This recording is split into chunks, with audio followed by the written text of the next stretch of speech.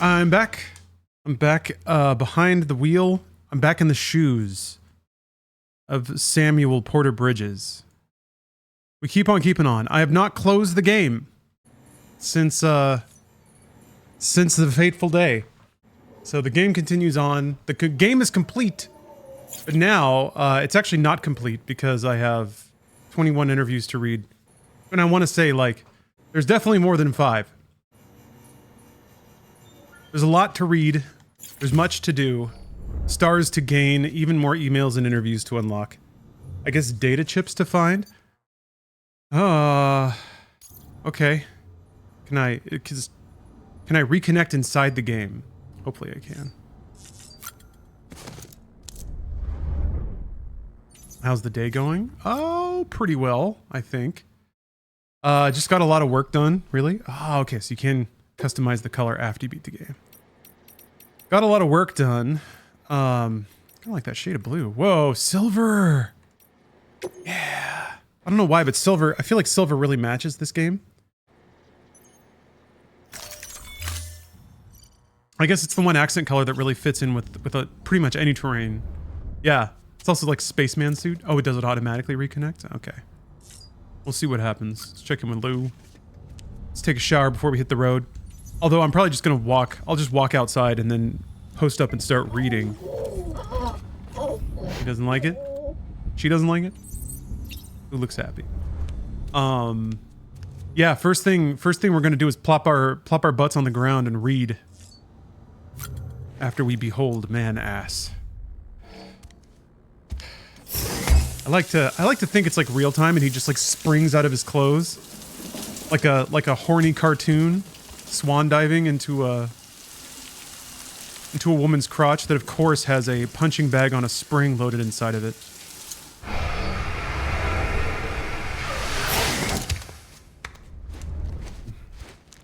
Sam's ready for action.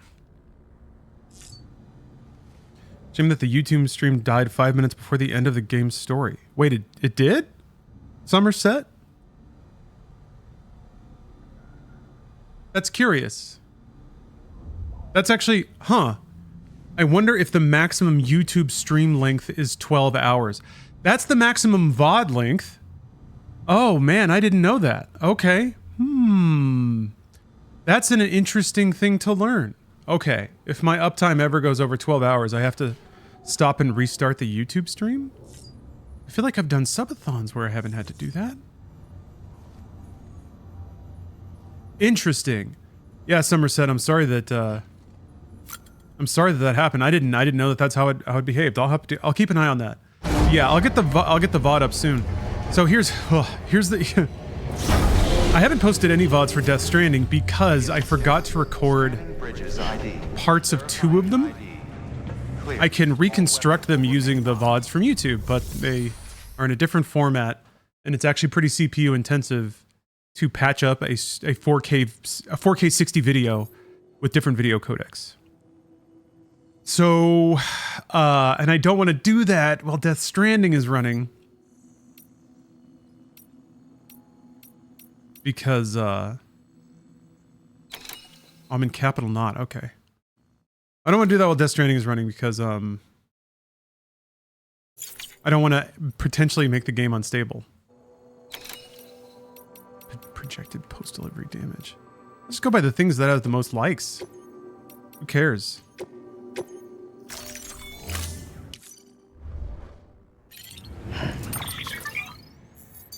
Ranked event is available. Yeah, I haven't done a single ranked order. Do ranked orders just like progress your like care porter level? Or does it raise a stat that actually like gives you more? I guess I'll see. I'll see soon enough. I am curious now if there's a button to make it reconnect.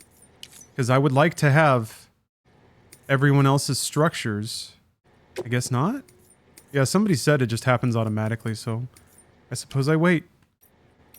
It would be nice to not have to build all the zip lines myself. Although, it seems like there's this one. I think that if I feel like the game generates certain zip lines for you to build off of, like this one here too. Things that are just like closer to a city to kind of prompt you into building out.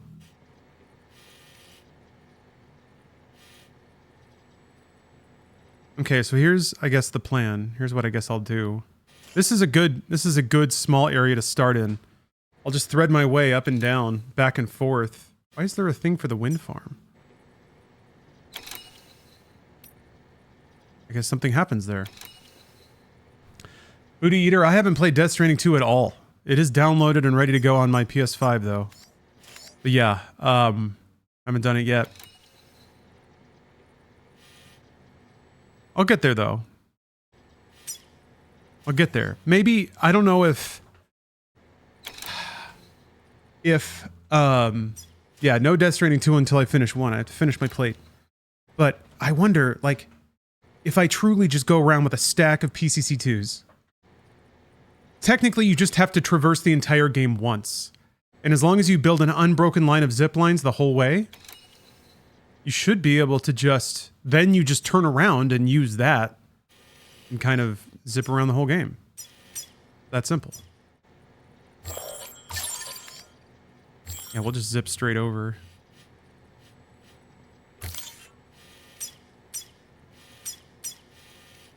Now the question is, do I take all of these side orders?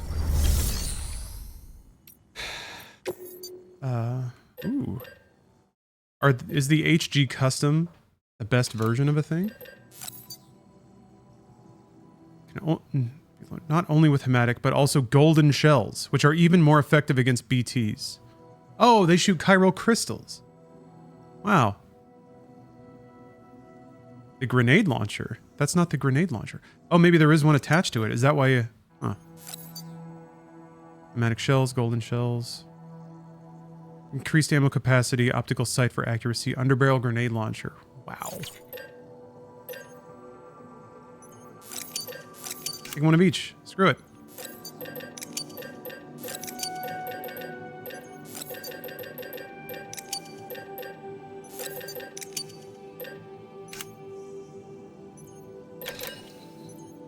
I have 4 pairs of Bridges boots. I think I have... Well, I should probably put on a speed skeleton. Even though I've just got the level 1. I think it'll do. And then I don't really need a car. Well, truck might work. For now. Yeah, in this zone, I think a truck will be fine. I can drive around and put down all the zips that way. I can't, well, I guess we'll see if I can drive over the fucking...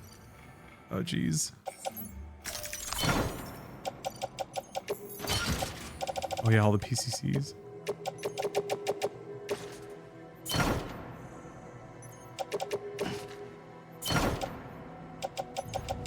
Got 2 on me.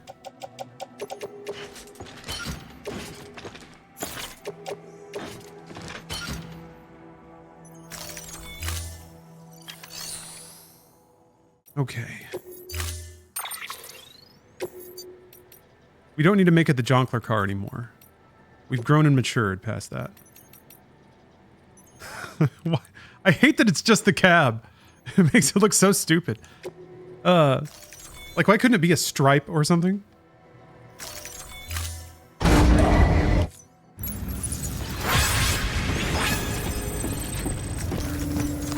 I've acquired stonks, though. That's nice. Okay. Now, also, here's the plan. I think...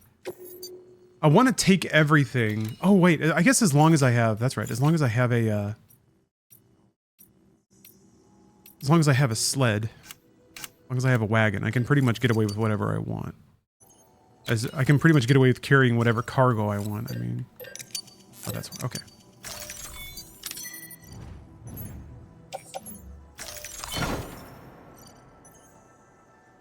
Frank the Dank. Thank you for the sub. Yes, this is a Strand-only channel. You can only play Strand games here now.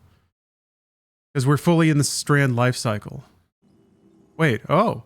I had not been having the save sync issues jumping between Xbox and PC the last 6 months. Sad to report that I'm having the issue on PC now too. If I stay on Xbox console only, it's fine. Shame this happened to such a great game. You know, yeah, thanks to Play Anywhere, I was considering that. I was like, maybe I do just play it on Xbox. The console.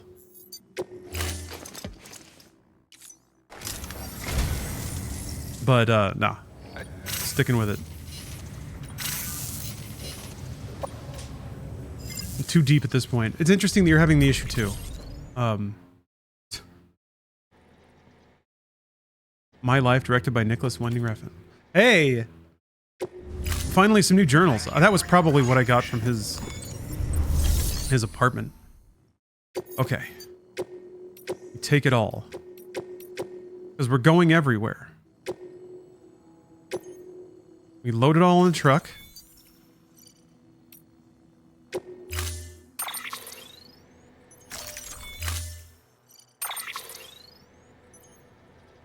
Is it wrong to be offended if you say have a nice day and the response is I don't know about wrong. It's probably not very logical. Just a tiny bit of hey fuck you will feel allowed, or well, delivery parameters updated. Time limit set.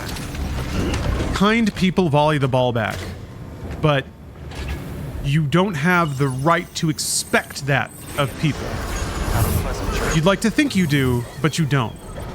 And if you do expect that from people, you will be frustrated most of your life. So I don't know if right or wrong enter into it, but Pleasant journey. I feel maybe you don't need to judge yourself. There is a zip line directly in front of my eyeballs that will not appear on the map. And I need to know where they are. It's it's weird, man. In professional situations, isn't it kind of expected? No. You can feel bad about it, but it's not expected. I would say in a professional situation, less so. You can still be annoyed. Like if you say thank you and somebody's just like, yep. It's like, okay, all right, you don't care. But the sooner you accept that there are people who don't care and it doesn't bother you, like at this point, it's all about how you feel. And essentially, and this is the most frustrating thing to hear, you're giving the control to someone else and what their attitude is. Ideally, you would continue having a great day regardless of how other people accept your attitude or your expressions. You said it in good faith. Maybe that person was distracted, or maybe they're just an asshole. Maybe they're fed up. Maybe they didn't hear you. I say yep all the time as a you're welcome. Do people think I'm an asshole? I don't know. That's the thing. Nobody knows what's going on in somebody else's head. Nobody knows. Like you can take something a certain way, and you should trust your gut. Like trust your gut. But I think in that situation, the reaction should be, all right, that person's not down for pleasantries, so I won't bother. Now you're off the hook, Candles. Now you don't have to say have a nice day anymore. You can just take that time and take it back to yourself.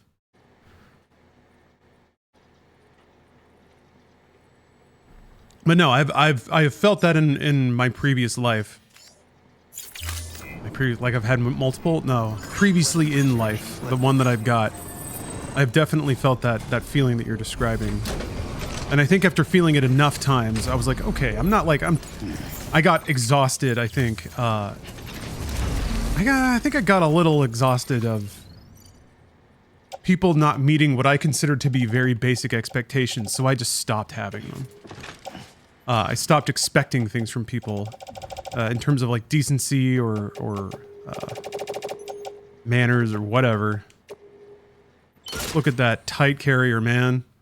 All right, well, we almost made it. We almost made it more than 20 feet outside the city before abandoning the car. Oh, there's still shit in there. Oh, it's in the cargo bed.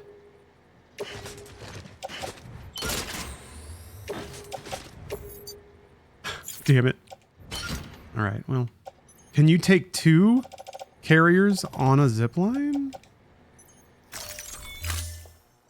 If you turn the stickers off from the map, you may see the zipline. Okay, thank you. I'll give it a shot.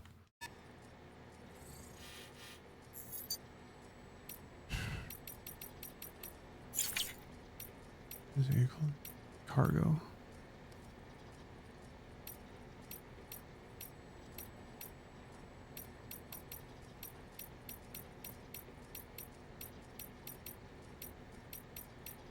Is that option somewhere else? It's not a structure, it's cargo?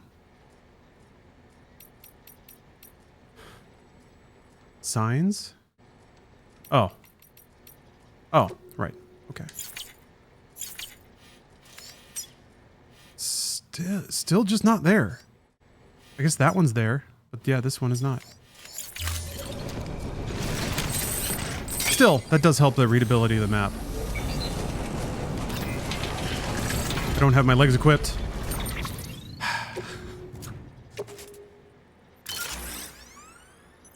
Okay. Yeah, who knows? Maybe just the Xbox version's online functionality is fucked. Okay, all right. One zip line maxed.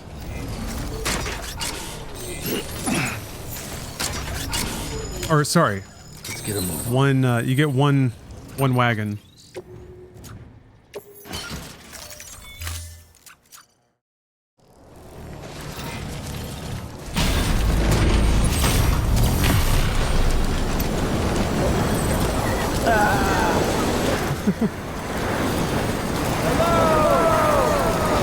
All right, we're on our way.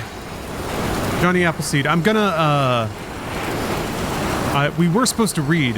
It was reading time. But instead, I'm gonna make this first leg.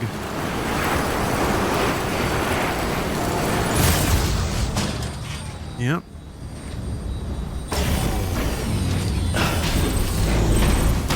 Let's see, how far away is that? Okay. I'm gonna need 2 zip lines to get over the ridge. Maybe. Ooh. I'll go like there instead.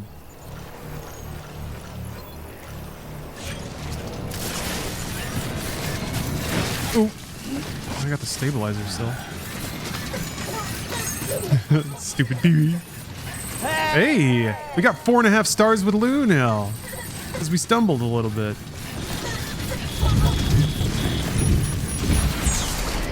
It's possible the generator's too close? Maybe? I turned off like everything except zip lines though for a bit there, and it still wouldn't show them all. Did you upgrade the stabilizer? I didn't know that I could. You probably have to do side missions, right? To be able to get upgraded stabilizer? They never told me I had an upgraded stabilizer. So that is what will happen.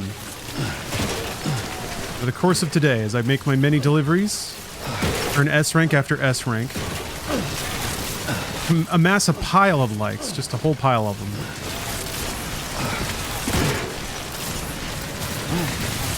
I'm wondering if any of the zip lines I built before are still around. It didn't feel like they were last time I played, and that was just 24 hours since the last one before that. Ooh. Wondering if I should try to jump it. If you jump, your hover cart follows you, right?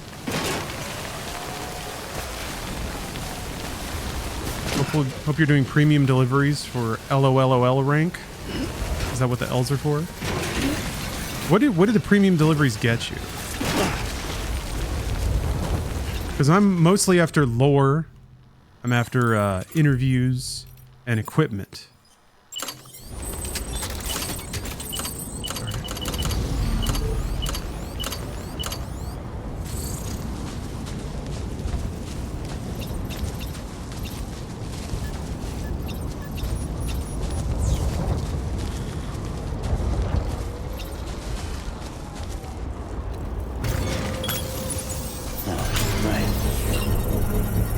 Okay, Mountain Knot gets you the better stabilizer. Okay, I'll get there eventually. Or maybe I should do that first, just to speed up the rest of my deliveries. Oh, well, you know what it could... Actually, I just realized. If I stand where the zip line is and use line of sight to pick out a... I don't think I can tag things in first person while I'm hanging from the zip line, though.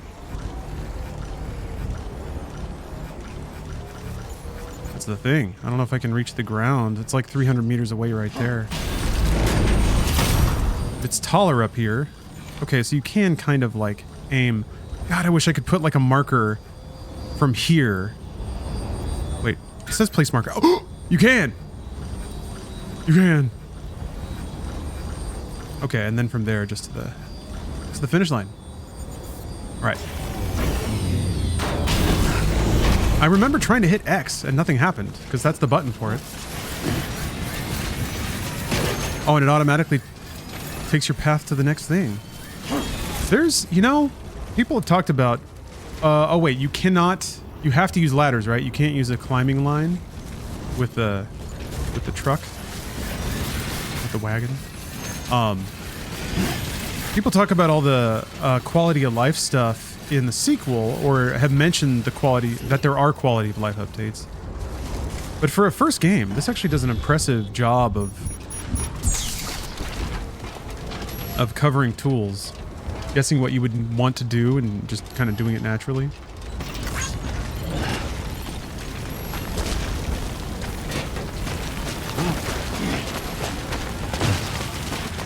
Anthony Laselli, I don't think Twitch chat is where you want to be asking that question or finding information about Medicaid.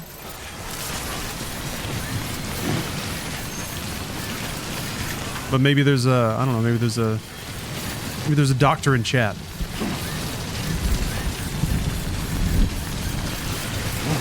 Whoa. Oh no, what the? Oh, I didn't tie everything down. Of course. Everything just kind of bonked out.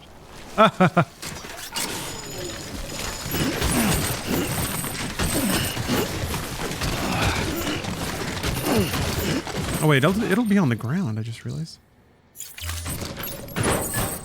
God damn it, why is everything fucking slopping around? Okay.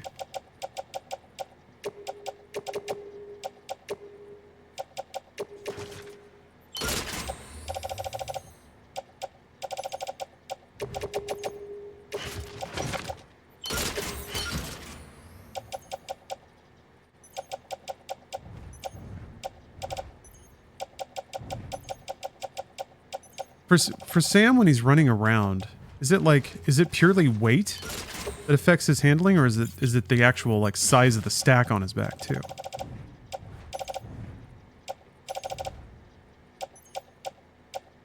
Okay, just making sure everything looks neat and orderly.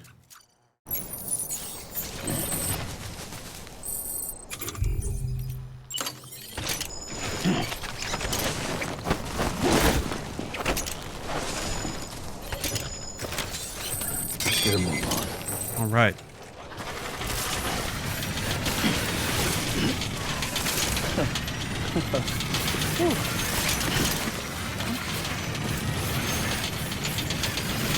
Oh, because I have something equipped. Okay. Why are there cargo cannons everywhere?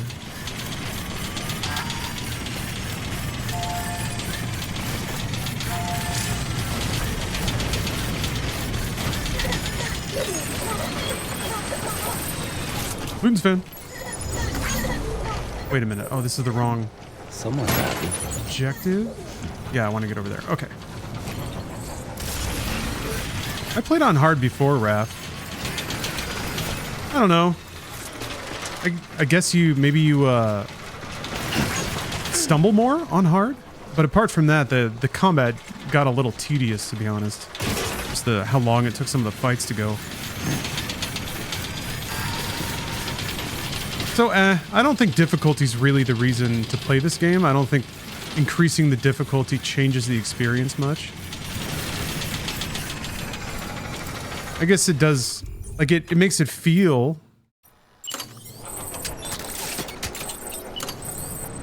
a little more intense. Ah, what? Interesting. Okay, so you can see something. Fuck.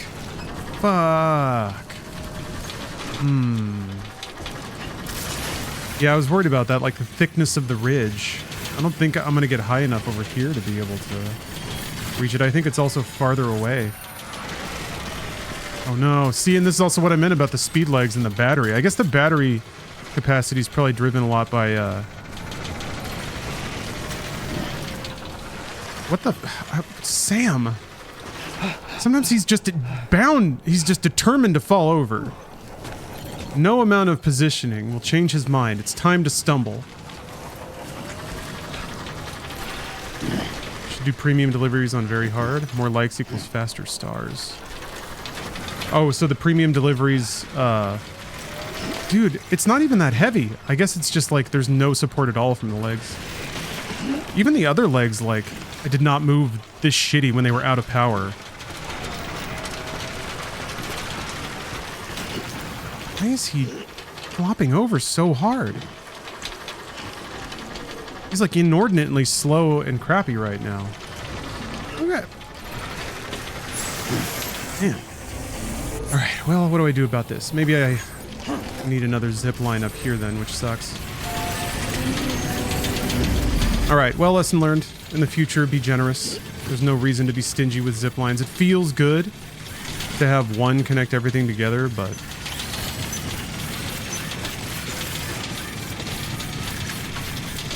when you stop moving the stick, does he still move forward? Sometimes, yeah. It's actually a pretty common thing. Especially if he's stumbling. Like, the game will do stuff where he stumbles into another stumble. Where, like, you won't even be touching the stick and he'll be flip-flopping all over the place. Falling off stuff that leads to falling off more stuff.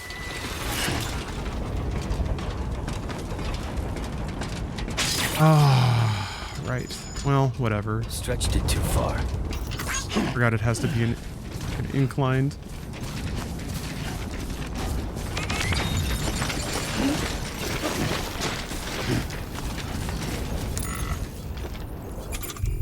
We'll go back for the sled.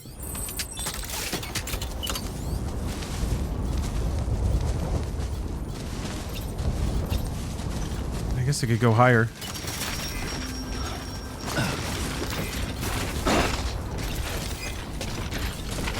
Yeah, never doubt. I just wanted to play through it again. Get a lore refresher, and also the first time I played it, I didn't do a lot of the side stuff, and that's kind of what I want to do this time. You can have curved zip lines. Oh, baby.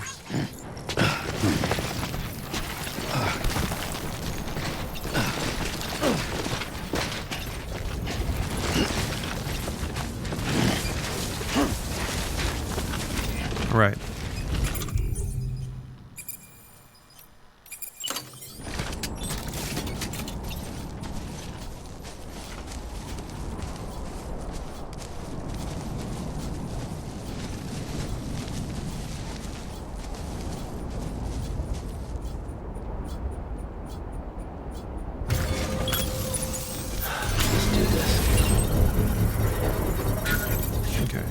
Just got to keep reminding myself that I only need to do this once.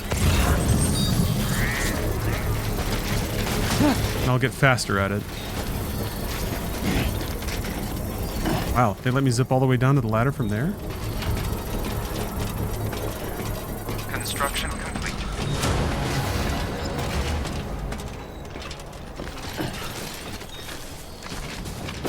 So the premium deliveries. Wait, what I can do then is set up my zipline network, then switch to very hard, and then just do all the premium deliveries, right?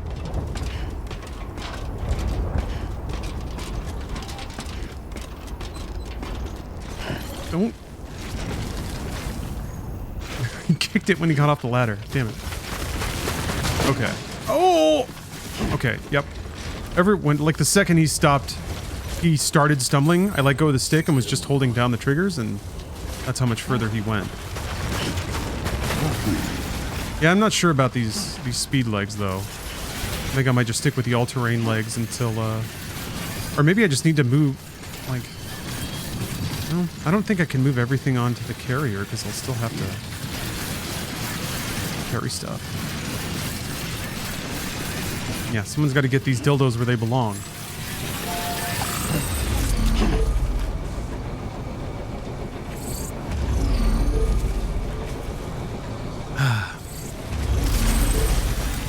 Yeah, we're doing some lore. This is only the beginning of lore. Basically, we're going to alternate reading a shitload of boring stuff, or basically me skimming emails and reading interviews, and then to constructing a spider web of zip lines to minimize the video game, and then mindlessly take boxes from one end of the game to the other, watching meters slowly fill up.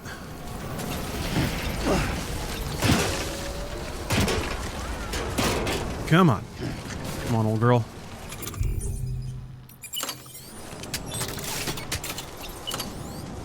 Ooh, now we're talking.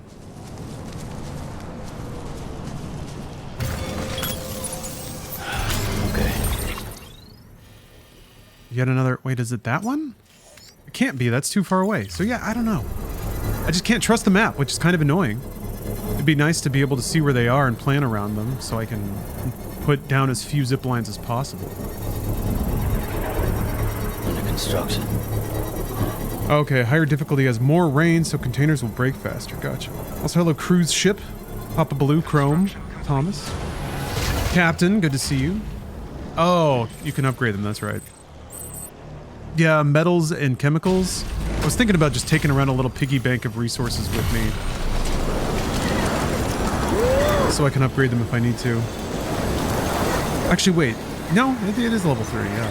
Or I don't need to unlock a higher level.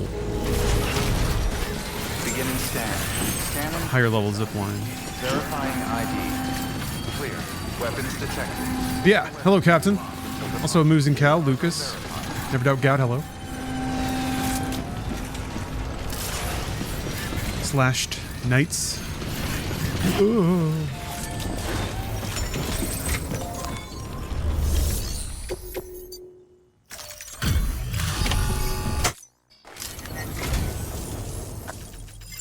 Attend the presidential inauguration. Oh, there we go. Clifford Unger case review. Die Hardman's background. Pink. Yay, people are using my stuff. Oh yeah, I need to throw down a shitload of Strand contracts. All right then. Thanks for everything. Good work. New order. One last pizza. I saw it.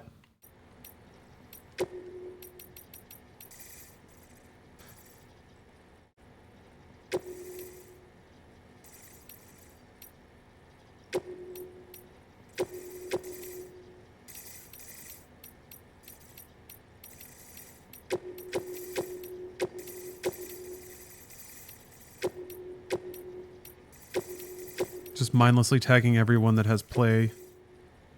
Legend of Legends. Oh, that's what that means. Okay. There we go. Go for me, my angels of delivery. Delivery terminal. It just says message from Higgs now, too.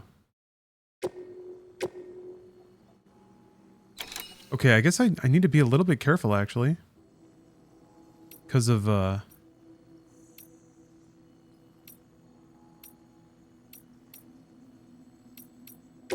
like space and weight concerns. It's still gotta fit on the one sled. Hmm.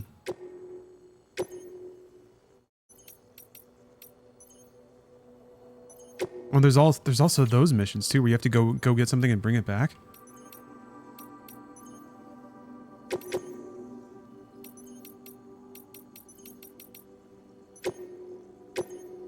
Okay, I'm gonna test out my zip line. I'm gonna run back to what is it? What's its really quickly.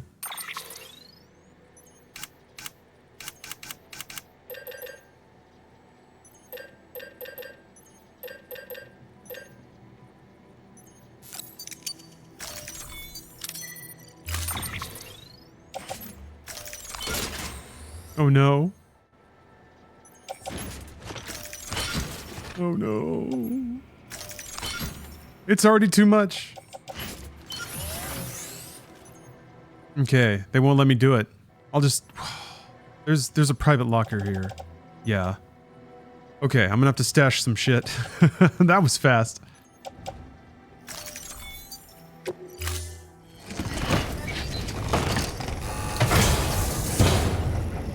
Okay, hold on.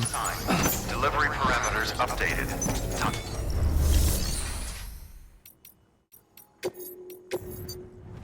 Dr. Sex's lost cargo. Damn, that's all going there too. I'm taking it all.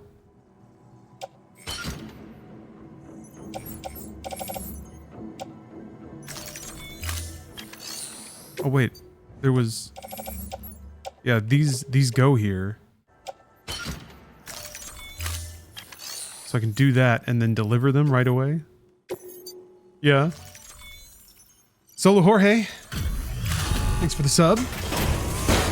Yes, James. This has been running on my PC the whole time.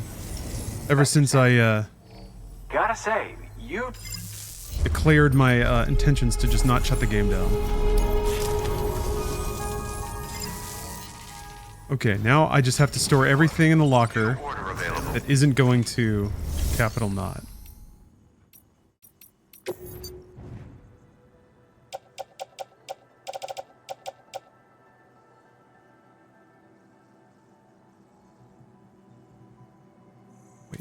Make sure that that's the name. Like, what's kind of weird is on the different screens, they kind of show the cities in different ways. Sometimes they'll show the picture of the person. Capital Knot. Yes, that is the place. Okay.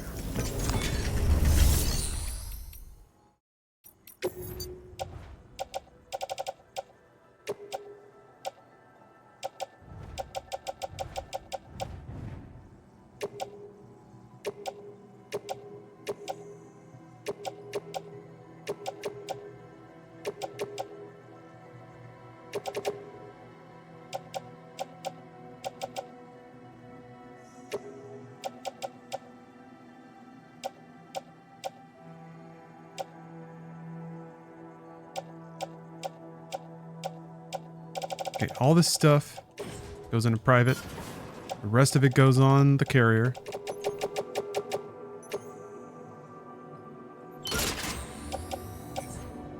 Okay, we are set for a quick run back home. Yeah. Sled full of goodies.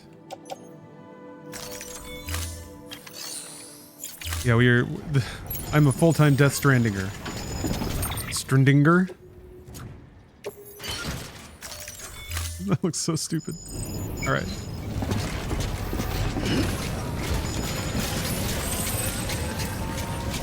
Yeah, I guess the speed legs are faster than this. Weapons restrictions lifted. I was taking it for granted, I think. Here come the likes, though. Whoop! Whoop whoop! Yeah, this has been running now for 5 or 6 days. Not crashing. Fully stable.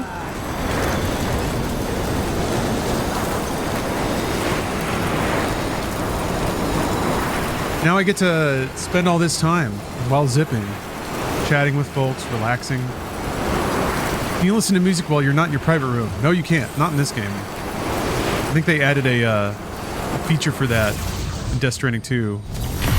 You can add music to places in the world. So like I think you can add a song to a zip line. I guess you could add the same song to a whole string of zip lines so that as you pass a station, you can hear music. Or as you drive on a bridge, something like that.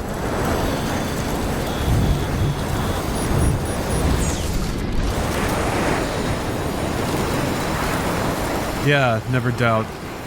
If you go into the structure menu, I'm pretty sure you can assign music to the structures, and then they kind of play in a speaker.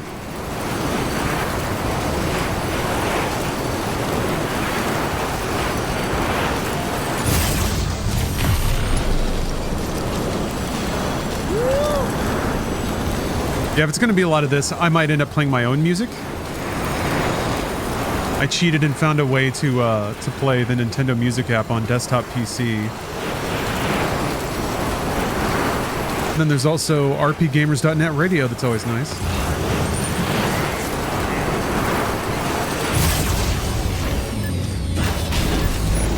That's cheating. Keep on keeping up. I need to experience the full solitude and repetition of delivering cargo. Bridges ID. Verifying ID. Clear. Weapons welcome to Capital Knot. Keep on keeping Proceed up. to distribution. Yeah, never mind. I'm going back with the speed skeleton. I lied. I lied.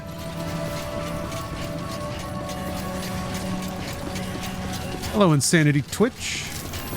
Hello, ESPN64 and Ultimate Zane. Did you add Cityscape? Did you mean City Escape? Decontaminating. Sand border bridges. Man, that shit's rad.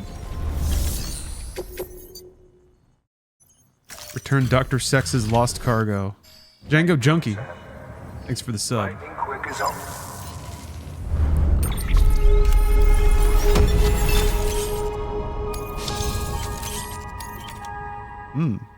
Dooms in the Zodiac? Yeah. Oh boy, more delivery bots.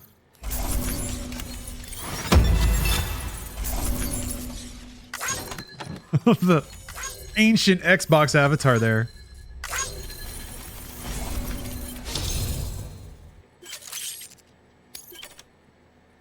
I can carry more cargo. Fantastic. See you soon, brother. Good work.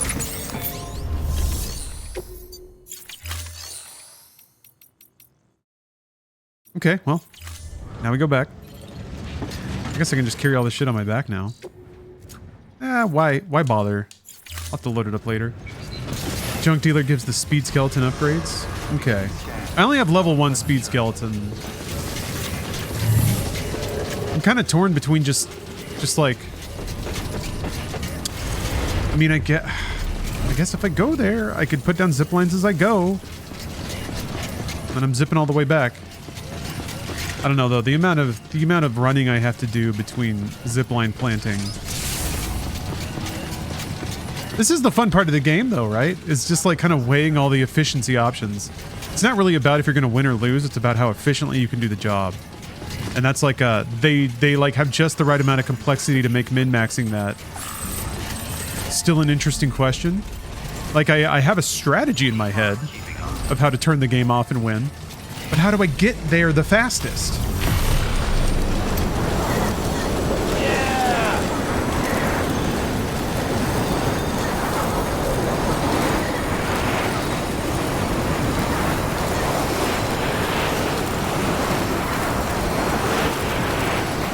Yeah, there's a smaller stabilizer that's just as effective.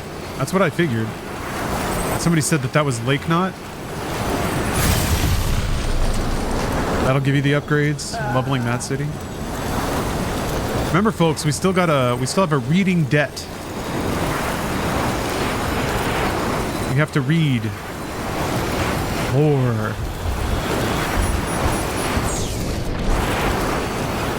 Important lore.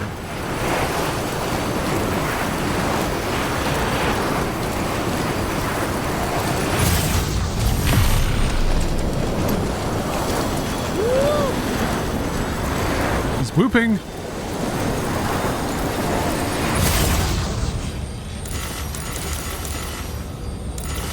Oh, there. It didn't look like that one was targeted.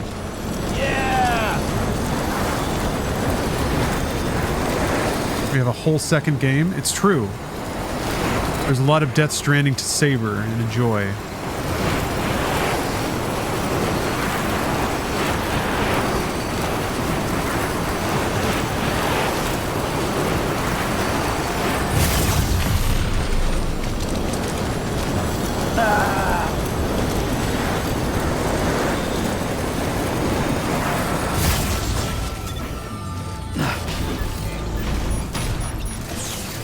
Beginning scan. Scanning bridges ID. Verifying ID. Clear. Weapons detected. All weapons will be locked until departure. All clear. Welcome. All right, let's raid that. Let's raid that locker.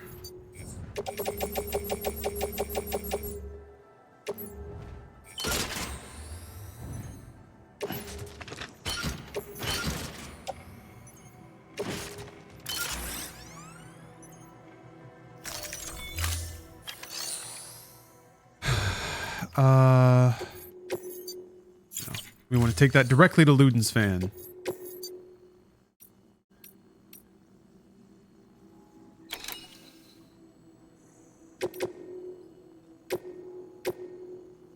This is a lot of shit. I can carry the rest on my back, though?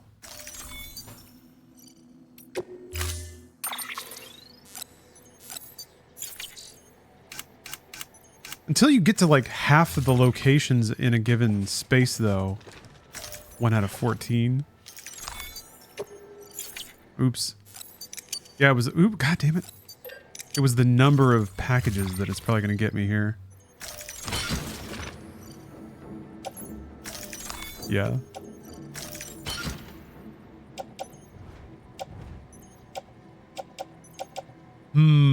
Let's see.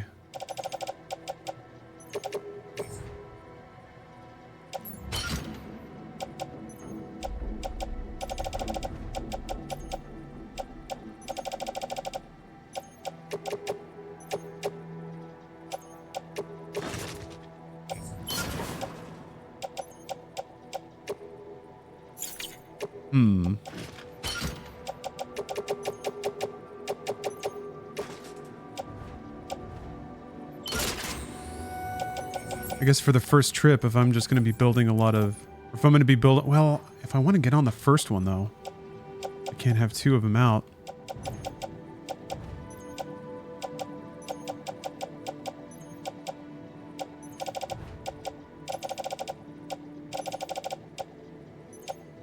Okay, so it says times 15 and then times 12, which I guess means I can put a couple more things on it.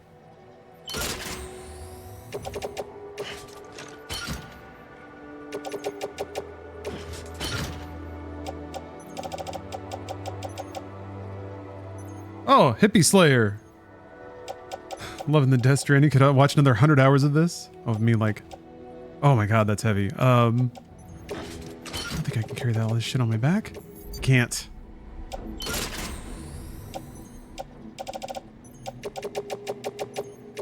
Damn. Yeah, it's too much. Okay, so I gotta leave something behind. I guess this is what a car is for. Okay, yeah, you can't take everything, I guess, is the takeaway. Okay, I'll just leave all this shit.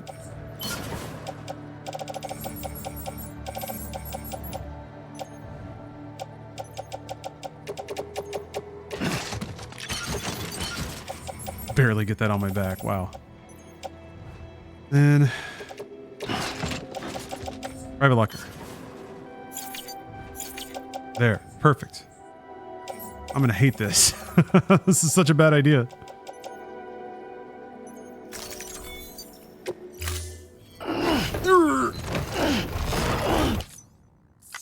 Order assigned. Oh no, poor Sam. Oh, it is. It's like overloaded. Okay, I would need heavy legs for this. Oh boy, he's got to turn around. Poor guy. Oh, turn around. Need you to turn. Can't even fucking... Here we go. Dude, please. Stop walking into the wall. I can't get him to turn towards the post so that I get the prompt. Like, he won't turn. Ugh. Okay.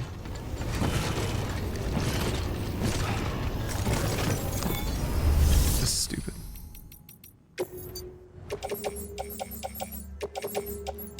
No reason to carry all this crap, especially for stuff that doesn't matter. Like it's more important to just get the network up and running.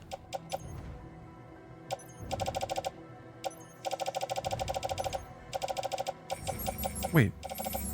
Oh, wait. Where's my carrier?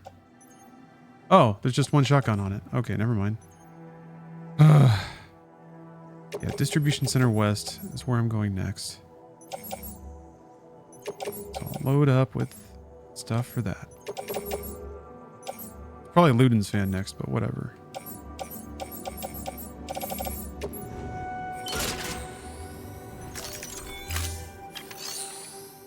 Okay, let me see if there's any PCC2s. I don't want to leave those behind. Still a lot of garbage on my back. God damn it.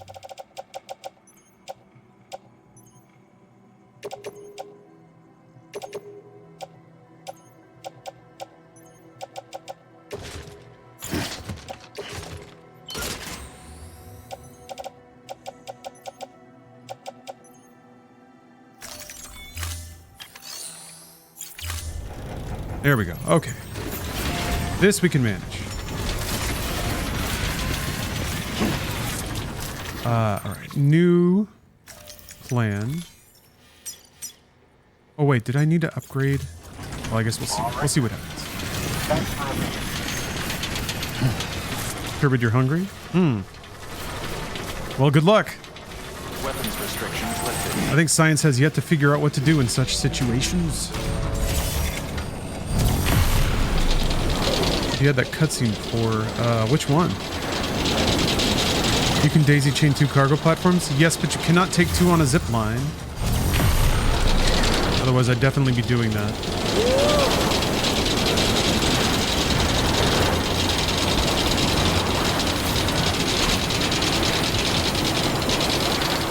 You being sarcastic? Yes.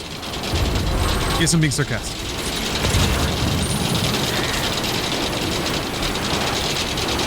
If I didn't know about eating, I wouldn't be alive right now. Would have died a while ago.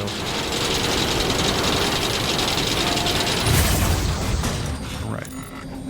I guess we continue from here to Luden's Fan, which is, oh, it's just 200 meters away.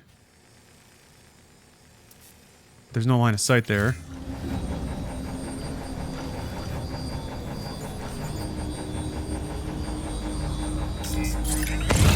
Why can't I go first person? Oh, there's a rangefinder there. Never mind. Okay.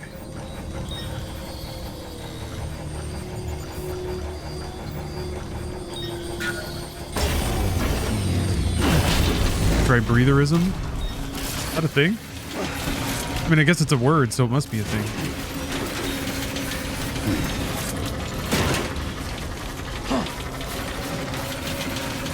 Yes. Have you considered eating a cryptobiote? Anti-gravity bug?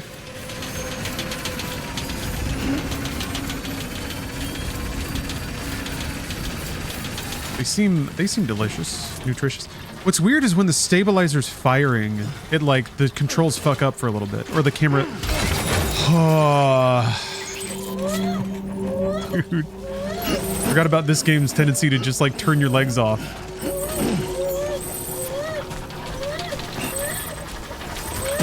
You'd be all mad.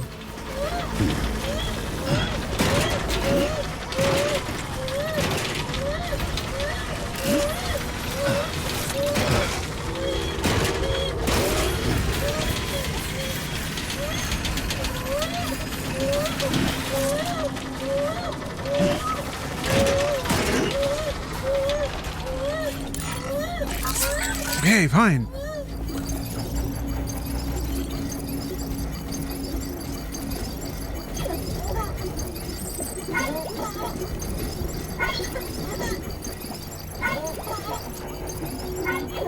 Trevor, you lost 8 pounds in 5 days because you didn't eat cheeseburgers? That's pretty cool. Why did the camera do that? The camera's been going weird.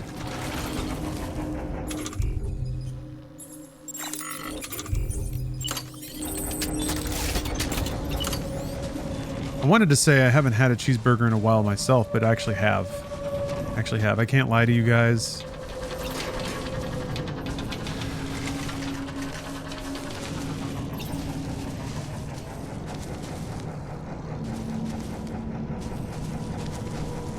Yeah, it's fine. It's not like having a lot of links in the chain makes it slower, you know?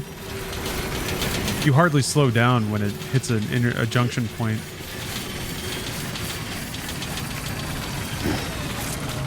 Wait a minute. Do I need to put another one like here? Shit. Construction complete. Wow, that's a really annoying bend in the terrain here. Let's see. A reason to, I guess that could connect to the incinerator, but why do we don't need to do that?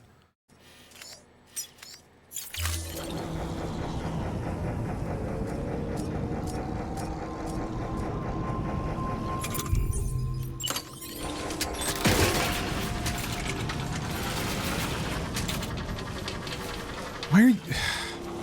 This thing keeps walking to the left. I'm holding straight up on the stick.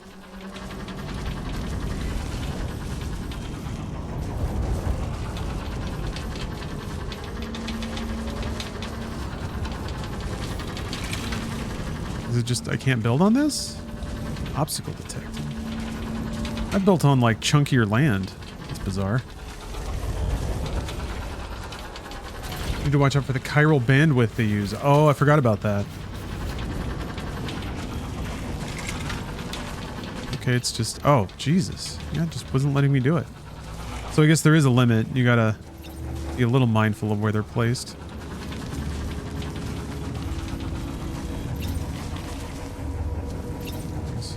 Oh, man.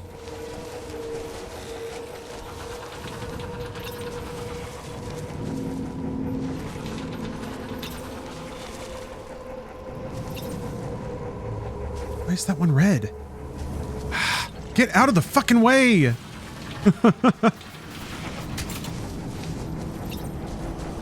So now this one's red. Why is this one... Like, to turn to look at it. Obstacle detected in zipline path. Wait, what? Ah!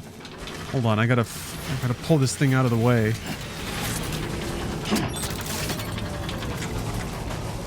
That's the thing, is like you can't look without changing where the thing is being placed. So if it's in like a good spot for one, by the time you turn to see what the hell it's saying.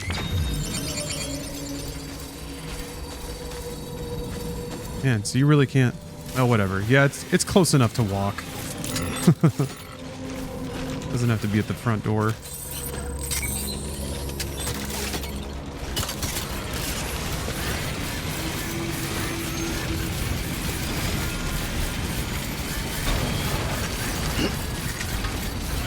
It looks really stupid sprinting and tilting over like that. Where is, oh, okay, Eastern region. Oh, we're like halfway. Halfway chirally dense. Good to see you, Jeff. Sweet, sweet Jeff.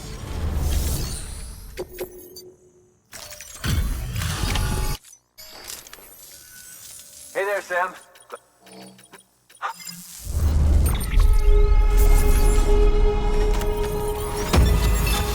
There we go, maxed. And he gave me brown and a patch. Oh. He'll let me sleep over. Ooh, more Die Hardman's confessions. Coyote Brown.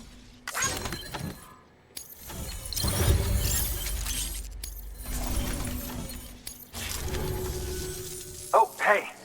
I've got a little something for you, if you're cool with it. I am so cool. Yeah, we can cuddle with Jeff. Sleep over at Jeff's place.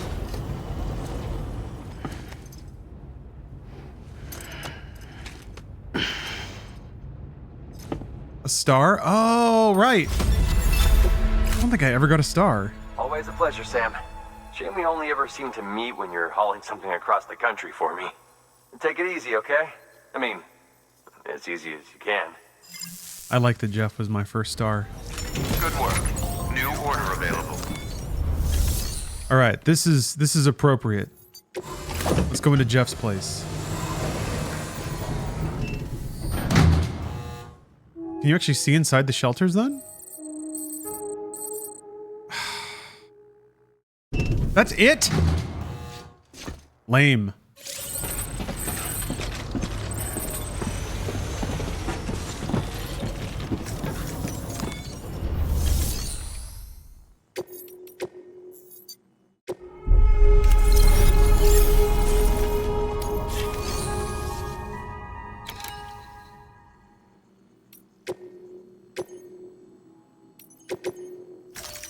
Deploying autonomous. Yeah, they don't show you the naughty bits. They don't show you all the smooching. Port knot? Oh, that's a SAM order. I need to take those.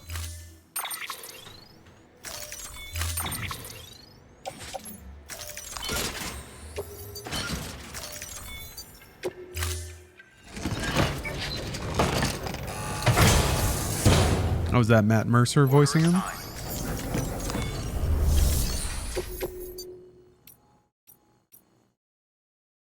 T-Rex models stolen by mules. So standard orders are just for likes, right? Deploying Standard orders will never unlock anything by themselves. That only happens with the orders for Sam. Although it seemed like, well, maybe that was based on stars.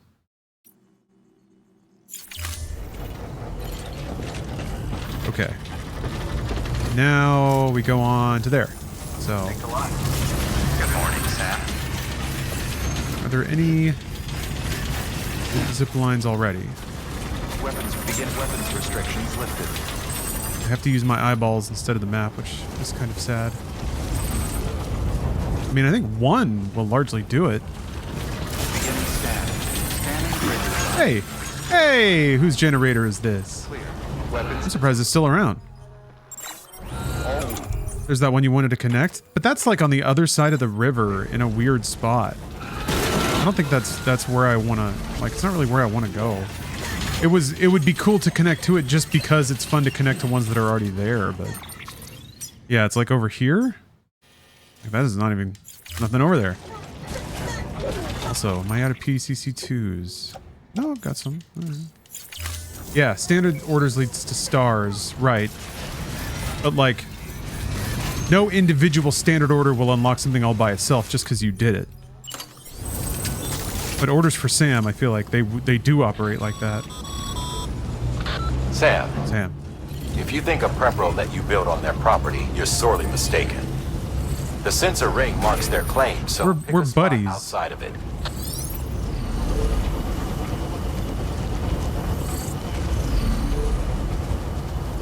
Oh, okay.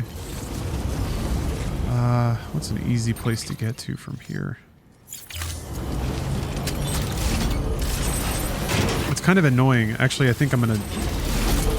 Well, I guess this bridge is kind of useful.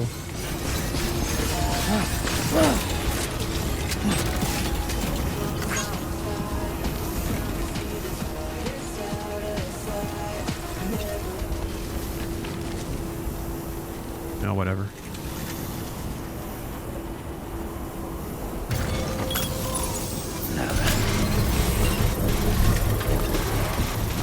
Yeah, you can hear music coming out of the bridge. It's got a little music note over it. Thanks for the help. This one's for you. Hey, Loofbox. Happy Canada Day. Ooh, yes. Happy Canada Day indeed. Happy Canada Day.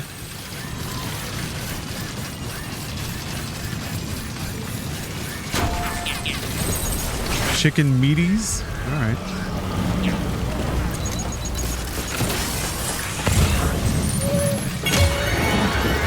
Ooh. Lose BT detection has improved. Ah. You can detect them even when you're walking. Does that mean you can cut their cord? Oh. When you're walking?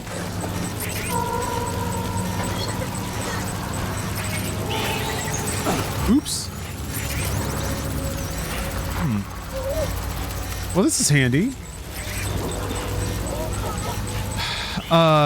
Forgive my American ignorance here, but what's the significance of Canada Day, despite celebrating the great nation of Canada? What happened historically on Canada Day? Actually, let me revise that. I, of course, already know, but for the sake of everyone else in chat, we can have a little history lesson.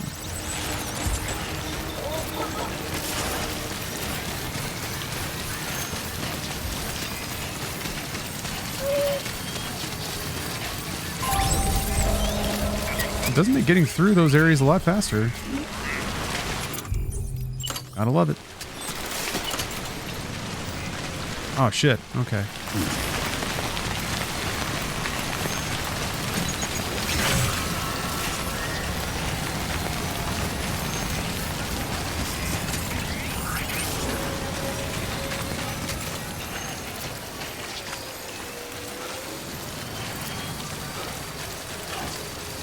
Do I want to connect to that one? Why would I? Hold on. But it's over there.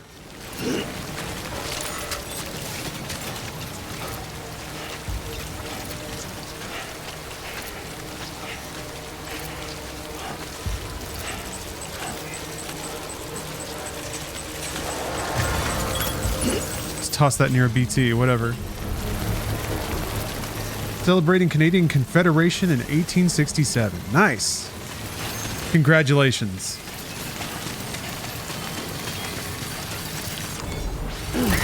What are the national pastimes to celebrate Canada Day? Construction complete.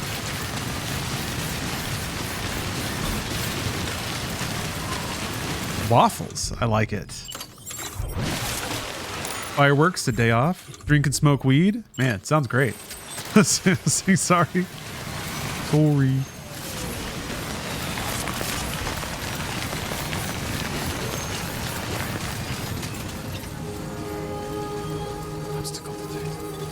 What if it could be the same zip line though? 202. I got some space to work with. Hold on a minute. Beginning scan. Scanning bridges ID. Verifying ID. Clear. Weapons detected. All weapons will be locked. Weapons restrictions lifted. Oh, baby.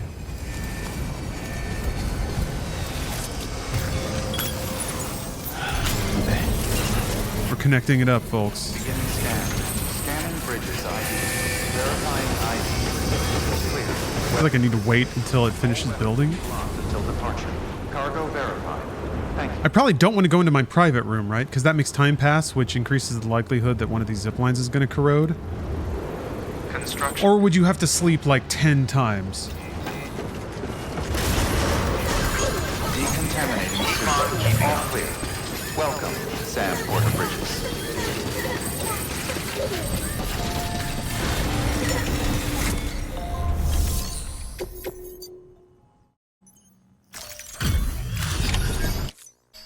Back, are It takes a long time. Okay.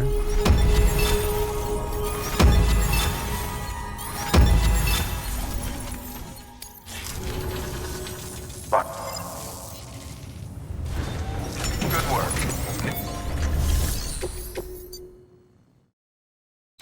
I swear to God I did this. Wait, does the no? Can orders for Sam be repeatable? Or maybe I did it and then the like save wiped. Oh, that's a continuation. Oh. Oh.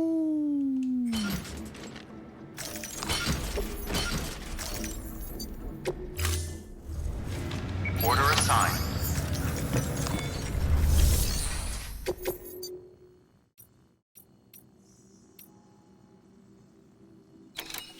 When it says reorder, does that mean you've done it before?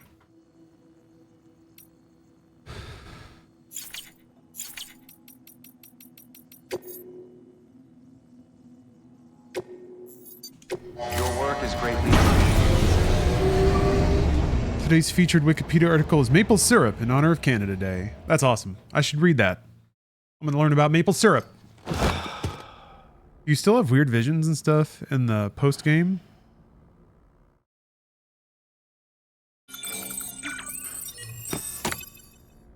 It said premium delivery not completed. Did it now? Try and keep a lookout for that. Oh no. Post box, delivery bots. Okay. All right. You guys better savor this man ass because we're about to read a lot. Does time pass inside the private room? I guess I'm overthinking it. I'm part of the Zipline Nation now.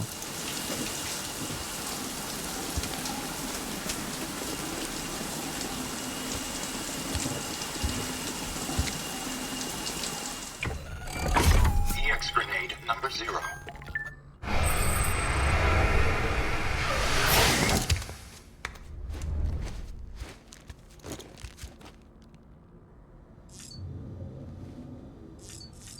Yeah, I treat you right, Sam.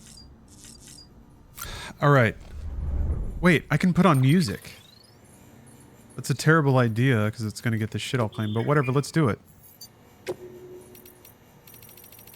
Let's get some good background for our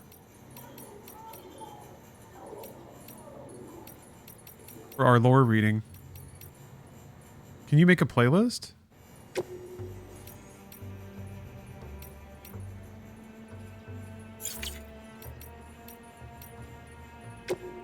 Okay. I gotta read this one. My dear Mr. Sam Bridges, I must express my boundless gratitude once more and commend you on your stellar delivery skills. Truly, you are the best of the best. But if you will permit me, I must make of you one final request. A request for another delicious pizza, of course. This delivery denouement may prove a tad tricky, even for an experienced professional, though. The delectable delight in question awaits you at the first prepper's shelter, high atop a snow-capped peak, and must be transported in act thence to my front door. It certainly shan't be easy, but I have the utmost faith in the man who delivers pizza. Well, I will detain you no longer. As a fellow porter, I know full well that time is the most precious and fleeting of resources. I shall be looking forward to receiving your delivery, good sir. Stupid-ass Higgs. Oh, yeah, slashed. I incidentally got really lucky with that timing. Because I have green and purple on my soundboard, but there's like 4 seconds of dead at the beginning. I actually need to trim it up for comedic timing's sake. So I just hit it, and then, yeah, it hit like at the perfect time. Beautiful. Yeah, we can listen to green and purple, too. That's good. Good lore reading music. Should clip that for Instagram. That's a good idea, actually.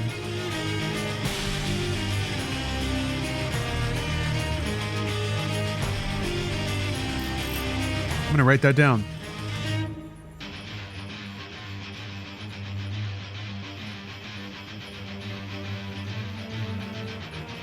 Hold on.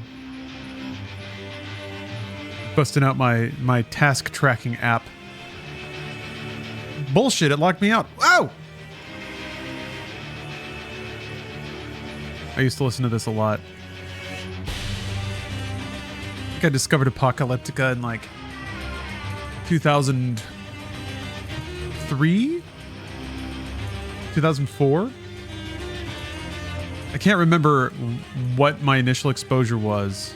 It might have been an anime music video.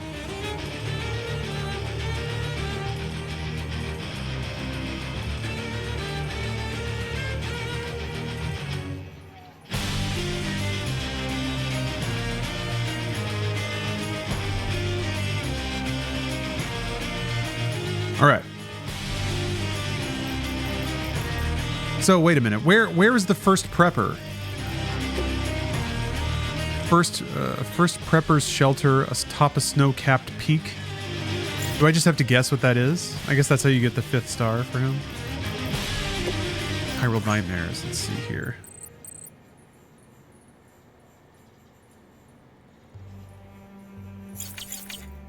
Oh, does it just loop?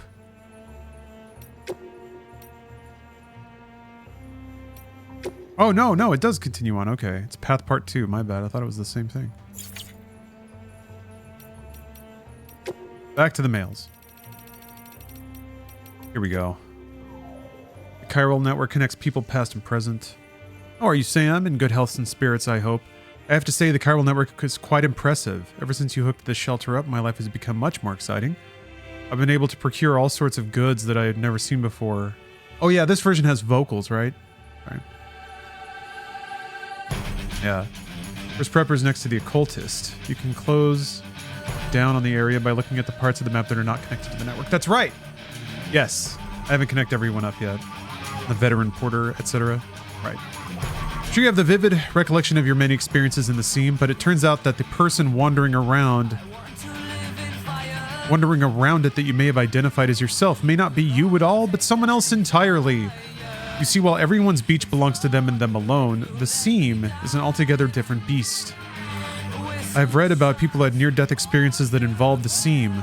When they came across this someone else there, they found themselves somehow saved by them in the real world. They've even... I haven't heard this song in like 20 years. This is amazing. They'd even received care packages and the like in some instances. Remarkable, you'd agree. Alright, the song. You might even say the chiral networks bridge the gap between this world and that in more ways than we'd realized. That's interesting. Yeah, I am kind of curious about the difference between the beach and the seam. Now, I still don't know who this someone else actually is. The fact that they're in the seam, though, would suggest that it's someone who's died, wouldn't it? Someone from the past? So in essence, the past is intervening to keep the present alive. It's comforting to think that it's not just BTs and other scary stuff that comes over from the other side. Maybe the chiral network can help us reconnect with more benevolent beings and positive forces from the past as well. If I may, Sam, I don't suppose you could keep an eye out for this mysterious someone from the past next time you visit the seam, could you? I guess she's referring to the other players that you bump into in the seam and how, like, them floating in the seam may not be, you know, temporarily tied to them dying in the game.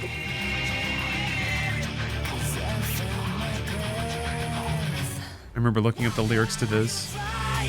It's just a bunch of, like, angry phrasing. Like proper nu metal. It's not really nu metal, but it's kind of in that.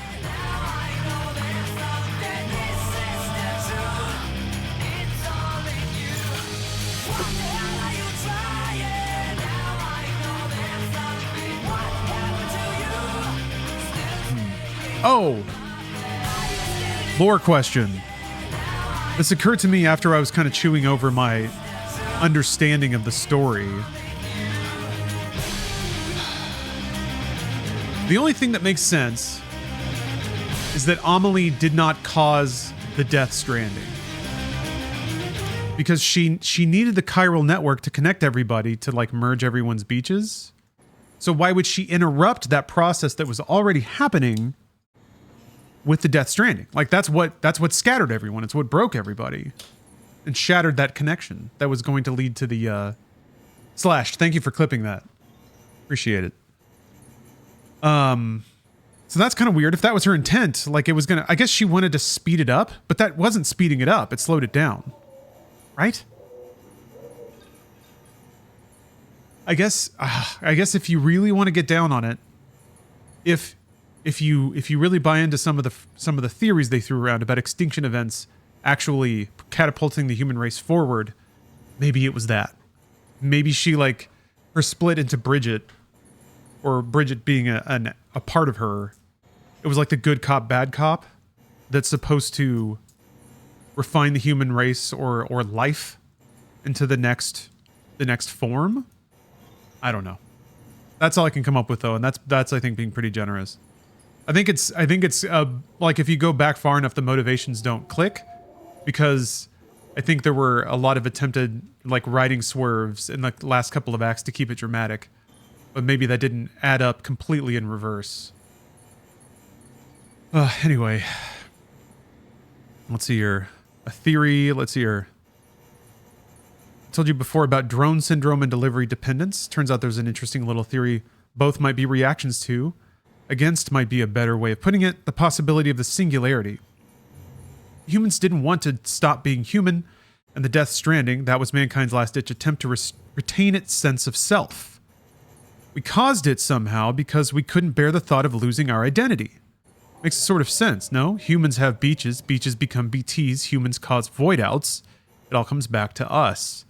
We die, sure, but at least we die with a bang, not a whimper. Maybe our next step should be to try and make the singularity happen for real. Get rid of us once and for all. I mean, don't actually think that way. You know I don't. Or I don't think that way. You know I don't. But sometimes I can almost see the logic in it.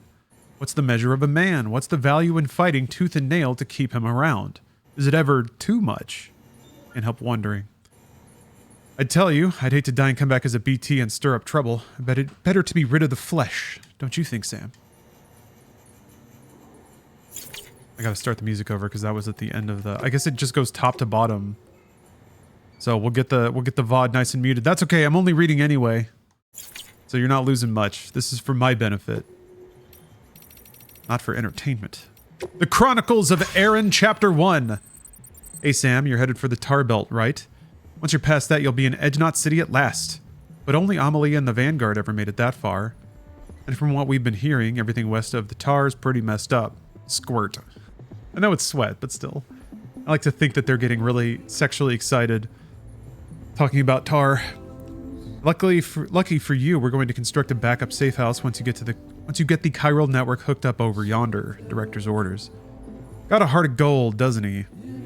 course, the question was who was going to get the sweet, sweet job of trekking all the way out there to build it. You guessed it, yours truly. Guess that golden heart of his doesn't bleed for me. Still, it's for the good of America, right? Everybody's got to do their bit. The great rebuilding, I guess. Crying emoji. Anyway, it looks like I'll be throwing on a pack and venturing out into the wilderness like my old friend Mr. Bridges. Wish me luck out there. Aaron Hill, pioneer and adventurer, signing off. Let me warm up. Game bar here. Yeah, the ammonite with an umbilical.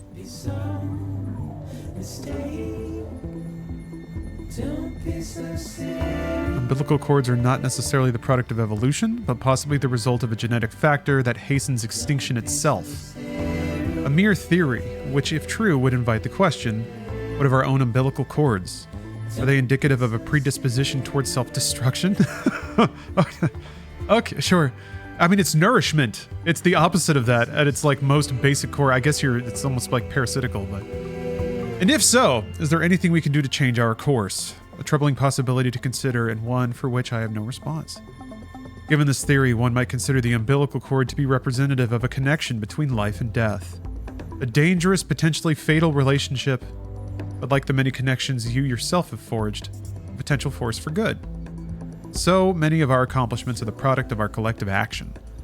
Fundamental truth that would have remained forgotten by many had you not brought us together. Stay the course, Sam. Okay, well that's pretty out there. Aaron Hill, Tar Chapter 2.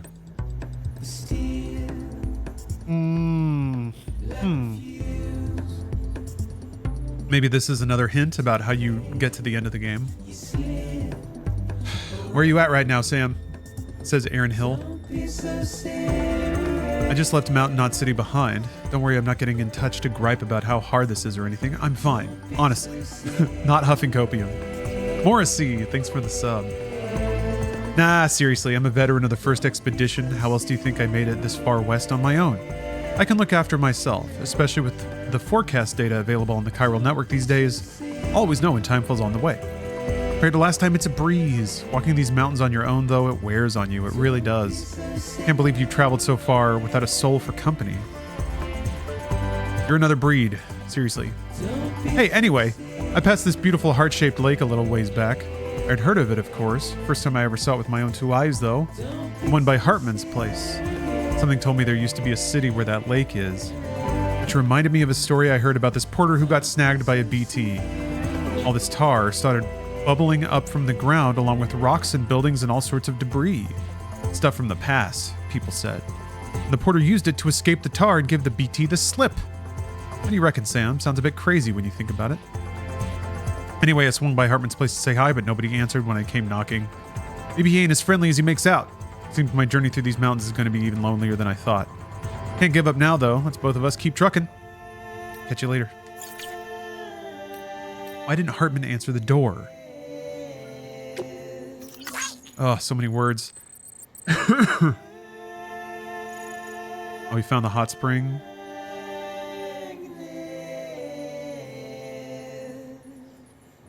We had a soak together. Mislaid some cargo. He said the cargo contained an ammonite with an umbilical cord. How about that? I like the whale emoji. That's pretty cute.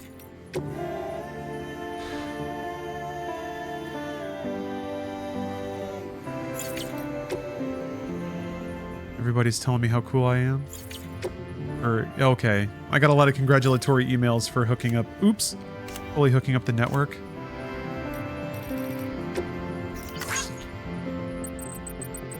Your safe house is ready and waiting for you. Got to Mount Knot. Figured this is the time to let you know. Nice. He found a ladder that somebody else put down and it made him not feel so lonely.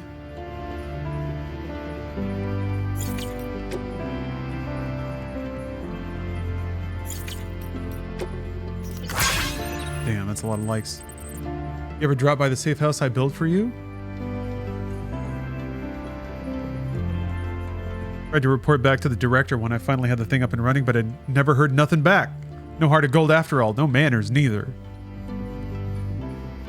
Not so much as a nice job.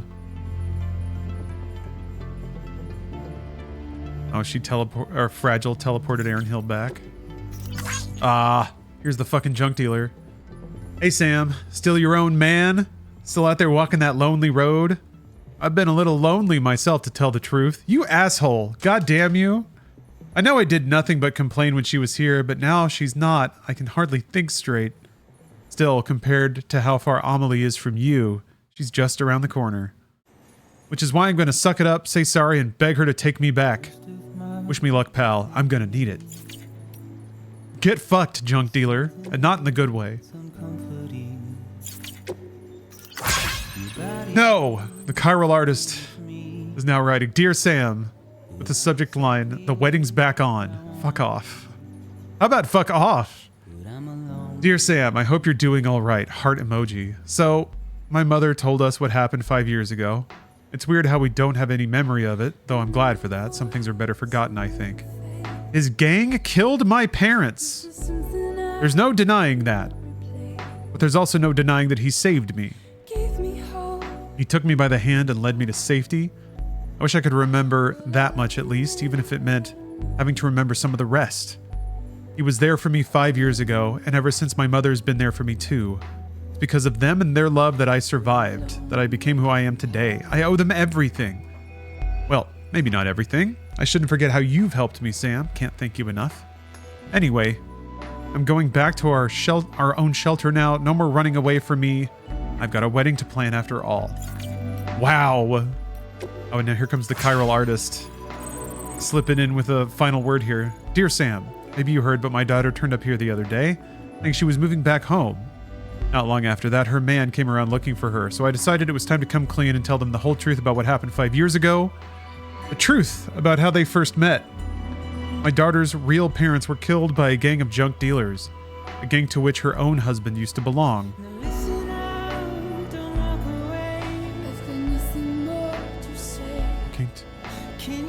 Wait, my daughter's own husband? Oh, right. Okay, sorry. Yes, it's referring to the junk dealer. He was just a boy at the time, though, and in fact, he was the one who saved her life. Somehow he convinced the others to leave her be. I still remember the way he was holding her hand when I found them, how scared she was. Hood pulled over her face, unable to find the words. I'd tell you the boy chose to strike out on his own after that and set himself up as a prepper, but no. I won't deny it. I didn't want to take care of both of them, so I sent him on his way. It was pure chance they met again and fell in love. Fate, maybe. Though I cursed it that day, let me tell you. They didn't even remember each other, you see. Trauma, I suppose. It was my burden alone to bear. Even if I wanted to keep them apart, I wouldn't dare remind them of all that. But after everything that happened, I realized it had to be done. They both needed to remember the whole of it. That he'd saved her life, sure, but that it wouldn't have needed saving if it wasn't... Man, if it weren't, whatever. It wasn't for his gang. Knowing the truth, could they see their way to a reconciliation? I have never seen wouldn't have written out that way, but it's accurate, I guess. There's no rule against using multiple apostrophes, I suppose. Well, after some thinking and talking, they told me that if you love someone, nothing else matters. Can you believe that? So I told them to give it another go. It won't be easy, and frankly, it shouldn't be, but I sincerely believe they have what it takes. If they want to get married, I'll support their decision. Jesus Christ. That is all kinds of fucked up. All right. Oh, locked in syndrome. That's me. All the time, baby. Yeah, we got a lot of Die Hard Man to read. I guess it's kind of alphabetized that way. So it's been decided that Amelie will lead the expedition. In terms of talent and temperament, it was only ever going to be her or Sam Strand. But we don't know where Sam is, which made the decision easy.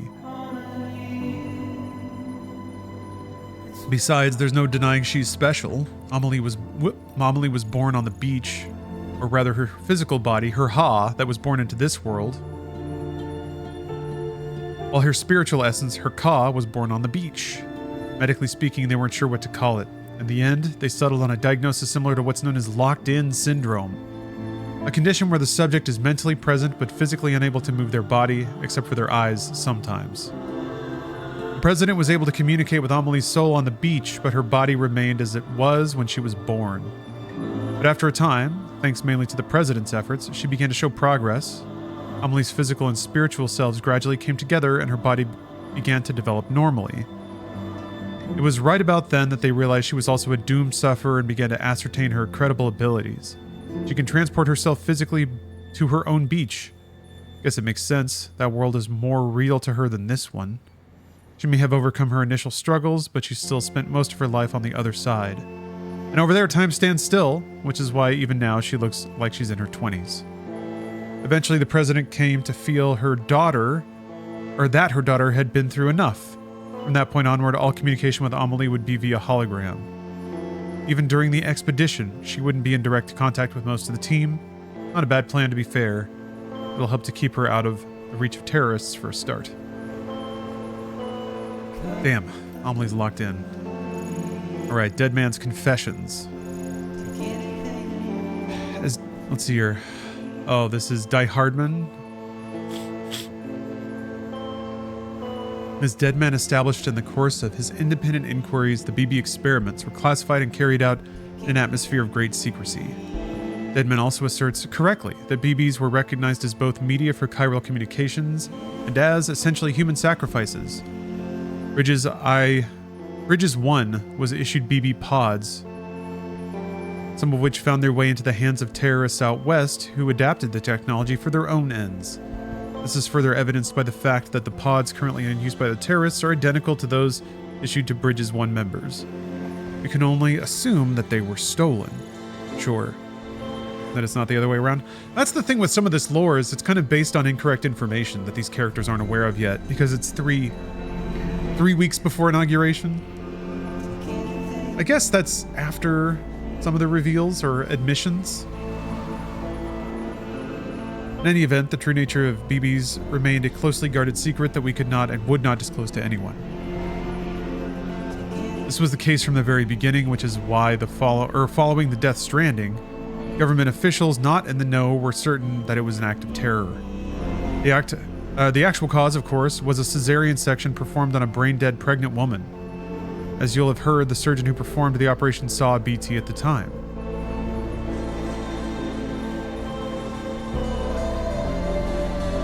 So that caused the first void out. And that was not influenced by... Yeah, I guess that was not influenced by Amelie at all.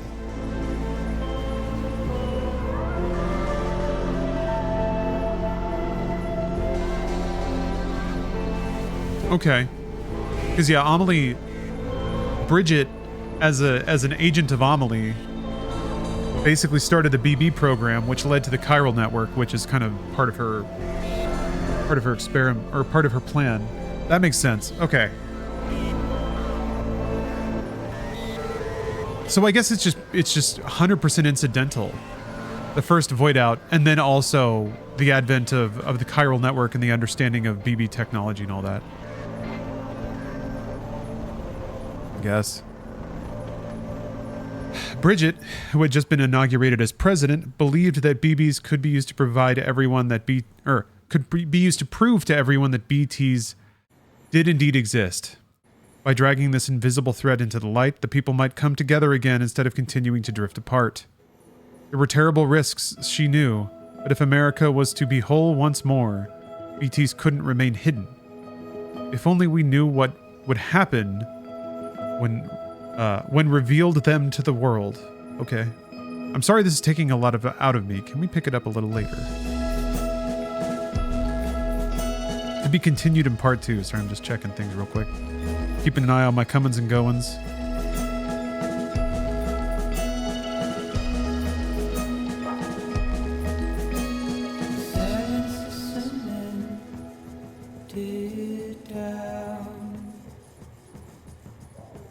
Hey, Particle Prime. I am having a good day. Deep into the lore. This is what I was looking forward to, actually, is curling up with a lot of Kojima lore after getting all that troublesome gameplay out of the way. But we're still gonna get some gameplay, some bursts of gameplay in this post-video game lore explosion, we'll call it. All right, part 2. Sorry about before. I just needed a break. I'm ready to continue if you like. The BB experiments continued after the Stranding. even though the official line was that they'd been shut down. That's how we came to realize that BBs weren't just a means with which we could use to see BTs.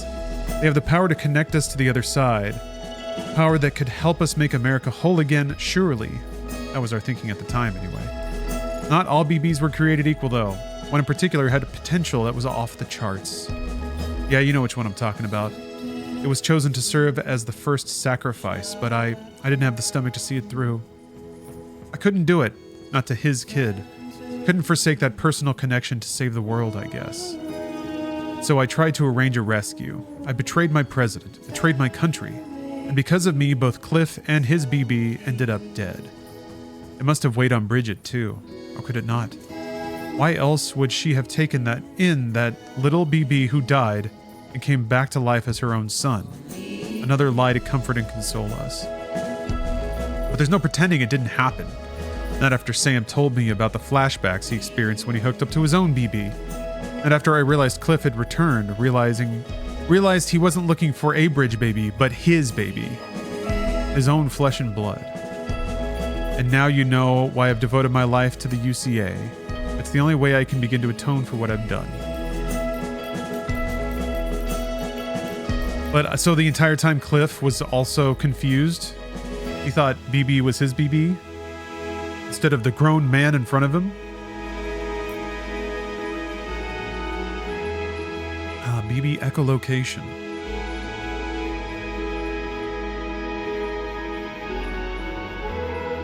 BBs make dolphin sounds, and that's what makes them, I guess, react to BTs. Before I joined we gotta read all the ones about movies. Wait, hold on. Got another clip. Looking up the classics. This is from Death Stranding. Oh, Black Myth? Okay, I'll check it out. Yeah, short form video is fun. Like, it's fun to just, like, it's pretty clear that it's a way to remind people that you exist. So there's that. But man, short media just sucks. I think what somebody, like, my Instagram account's in some weird bullshit, like, unmonetized state. I think I need to buy, what somebody advised me is to buy 1 month of Instagram Premium so you actually get support and then just cancel after they fix your account. And I'm galled to have to pay Instagram to use the tools that they are providing me, but that's, I guess, what it is. Alpha Reich, hello. Hello, I love Lawrence Sonntag. That's a great username. How are you doing? I do too, which is why I'm having a pretty good day. Okay, we gotta read the direct from Kojima movie lore though. Yeah, short form media are just memories. Yeah. Which is why the aggressive attempt to monetize and use it as an advertising vector, or even like a mind control fucking brainwashing shit. That's frustrating. It's supposed to be little like floating memories. Before I joined Bridges, I watched an old memory called My Fair Lady. It's about a flower girl, Eliza, a real cockney from old London. She meets this professor and he trains her to speak and act like a high-class lady. Anyway, I heard that My Fair Lady might have something to do with London Bridge. You know the song, right? They start out trying to build it back up with wood and clay. They finish with gold and silver. There was a reading of the film that said Eliza symbolized the bridge or something along those lines. But that reminds me of a far more sinister theory, that the fair lady in the song is actually an immurement, a sacrifice buried alive in the foundations of the bridge to keep it standing. God only knows if there's any truth to it. Oh, and have you seen Shape of Water? It's another movie, but with a heroine named Eliza. But this Eliza can't speak. She's mute. But it's not about teaching the girl to behave properly. It's just a good old-fashioned love story. If you get the chance, you should definitely check it out. Shape of Water is very good.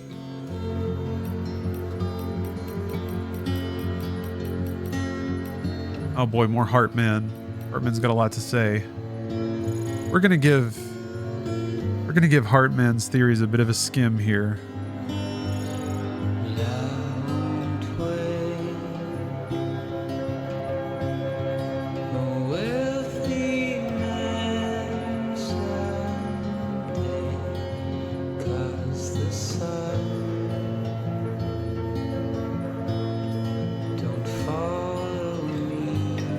Oh, interesting. Okay. He's just saying that Neanderthals evolved when they developed society. But now that human beings are abandoning society, they might revert to being Neanderthal. Well, Hardman's got a theory of evolution. Great. This one's got gold text, so it's probably important. The evolution of life on Earth could be described as the evolution of consciousness. When the first vertebrates climbed out of the oceans and onto the land, their consciousness expanded to precede the new realm that lay before them. Their development did not end there. Their eyes moved from their flanks to their fronts. They might comprehend the depth of the world. Mammals formed groups, increasing their chance of survival. Eventually, they came together in communities, and then larger societies. In order to preserve and maintain these structures, humans developed a perception of time. And in order for societies to outlast the lifespan of the individual, we conceived of an afterlife and a future beyond ourselves. Last, the Death Stranding threatens to undo all our progress. Consider the chiral network, which incorporates the beach, where time does not exist. Or consider timefall, which rapidly accelerates the degradation of that which it comes into contact with. How can our sense of time, honed over millions of years, remain intact when we must cope with such irrational phenomena? Yet that is but the tip of the proverbial iceberg. We are growing apart, retreating into isolation, gradually losing our place within society. I would even go so far as to say our conceptions of reality are now under threat. How could they not be when our very eyes deny the invisible BT that stands before us? Stranding has warped our consciousness in every sense. If the evolution of life on Earth is indeed akin to the evolution of consciousness, then what is happening now is undeniably a regression, is it not? There is one caveat, of course. Some of us are now far more aware of death than we ever were. That is what Dooms has given us. For me, therefore, Dooms is not merely a biological change. I prefer to think of it as the means by which I have achieved a new form of consciousness. Furthermore, I hope and believe that this new awareness of the other side is humanity's trump card as we seek to defeat the Death Stranding. Great.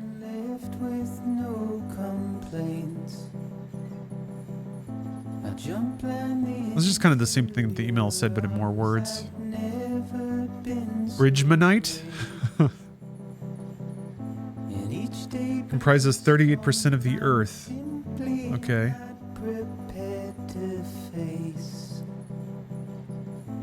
I sleep and I dream between my grave and your sweet face, but I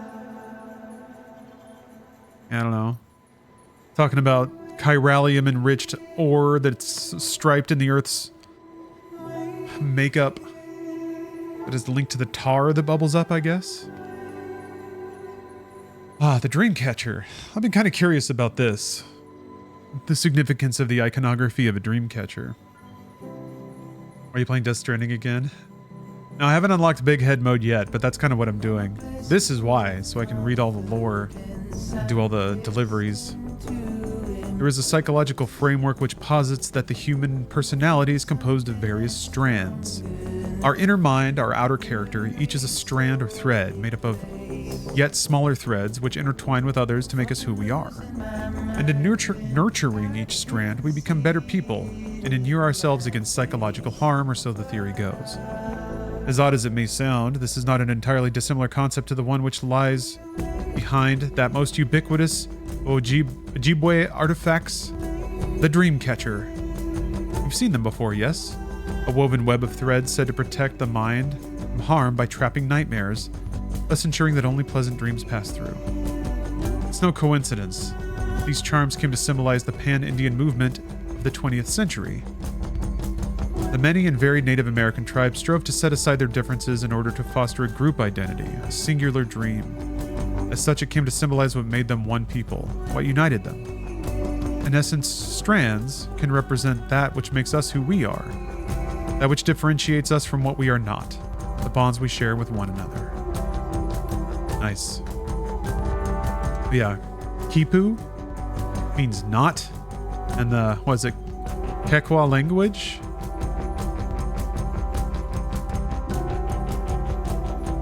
Objects given this name were used in ancient Incan society to record and transmit information. And yes, Amelie just so happens to wear one. The Inca would pass Kipu from one place to another via a network of messengers known as chasqui. You might be surprised at the complexity that can be communicated through a simple system of knots. And not merely numerical data. It is said that whole histories could be contained in these intricate webs. Some theories suggest that they were ascribed magical properties too. Certain combinations of knotted numbers are thought to encourage the dead to sleep peacefully in their graves, for example. Thus, we see that the Kipu is at once a tool for communication, storytelling, and ritual.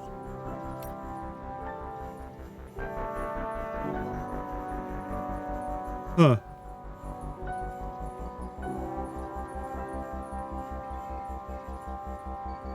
He's writing about Sam. He's just kind of concluding what happened at the end of the game. And waxing poetic like he does. Oh yeah, there's Bridges staff interviews. The geologist, let's see. People used to say the dinosaurs had gone extinct at the end of the Cretaceous period, 65 million years ago. But when this fellow investigated various locations where late Cretaceous dino fossils had been found, he came to the startling conclusion that there was hardly any evidence anywhere on Earth that supported the theory that dinosaurs had survived until the end of the Cretaceous. In other words, almost all of them had been wiped out long before that. Huh. The only place where there were fossils that did support the traditional theory was here in North America. Oh, Raptor Jesus lived in North America? Nice. Which suggested this was the last part of the Earth to have been inhabited by dinosaurs. Not everyone agreed with this analysis. Excuse me. Still getting over a bit of a head cold. Ooh. Not everyone agreed with this analysis at the time, but let's say he had it right.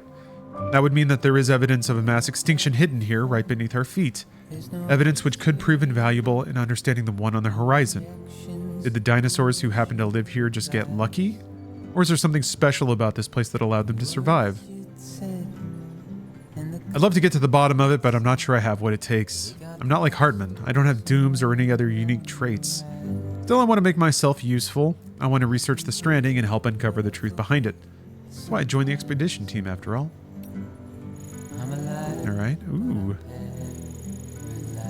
The paleontologist says, in the period since the very first forms of life arose here on Earth, the planet has witnessed a number of mass extinctions. As you're no doubt aware, the most significant of these are known as the Big Five.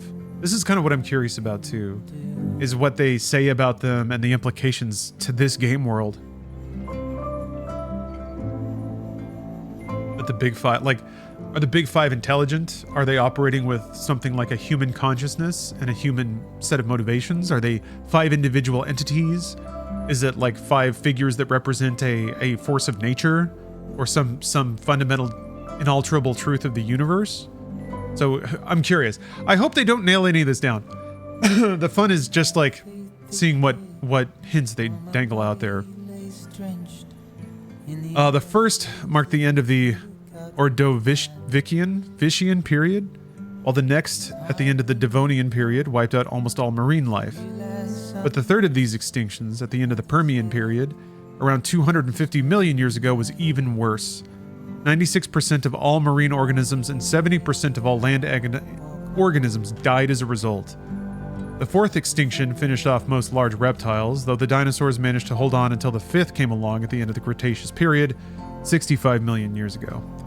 We humans are evolved from the small mammals which managed to survive that particular catastrophe. Each of these five extinctions resulted from enormous changes to the natural environment. Species which were unable to adapt to these changes perished, while most of those which were ideally situated to evolve and thrive did just that. Evidence from records which predate the Death Stranding indicate that many scholars believed a sixth mass extinction was on its way, or that it may have already begun. There was something of a consensus regarding its cause as well, humanity's destruction of the environment. This led them to sound the alarm, warning the world of what was at stake. At the time, the greatest minds of the era believed that the ecosystem could be preserved and humanity could learn to live in harmony with nature, and a future could be secured for all the world's species, humans included. That was then and this is now. I don't need If the phenomena we are currently experiencing is indeed the sixth extinction, then it must be acknowledged that humanity is its main target. Is this divine punishment for our misdeeds? If so, then I suppose there is little that can be done. Perhaps there is no way forward for humanity now. Nevertheless, I refuse to give up. I will endeavor to find hope in our predicament. Neat. Let's learn about the Evo Devo biologist. I was born after the Death Stranding, so my conception of what the world once was is derived entirely from documents, photographs, and video. We didn't used to have timefall for one, just regular rain, no chiral clouds, only the traditional masses of suspended moisture, and one certainly didn't have to worry about tar bubbling up from underground in most locales. Humans could travel anywhere, even into space, and we were blissfully unaware of the beach's existence. Suffice it to say, there is no doubt this is a period of sweeping change that will have lasting repercussions for all life on Earth. Given that, dooms may simply be humanity's way of trying to adapt and survive. A beach exists within the consciousness of every individual.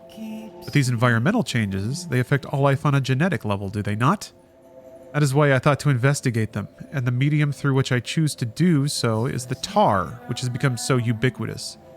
But you're not interested in that, I'm sure. So you know there is a very real possibility we have already failed to adapt to the sixth extinction. That we are but another evolutionary dead end soon to be left behind. If that is the case, then it could be reasoned that the ones afflicted with dooms, and therefore blessed with an enhanced perception of the beach, are our successors, who will survive and supplant us. I suppose that would be a shame, but it doesn't trouble me at all that much. My research will survive me as well, as the doom sufferers can pick up from where I left off. They will carry on my genetic lineage too, for that matter. No, what worries me is that not even dooms will prove sufficient to endure this extinction. If that is the case, then humanity is doomed. It's certainly a possibility that we'll have to acknowledge. But more than that, one question looms above it all. Why? Why now? Why like this? That's what I want to know more than anything. Somehow I doubt the dinosaurs and all the other species that came and went ever considered that question. Worrying over the reason for this and that is a uniquely human condition, I suppose. Yet this idle curiosity may be the key to overcoming and understanding the Stranding. Cool. Oh, Aaron Hill talking about it again? Let's see.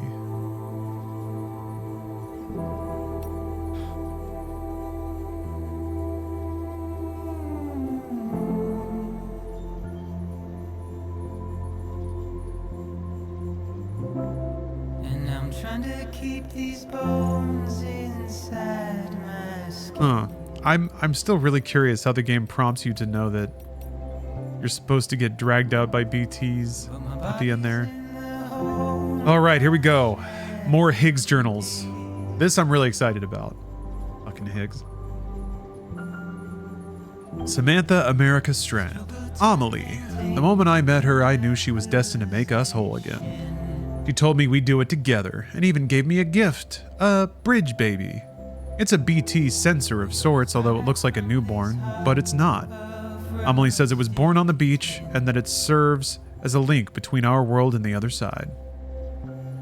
But he got a doll, right? Why is he saying it looks like a newborn? Anyway, between me and her too, if I keep it with me at all times, he called me a new child for a new era. I'm not just a delivery guy anymore. I'm a herald for her. Herald!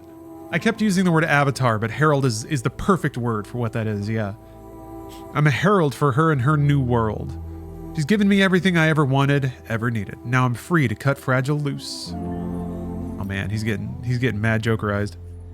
BB reminds me of a baby doll, but it's no toy, that's for sure. Okay.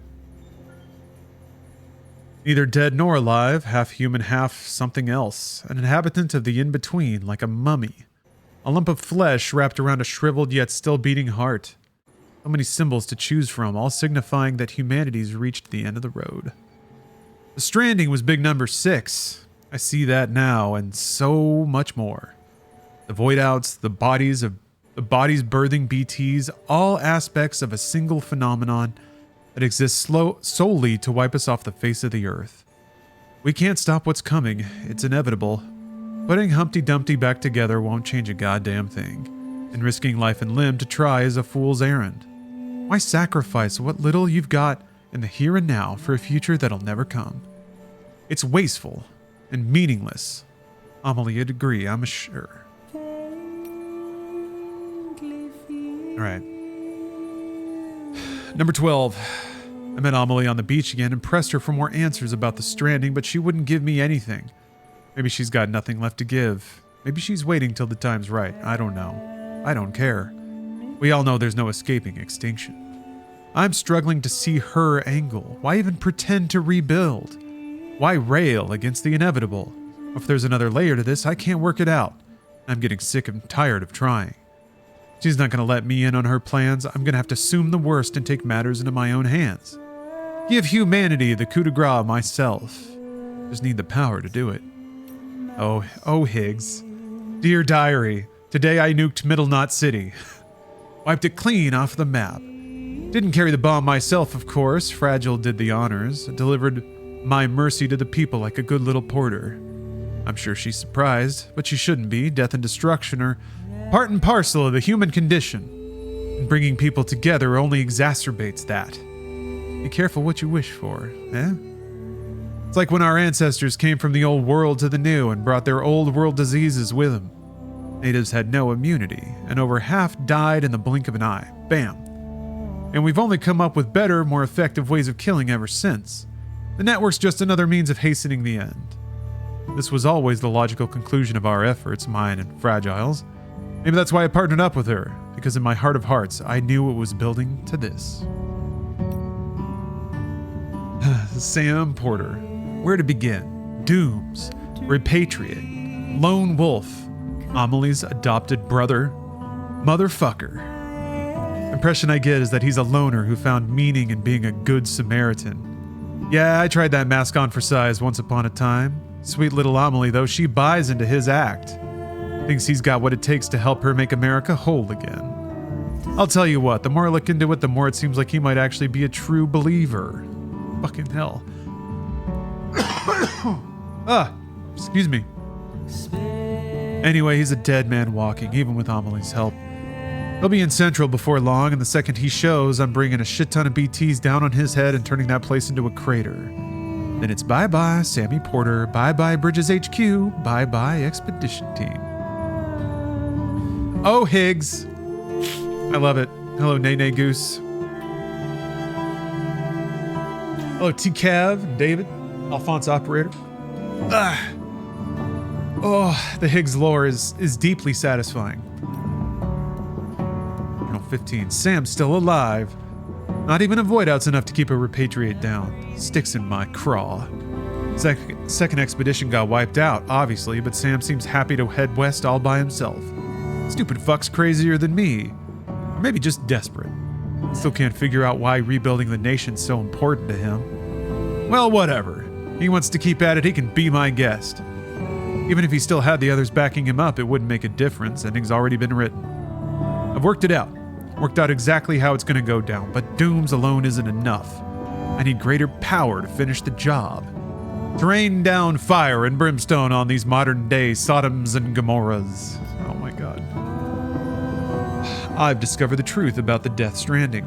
Amelie's powers have nothing to do with dooms. She's destruction incarnate. The angel of the Death Stranding. The extinction entity. I understand now what my true role is. The bridge that will deliver her judgment to this world. The executor, the executor of the end. No one knows, not even Sam, but they will. Sam's arrived in Port Knot City and with Fragile to boot. I think I'll meet them there and bring a BT or two along for the ride.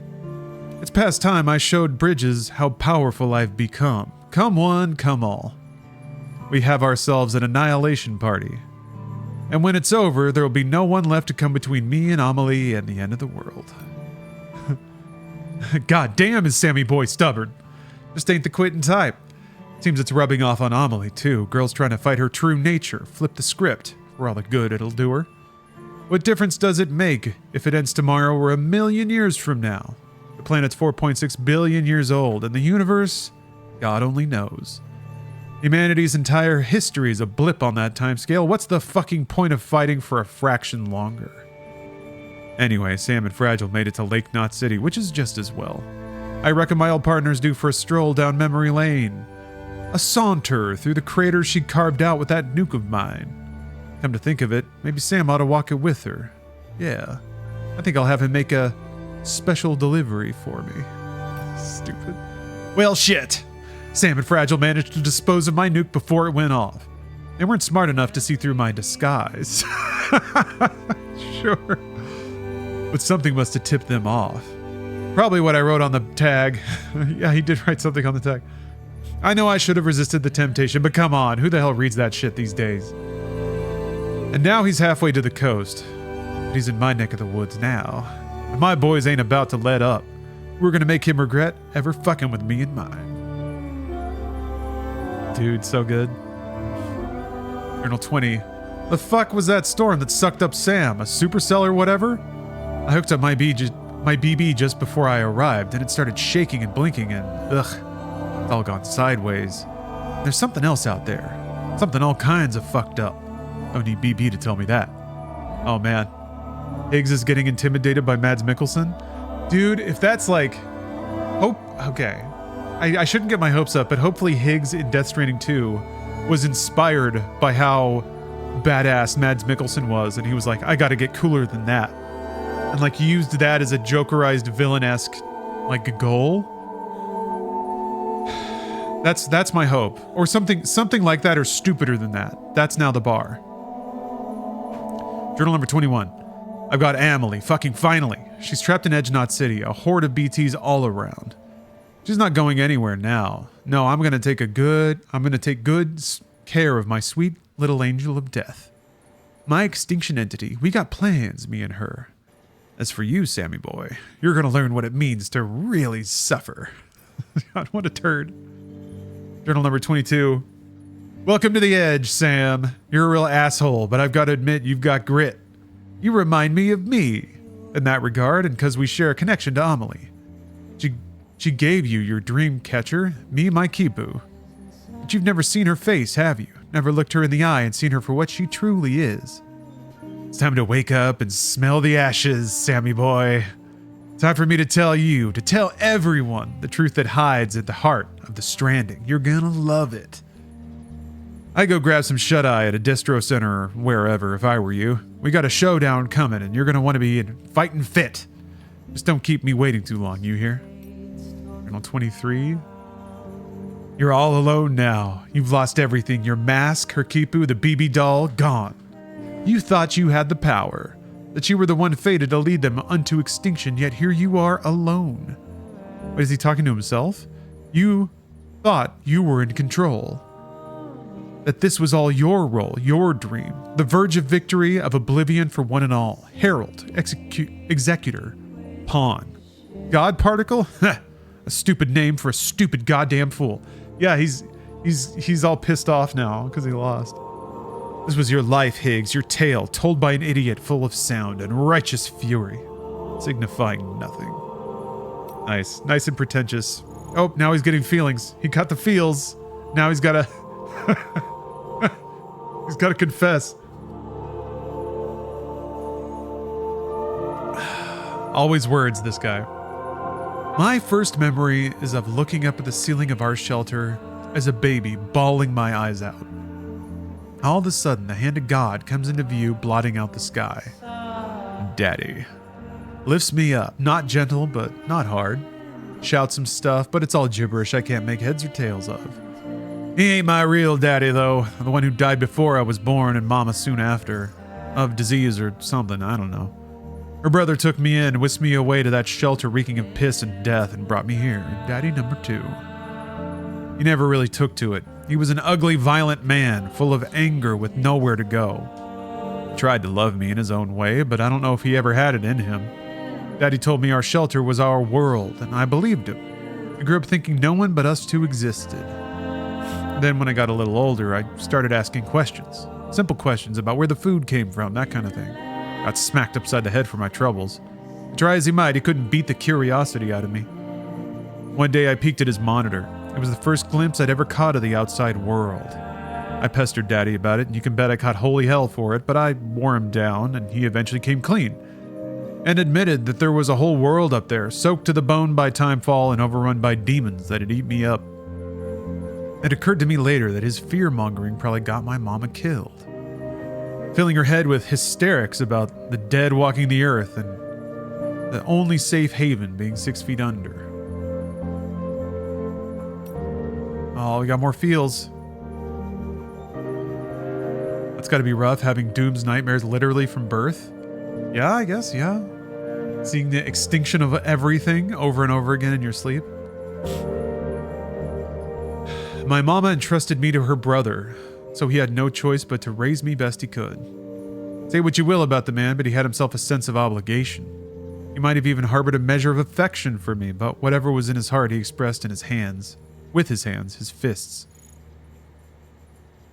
And hopes and dreams he might have had for me, for us, fell by the wayside pretty quick. We slipped into a daily routine of warnings to stay the fuck inside, bookended by beatings to drive the point home. I think sometimes he sincerely believed that it was the only way to protect me, but I wasn't about to go on living like that. Can't cage a young boy's spirit. If I'd stayed, I'd have died, body and soul, so I had to get out. Started hoarding supplies in secret, but he caught on. That was the beginning of the worst beating yet. He was grabbing anything and everything within reach that could be a weapon, tearing our shelter apart, smashing furniture, all the while wailing like a wounded animal, tears streaming down his face. He pinned me down, tears and spit flying in my face as he blubbered on about me not understanding his pain. His fucking pain. His hands around my neck, darkness creeping in from the corners. His fucking pain? His fucking pain. The kitchen knife in my hands, in his neck. His hands, his fucking hands, they grow weak and he just deflates. Like a balloon all over me. I roll him off and I look into his glassy eyes, filled with his fucking pain and our steel sky. Damn, that's Jokerized. Alright, I think this is the final Jokerization here. I didn't know how to feel after. I spent the night next to him, my mind a blank canvas. In the back of it, a nagging voice saying I had to dispose of it. Oh, is this the... He did write a journal about chucking a body. Is this the one he's talking about? Daddy hadn't told me much, but he told me about how bodies would go necro, pop BTs and all that. Made for a good bedtime story, so I knew what would happen if I let him lie. Death had come into our home and turn it into a crater. The stink was starting to fill up the room. I had to deal with him, had to get him out. Get him as far away as possible. So I got my arms under his and dragged him out into a new world with a new sky. Bigger, emptier. Bare rock dotted with bushes all around, mountains, fucking mountains off in the distance. Chiral clouds hugging their peaks. My knees started getting wobbly, and the world began to spin. But I knew the clock was ticking. Eyes down, gotta deal with Daddy. I'd been moving at a steady clip when I saw it, chiralium coming off Daddy. Little motes of shimmering light. I was out of time. I laid him down in the dirt, but before I let him go, I had a vision. My hand, still resting on his body, disappeared. Vaporized into a fine mist. Poof. And then I felt another presence. A BT coming slow but sure, like it had been walking since the beginning of time. Daddy's keeper. That was the first one I sensed, but it wasn't the last. For a long while after, I remained awakened to their presence. A sixth sense. Daddy's parting gift to me. Over time it'd fade, but I knew how I got it, and how to get it back. All I needed was another body. I got real good at making them. Death for life, theirs for mine. A fair exchange. Okay. So he gets I thought he had dooms, but I guess not. He got his doom's powers by killing people. Also, yes, this is a good emote. Yap Hardman. Yap Hardman. That's such a good name. Oh wait, I think I put it under my... Oh no, okay. I was worried I put it under my webcam. Oh, that's a good one. We got more yapping though. I'm gonna skim some of these here. Oh, Lucy Strand.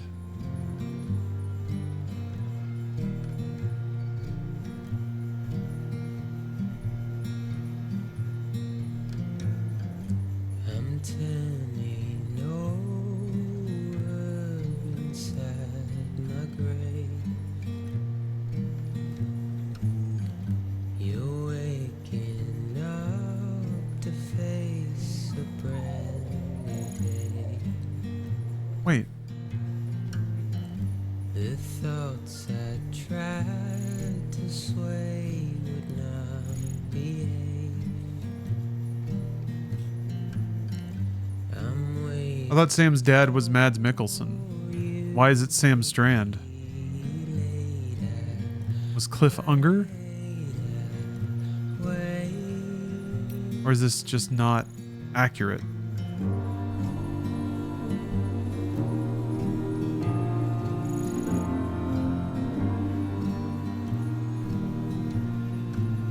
Fake dad? Yeah, it seems like it.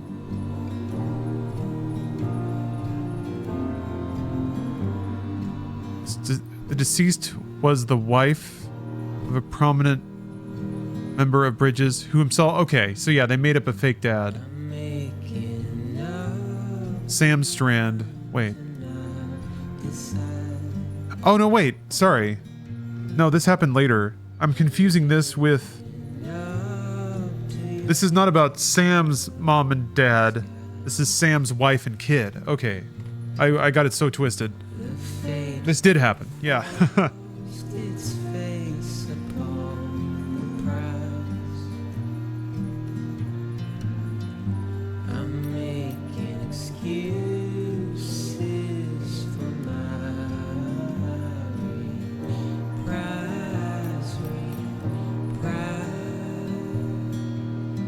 Oh, you can... I guess you almost see a picture of her on the right there. That's... Oh, yeah, that's right. That's from the photograph. But that's like the untimefalled photograph. You can kind of see the face a little more. I see. Yeah. John Blake McClane. Die Hardman is literally John McClane. People in chat were saying that, but there's your proof. I'm helpless and hopeful to remain so. Die Hard Man. Ready to Oh! We did it. the silence sent to scream. Prior to this altercation, he cooperated fully with our researchers and contributed to our BB experiments. I'm pessimistic. Yeah, this is just narrating what we already saw.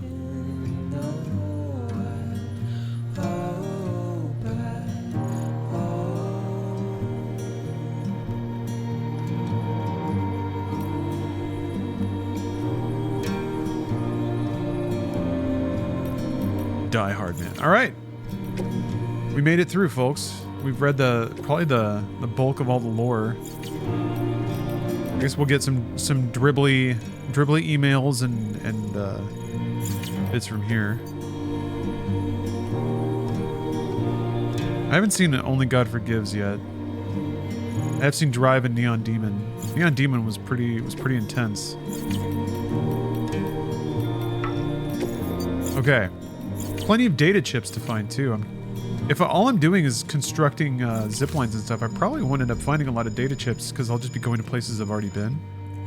So that might involve just looking up a guide and hitting all the spots.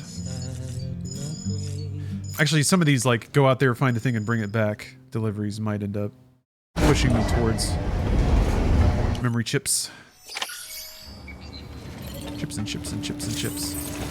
All right.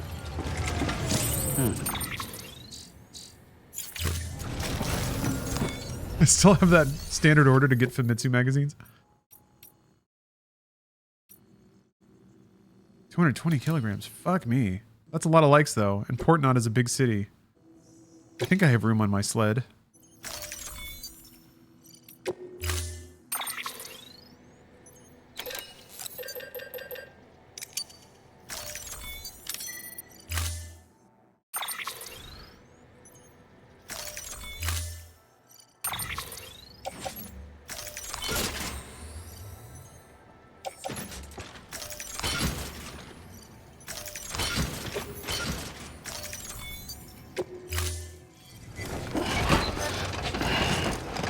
Uh-oh.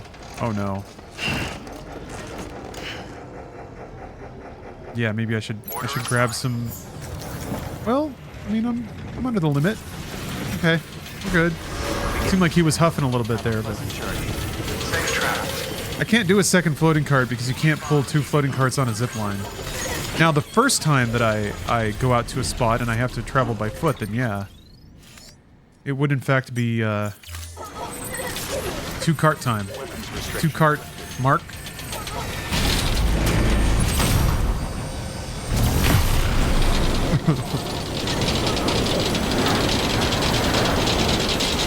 Two cart Paul Blart.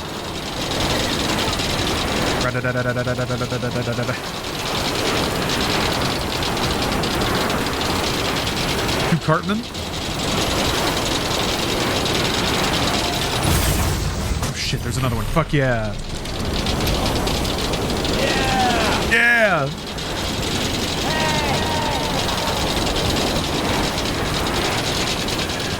Gaming. Bub it up, gaming.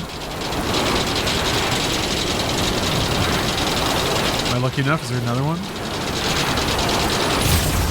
It's okay, we got really close.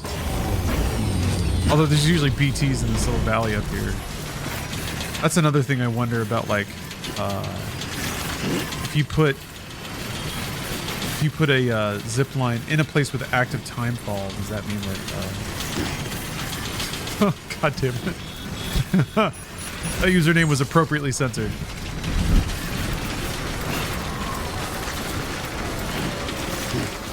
Yeah, if you put a zip line in active time fall, how quickly does it deteriorate?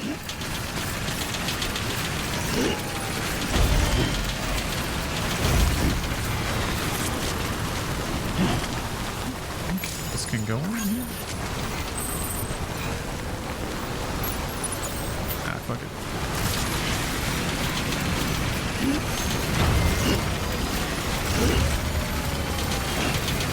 Keep on keeping on. Let's see here.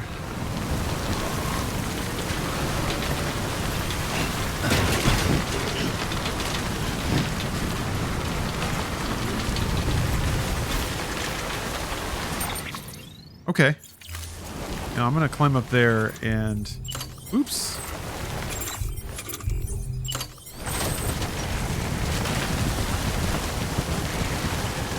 Oh. Oh. This isn't on the network? Or you're just not allowed to build here?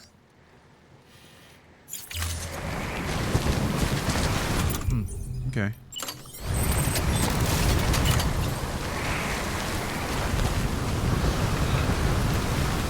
Yeah, Kojima says no. What about over there? Probably not.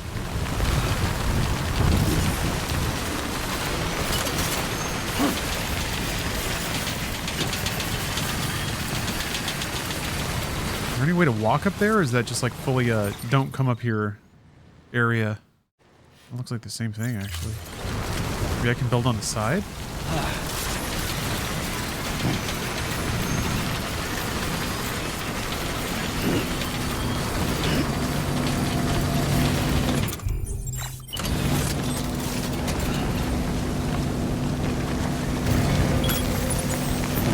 Looks like there's one over there.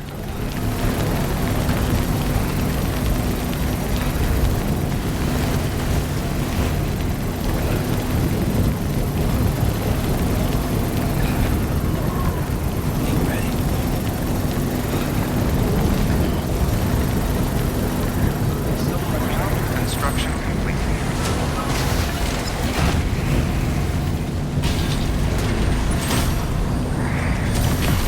Now you could zoom through the trees like this. Zhoosh.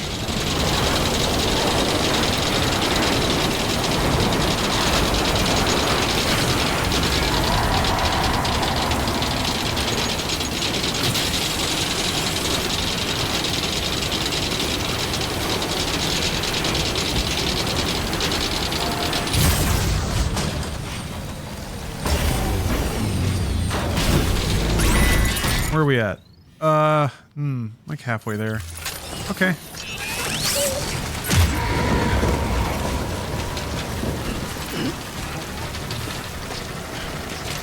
This would be a really easy zip line to complete. Just got to scoot over here.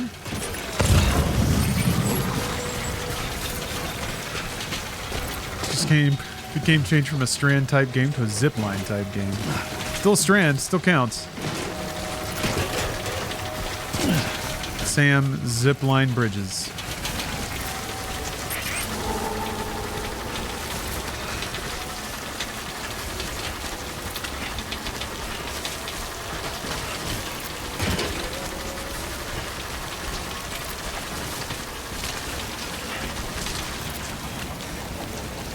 Oh yeah.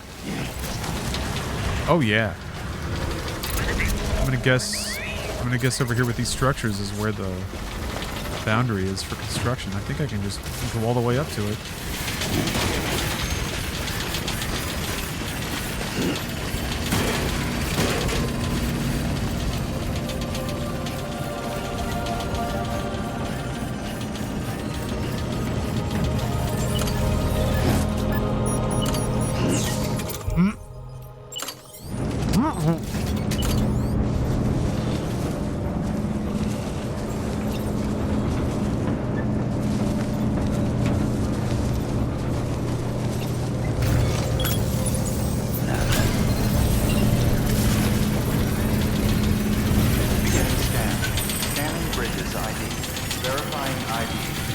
Passive multiplayer is such a cool idea, right?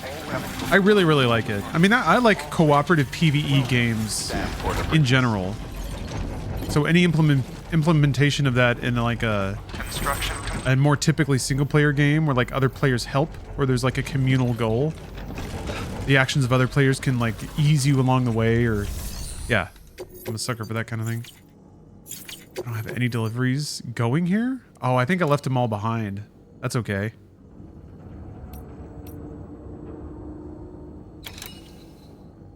Is there a way on this screen to see how many... Oh, it's as if I've done it before. Is there a way to see how many stars I have at the destination?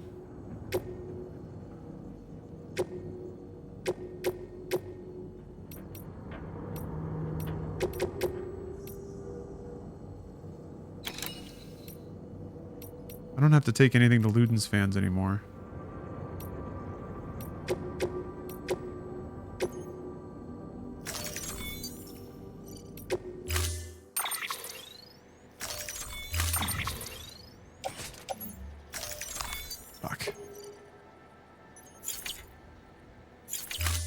I'm not doing premium deliveries yet. Where do you do premium deliveries?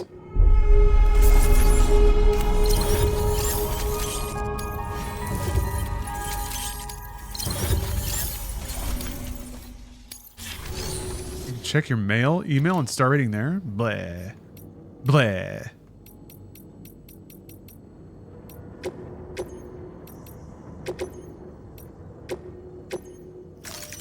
Deploying autonomous delivery.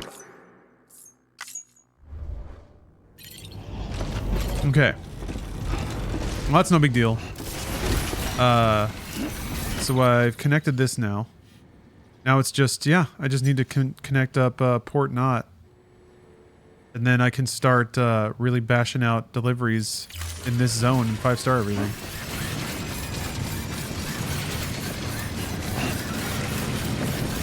Click on the order, it shows the destination star rating. Ah, okay.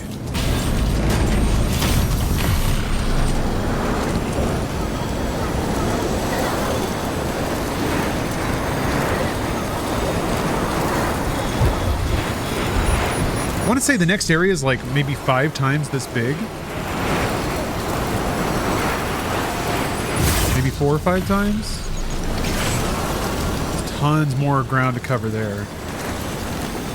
Oh, is the only range upgrade from level 1 to 2? Do you get another range boost at level 3? I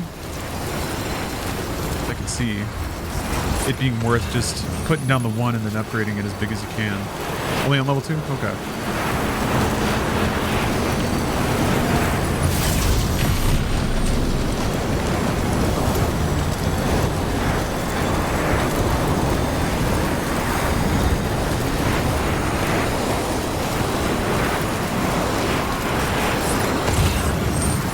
Realize you can like You can basically zip line over the game and scan lost cargo and just like hop off and pick it up and get back on the train. Oh, if you connect a level 2 and a level 1, you use the range of the level 2. Oh, I guess that makes sense. Pretty handy.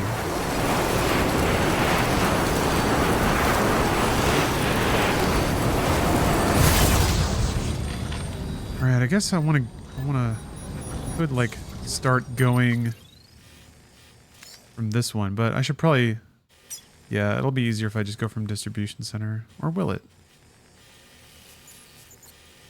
It's like planning a bus stop. Yeah! Actually, yeah, because you got to go over those mountains. Yeah, let's go from the last one.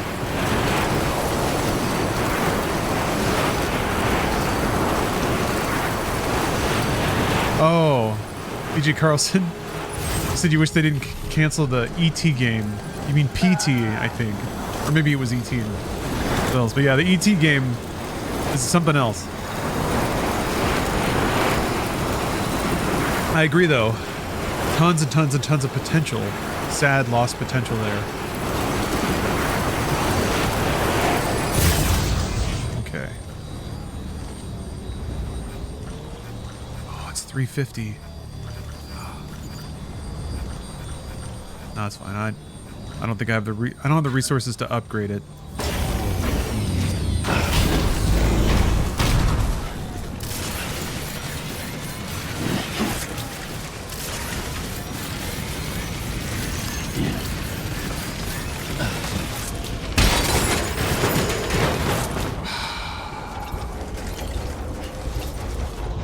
Cargo securing strand is broken. Didn't know that could happen.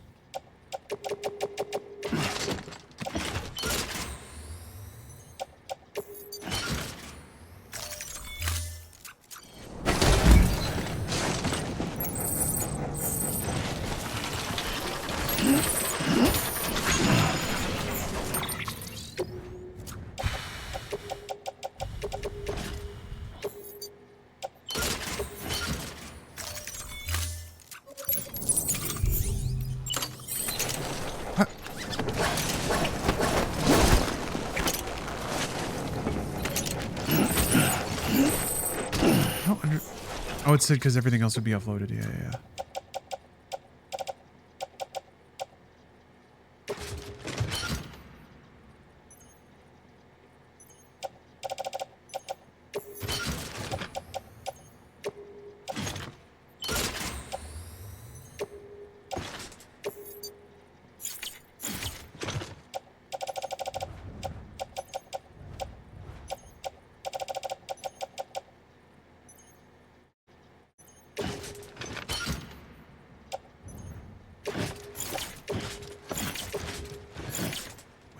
On the carrier.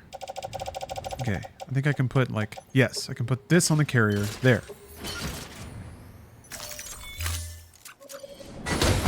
Good lord. Okay. Now I'm not as heavy.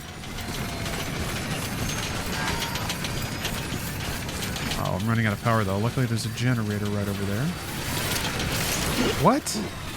Why did the camera do that? Oh, because I have the strand equipped.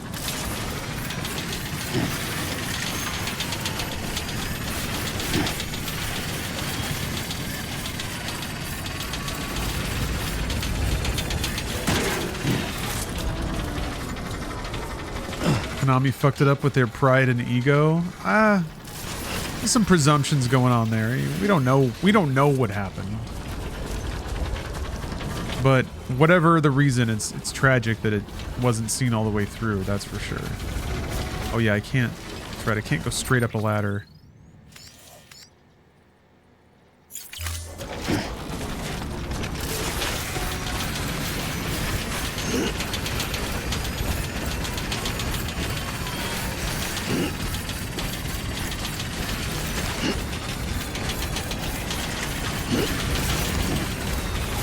I don't know, when it comes to business and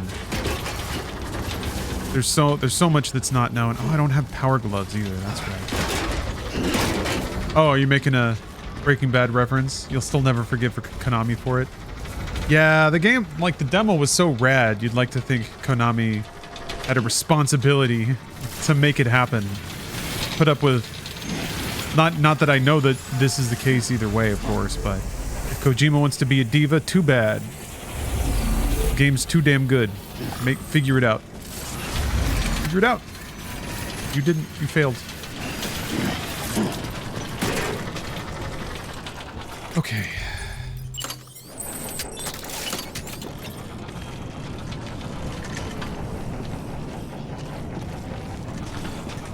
Let's see here. That's only 150. Okay. I can like go to there.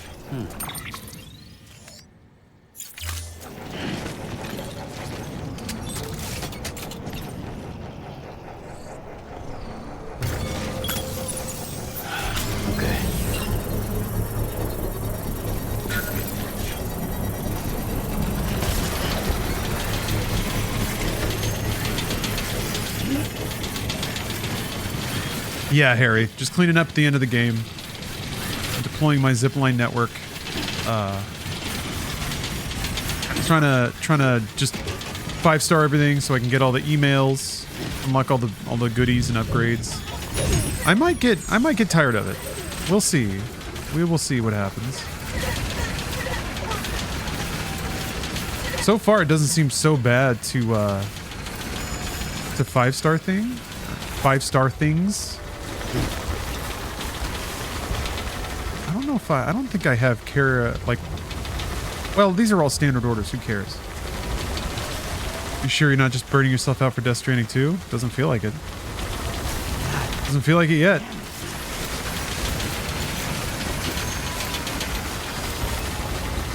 You could get burnt out with this deeply enjoyable gameplay. Okay, so here's what I'm gonna do. Detach this. Just leave you there for now.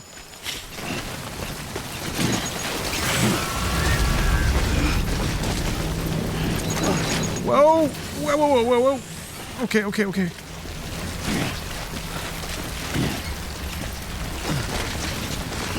Here we go. Okay.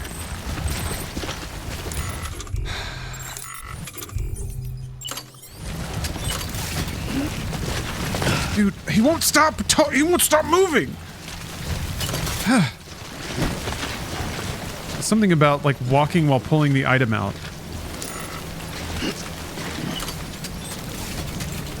Whoa, lots of connections going on there. I don't even know with what. Okay. Okay. Sure.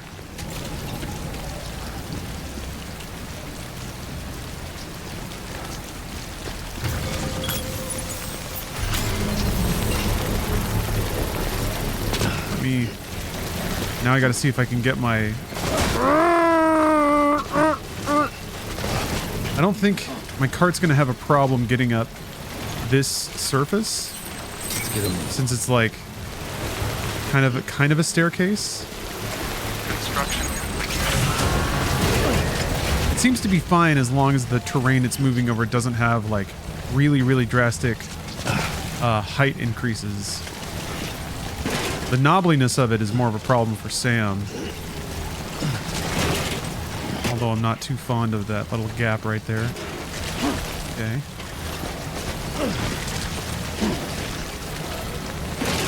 There we go. Okay.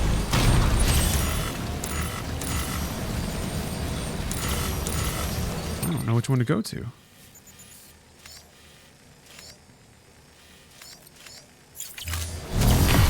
I'll take the one that seems like it's on higher ground. Ah! Holy fuck! Oh my god, I just spilled an entire cup of coffee directly on my lap and my controller. Oh, Jesus Christ. Oh, that was so much fluid. Oh, okay, I'm gonna have to clean that up. So relaxing. So relaxing. It like clipped my mic. Luckily, if there is luck in this situation, it purely dumped out directly onto my dick. And my controller. That was a lot of fluid. Okay, I'm gonna clean up. I'm gonna clean up. Ooh, it's getting cold. It's getting cold. I'll be back.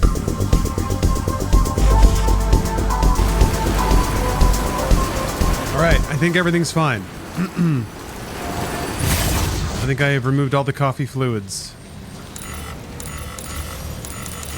Okay, so I need to put one. I guess really just at the apex there. Using the same controller too. I let it drain. That's not good. Shit.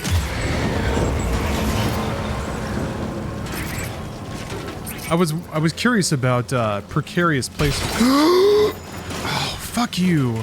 Okay. That included. Oh god, what a pain in the ass. I guess the idea is if you like don't get off there. Heh.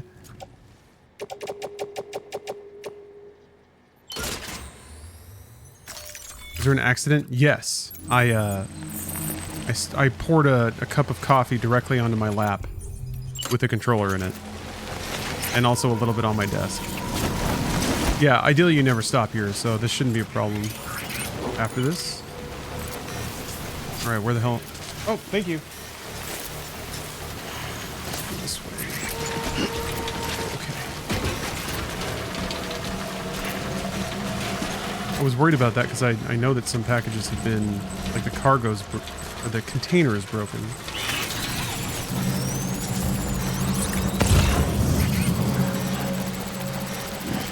I have... Okay, I can load this with Hematic.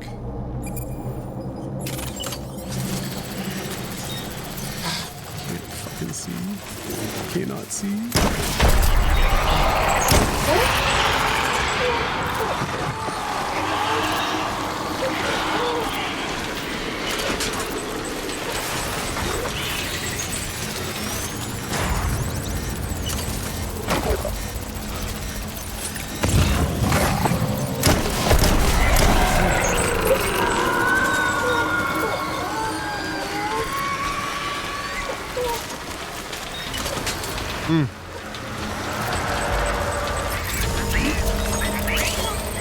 How do you change activate attachment? Okay. Something right in front of me? No? No? Oh, the hydro deck went away. That's weird.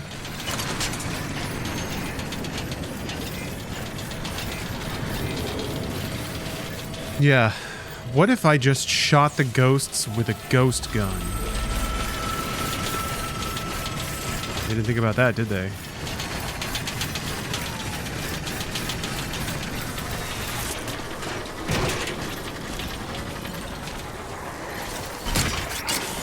I'll leave you there for now.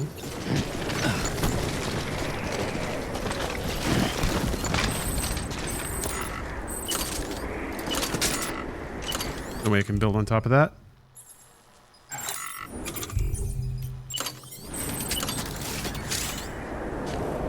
Oh no. Oh no. Wait, well, how much does a zipline take?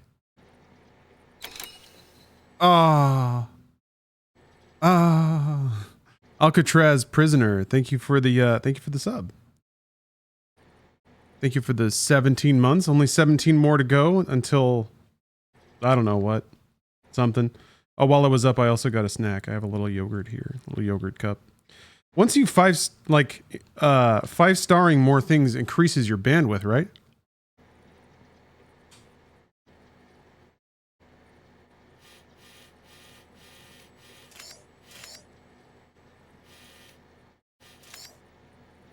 Damn, there's like one more. Oh, bandwidth. Oh, 500. Okay. Is there a way for me to delete things? To free up bandwidth? Or is that purely what I've built?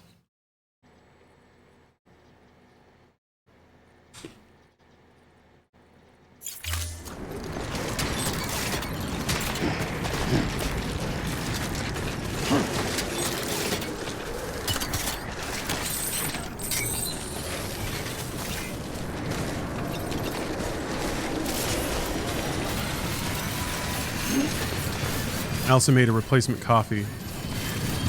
Threw all the rags and stuff into the washing machine.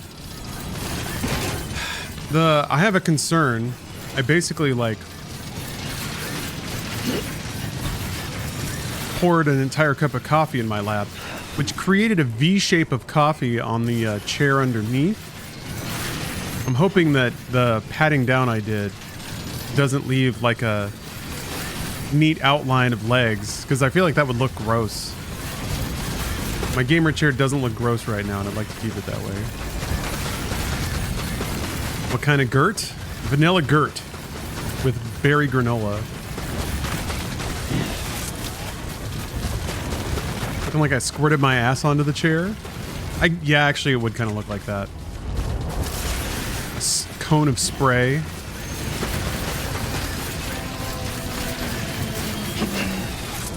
And that's where I'm going. I like how it fits into the gap.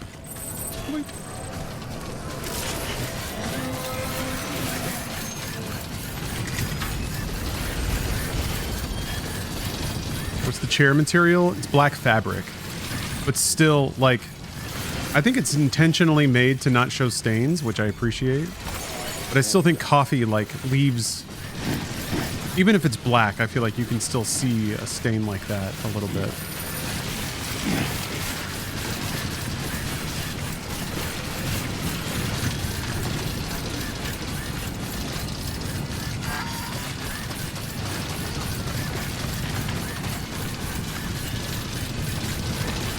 Yeah, I guess I could just do like a truck up the hill.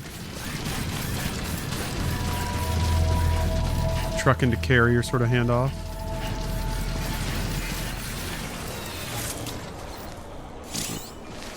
Oh yeah, there's not a fast way to load a carrier into a truck, is there? I feel like the cargo menu is the fastest. Verifying ID.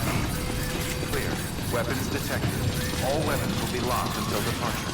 Cargo verified. Welcome to Port Knot City. Proceed to distribution center.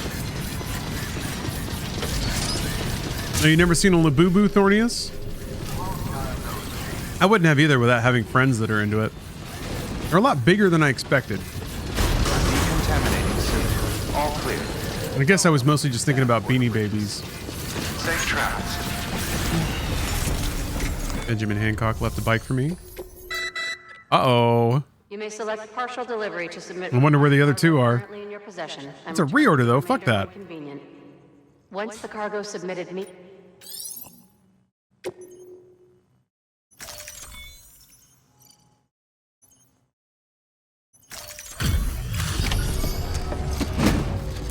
Oh, there are big and small ones. Oh, I didn't know that. Shit. This is why I love streaming. I learned so much. Anyway, here's my new coffee. Hopefully I'll keep it in the cup this time. Ooh, that's got a lot of flavor. It's made in espresso. Or really, an Americano, technically.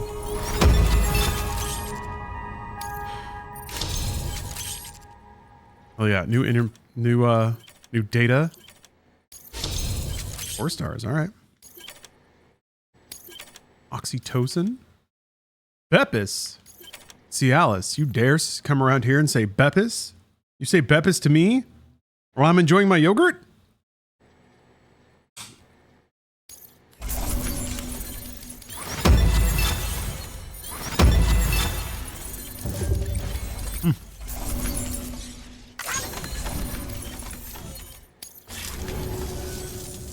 Fuck me. The audacity. Good work. Good to see you. Hello. Oh, and thank you for the sub.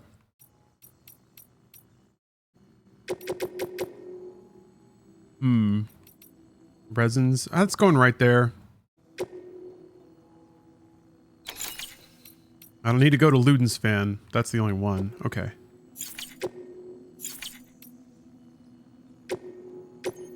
Wait.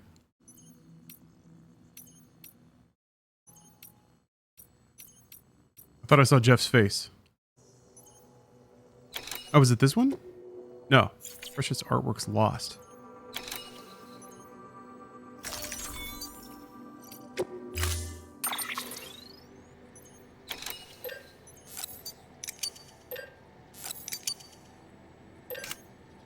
Actually, I probably shouldn't push it. I'm already at chiral max.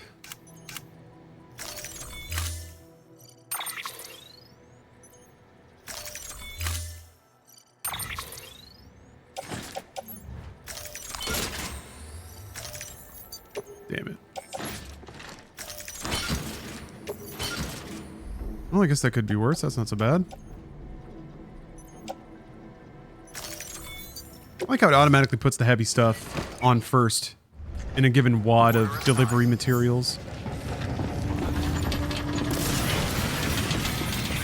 Battery's low. Yeah, there's a generator right outside. Have a pleasant trip. I just went back and saw the spill. Oh, how much? I don't imagine a whole lot of it got on camera. Probably just mostly my reaction. Good thing I kept my cool. Have a pleasant journey. That's me, ice cold under duress. It was pretty shocking.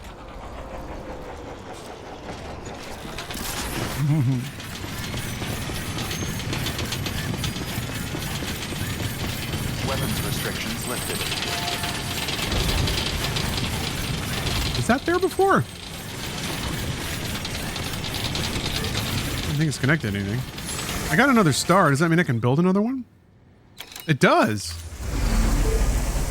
Okay. How fascinating, huh? I might need 2 to use this one, but it's kind of a bad placement.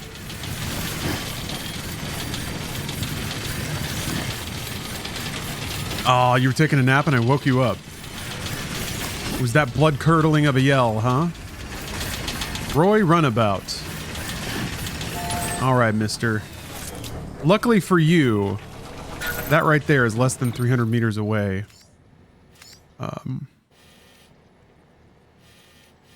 Oh, okay, yeah, I can build there. I don't think that's going to connect to the next one, but I think I can build 2 because each one is 500, I think.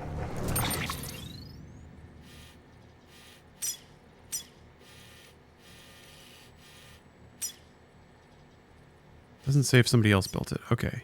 Yeah. Cool. Yeah, you probably wanted to leap out of bed to protect me, I bet. Gotcha.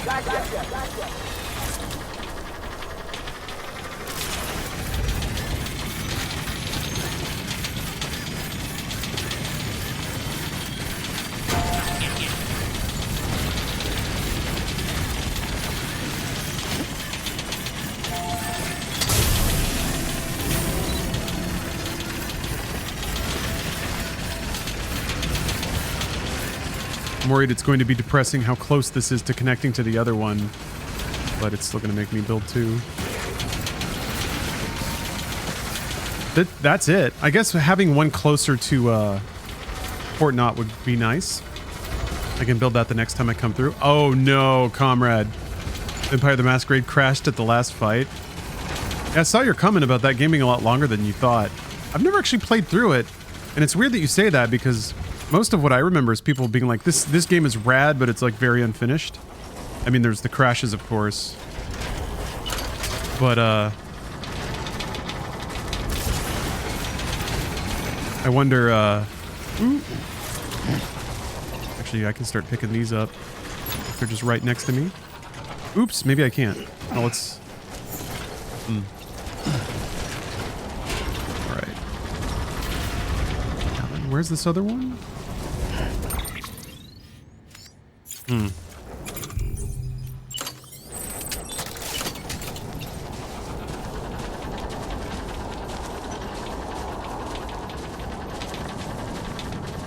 Oh, okay.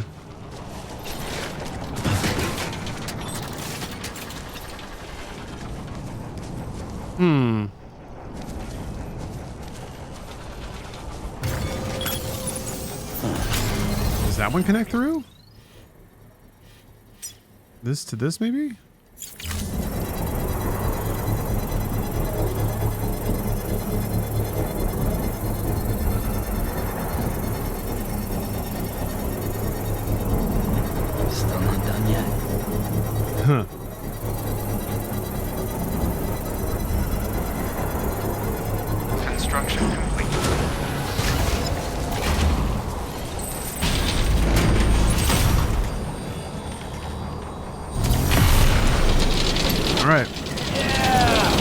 see if I'm on Mr. Bones' wild ride.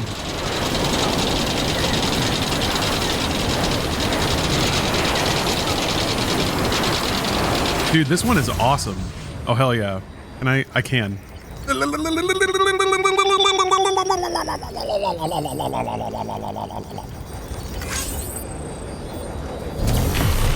Okay, that's it. Well, just about it. I think there's like one more.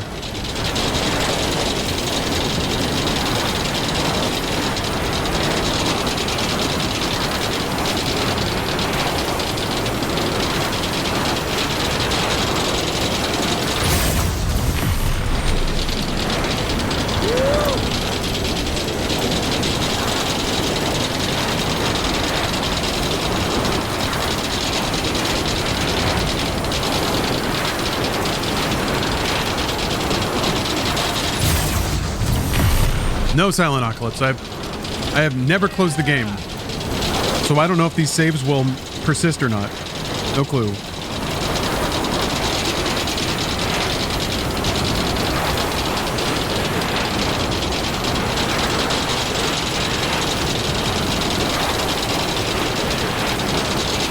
I intend to like get all the Stranding I can stomach, and then walk away from it. Until like maybe 10 years from now when I think about this game again.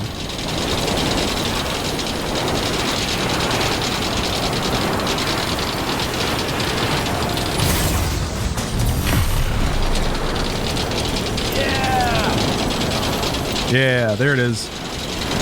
Here's the video game.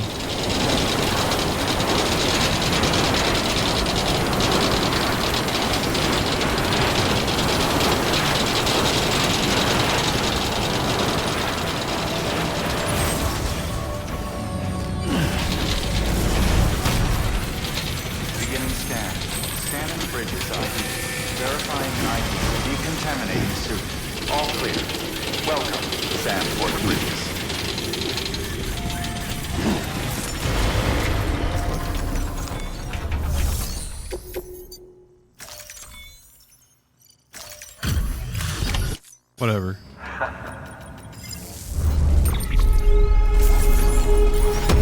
Gonna do it? Yeah.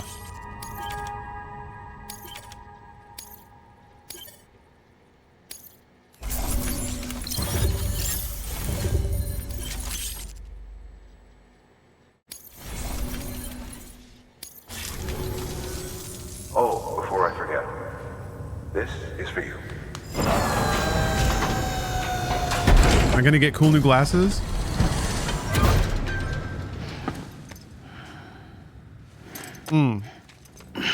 No, wait, it's just the star. That's right. Keep thinking it's gonna be something other than that. Bye, Sam. Good work. I'm a dreamer. What can I say? Got new emails though.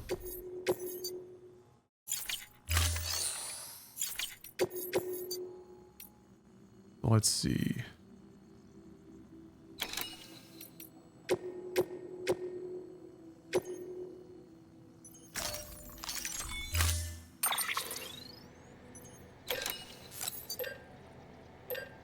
I guess I don't need those anymore.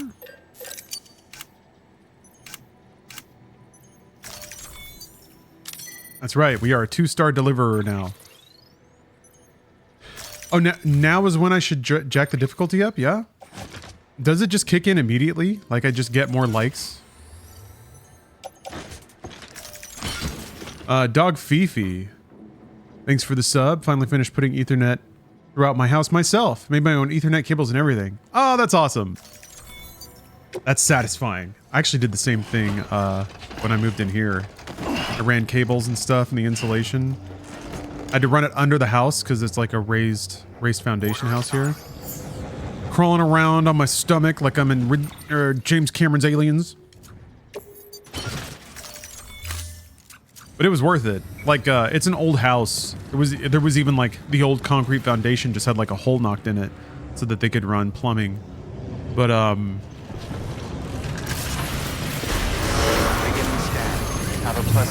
there's basically only one wired internet connection that goes to the front of the house, and that's like what everything on that side of the house runs off of.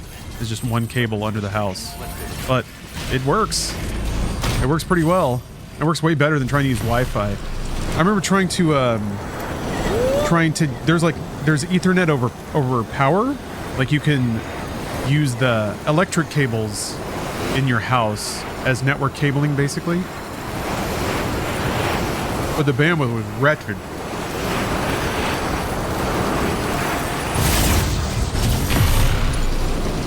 I think it's just like really old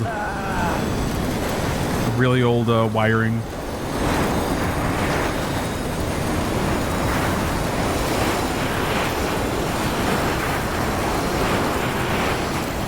Oh yeah, you can send through coax.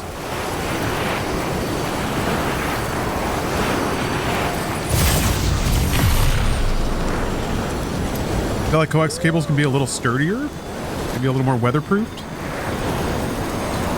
But if you're making your own Ethernet, you can probably find some heavy duty stuff. Yeah. Lining up all the wires, crimping.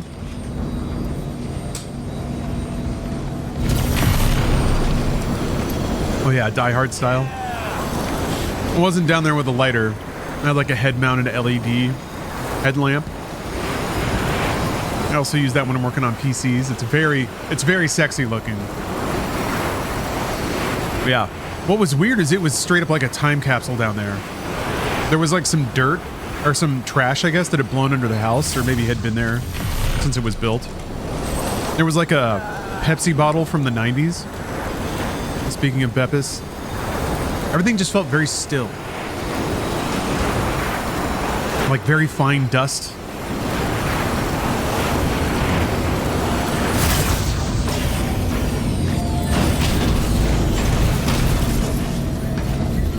Beginning scan. Scanning bridges ID. Verifying ID. Clear. Weapons detected. All weapons will be locked until departure. Cargo verified. Thank you.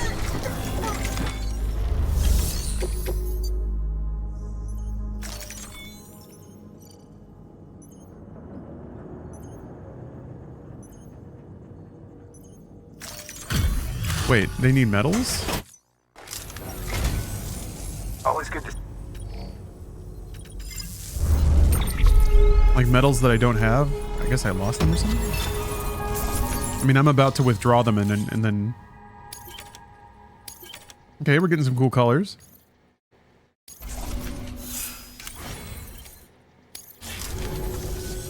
Don't let me keep you. Okay, I can see why like trying to 5-star the wind farm is a pain in the ass. So wait a minute. Destination wind farm. Deliver metals.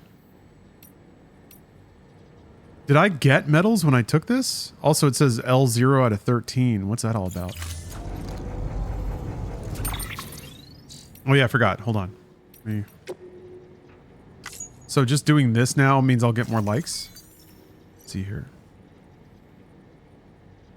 Oh, okay. Upon delivery at the lowest difficulty during the course of any such orders. Gotcha. Legend of Legends, and Legends of Legends ratings are only available on normal, hard, and very hard difficulties. On very easy, puzzle solving and other will be displayed immediately. Okay. Beginning scan. Scanning bridge.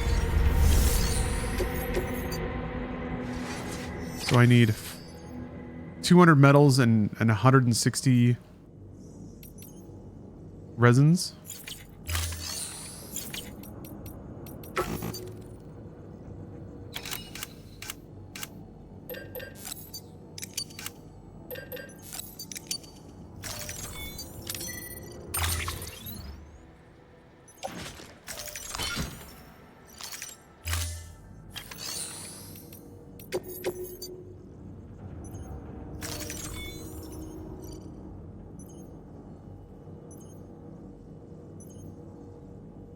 There's even more metals. Always good to see.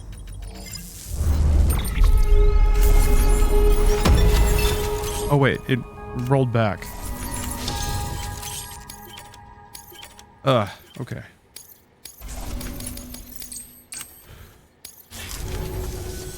Don't. Good work. New order available. Please access Maybe it didn't count if they were sitting around. Wait. This is confusing. Do I still have the thing?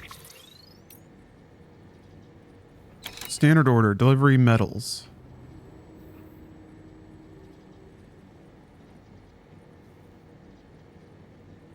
Does it have to be the metals they gave me, or can I just give them metals? I don't know. Let me see.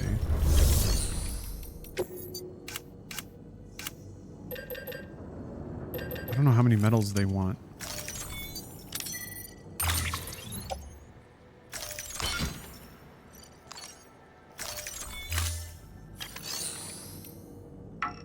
Yeah, it won't let me do it. What the heck?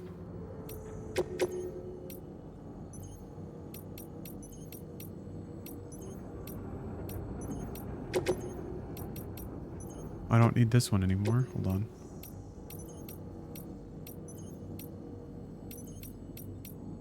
I guess the rest are just... or whatever. Urgent. Luden's art books. Deploying autonomous... Am I misunderstanding the UI here?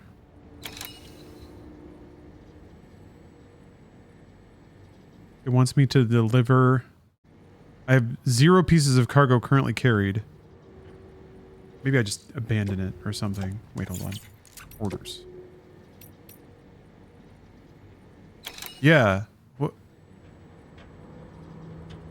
I guess... oh, I think I put... okay, I think those are the metals that I put in the storage at the way station. And I guess it's not letting me, deliver any metals. It has to be those metals. Okay.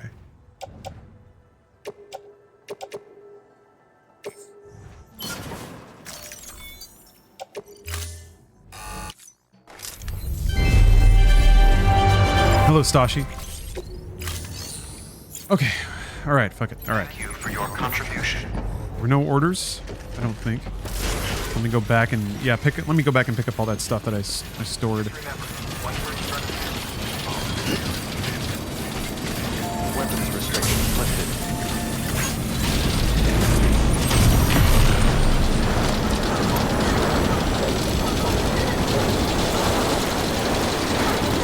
The game saved right after the fight finished. Oh man. I'm surprised the Vampire the Masquerade has autosaves. Or is that one of the, like, a quality of life feature added by a community patch sort of dealio?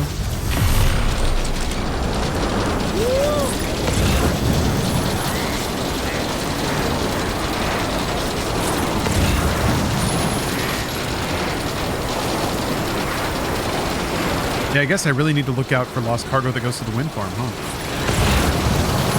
Hopefully I find some stuff that's worth something.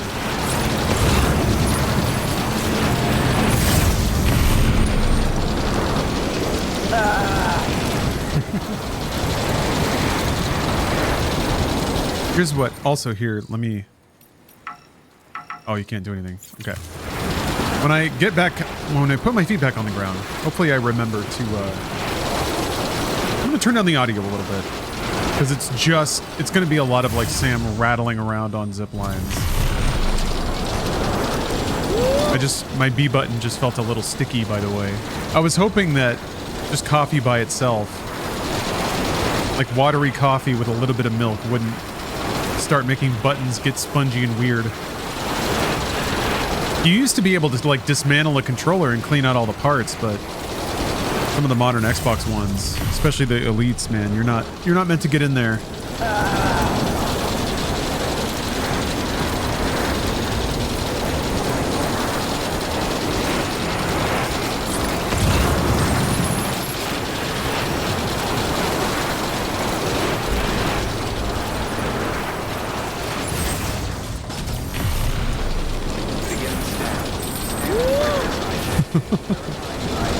It's so weird to zip on by everything like this.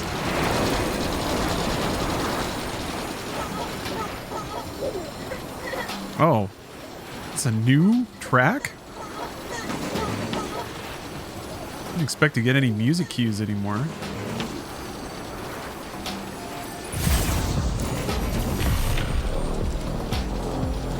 Well, maybe I shouldn't turn the music down.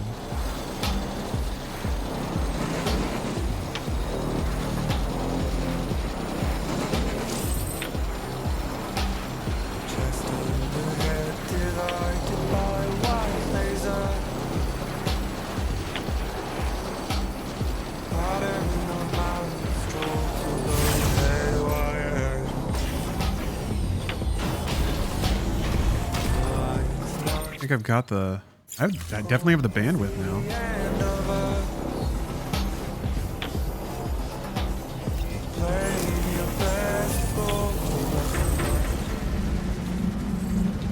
Beginning scan. Scanning bridges ID. Verifying out. Rooms detected. All weapons will be locked. Cargo verified. Thank you. Weapons restrictions lifted. No can do, Sam. Structures can't be built that close together. You'll need to settle for a different spot outside the sensor ring. I got it. Beginning scan. Yeah, I'm really stranding now. Verifying ID. Just gonna check in with my main man, Jeff. Wind farm? Yeah, I need to take wind farm orders. Luden's logo. Watches with Luden's logo. Wait, I maxed port knot? Oh yeah. Oh no, I didn't. Okay. Yes, that is where you see the star rating. That's great.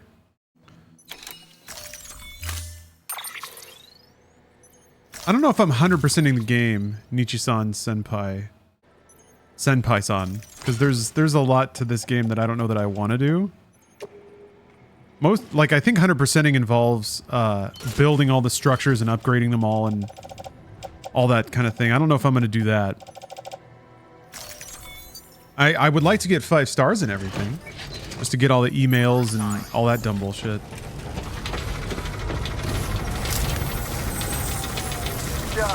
Weapons restrictions lifted. Ja. Ja. Ja. I wanted a terrible name, not an unpronounceable one. No, it's great. My compliments.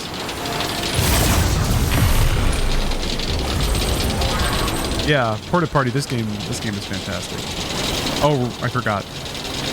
I'll probably just turn down sound effects, leave music up, and then play my own thing until I see a music credit pop up.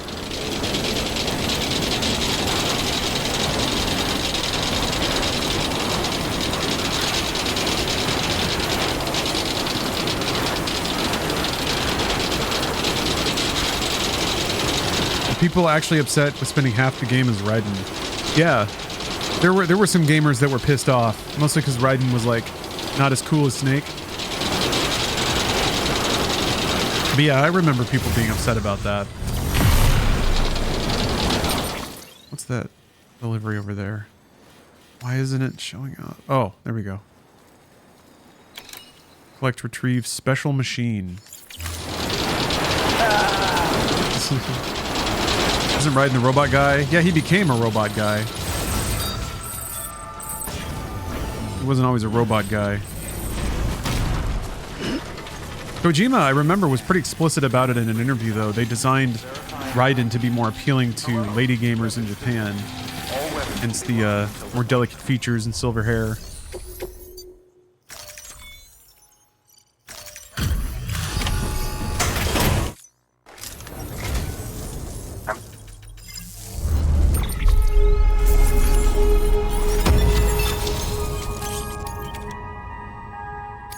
Okay, interview data. Rose pink.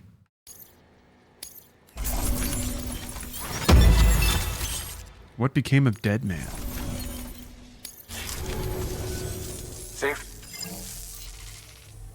Yeah, Captain, this is post-game cleanup stuff.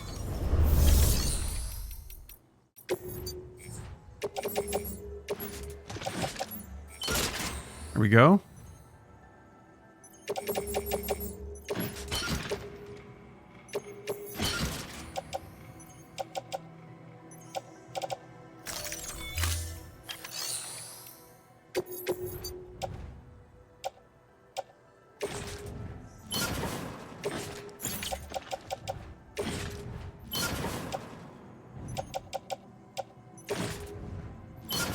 I need to carry one of these. I'm never going to use climbing anchors.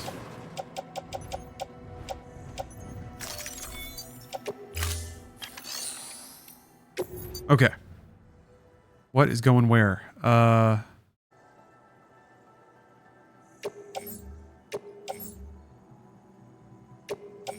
Holy shit, these are all so big and so heavy.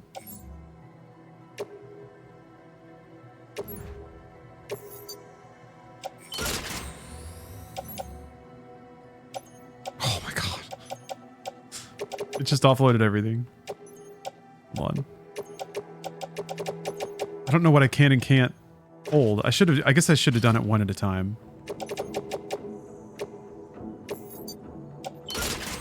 Okay, here we go. Yeah, I'm slowly figuring out how to navigate these menus quickly.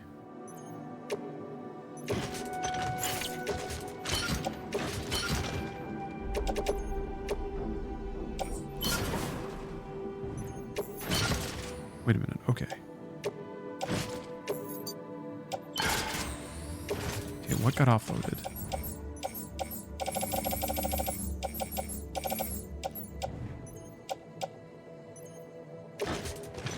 Okay, there we go, I think. Nimble Walrus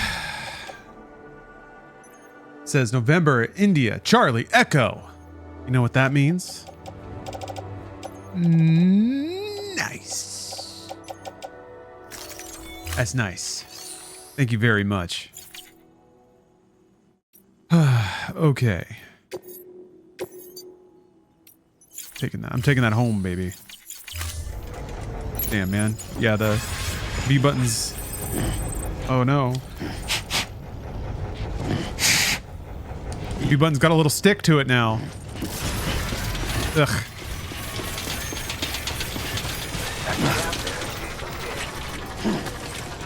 Might be able to, like, if I use a wet toothbrush, but sometimes, like, the well of these buttons is so deep, especially the B button. I remember for Xbox controllers.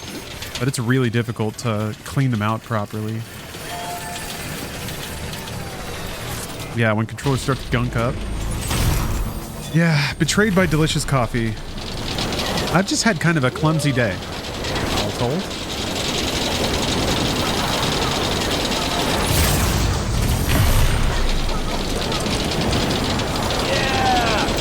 I still didn't adjust the audio, so we can listen to some tunes.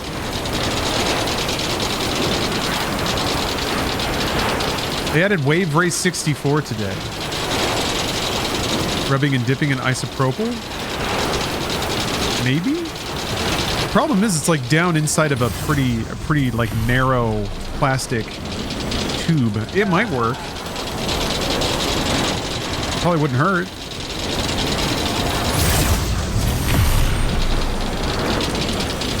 Maybe WD-40 would fix it like it fixes everything. Just one little squirt. Tap that button a little bit. Really mush it around. Limber it all up.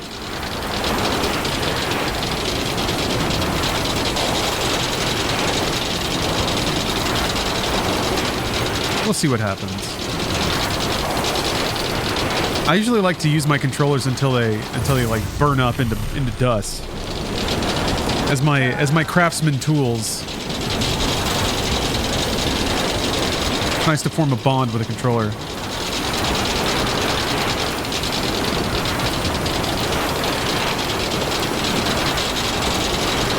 Contact cleaner spray might help. Yeah, that makes sense. I don't know if I have any, but I should. Yeah, solvent.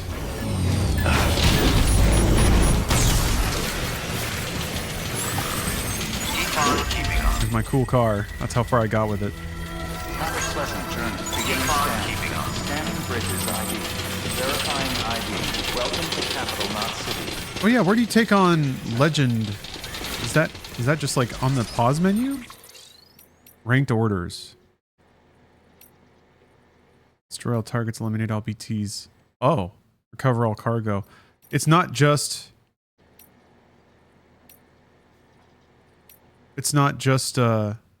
mysterious man on the World War II battlefield. Oh, geez. Oh, interesting. So it's not just deliveries. Like it's all the game tasks. I guess that makes sense.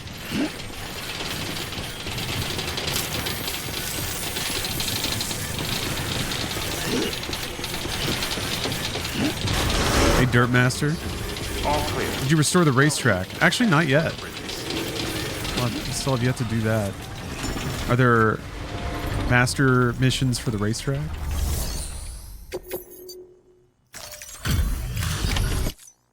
Thanks, sir.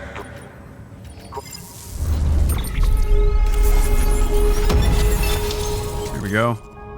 Fear as pleasure. Egyptian view of the brain.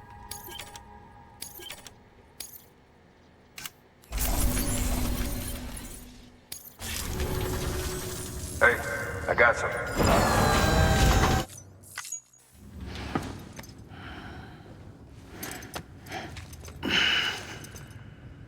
I like how they glow. See you soon. Good work. New warning. This.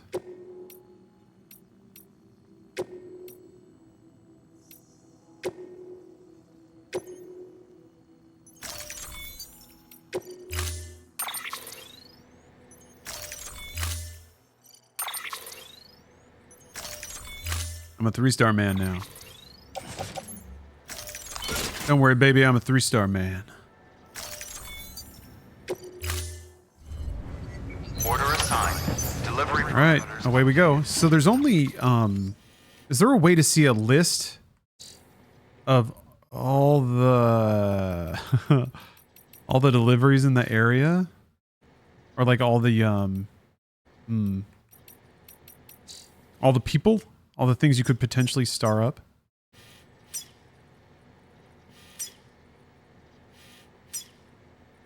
Time limit set. Have a pleasant journey. How many stars are there? I'm not sure. Like how many nodes total?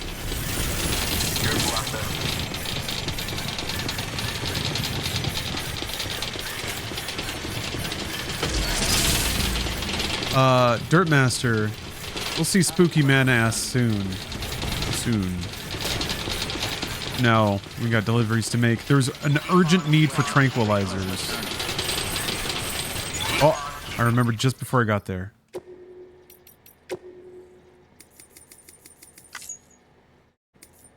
What? You can't... Dude. There's no separate volume slider for like... music and sound effects? Damn, okay. All right, well, here. Because we're riding the zip lines, does this game get overwhelming in certain ways? It can. There's definitely times where I've just been like I have a moment where my brain just kind of like just gets overwhelmed with logistical complexity of like basically once I hit my like limit of the things I can carry, then it's like, okay, what do I need to do in what order? And then that gets kind of complicated, but in a fun way. Like that's the game, but still it can. And if you're getting like stressed by BTs or something like that, that can be an overwhelming moment. The controls, like they make sense, but they also can contribute to that in moments of stress. I feel like if you're stressed and you hit the wrong button, it compounds the issue more than in normal games because of how long all the animations are. So you're just like, ugh. You're frustrated, and Sam is just like wobbling around. Okay, let's play Wave Race.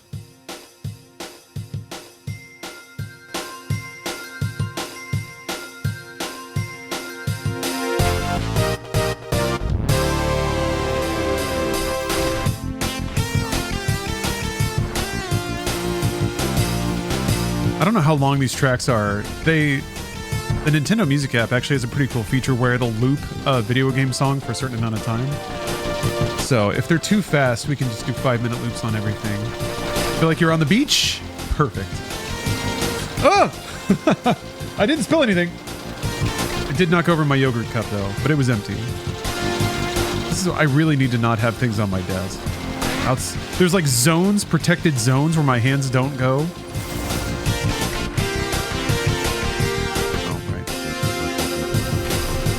I don't know if they have Pilot Wing 64 on this thing yet, but we got to get into that if they do. I think they added F-Zero X. Does it have colorblind settings, or will the new one? Does it have colorblind settings? Oh, I can't change it while I'm on the zip line. Hopefully I remember there's a wind farm thing there for 150. That's a good amount. gonna go try to pick that up. Hey, PKO Nets. Thanks for gifting 10 subs. Wow, PK. They already all fell off! I didn't do anything! They just fell off! Fuck. I guess I didn't tie everything down. Ugh. Thank you very much, PK, though. Don't let this distract from your outrageous generosity. I appreciate it.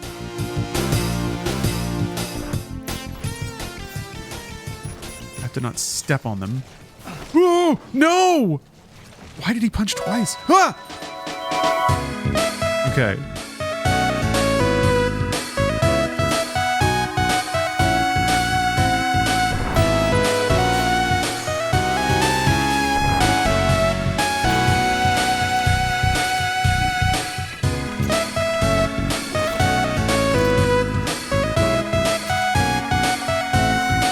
Starting to think this was a bad idea. Where is that? Oh, okay, it's down there. Thank you very much, PK. How you doing? Oh.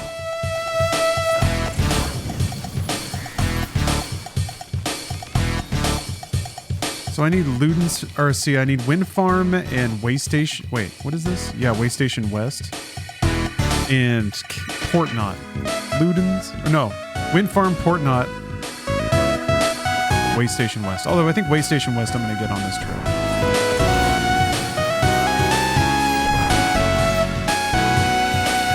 Okay. My plan is coming along.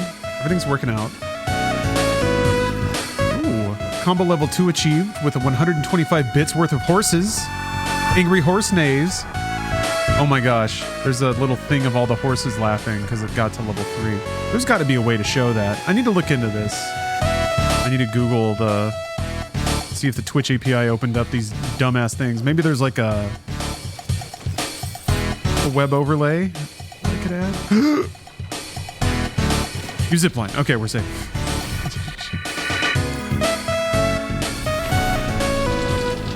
It's my favorite way to spend bits. It's so dumb. I just wish that there would be some, like, I wish that idiocy would spread to the screen so everyone could see it. But hey, people are happy with it. Oh, you do see it? You see it probably in the app, right? I would show the horses on Twitch. Nice. Horse content. Glad to hear it. Damn. There's a lot of sounds going on. 102 horses. On web browser. Okay, yeah. Okay, the screen gets covered in horses. Interesting. Kenny has gigantified Kojima, though. That's pretty good. Spend bits to embiggen Kojima.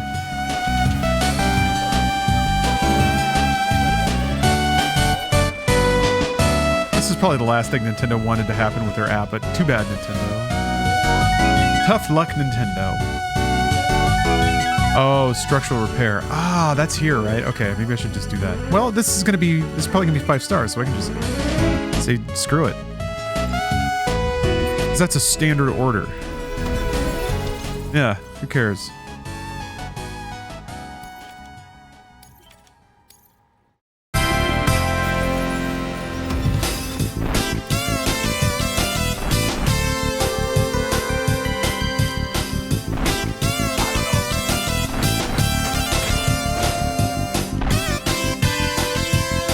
I'm a 4-star man, babe. This is going faster than I thought. I thought the 5 stars you'd have to grind out way more, but maybe I'm jumping to conclusions there. So let me see. Yeah, I don't need to do that.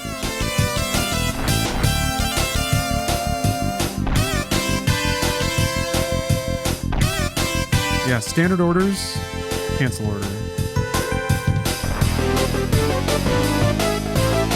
Actually, let me see or not. Yeah, anything that's not going to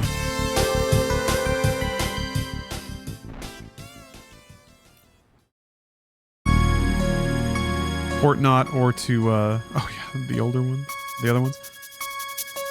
Well, I'm swinging by Luden's fan, so I'll bring him his watches. Drake Lake. Those are going to the wind farm. Right, I picked those up.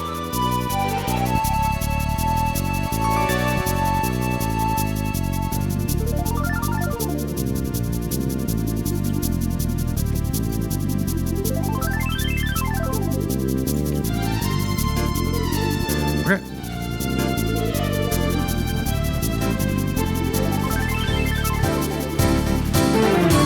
Yeah, I guess here really only saved me like one trip back and forth, but it's so fast that it's worth it.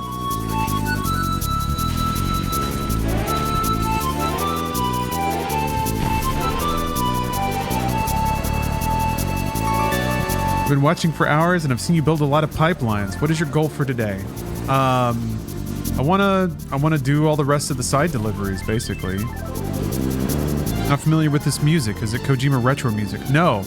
It's the Nintendo Music app. This is from Wave Race 64. I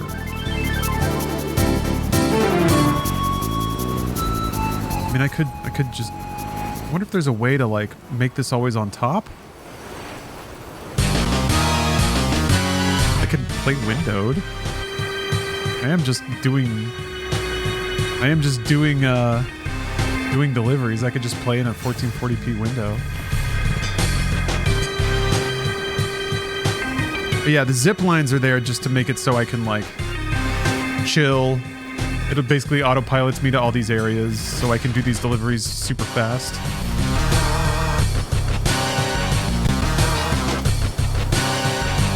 Is that an actual desktop app or a browser window? It is the Windows Phone Link application. And it is basically video streaming from my phone. Like a streamed interface. Uh-oh, hopefully it drops me off somewhere. Ugh. Add another scene to OBS. One more won't hurt. Well, it's more like how do I capture it, because it's on a different PC, but yeah. One more scene will be just fine. Just one more.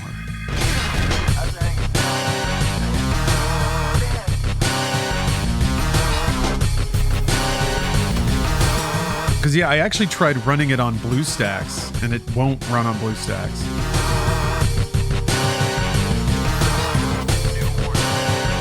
You got anything for Wind Farm or Port Knot? Let's see. No. Only your own T-Rex doll. Isaac Schultz, welcome back. You were exiled? Why were you exiled? Did I do that?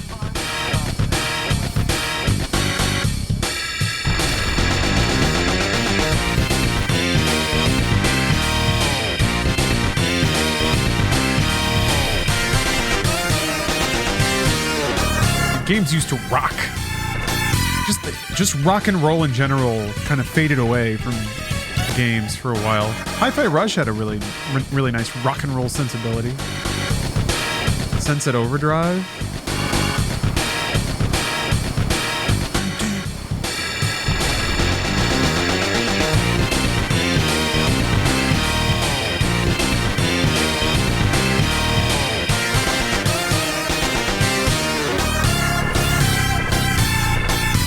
Oh yeah, Dark Tide is fucking awesome. Industrial. No, Davids, this is not the game's music. Oh man. No. Death Stranding only has emo, synthy, airy, depressive electronica. This is from Wave Race 64. Coming soon to the Nintendo Ultra 64. Need to add that shit to MediaTek.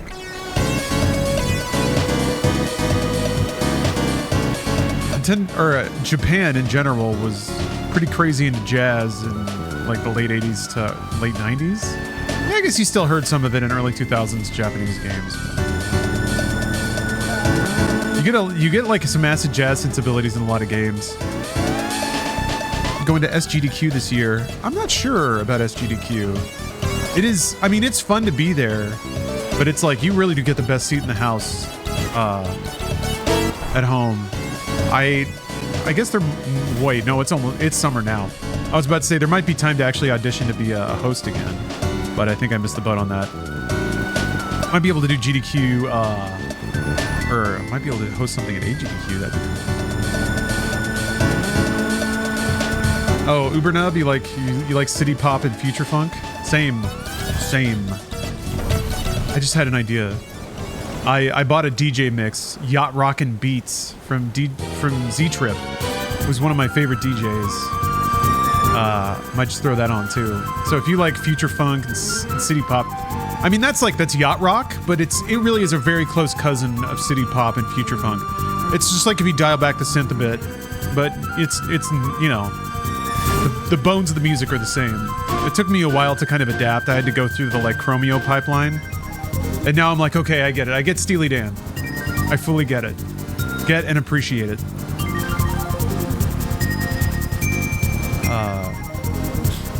Hall & Oates, etc. Oh, I do anything you want me to.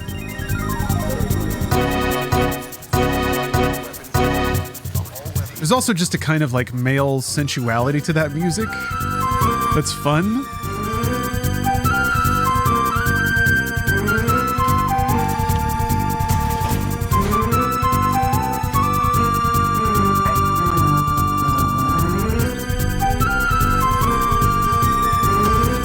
Wind Farm. Don't hold back. Don't hold back with these likes now. What became of Mulligan and Lochna? Alright. You can get that in like the first zone. You can get information about them. Didn't 5-star Wind Farm.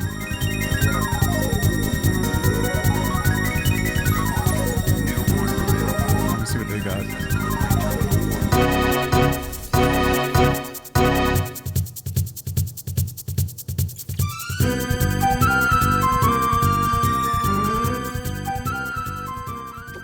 I guess maybe I need to start looking for lost cargo that's going to any of these spots.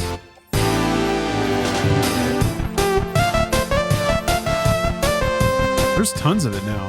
Wow. Lost cargo 2. Is this how they maybe help you at the end of the game? Oh, maybe not. Nope. All the stuff's been taken. Damn it. All this is for things that I've 5-starred already. PG Chris, thanks for the sub. Isaac's been meaning to ask a question about this game. Seems to be a lot of walking and traveling with not a ton of points of interest between points. Not a lot of fast travel. The complaint of Starfield was the vast distances on planets between points of interest. I think there's any similarity in the game in that aspect. Only on a superficial level. This game handles it better because there's no such thing as auto run in this game. You're not like, unless you build zip lines everywhere, and then it is like that. But no, in Starfield you just auto run, and you're just like, there's jack shit to do. I guess you can scan stuff. You can scan like animals and stuff. But in Death Stranding, navigating the ground is an active process. Like it's not like Ultimate Gamer. Like you're not constantly tapping out QTEs. But you're still having to like move the stick and look and adjust and think. And there's no real stretches of terrain that are just open, flat ground in the game. Maybe at the beginning, but that's kind of when the game is more on vibes.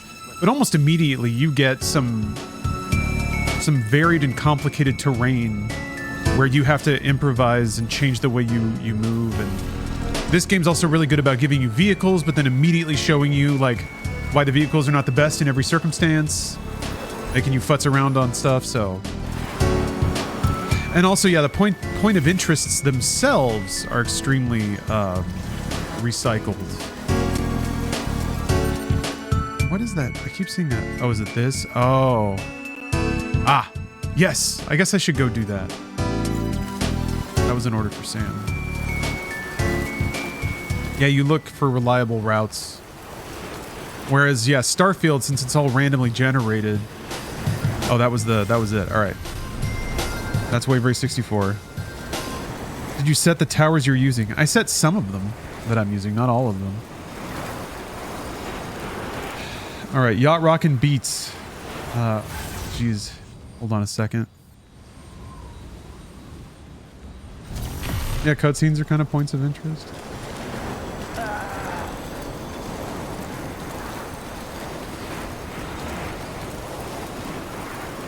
There it is. It's muted. Back with another one of those. Yo, what's up, man? I don't know if y'all heard about it I or wonder if not. I can... But Z-Trip is back with another one of those yacht rocking beats. Is it on the scene? It is. Cool. Okay, hold on. I'm gonna put that there. All passengers aboard. I also have to find the music note in the character map again. Ahead 1 quarter. 1 quarter. Maybe Google would be faster. This is Oh, there it is. Yacht Rock. And you're in the mix with DJ Z-Trip. Sail on down the line by the let me post the link to this so that people can buy it if they want to. Everyone to know I'm looking for a good time.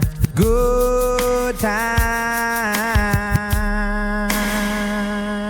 Yeah. I'll just pin this for an hour.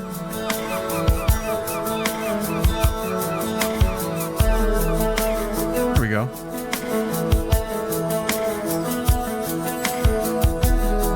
All right. Let's deliver some packages, huh?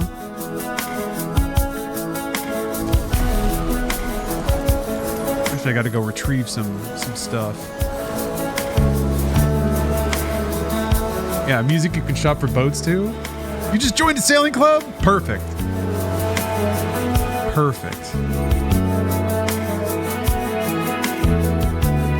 Where's that retrieval thing? Oh. Oh, so it's next to Luden's fan, right? Well, it's not far down to paradise. East is not home. If the wind is right, you can sail away. Find tranquility. Oh, the Candace can do miracles. Just you wait and see. Me. It's not far to never land. Reason to pretend.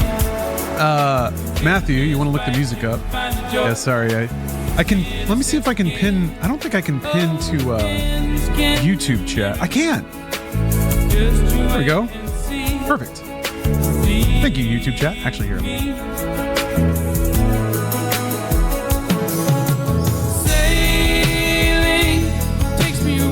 There we go.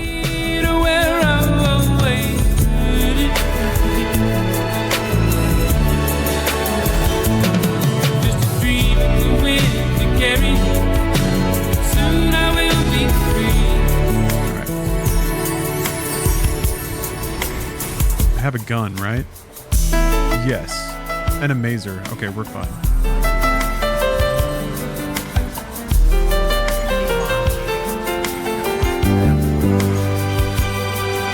Oh, that like Chrono Cross bass.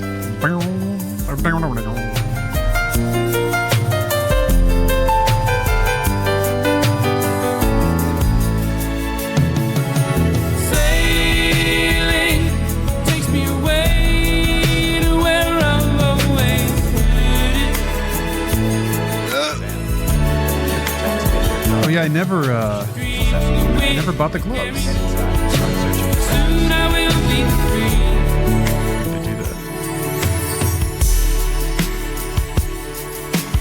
Good afternoon. I'm legendary anchorman Ron Burgundy. Oh shit! Jamaica's a nice island. I've been to it, I know. But not a lot of resources when it comes to the tiny island nation. When it comes to the music of Jamaica, dancehall reggae, producers will make one hot beat and then have 25 people rap over it. Those beats are called rhythms. Rhythm. And one rhythm is quickly becoming the beat of the summer on these shores.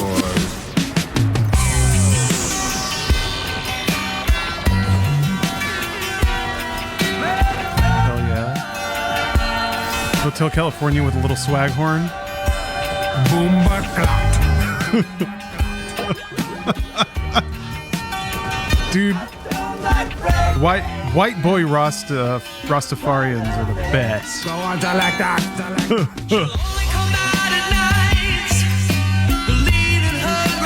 Chet Hanks is an icon.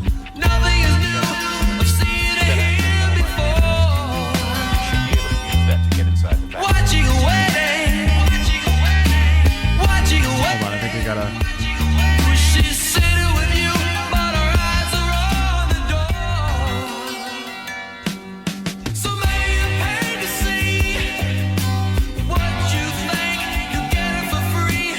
Right.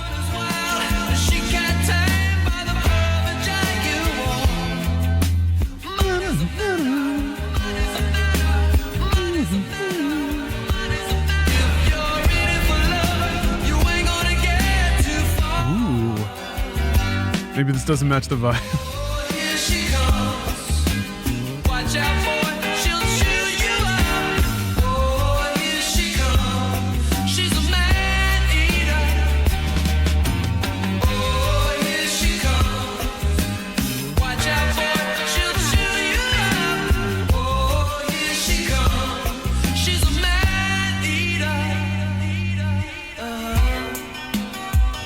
Trying to adjust my noise gate so it doesn't grab the background music so easily.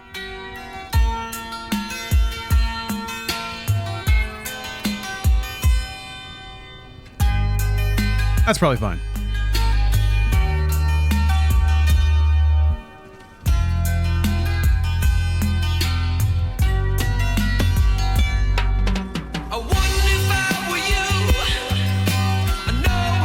Oh, a full stealth section? This is awesome.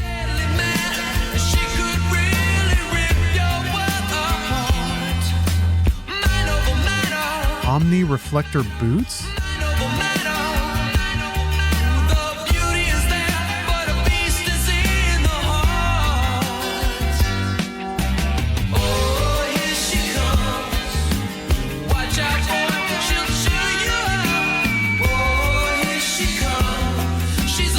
It's a quintessential collector's item.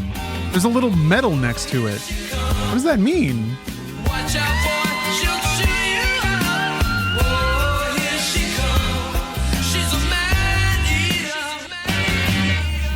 Is there like significance to those boots?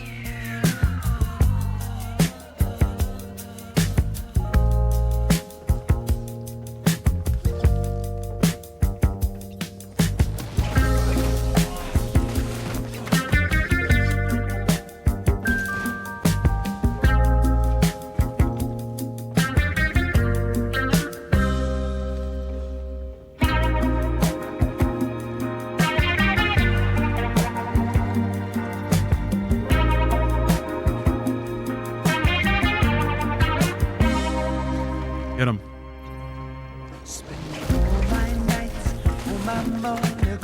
CVS bangers vibes? Yeah.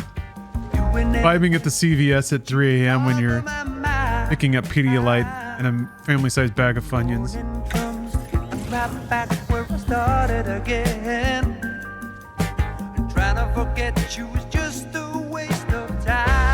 Shit, this reminds me, I gotta put my shit in the dryer.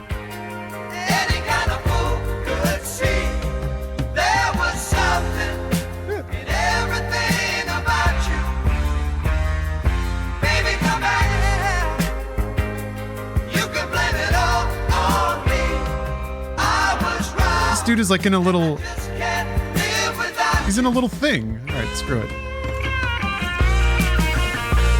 Does this fail if like people get alerted? Nah, they wouldn't do that. Give me the chance to make you see. Have you used up all the love in your heart? Nothing left for me. Oh shit! Look at where we are. Oh, it's here. That's interesting. For some reason I thought it wouldn't be like in the game world. Oh wow, you come here before you know what this is. I guess.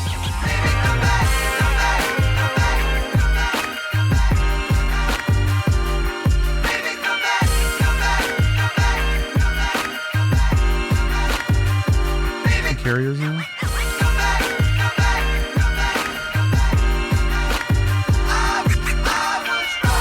Ooh. That lose, Mom?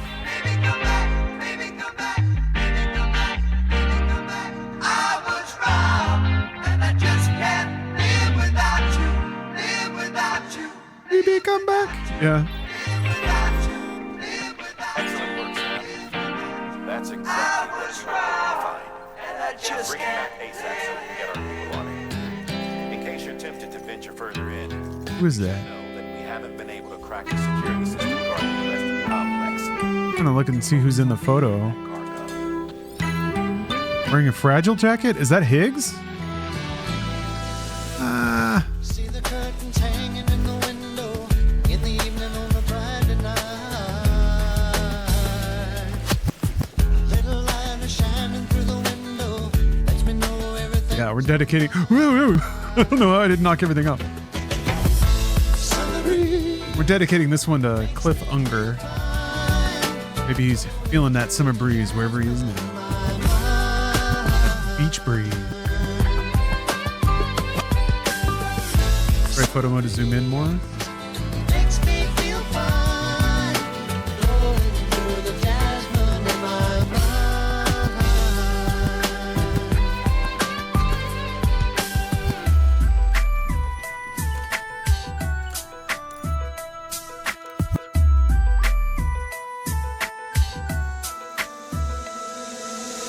See the paper laying on the sidewalk. A little music from the house next door. Whoa.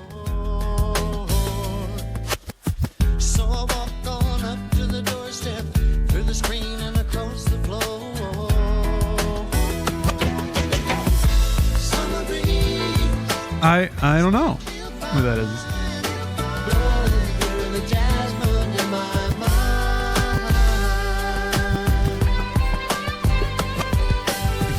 Things falling off.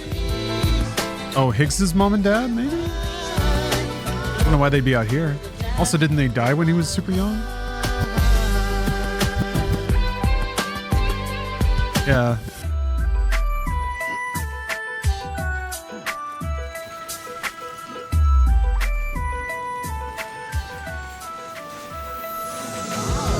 See the smile waiting in the kitchen, food cooking in the plates for two. I think I picked up too much shit. Feel the arms I don't need 2 carriers. I can donate it.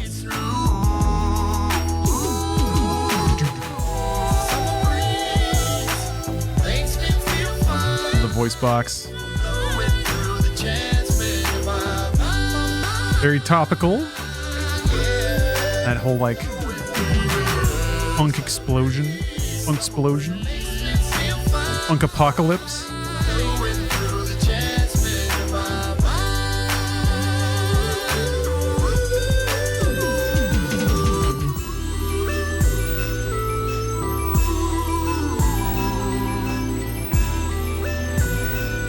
Who's hiding? The Funkalypse. There it is.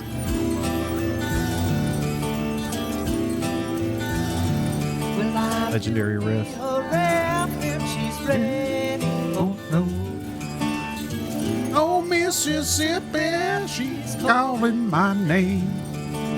Catfish are jumping, that paddle wheel bumping, black water keep rolling on fast. Oh, black water keep on rolling, Mississippi moon, won't you keep on shining on? Oh, black water. Wait, where am I going? Keep on rolling, Mississippi moon, won't you keep on shining on? Oh, black water. Yeah, it's down there, right? Mississippi moon, Okay. won't you keep on shining on me? Yeah, keep on shining. Yeah, you gotta keep on rolling. No matter. I guess I could take the bike. I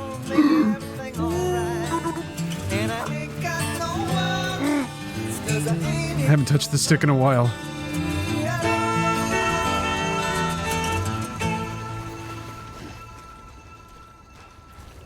Gripping the controller real tight. Like to hear some funky Dixieland, pretty mama, come and take me by the hand. I wanna honky tonk, pretty mama, dance with your daddy. You all night long. I like to hear some funky Dixieland, pretty mama, come and take me by the hand. Come on, baby, by the hand, pretty mama, come and dance with your daddy. I like to hear some funky Dixieland, pretty mama, come and take me by the hand. I want to hear pretty mama. I like to hear some funky. I like to hear some funky. I like to hear some funky. I like to hear some funky. I like to hear some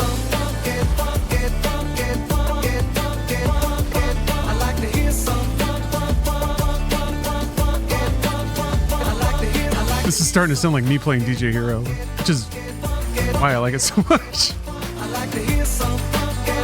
But he's like actually talented.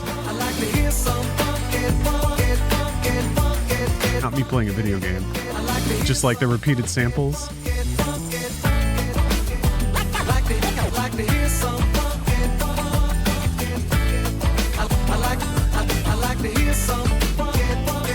So there's another one you got to go, and like you go even further in the next one. Ah, okay.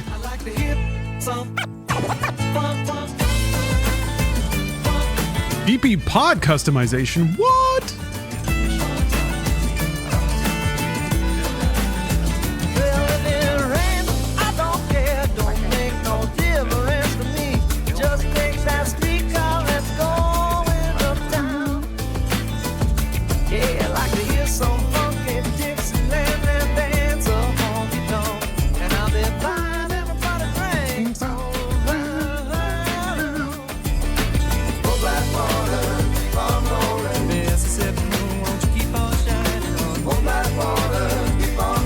Pimp my baby. We're gonna pimp that baby. We put an LCD screen and a DVD player in the back.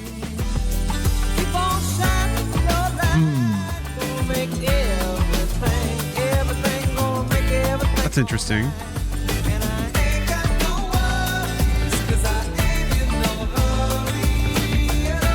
Okay, I guess there's one more. I'm gonna take the urgent one. We're going to do this one.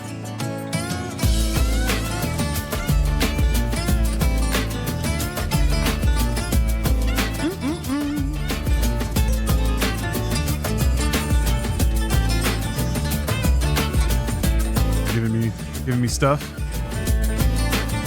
Man, a riot shotgun. They're expecting action. Those dudes should still be asleep. If I just turn around and run back, though.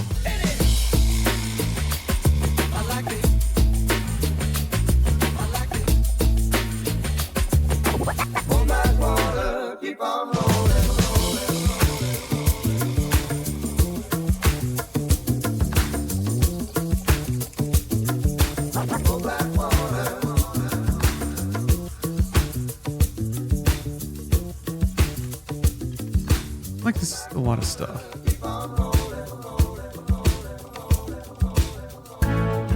There it is. Ooh, feels good every time. Like get the blood bags just in case.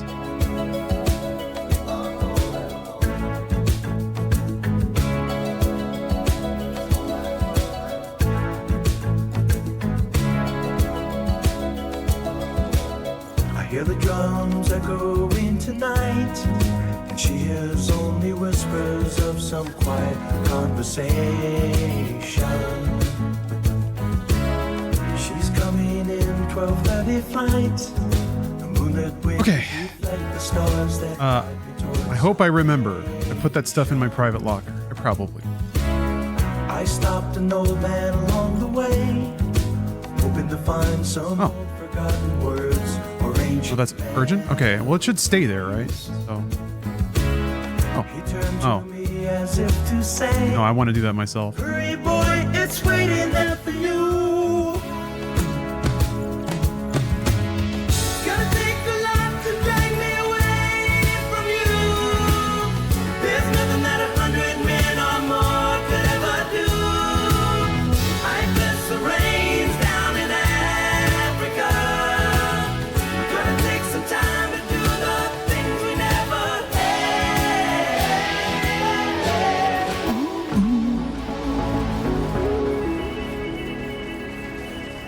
Let him buy the gloves. Wait.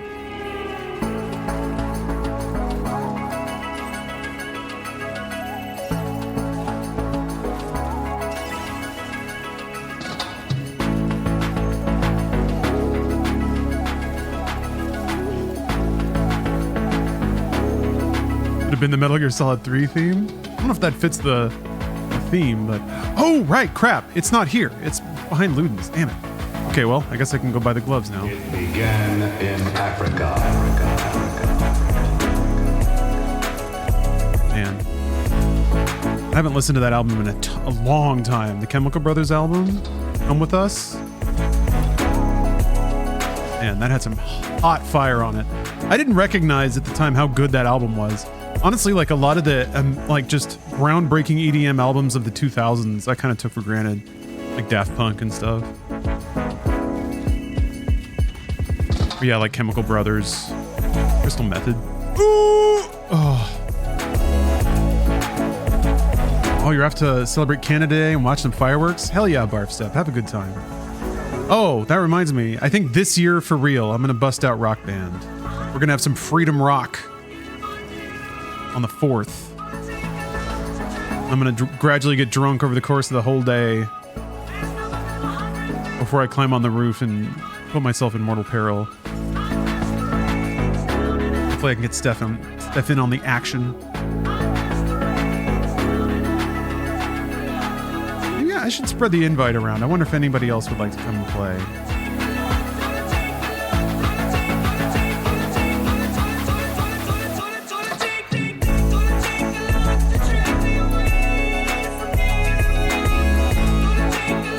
Drums or guitar? I typically drum as long as I can. Like it's actually kind of exhausting. And it can be a little stressful. I don't know. I feel a little self-conscious sometimes. And such extreme amounts of time pass between me playing Rock Band these days. I'm definitely not in like tip-top shape. Maybe I need to have a de-rusting Rock Band. Also, I'm going to have to figure out my audio setup and stuff. So much has changed since the last time I streamed it. I had a way to bypass the audio, my audio setup, and basically just feed the console directly into the speakers for the most low latency solution, but I'll have to test. I think I had to get some new stuff.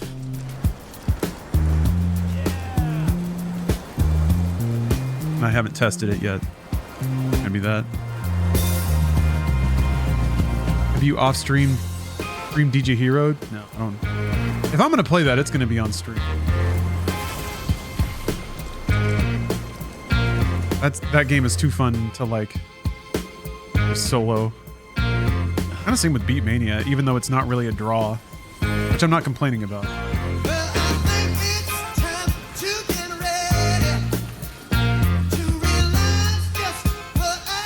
I get it. It's off-putting.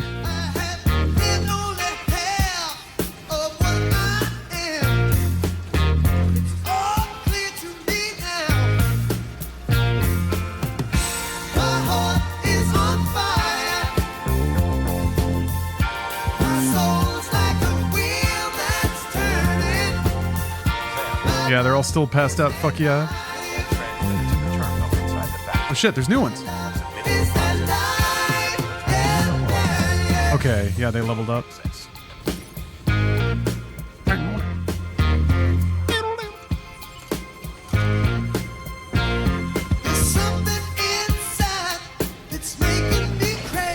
It's an album, it's a DJ mix.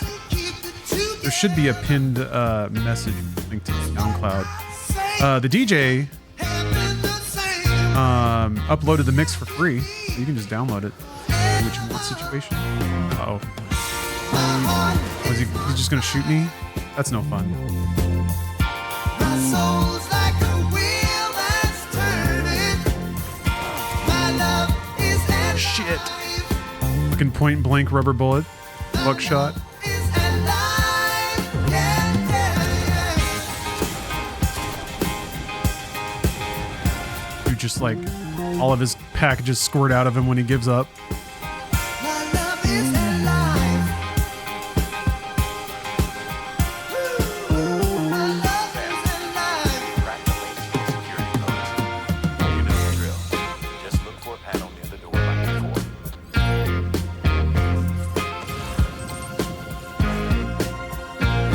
There's a mirror moving inside my mind. Reflecting the love that you share. Got him in the ass. Hold on now. Dude, oh.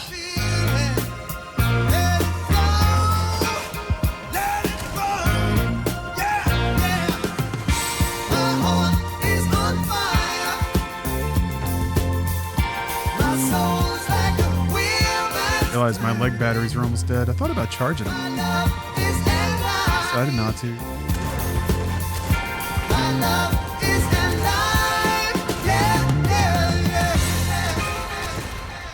Oh, he's down. Okay. I thought he was moving.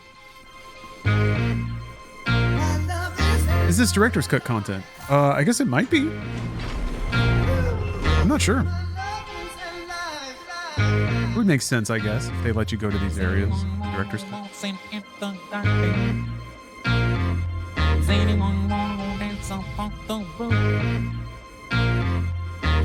What? Wow. Wow. The full Metal Gear Solid Sneak Factory. Oh my gosh, look at how armored that guy is.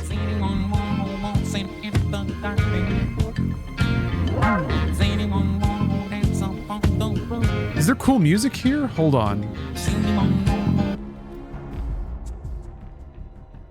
Yeah. I'm curious if yeah, let me turn the music up.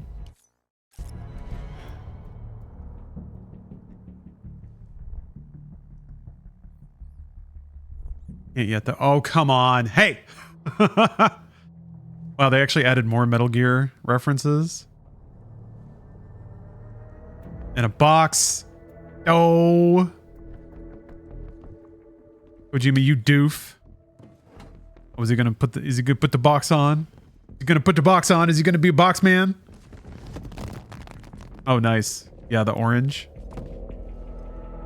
Metal Gear Solid 2 box.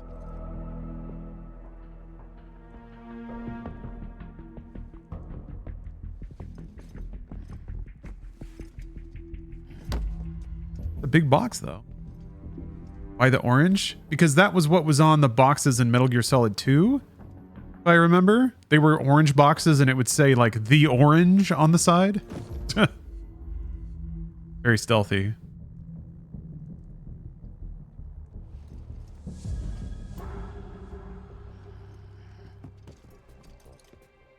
We just had to try it out.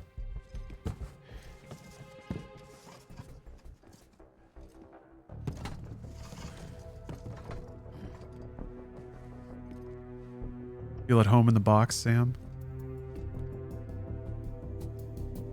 Nice. He almost figured it out. Almost got there.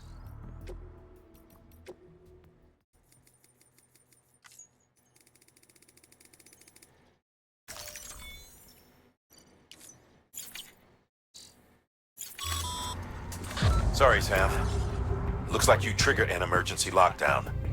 Only way to lift it is to neutralize all the hostiles in that room. I don't need to remind you, but killing is a last resort. But I can just shoot their asses, right?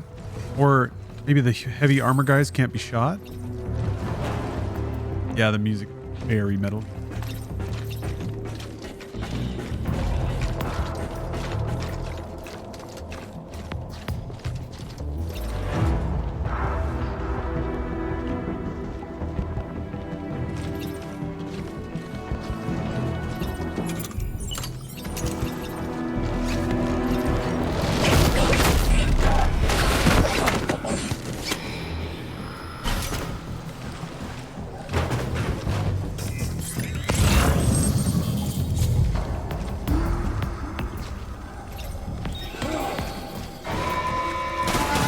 was fast.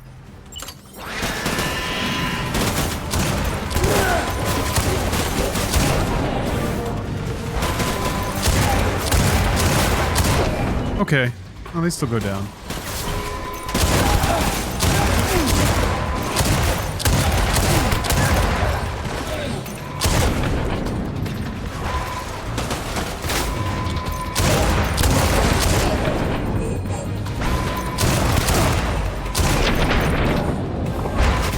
What? Oh, shit. Fuck, it's hard to tell when you're getting shot. That's right, and you don't like... You don't start regenerating blood until you sit still for a second.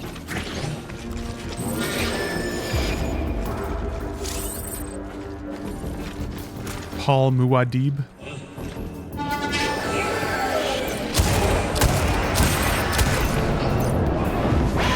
There's just a lot of guys, man. I can hunker.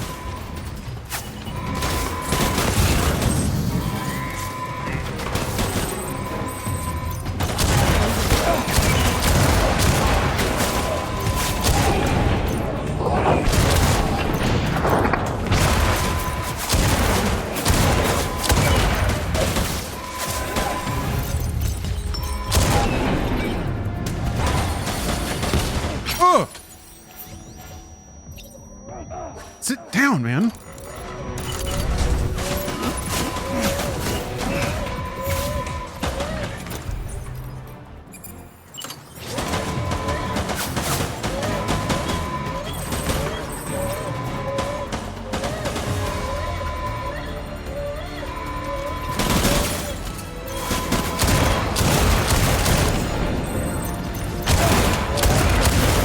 God damn, the camera is very unfriendly. Ugh. Okay. Terrorist boots. Boots, but for terrorists.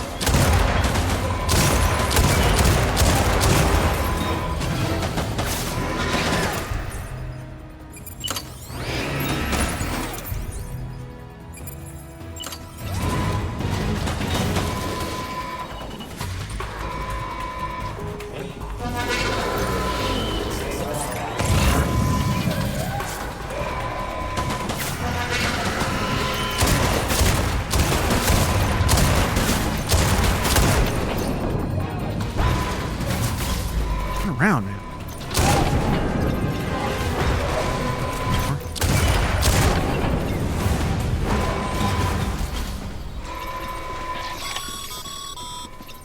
Okay. That's that then. Interesting. I'm not seeing any other active hostiles in your vicinity. Get out of there and resume your search for the terminal. We need to establish... Picked up some shit I don't need.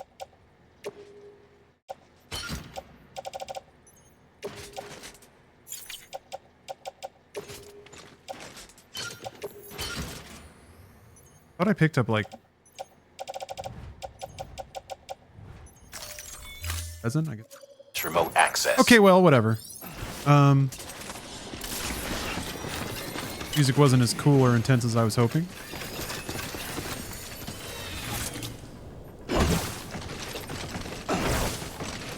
Oh man. There we go.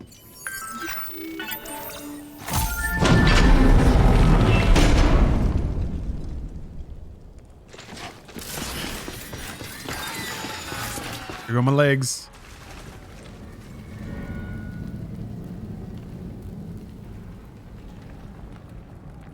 More Bill moms in here. Looks.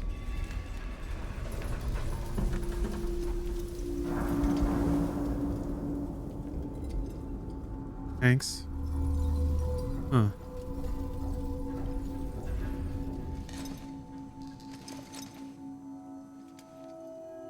Yeah, maybe that is Higgs. Higgs have a sister?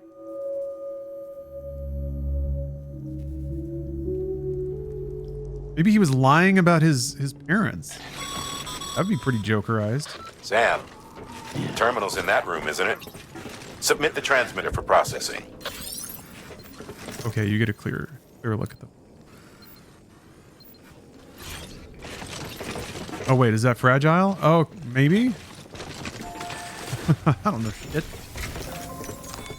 Maybe when I read the emails, because it unlocked lore that I haven't read through. That'll probably dial it in.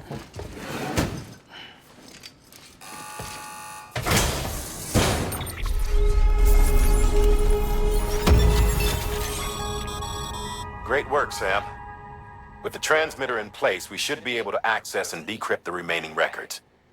And now that the terminal is under our control, there's no need to worry about mules or anyone else stirring up trouble down there. We'll upload our findings to the data archive so you can review them later for yourself. Again, great work. Ooh. Oh, wood grain iridescent check, stickers, leather? Damn, that's posh. Oh! Oh!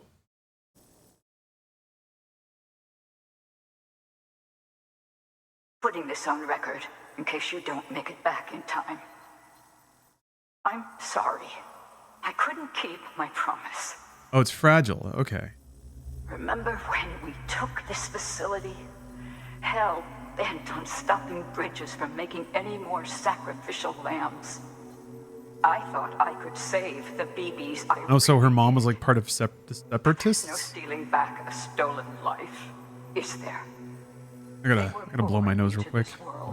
But I'll be here, taking in the... Same as you and me. Don't worry. They deserved a second chance. But in the end, I could only give that to one baby girl, and even she didn't last long. Another child on my conscience. Along with all the other BBs they tricked us into carrying. All in service to a new America. So many crimes. And we were complicit. Turns out, the whole thing was the vice president's idea. Bridget knew nothing about it. Stumbled on that little revelation after you left. Just goes to show, you can never be sure who the real enemy is. Anyway, on my last legs, in case you can't tell. Cancer, terminal. If you come too late to see me off, don't go carving me a headstone. Take it out on the bastards who built this place.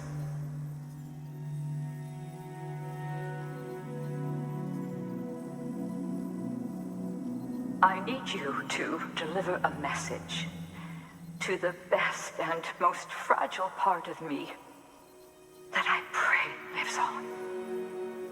I'm sorry. I did everything I could, and it wasn't enough. But I had to try, even if it meant leaving you, even if it meant robbing you of the mother you deserved.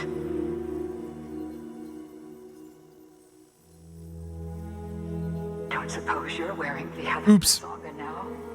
I accidentally turned on I think of you green cap. every day. If nothing else, I hope you believe that. I never stopped loving you. And I never will. Wow, Fragile should see this instead of me. Bridges wants to build a new America on the bodies of murdered children. I left my family behind to gather men and women like you, to mold you into the soldiers I needed to stop them.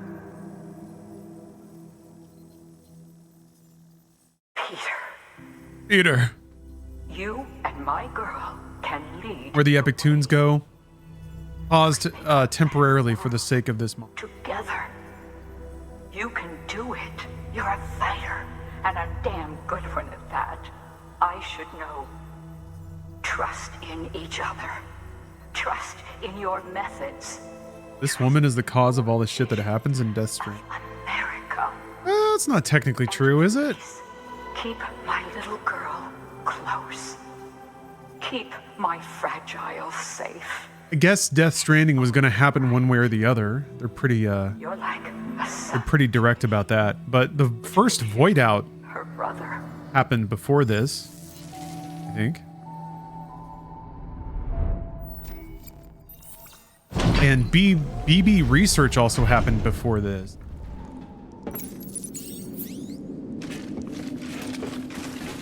Yeah, a lot of lore in this quest. Oh, here we go, and we got a song, so I thought we might have a music.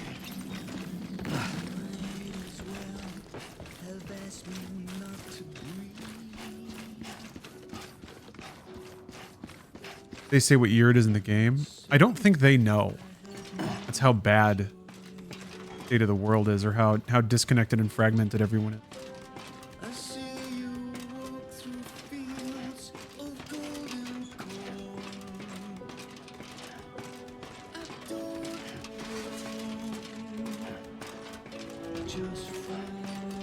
Got another Kojima ladder. Yeah. When your name is fragile.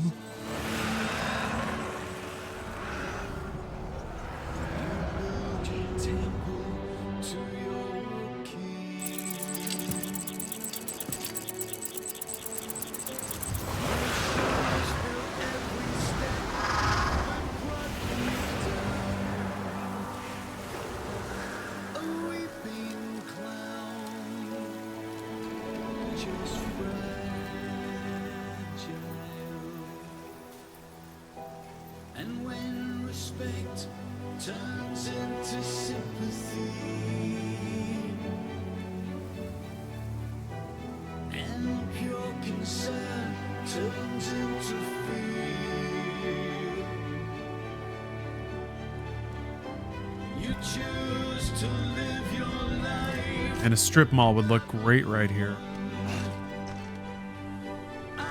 Pretty neat. I had no idea this thing was here.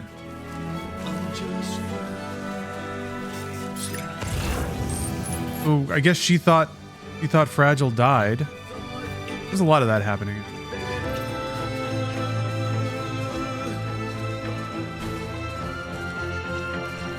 I'll top up my legs. Not gonna lie, I did think about building a zip line here. I don't need it. See the Torii Gate? Oh. Any secrets yet await?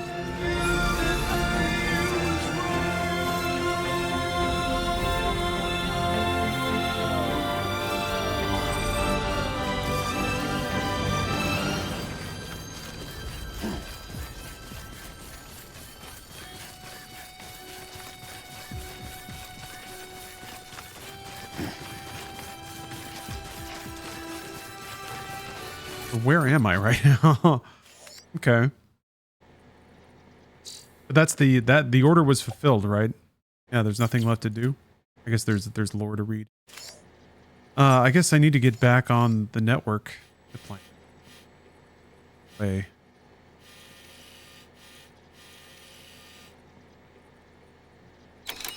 One right there. Let's see if I can make my way to it.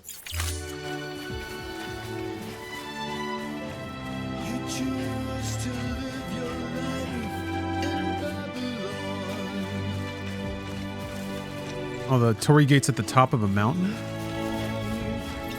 Ironically, now would be a good time for a timing anchor.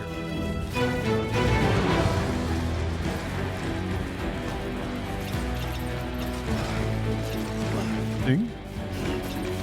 Strings are got a apocalyptica sort of feeling. A nice little twist.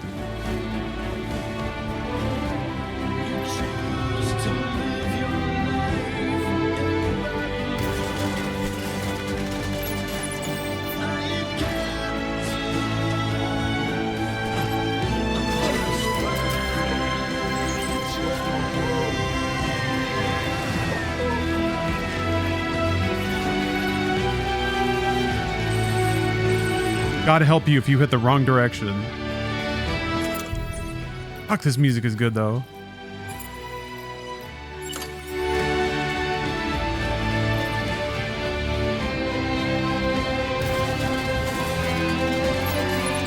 Too bad. Okay, rotate camera first. What?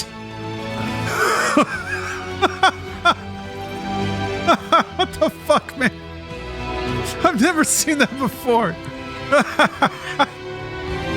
After I was so principled. I fucking teleported through the ladder just so we could fall. Ugh. Jima, you're a genius. Ah, shit, I'm out of ladders. Fuck me, okay. Babylon. Babylon.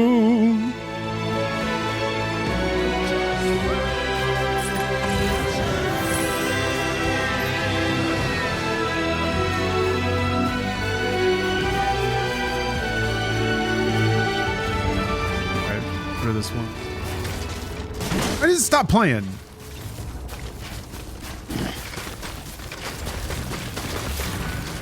Oh, yeah, come and get it, weebs. I'm loaded with guns. I'm just donating those when I get back. No reason to hang on to them. Yeah, I need to get all the stuff. I had it in the private locker. All right. Actually, wait, hold on. All right, well, that was a moment. That was a fun moment. Nice little cutscene. Moment of sorrow and loss. Grief. Nice song. Okay, we're putting you in the background again. We're returning to the beach. The yacht rockin' beach.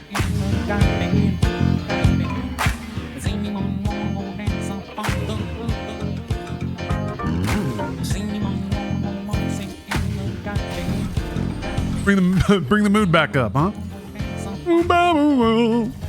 I'm gonna look that song up again. That's gonna get stuck in my head. I can feel it.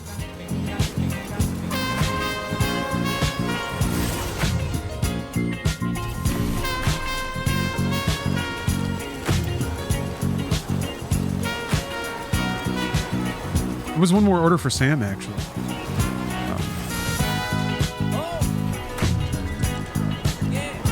Cryptobiotes, I think.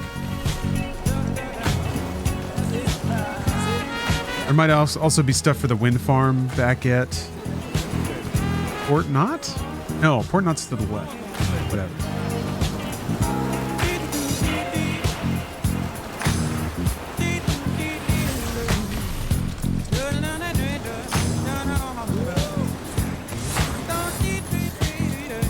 There's a wind farm one again.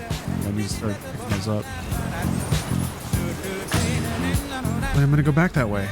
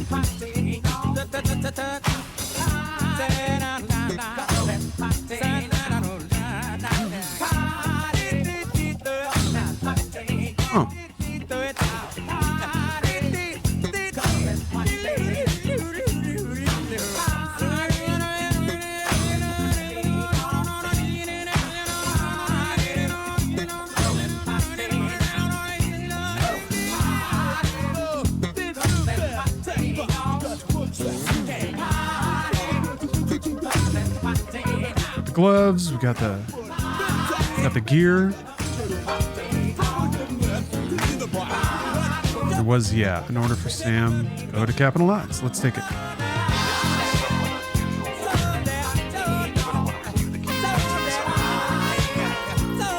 The amount, wait.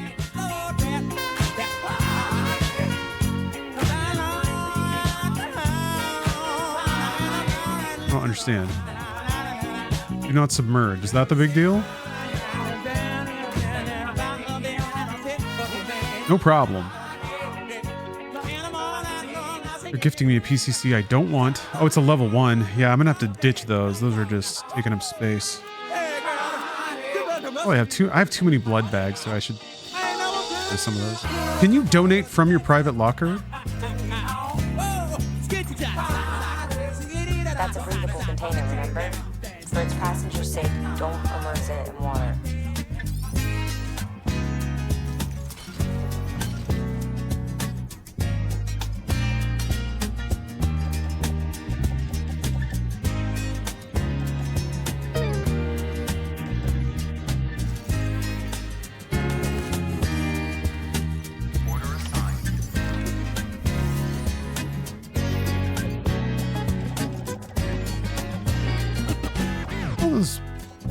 Where are all the PCC level 1s it said that I had? I thought it said I had like 4. Maybe it counted the ones in storage. Must have. Send your camel to bed. Shadows painting our faces. Traces. All right, there you go. Free blood. In our hands. Heaven's holding a half moon. Oh, I don't need to worry about it either. Yeah, it's only going to places. What? There's nothing. Wind farm? Yeah, Jake Wind. Yeah.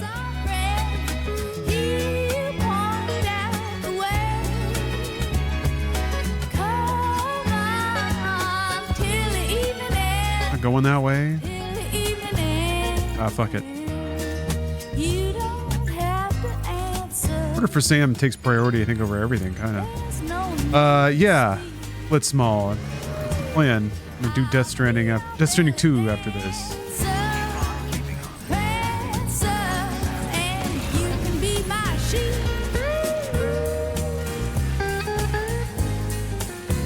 All right, let's see if we can take the highway all the way back home. That's the goal here. Cool Time Nova. Thanks for the sub. All right, now we kick back and relax. Now we're on lake time now. We're on the yacht, baby.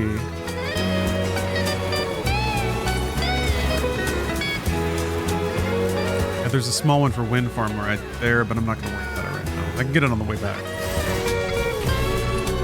Why they call it the highway? You're on the highway.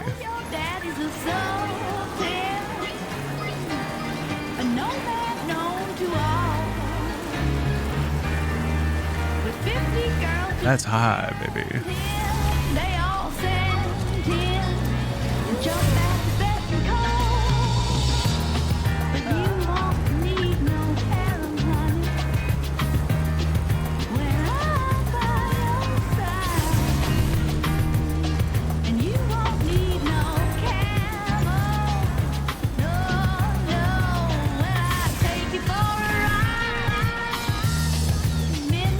I haven't done the training missions. Not this time. Steph. Oh yeah. That's free money, baby. I guess there was some loose ends from when I left Texas and they ended up like owing me money on stuff. There was like a payout from some health insurance shit that just kind of sat in an account, so I just had to file for it.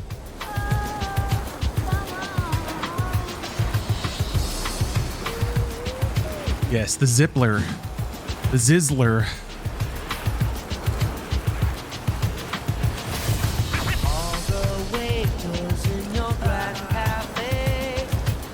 Yes, I am now appreciating the benefit of the investment in my future.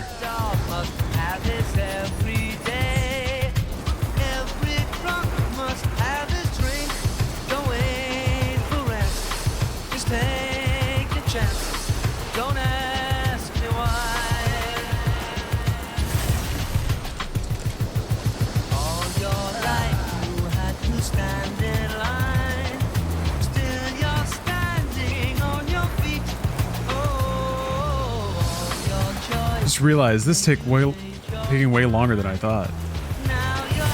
Playing for like 4.5 hours. I still haven't five-starred everything in the intro area. But I'm gaining knowledge. I'm gaining mastery. Blitzmall. Thanks for gifting 5 subs. Here, Ubernub, Prince Kawaii, Slide Mouse, Cronenbit. Cronenbit's chatted a bit. with fire. Like seeing familiar names in the gift recipients. Victim of the accidents. You were a truck enjoyer and focused on the road. I'm a victim of I can see that, just kind of trucking around. If you can drive the truck right up to every terminal, that would be very fun, very satisfying.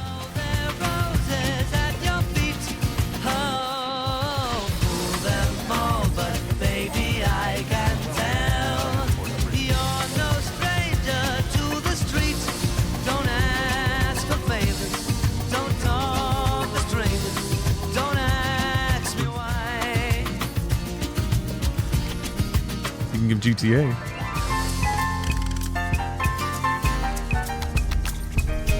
Legendary delivery here. Oh, new music. That's nice.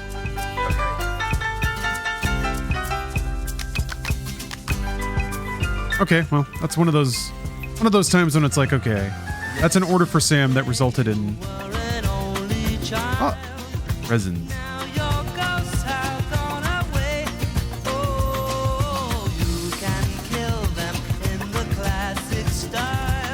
Huh.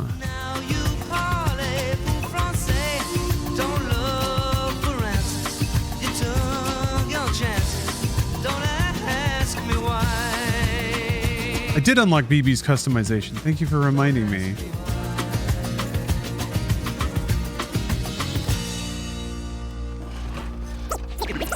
Z-Trip, break it down.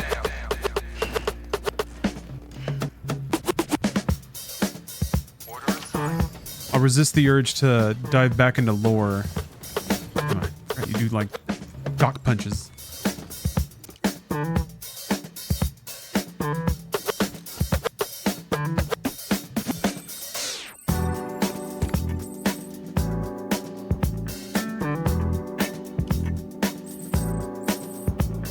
Wait, hold on with this music. We will be honored if you will play jazz flute for us.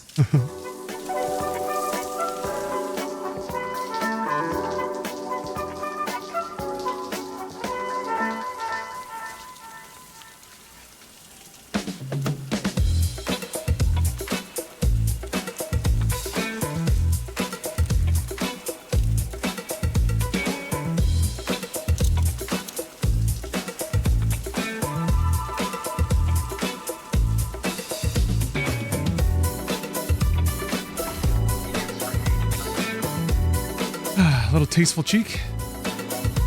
Love to see it. I'm making mounds of bathwater over here.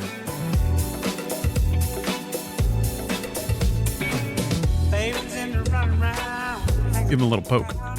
Little dude. I haven't seen him do a flip like that yet. Ooh, he twirls. Got all the twirls. I swear she must believe it's all heaven sent. Wow. Colors. Oh! Wood grain. Leather. Leather kind of works. It kind of looks like a flask.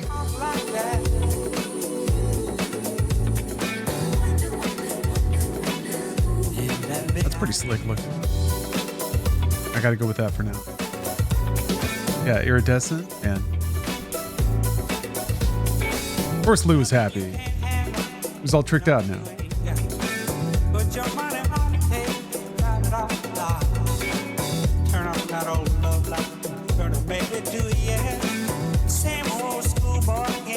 Yeah, so yeah, I've unlocked very little.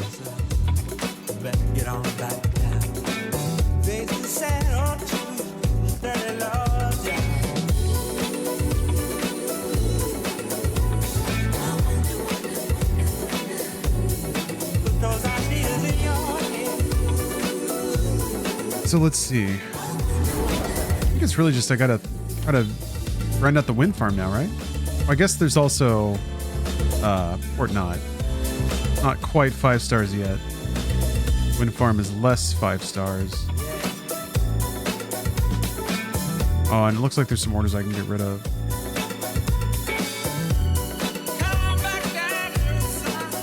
Oh. From a mule camp. Oh. Who cares? Well, that's a 5-star to one I don't have. Going there, and then yeah, it's the okay. Never mind. How do I keep seeing that pop up then? Let me see if they got anything that goes to Wind Farm or not. I don't think. I'm pretty sure I just checked this. That's right. I'm in Capital. That's why I use myself. All right. Yeah. I guess on the way back, I just need to keep an eye out and try to pick up any lost cargo for the Wind Farm.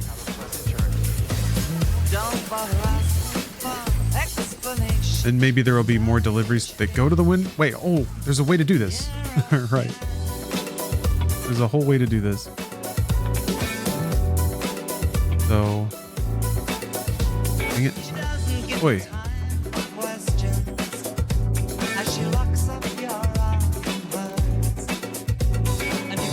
So, distribution center and way station both have a delivery. Okay. All right. Okay. Going. What am I doing? What's happening? Okay, here we go.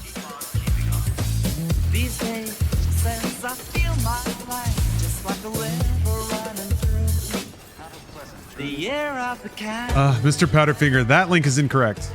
Look at the pinned message for a link to what's playing right now.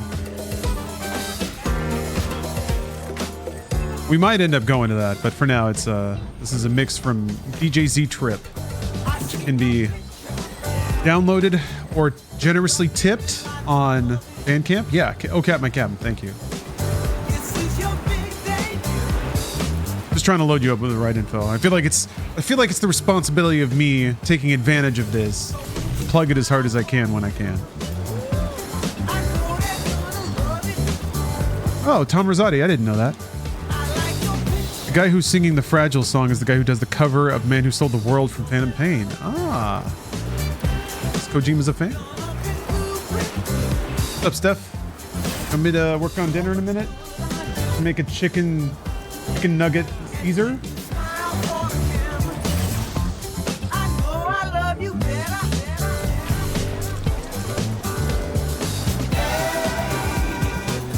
What? Yeah.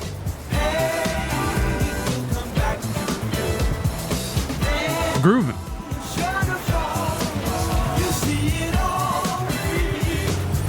I wasn't looking for lost cargo.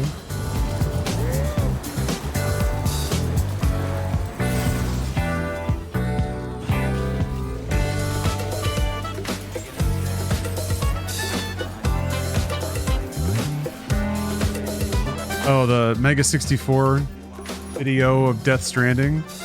It's just Rocco like falling on his face and scattering boxes everywhere. Yes, good stuff.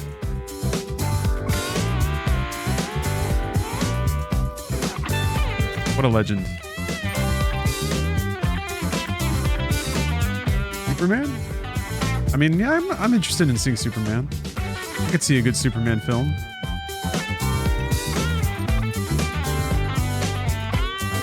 Oh, yeah, Steely Dan of Steel. Unfortunately, they never got around to making that. Maybe there's still hope someday that somebody will pick up and run with it. Because, yeah, the intro goes pretty hard. The little, like, teaser that they did. Talking about Racer Trash. They did they had a teaser of Dan of Steel before Sue Progman. It was like Man of Steel, but with Steely Dan songs. Sue Progman is fucking rad, though. And actually, like, Prog really fits Superman. Especially the beginning sequence on Krypton. Man, it fits so well with all the crazy sets and stuff. Okay. Delivery gotten. Gotta pull my little wagon. I set up a zipline network. Now me and my wagon, we can go everywhere. And I unlocked the... Oh, he wouldn't stop running. I unlocked the ability to customize my BB case, so it's all like pearlescent now.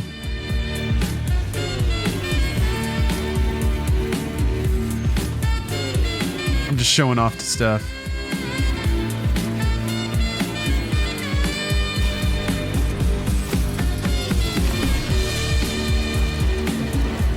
No. Now I zoom over the entire game, taking packages where they need to go.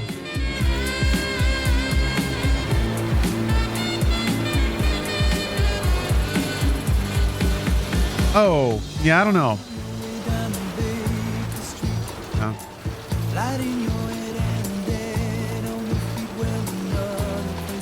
Movie? You have road insights to share? Steph? All right, Steph has some road insights. I'm gonna pass her over. While you're cascading over the landscapes that were so lovingly built that now you just glide right over it and don't give a fuck. Just piece right over all of it. Anyway, I was listening to a podcast that was talking about The Sixth Sense, right? As Lawrence was saying. One, apparently, you know Donnie Wahlberg in the beginning? Yeah, Marky Mark's older brother. You haven't seen, well, The Sixth Sense in the very beginning, the whole dude who like kills himself. I mean, if you don't remember The Sixth Sense or don't know, these aren't spoilers at this point. It's so old. He apparently had 5 weeks to lose like 15 pounds to like get into that. He lost 43 pounds. He showed up to the set having lost 43 pounds to do this one scene, and apparently he was going full method, so he was all like on edge, like when people were trying to talk to him, and he kind of thought that like M. Night was more of a like one take kind of director, so he kind of gave it his all in the first take, and he's like crying on the floor, and then M. Night had to come up to him and he was like, that was great, and he was like, cool, did you get what you needed? He's like, well, we're gonna do another take, like we got to do this again. And apparently he had to come back for like, I guess, some reshoot stuff, and I guess Bruce Willis got up, like the whole cast was like around and the crew was around, and Bruce Willis like got up on top of like an apple crate and basically was like, hey, he put in so much effort for this one scene, like talked up the fact that like Mark Wahlberg had been like really dedicated to making this a particularly good thing, and I guess it really kind of set the tone, besides the fact that they were filming in Philadelphia in some spooky like kind of places, that it really kind of lent to the vibes, if you will, the spooky vibes. Did you know that film in 1999 it grossed $672 million? And the thing is, Disney sold it. Like they sold it like almost midway through production, so that way they could go ahead and hedge their bets, because they thought, oh, it's a $40 million. There's no way that's going to make this back. This horror film is going to make this back. And it ended up making 672. Apparently it was like $100 million went to just to Bruce Willis for his back end deals on all of this, which also apparently what was it? Oh, the only film that made more money than The Sixth Sense in 1999. You know what? Star Wars. Yes, correct. They were like, there's nothing you can do about Star Wars. You can't do anything. And even though so many people got nominated for awards, I didn't realize that it was also the year of American Beauty. So that won like everything. Yeah, Matrix was 99, but it didn't get nominated for anything, I don't think. Well, apparently, so what was interesting as well about the script for The Sixth Sense is that M. Night Shyamalan had actually already been in contract with Miramax and with Harvey Weinstein, but the way that his contract was written was that he couldn't direct anywhere else. He would have to direct for Miramax for whatever projects, and he had already made like, I guess, 2 films that kind of sucked. And so he basically was like, how do I do this? What do I do? I got to get out of this contract, but I want to direct and I want to do more things. So he decided to sit down surrounded by his posters of Jaws, Alien, all of these things, and was like, I have to write the perfect horror film. And he sat down and he wrote The Sixth Sense. Now, when he went to sell that script, he was like, it's a minimum of $1 million. You have to pay at least $1 million for it, because that would pay out his contract to Miramax, and he had like 3 caveats with it. One, it was $1 million to start. 2, he would have to direct it, and 3, it would have to be shot in Philadelphia where he grew up. And he was like, those are the 3 things. And the script ended up selling for like $2.27 million, which he was like, all right, cool, and was able to direct it. Or else he wouldn't have been able to direct it or make the film if nobody bought the script. But people were like, no, this is actually a really, really good story. It's really interesting. The twist is great. Like, allowed him to go ahead and do that. And apparently, the reason why Bruce Willis got attached to the project was he was like performing in a film. He hated the directors. He got the director, like husband of the director, like all these people fired for this film. And to make do, where Disney was like, we're going to sue you for $20 million because you have like, now the whole project is fucking canceled because it just got bad. They were like, you are going to have to act in some films for us. And like, you will take a reduced rate. But Bruce Willis retained the rights to choose the films. And so he read the script. He was like, I'll read whatever scripts that you have that are right now. And like, I will pick the films. So he picked Sixth Sense because he was like, this is really good. I want to do this. And apparently Toni Collette, not very happy about being in the film. She was originally had come out to like New York from Australia, to come in and screen for 2 films, for Sixth Sense and for I don't remember which Martin Scorsese film that he was working on at the time. And she got so excited because her agents had called. She's like, this is a time before cell phones. I had to go to like a phone booth, and like there was a message for me at my hotel that my agent sounded excited, and that she was like thrilled. They were like, you got, and she just was like, yes, thank God. And he was like, no, wait, The Sixth Sense. And then she was like, oh. Which apparently her audition tape was never shown to the studio because she had just recently shaved her head. She's done that multiple times in her life. And I've also heard that like Toni Collette is she's very serious about acting. She always knew that was a thing that she wanted to do. I told Lawrence a story that apparently when she was a child, she had pretended to be sick, and she had pretended to be sick so well that doctors were actually going to perform surgery on her because they thought that she had like this ruptured pain, like a ruptured appendix, like this pain, like the way that she was acting, that they were like, oh my God, we have to go in, like and then she was like, no, I'm just kidding, I was just kidding, just joking. So apparently she's always been like that. And apparently the wig that she wears, which is a wig in The Sixth Sense, originally was they had this like expensive blonde wig made, and she was like, nope, I don't think that's the hair that she would have. This character wouldn't have the hair. And apparently she didn't like a lot of the clothes, so she went thrift store shopping and picked out most of the outfits herself as being like, this is what she would wear. This is what I like. And apparently Haley Joel Osment, right? His dad had wanted to be an actor. So this explains a lot of things. His dad had really kind of helped him to understand the character. Apparently Haley Joel Osment started talking when he was like 3 years old and would want to converse with adults more than with other children, and seemed to be like wise beyond his years kind of thing. And so his dad was like, oh, cool, maybe he'll be really interested in acting and that'll be a thing he'll want to do. And he was like, yep.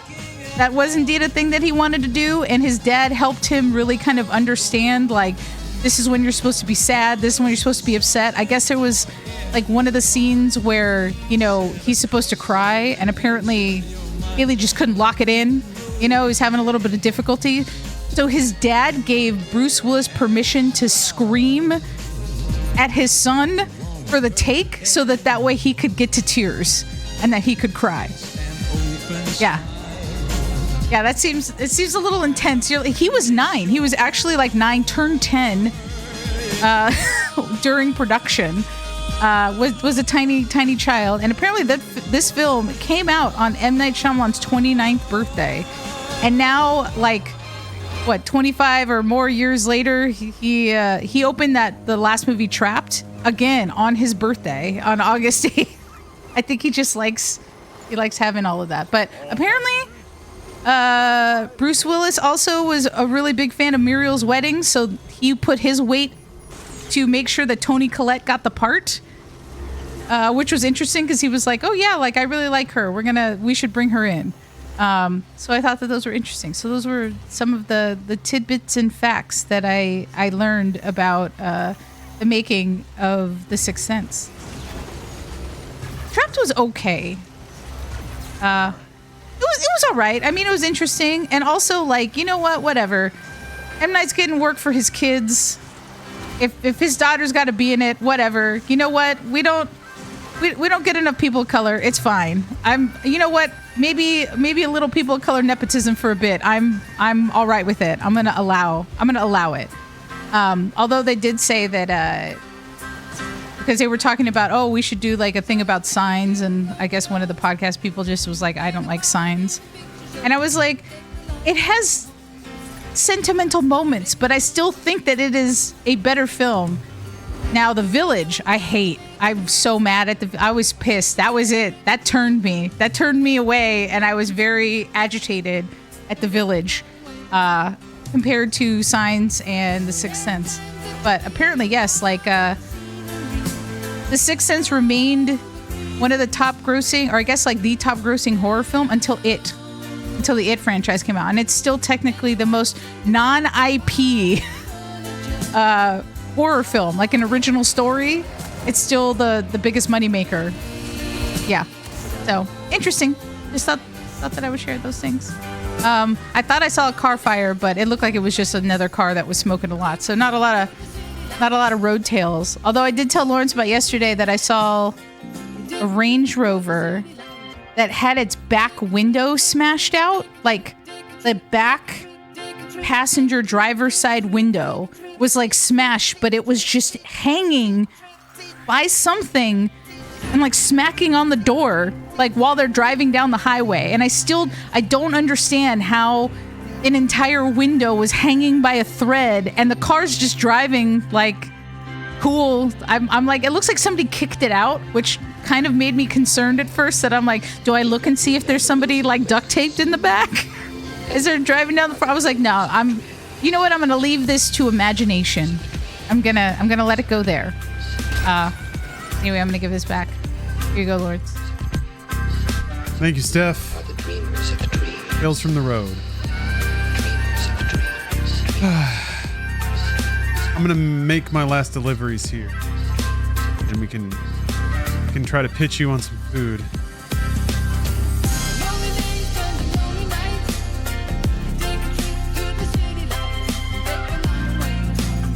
That's interesting. I gotta watch Sixth Sense again. I don't remember.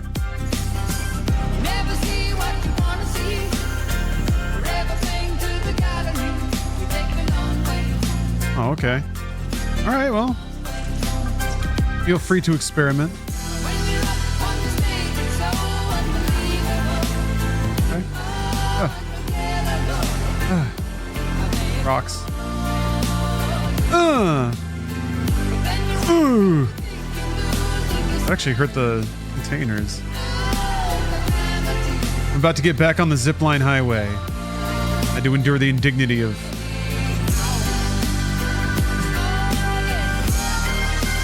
going somewhere else. I'm gonna be civilized about it and store the bike. Wait, can you do that?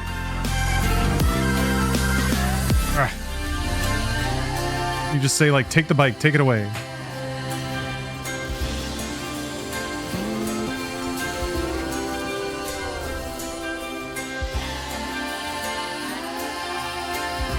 Door. There we go. Thank you, bike. Served me well. Your battery was exactly as big as it needed. Comrade, you've been laid back. You've leaning back in your chair. Oh, can Steph has new glittery shoes. Can you?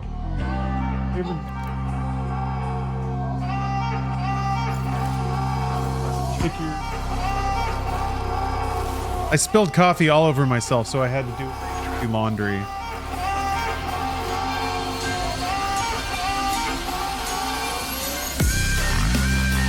I like that this zip line's getting some traffic. Oh, that's stanky.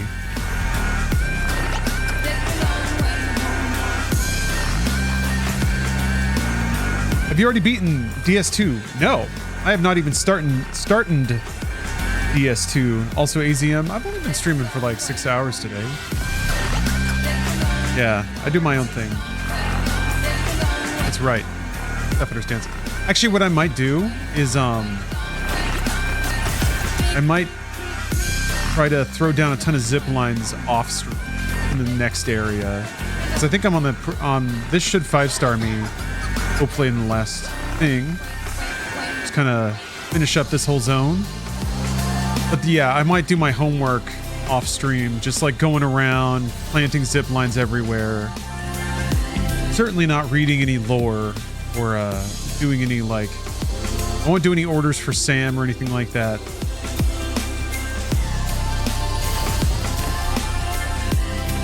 Although maybe I might just have to web up like one part of the map. I'll have to rely on the high-roll capacity to connect up everything else. Yeah, I can do some of that homework off stream. It was nice to like discover the principles of it on stream though. Like that's the thing that I think is important. When it comes down to just like rote grinding, which is what that kind of is.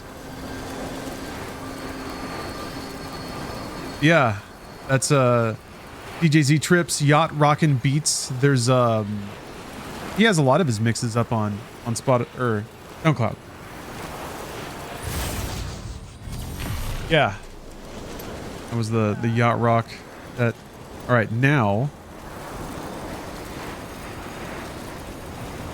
Steph has a very 70s gold dress, very sparkly.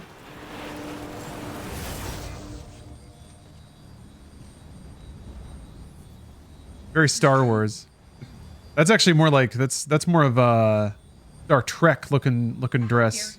Yeah, I know that upsets you, but it's true. And actually, it's in really good condition. That's vintage. Looks really nice. Dang, okay.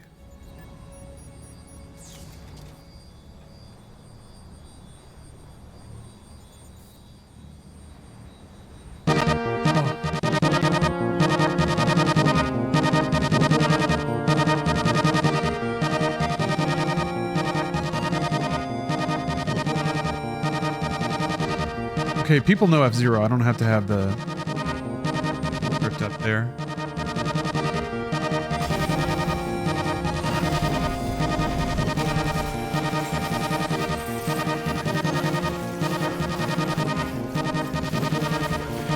Really just for this last run here.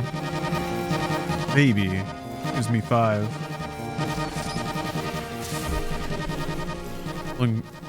Keep me going fast.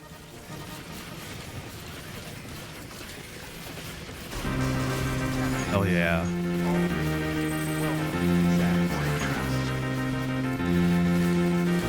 Done any racetrack yet? Nope. Nope. I've just been kind of sweeping up all the stuff in this first area.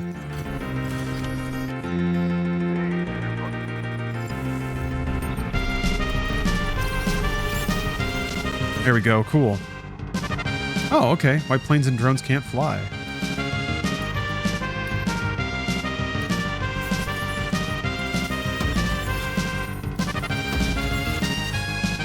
Oh, Higgs's journal. Get more Higgs lore. Expert courier. Receive more likes. Look at me surfing over there.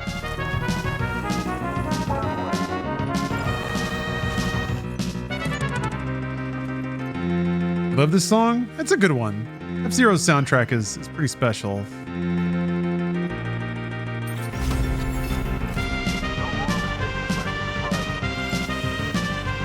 What are you telling me? That's it. That's it for the first area then. My order should just be, yeah, left. Nobody has orders for Sam. I just wonder, is there a way to see a list of all of the... Submit.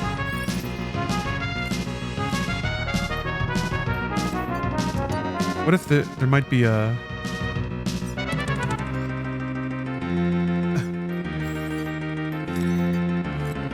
There might have... Oh, there was! I was like, there might be an achievement for doing one of these, so...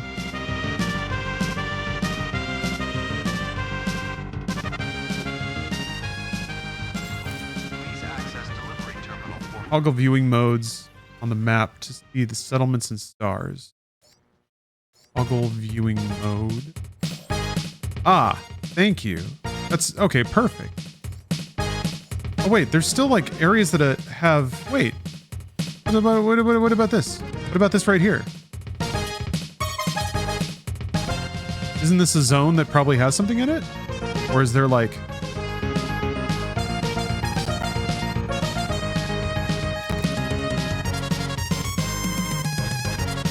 That sure seems like an area that doesn't have a... Oh, there is a shelter there. Damn, okay. Wow. That might be why there's this... So some of these, like, you either find lost cargo for them, or you just have to go exploring, right? Like, you just have to know that they're there because of the map. Dang, I'm not done with this area then. That's interesting. Okay.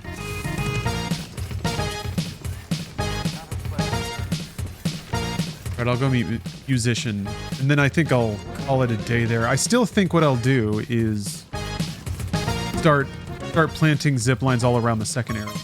They persist, right? Like if you go back and forth, it's not gonna like undo all my zip lines, is it?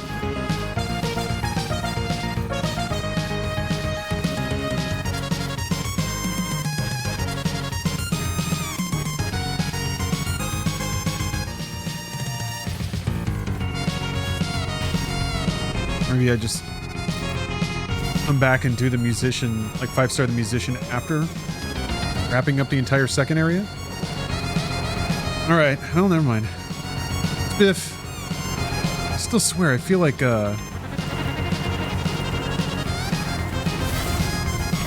they burn out.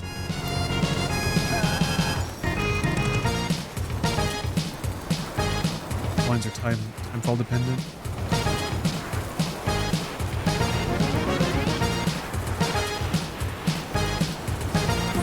So like if I put down a lot of zip lines tonight, will they still be there tomorrow? Or will they be all time-falled away? Like, will they last 12 hours if the game is just there? Mine persisted for several real-world months. Wow, okay.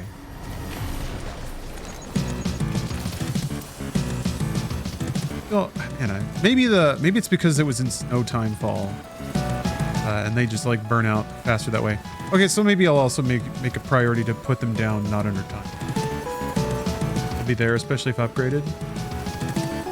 Let's go.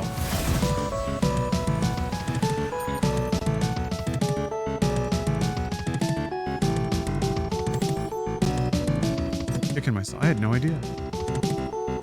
This like map layout was here. Have to kind of run up in here. There? If there's any munition, lost cargo around.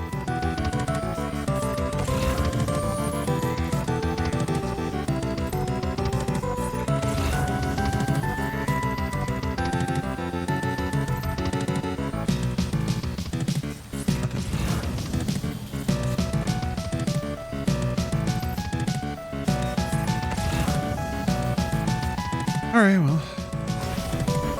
Okay, it does seem to drop you off the direction that the camera is facing.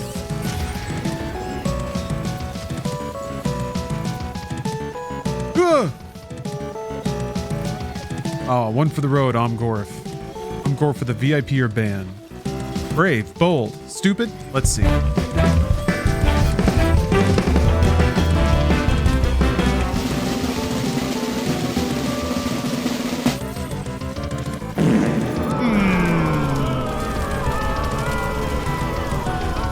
believe you do this. unsighted permitted construction area.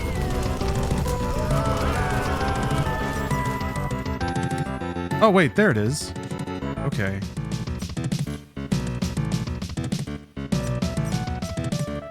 Oh, I see. You're supposed to go around. Okay, yes. I see now.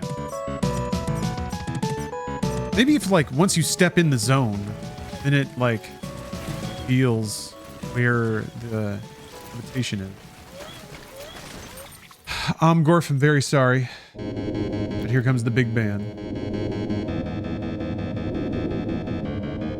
Okay. Here it comes, but I have faith that you will take the proper lesson from it, which is that everyone should be grateful that I am forced to do that. All right. Also, Debugging Fool has redeemed a meditation with Marcus Aurelius. Meditation with Mark. Let me load up on this zip line and we'll get meditating.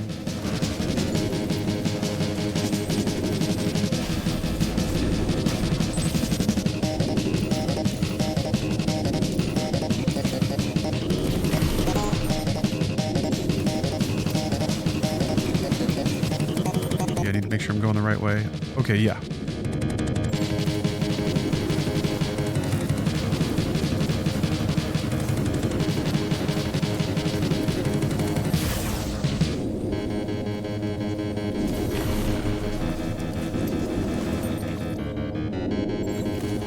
Verse 46, as it happens to thee in the amphitheater and such places, that the continual sight of the same things and the uniformity make the spectacle wearisome, so it is in the whole of life.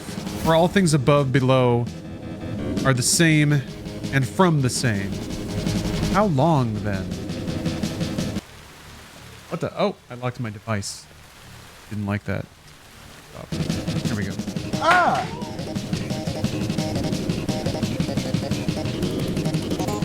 Huh. Clumsy day.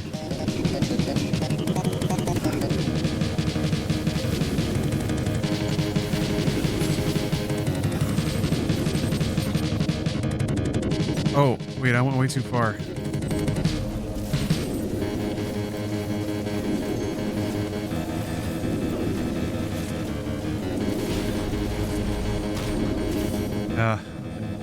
Dropping and biffing. Not there.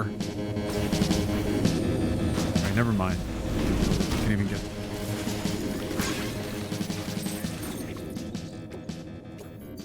Did he reuse my road? Almost getting there.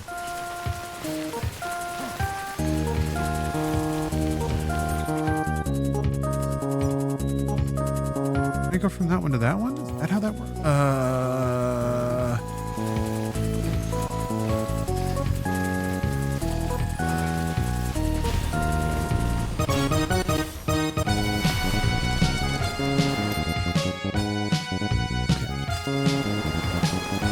Go to the low ground. Well, I guess there's more zip lines to build then, huh?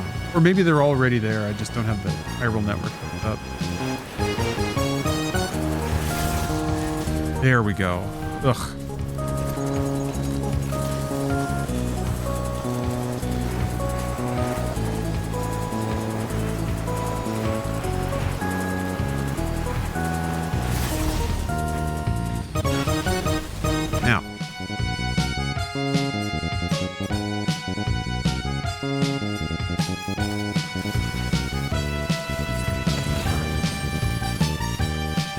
We're on our way. I'm kind of amazed at the things that can just kind of be there and like they don't really present themselves.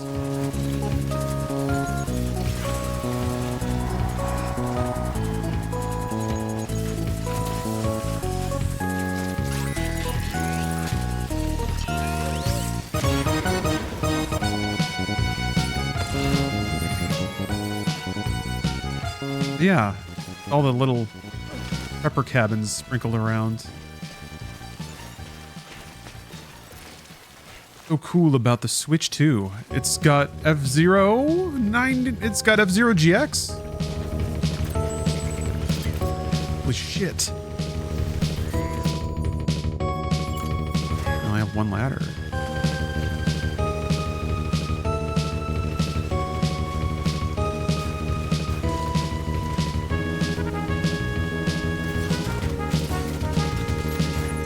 Yeah, as a piece of hardware, it's pretty well made, well engineered. It's an impressive technological gadget.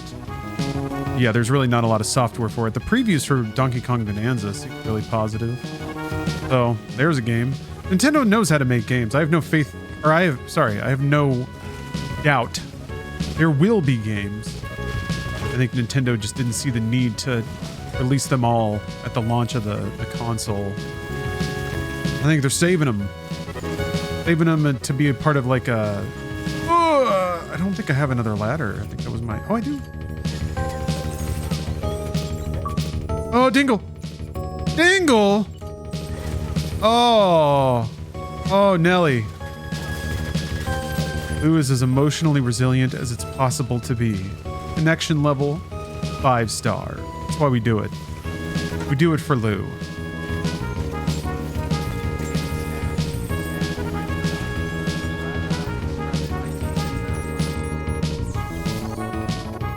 Yeah, all I have is standard orders. Oh, okay. Hopefully this is how you can unlock. I guess by doing this order. Yeah. Well, okay, whatever. Alright, I'll do the. No, wait. It's so far though.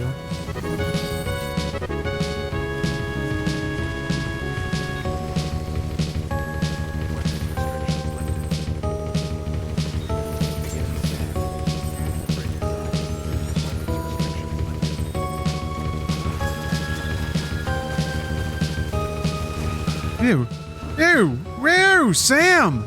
God. I don't know that I have the tools to get down and up safely.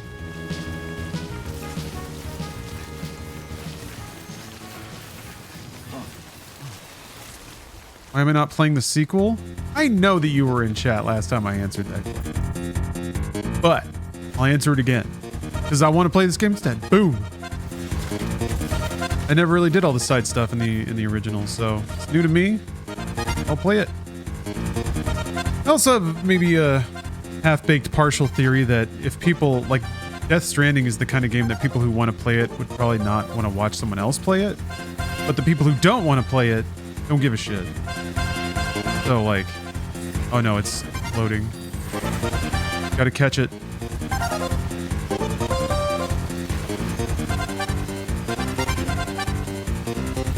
No, it's real F-Zero. Anyway, blah, blah, blah. I never played all the side stuff and I want to play the side stuff. Flying Grayson, thank you for the sub. Going to SDCC for the first time to run a booth. You been? Do you have any tips or restaurant recommendations? That's in San Diego, right?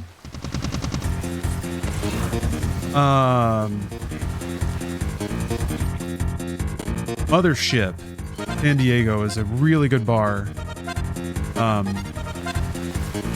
I think that's in San Diego.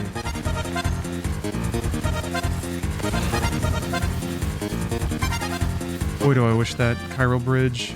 I wish it weren't raining. Here it's yellow. Oh, I can. Not that deep. Yeah, just stay ahead of me. See, I'm letting people buy time. You're one of the latter. You don't own a PlayStation? All right, I'll get around to it. Don't worry. Don't worry. You like Death Stranding? Or do. All right, I'm gonna do this delivery, then I'm gonna wrap the stream up. And like I said, I'm gonna go to the other zone and put in some homework. Drop in zip lines, and connecting things.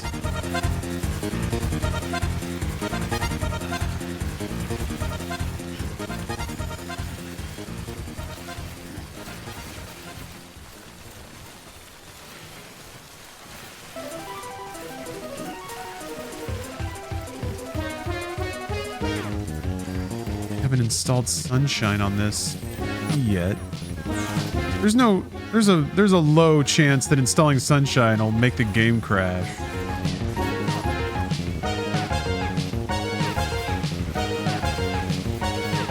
Maybe I shouldn't risk it.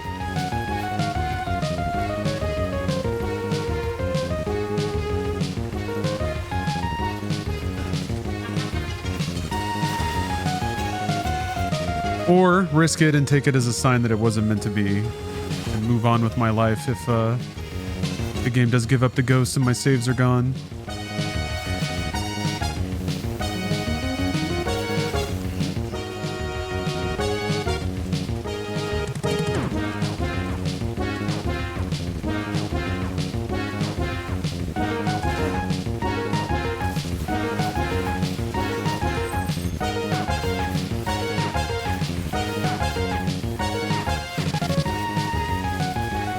Network lag make the game less enjoyable. There's not a lot of lag. I've been doing this for years, Lucas. Streaming games from my PC to my living room.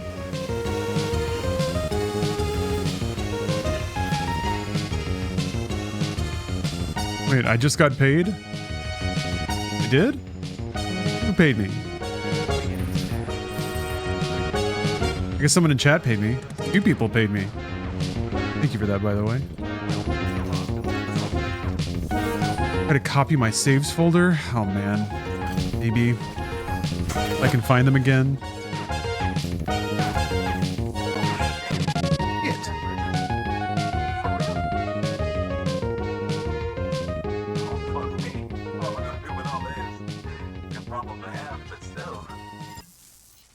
Fuck me.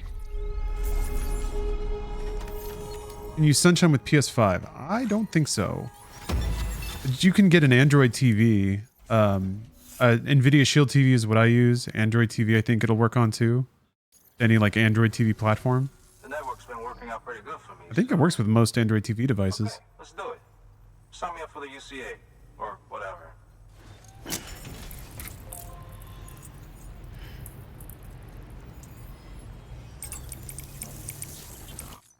Yep. Man, can't believe it. There was a dot here this whole time.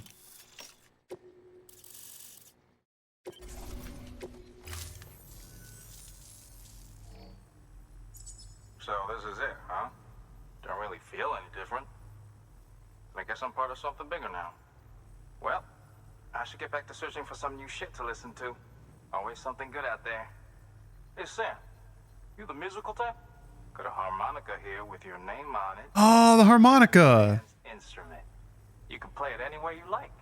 Go on, take it. Let your soul sing. Damn, I never got the harmonica. Do you think Death Stranding 2 will take about 8 to 9 months to come to PC like it did with Death Stranding 1? I thought it was longer than that. Was it not? Seriously though? I'm not sure. If anything, yes, Sony's pretty motivated to move games to PC. So I guess that's not an unreasonable expectation. Yeah.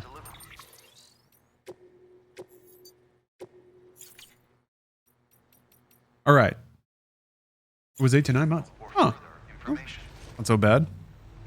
All right, I'm gonna wind the stream down for now. I might, like I said, I might try to do some offline homework to create a fertile bed. But this is the plan for tomorrow, I guess, as well. Some video game tracks, zooming around on zip lines, delivering things, getting stars. I guess I need to look at these bad boys, the ranked orders at some point. So I guess you do the thing that it describes, and then ranked drills are accessed from the terminal. Gun, recover all cargo. Elimination, BTs near Mama's lab. Oh, and ranked nightmares. All right. But those don't give you stars for any like. Those don't give you stars for the like people. Do those unlock things too? I guess I'll try a few and see what happens. All right. Thank you for watching, folks. I'll see you all next time. on the street.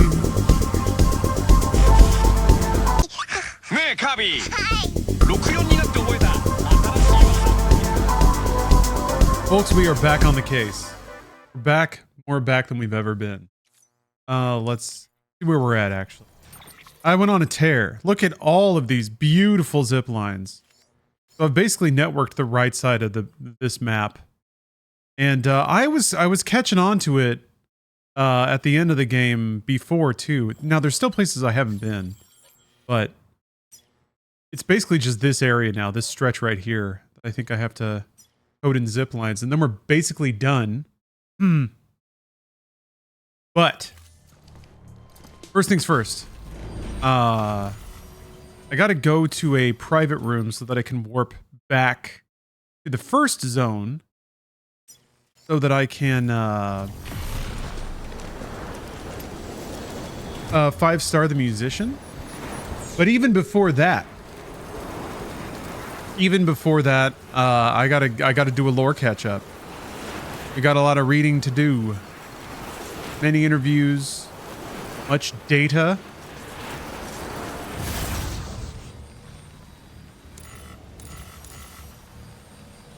Where the heck? Oh, I thought oh, okay. It's like that way. All right, well, it's not the most efficient, but it'll work. Yes, I've almost constructed the Omni Zip. Yeah, Xbox layoffs, huh? I mean, we knew they were coming, but still. Doesn't make it good.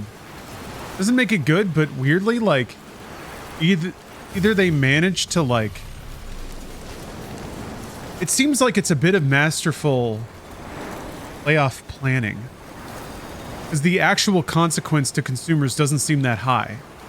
I think that's the kind of planning bit. You know, it sucks for groups of people to lose their jobs and for games to get canceled. But for as severe as the layoffs are, discussed to be, it actually seems a bit like the actual consequences in terms of games canceled and studios closed seem as cataclysmic as I was expecting. Where am I going?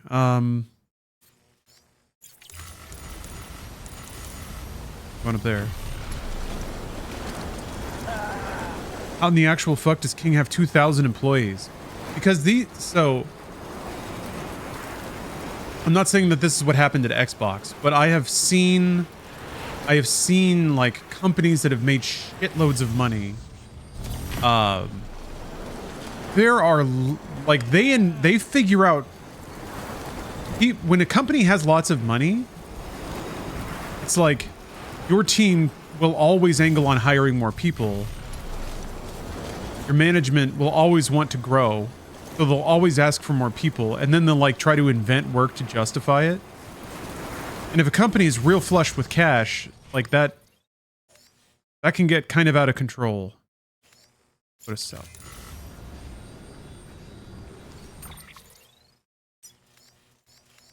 And I'm not saying that this was the case with King or with Xbox, only that I've seen enough of hyper-funded tech companies to know that that's how companies get massive amounts of employees. But yeah, so it's UH, I don't know if I'm saying your name right, but no, it is.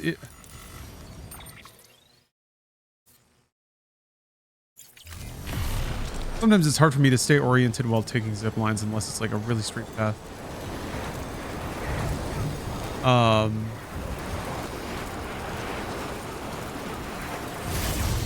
This is where it gets weird. This is so by my account, like in terms of pure business, the ability that a company like, or the capacity of a company like King to make that much money off of a business that doesn't like really have any cost of production aside from hiring people and operating the service. Like you don't have to ship anything to people. You don't have to pay anyone else to manufacture anything. Your real only cost is payroll. So it's like, They make so much money because of all the efficiencies of the market, the ability to get this game in front of everyone on a platform that's pretty ubiquitous, and the success of their game design, making a simple thing that appeals to everybody. Like when your hand's in everyone's pocket like that, and you genuinely don't need that much labor compared to how much revenue it generates. It's just like it's a baffling amount of money. Then you just like you hire tons and tons of people. You hire people to throw parties. You hire people to wait on the people that wait on the people in the restroom. Every executive has multiple assistants. And then this leads to companies where the atmosphere is not really in doing work or producing anything because people don't have to. I've seen examples of this at like dev studios that get really, really successful. They hire on a ton. The people that have been there for a while get their shot to make a thing, like their idea gets greenlit.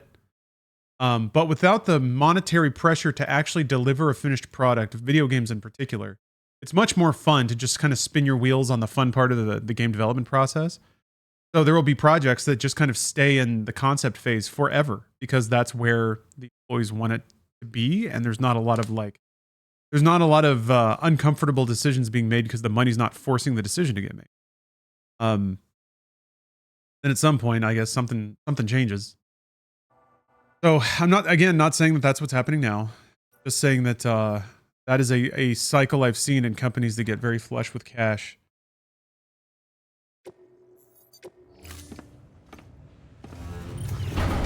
Oh yeah, looks the same with the studio that does the mobile Monopoly thing. Yeah, what is it, Scopely?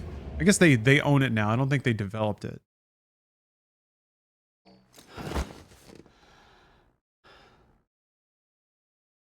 Time for sham. Shammy. So the trends I get, like I have questions about exactly how the Xbox probably stay that way.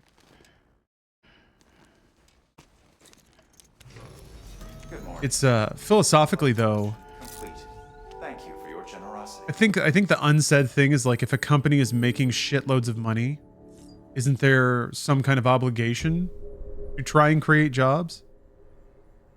Or to like, shouldn't there be a societal responsibility to redistribute that wealth? Now, of course, that's taxes, but yeah, when it comes to like a game studio,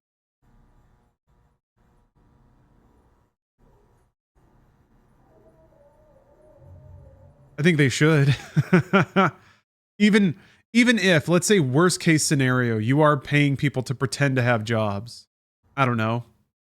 Still making billions of dollars. So what? But that's why I'll never have $1 billion studio.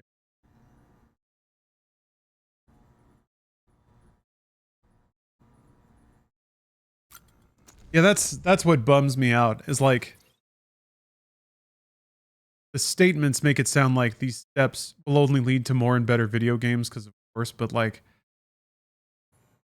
it feels like the option is either 200 people put in 4-hour work days and eat 2 meals on campus. Like you pay for them to do that, or one executive gets another yacht.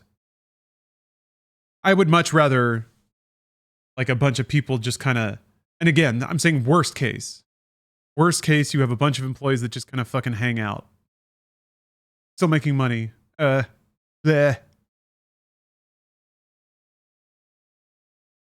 Jobs are contractors that can get thrown out to make a line on a graph go up a bit more.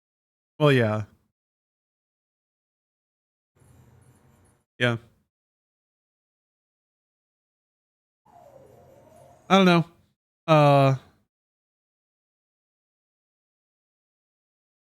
Xbox in its entirety has put out two good games in the last 2 to 3 years. No, that's not true. They're hitting a little bit better than that recently. Indiana Jones is real good. South Midnight was pretty good. I'd have to look up a list. That's 2. I think I'm conflating Game Pass a little bit more with Microsoft. I actually looked up, or Xbox Game. I actually looked up a list of, yeah, there is a list of published games.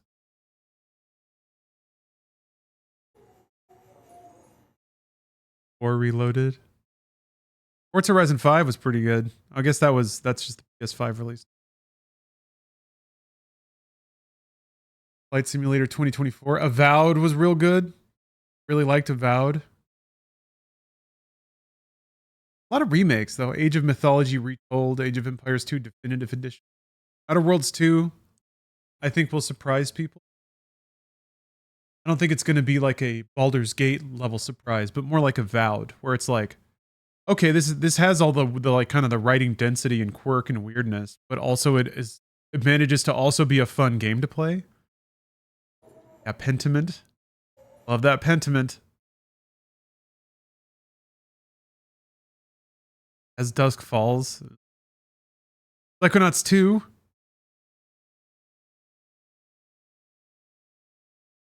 I think their AAA is whiffed, but I think a lot of people's AAA has whiffed. I don't necessarily put that on Xbox or their Your mic is ducking at the end of your sentences. Yeah, that's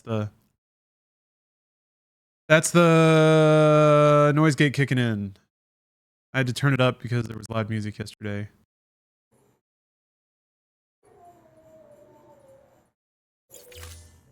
Maybe I could probably just enhance the decay. Increase decay. Oh yeah, that's what I was going to do.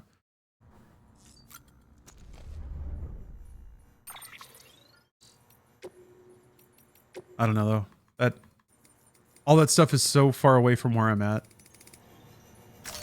There's only a handful of people that have total visibility on what's going on and make those decisions. All right, I gotta let's click on this music. This is the lore music here.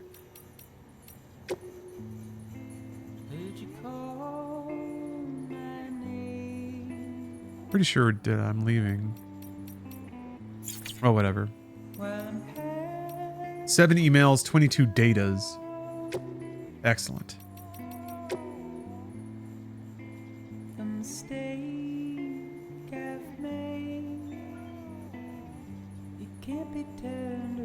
Yeah. Oh. Igor's flag. Igor truly believed that Ludens were going to save the world. Ah. The guy who died in the cutscene thought gamers were the evolution.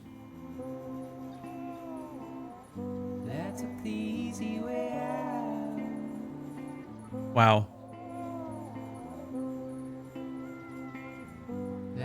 So that's the meaning of the mascot? That Homo Ludens, the gamers, will be the ones to colonize the moon? The flag was a symbol of all that. Of that future when Ludens would travel to a whole nother planet, stake a claim, and call it their own. Yeah, he's literally describing the like Kojima Productions animated logo. Well, thanks for putting that out there for me. Let's see here. Yeah, founding a gamer planet.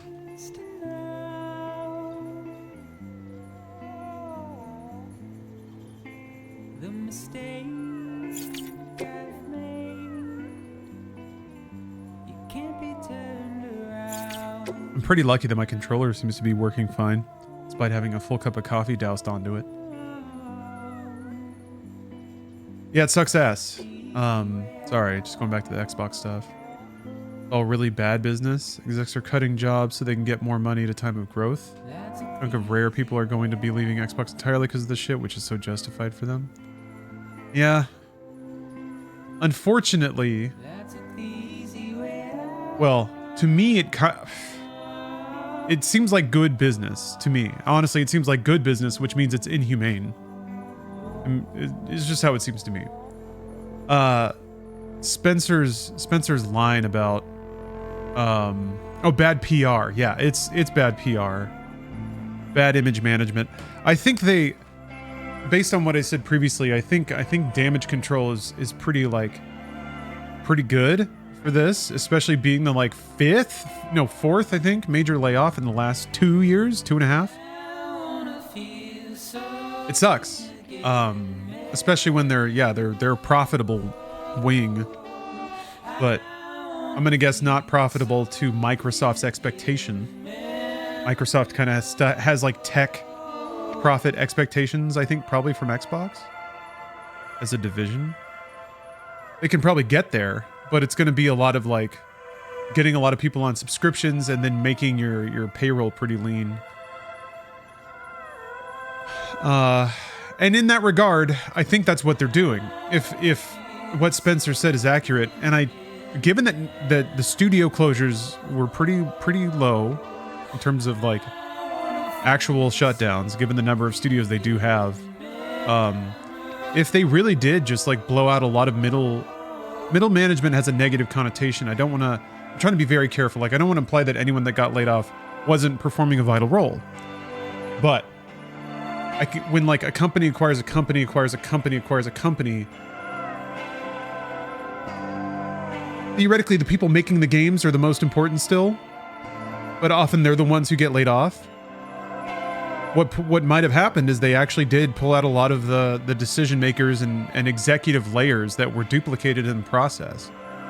Like, when he talks about agility, and again, this is if you take his statement direct.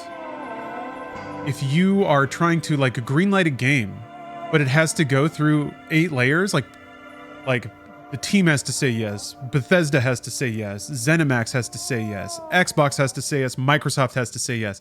Like, you can have a knockout pitch, but like it could take 6 months just to get like a time with her. And again, I'm assuming that that's what the flow is, but I'm just giving an example. So if there's one team with one calendar invite that is a yes/no, and then you can move forward or stop, and then similarly, projects like Perfect Dark don't get as far down the road as it did. If that's all it was, then stuff wouldn't be getting canceled and studios wouldn't be getting shut down at all in the process. Well, only one. And also, those studios and projects could have been the result of the management layers that are being disposed of. Or disposed of, laid off. I'm thinking from the perspective of the company that's still there. I'm trying to get all the like decision blockers out of the way. Oh, hey, Lynn.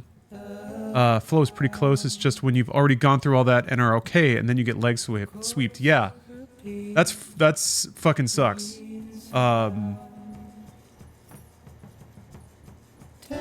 Yeah, I got no. There's no like corporate take on that. That just sucks dick, and not in the fun way. Funny, this seems to be a North American problem. Japanese game dev teams continue to grow and very rarely have layoffs. Why do you think that is? Layoff culture is different in Japan, and that's not to say that everything's good in Japan. CD Media, but yeah, I think it's harder to lay off employees in Japan.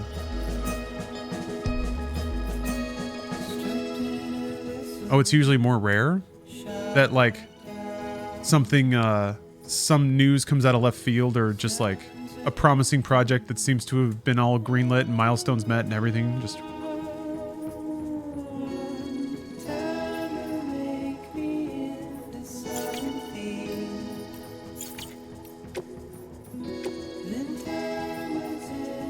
yeah, I don't know that I've ever experienced that specifically. I've always known something's rotten before the news hits, and I usually make arrangements like a year or two before. I knew like I could feel layoffs coming at Machinima, so I actually quit about like 9 months before. What's ironic is like, even though I quit, they were still contracting me for work, and it's because they didn't find anyone to replace me, and being a contractor meant that my work kept going. And I came back and got rehired, so I don't know. We had ours played and looked at very recently. That messaging was very different to today.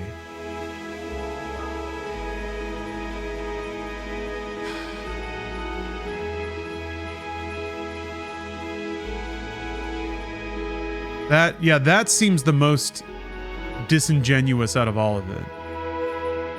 is the ESO project. Although the Turn 10 stuff seems really intense too. Like, how does a studio feasibly even keep operating if half of its staff, or almost half, is getting chopped? Unless they've somehow hired up tons and tons of teams that are all like event planners and community and research and biz dev. I don't know. But yeah, there's some things that don't add up. There's some things that don't square. The team was so good. Is there any chance that project lives in any other way? Like, sold to, well, no. I guess if you work for a corp and they own it lock, stock, and barrel from the start, it's just in the bin.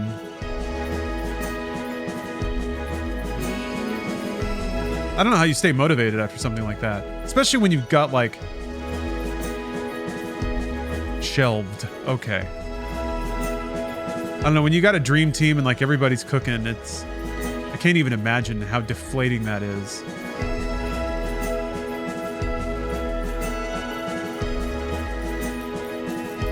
Chemistry like that is so hard to find in the first place.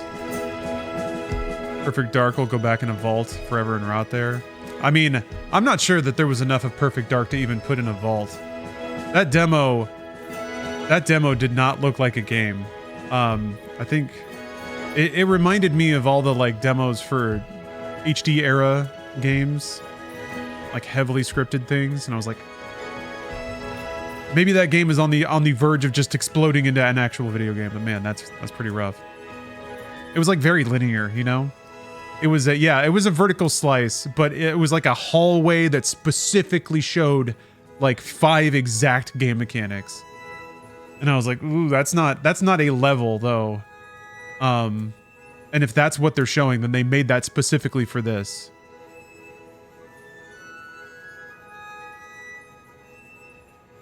Oh, that's what the numbers team miss. Teams that are meshing and ready to get something awesome shipped. All that gets ripped from people in different ways. 15-year vets. You don't know if they'll ever come back to games. Yeah, that's what hurts the most, is thinking of not even the games that get canceled, but the people who were just like, fuck this. And then the rest of their careers we lose out on.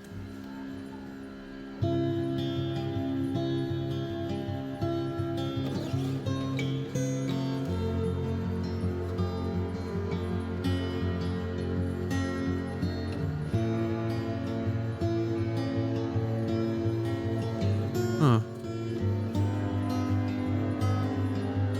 Stars of the UCA aren't states, but individuals. That's why you get stars. Neat. I graduated with a game dev degree and went into something adjacent because it scares me. Yeah. I kind of got... I got pretty much the same. I got a little scared away. I was like halfway through my computer science degree, thinking that if I could become a game coder. But even then, I was starting to get wise to what the game dev life was like. I was like, well, I'm probably gonna have to like devote myself to this if I'm gonna grind in. Like, I'll have to just do it all the time in my off time and stuff.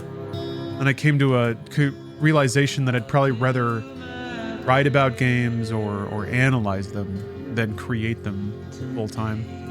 It's the nature of game dev though. If you're writing stuff or if you're putting opinion stuff, you can release things into the world and get feedback on it in a much more condensed cycle. Making a game, you've got to like put 3 or 4 or 5 years best case scenario into a project, and only way at the end can you share it with anybody, and only for maybe a week does anyone care. Oh no, you were in Slack huddles and people just started blinking out? Oh no. Been making games since 2011, first time it's been handled like this for sure. Really? I've definitely, let's see here. I've never been laid off like that, but there was like my final day at Rooster Teeth, like they turned off my email at like 10 in the morning, and I was like, I was still working, but okay, I guess I'm done. Yeah, just the you're not allowed to log in anymore. Immediately spun up Teams calls. Finally, Teams is good for something. Oh, god damn it. Hopefully you're going out with or hanging out with folks today. Having some beers and trying to find something to think about that's not shitty.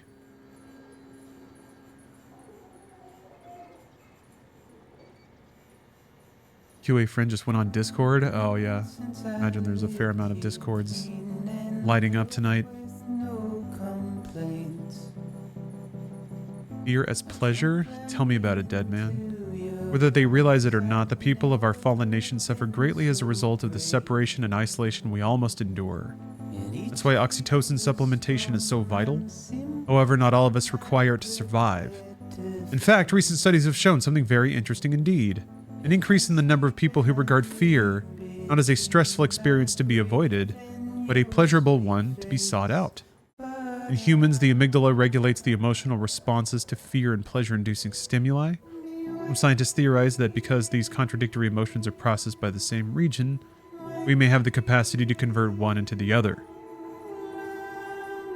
Real big hot dog. Thanks for the sub. Conversely, were the two governed by different parts of the brain, such a transformation would be impossible. In an age when threats such as BTs, timefall, and terrorism abound, could the ability to experience fear as pleasure serve as a useful mutation, an adaptation even? I don't see why not. And I had no idea that people were just like one by one getting picked off of Slack. That's nightmarish. That straight up sounds like a horror movie. Friends getting winked out of the group chat. Whoosh. What became of Dead Man? Now, I'm not connected to anyone or anything. Not to my mother or the other side. Nothing. All that stuff about how I was created from pluripotent stem cells, that's just a cover story. I actually started life in a womb, albeit an artificial one. A human egg fertilized with human sperm. So far, so natural. But after that, technology took over. Any organs that were absent or lacking, I got from someone else. I've often wondered when I was technically born, given all that. The moment of fertilization? The moment I was taken from the incubator? Either way, there was nothing ordinary about it. I came into this world disconnected. No wonder I don't have a beach to call my own. Can you blame me for developing an obsession? After all, without a beach, death really is the end. Game over. Adios. Or so I thought. I recently discovered that I was mistaken about all of that. Thanks to Lou, I finally got to visit the beach. I may not have my own, but it seems they're not closed to me after all, as long as I'm connected to someone. The beach is no more than a space between life and death. Lacking one doesn't mean you're not alive. I mean, I'm definitely alive. If anything, not having your own just means that you're already connected to everyone in this world. It's quite the epiphany, and certainly put a great many worries of mine in perspective. Well, that's kind of nice. I didn't realize how Frankenstein Guillermo del Toro's character actually was. That's kind of nice. I wonder if Kojima wrote him that way because he likes Frankie. Excited for the Frankenstein movie.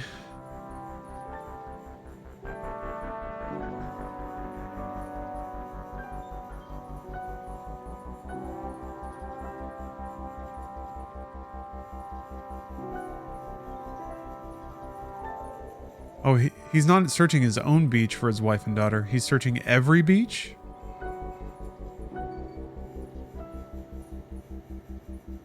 Oh, I've decided I'm to give up on my quest, for I've come to realize it will change nothing. I must move on with my life. As a matter of fact, I already have. I've met someone. Her name is Samantha Spade. I call her Sam. A spirited Hispanic woman. You can imagine how frustrating it is to live life in 21-minute intervals. Speaking of which. Oh. Hartman bagged himself a caliente Latina. Yeah, Sam Spade. What movies have you been watching? But all right. All right, Hartman.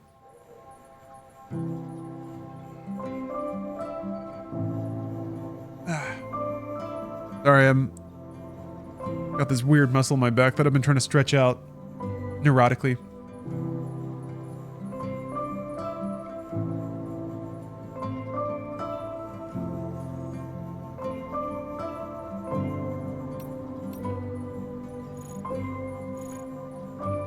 Okay, there's some repatriate lore.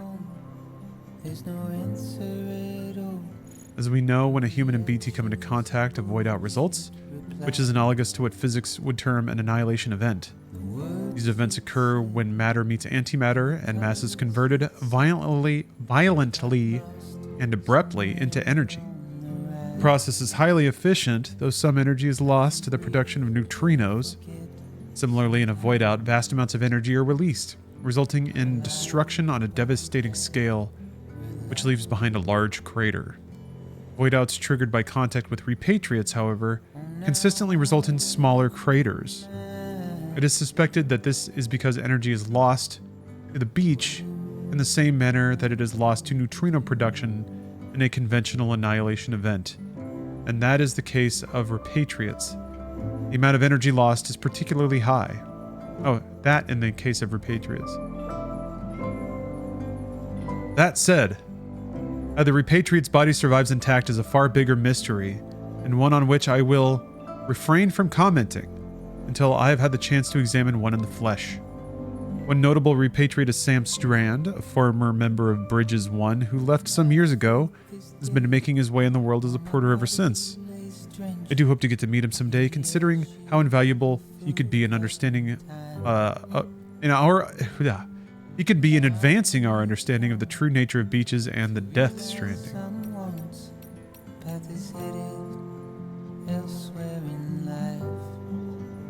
I guess the What Became Of series is all like these characters checking in after the events of the game.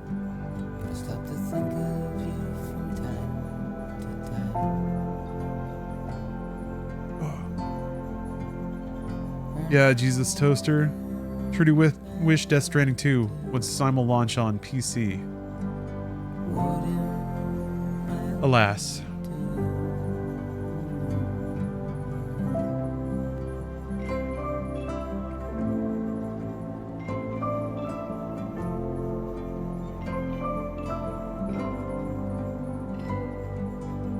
We became trapped in the multiverses contained within, but at last we have a chance to escape. Okay, I guess they want to go back to space.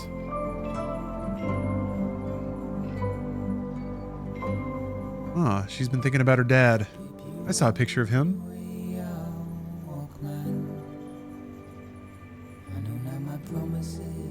So her dad was wearing a fragile, like branded jacket.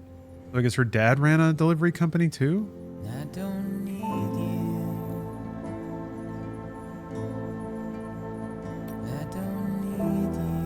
My mother abandoned us when I was 12. That's what my father told me anyway. But it doesn't feel like something that happened to me. It's a story about someone else. Their tragedy, not mine. I hardly remember her anyway. The only thing that connects us now is our matching misangas. My father told me that she was a strong woman, that she sacrificed everything for a dream of America. A land full of hope where we'd live free or die hard. Does that mean she sacrificed us too? I asked him once. A heart can only bleed so much. Gotta harden yours and some if you're gonna stay unbroken. That's what he said, a mantra or something like one, her words to live by when the going gets tough. He'd said I understand one day. I don't know about that. I hope he's right. You saying mother told you there'd be days like these? Chiralium coatings? Truth is, we discovered it by dumb luck. Folks have made a point of building cities outside of timefall regions, but the way stations and the distro centers were a different story. No way around it, really. Even through all that exposure. Even though all that exposure meant they deteriorate quicker.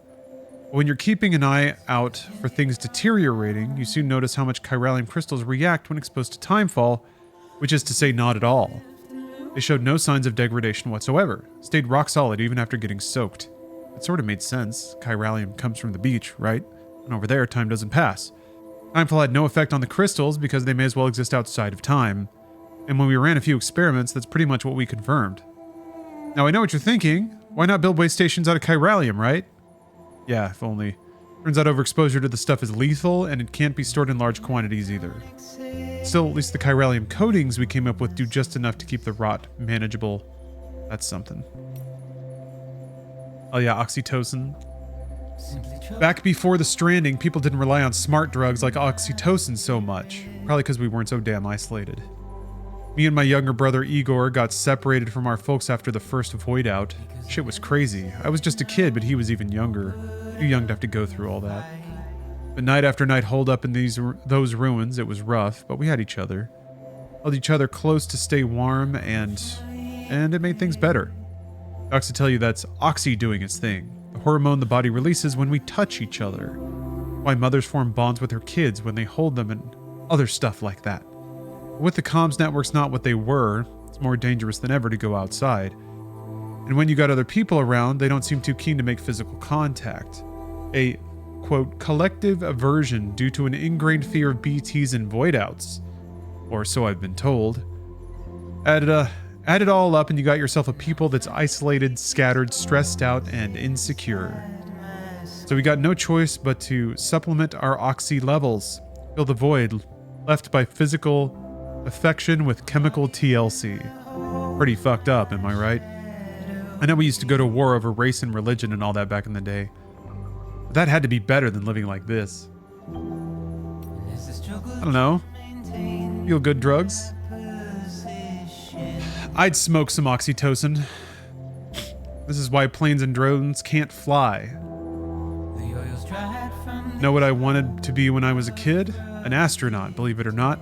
Must be hard to imagine now, but before the Stranding, the skies were full of drones, airplanes, all kinds of crap zipping back and forth from continent to continent. Some of that stuff even went up into outer space. But the chiral clouds put an end to all that. Nothing flies now. Nah, it all came crashing down, and my dreams with it. Damn clouds mess with flight systems somehow. Don't ask me how. Eat up comm signals too, which is how come long-distance signals can't get through anymore. See, that's why we've got no idea what's happening in other countries. Set us back more than a century in that respect. People talk a lot about how the Stranding sent us scrambling for the cities, severed the bonds between us, but it did more than that. It severed the land from the sky. Let's see here. Jet Cougar asks, is today's layoffs a symptom of a recession or the start of one or both? A complicated question, I guess. I don't think it's either. I think the Xbox layoffs are just more late stage post-acquisition glut. They got... There was a window where Xbox had a blank check, and that window shut when they got Activision Blizzard. That was all the money they were allowed to spend, and I'm gonna guess that when that deal closed, there were some devil strings attached, in addition for the amount of money that Spencer basically got for the Xbox division. Now, I don't think it was. This is, I mean, I'm weaving narratives out of nothing here. So I don't mean to imply that like Xbox said, or that Microsoft was like, yeah, Phil, you can have Activision, but you got to lay off X number of people. But I do think that acquiring a lot of studios is what got them here. And if we believe what Phil said about the layoffs mostly targeting management layers, it was probably just a bunch of duplicate management layers, which is what happens when companies acquire each other. How much was Bethesda again?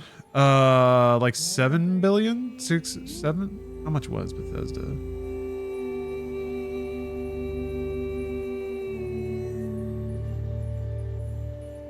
$7.5 billion.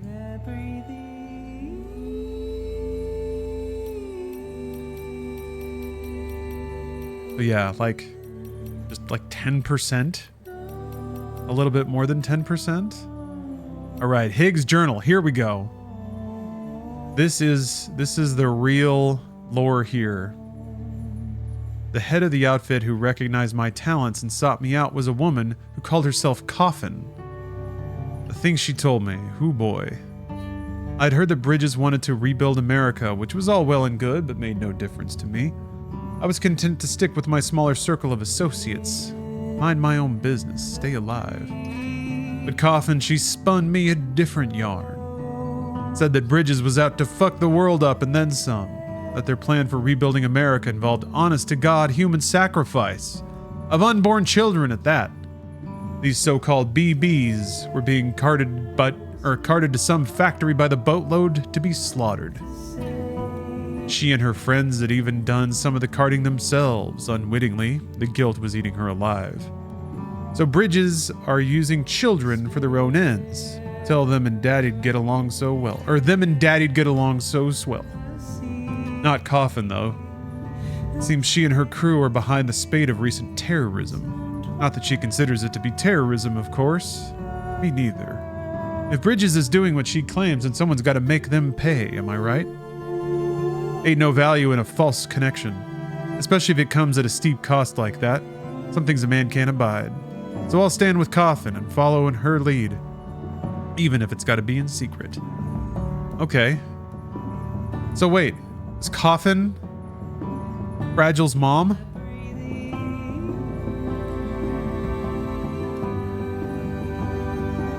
Was that the lady? Because she kind of talked about... She brought that up in her holographic log. Coffin gave me a mission. We said our goodbyes and went our separate ways. She took a team and raided the BB factory. Her strategy was solid and it should have gone like clockwork. Save the kids, shut down the operation, everyone goes home feeling good. And then Bridges went and blew the whole damn facility to Kingdom Come. Wiped out everything and everyone in an instant. Of course, that wasn't the story they fed the public. Instead, they announced that despite terrible destruction and loss of life, they'd finally managed to eliminate the terrorist threat, or some such bullshit. Little do they know that Coffin survived. Guess whatever tunnels they built underground held up better than anticipated. No idea who else is down there or how they're holding up. Haven't heard from her in a while. Best to keep my distance and let Bridges think she's dead. I've got my own mission after all. Gotta head west, play the good porter a little while longer. Only way to save the BBs and put a stop to Bridges and do right by Coffin. And her daughter, should we ever cross paths. Wonder if we'll meet again. In a dream, maybe. Fragile and Higgs saw Coffin as a mother. Okay, so they were both in those photos.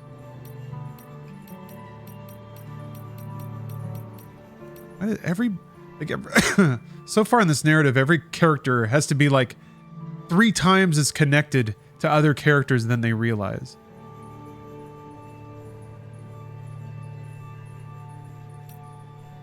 Porter's note number 1 from an unidentified porter. I hope you'll get the chance to read this one day. Picturing you doing just that as I write helps me get my thoughts in order. I want to tell you about your mother. We used to work together way back before you were born. That's how we met, on the road, making deliveries to try to get America back on her feet.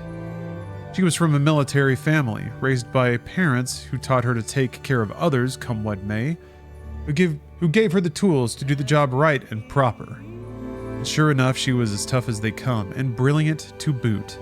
Knew all there was to know about guns, medicine, you name it. But more than that, what drew me to her was compassion. A burning desire to help those in need. Your mother, she believed this country was once a beacon of hope and freedom, and that it was her responsibility to help bring folks back together. Hearing her talk like that, I couldn't help but fall hard. I would have given anything, done anything to make her dream a reality. Before I knew it, she'd become my beacon, a promise of what could be. And you're that promise fulfilled, proof of what's possible, child of my American dream. That's really sweet. All right. Porter note number 2. Not too long after you were born, our crew was working with Bridges, carting stuff all over to try and help folks get America up and running again. We'd lost more than a few to BTs, but we stayed the course, never gave up hope. We'd brought in Bridges' whole song and dance, or we'd bought in to Bridges' whole song and dance about Reconstruction-C. Nothing but bullshit and lies in service to a false vision. And the cargo they had us carry, without our knowledge. They built this facility, said it would help America reconnect with its future or some such. But you know what they actually did there? Sacrificed unborn children.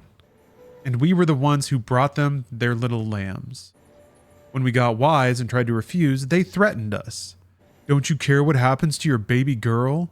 Yeah, they thought they had us dead to rights. But your mom's not the type to take that kind of thing lying down. I told you that she left us, abandoned us. Truth is, that's what she told me. But she lied to keep us safe. She went underground to put together a new crew to protect you and realize her hopes for America. Traveled all over the country, recruiting and training porters so that they could hold their own against Bridges when the time came. Can't do a thing like that without attracting attention, so she took another name, Coffin. Bit dark and scary, you might think, but remember what coffins are for.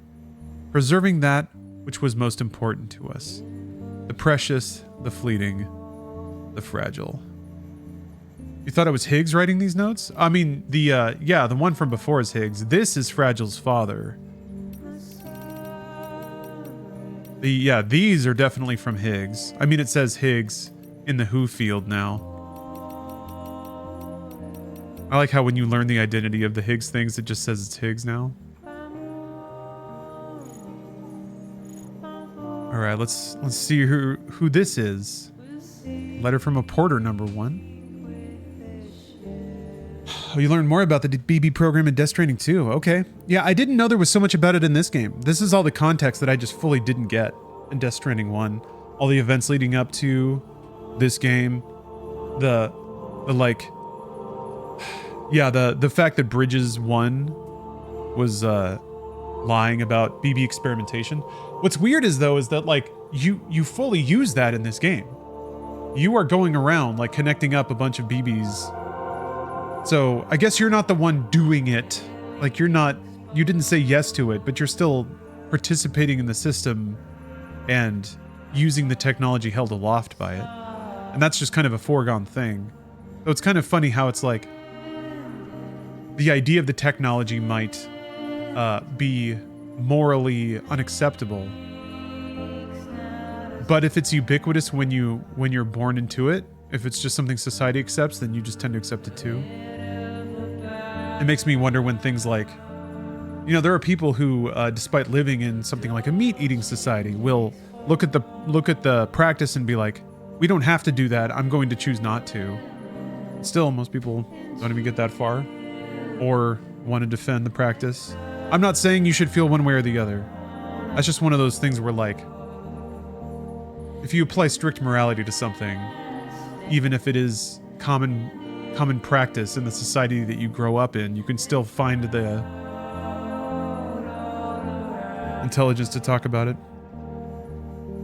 Oh, you gotta listen to all the tapes in Metal Gear Solid 5. Yeah, I haven't haven't yet dove into Metal Gear Solid 5. I'll do that soon. But it is fun reading all this stuff. The email's a little bit less so. There's a lot of just like awkward shoe leather all over those. They just kind of say the same thing over and over again. All right, tales from a porter, a letter from a porter. My love, as I write these words, I hope and pray that you will one day have the opportunity to read them. I can already imagine what you'll say. A handwritten letter in this day and age. Don't laugh. It's not just affectation. Analog's harder to intercept. I've asked some friends of ours to deliver this letter, and I know they'll make sure it gets to you, wherever you may be. Our little girl's doing well. Sometimes I see you in her eyes, but I try not to let it show when I do. Flyboy, thanks for the sub. It's the coding life right there. That's a good gift. There's no denying she's your daughter, though. She's bright as a button and tough as nails. I told her once how much she was like her mother, to which she smiled and said, I'm like you too, Daddy. I treat people real nice. Anyway, we've set up a new delivery base west of Ground Zero. Word is Bridges is planning to head to the far coast and are looking to recruit people with dooms to join the caravan. I can't be part of a plan like that. No, I'm sticking with my own. I'm going to keep working to rebuild the real America. Land of hope and free, one delivery at a time. And I'm going to do it for our little girl. Be careful out there. Don't let Bridges destroy our future. P.S. I've still got the Masanga you gave me. When the time is right, I'll pass it on, I promise you. Letter number 2. I heard the Bridges facility near Capital Knot City got blown up. Terrorists, that's what they're calling you, were all killed, apparently. I guess that means you won't be reading this letter.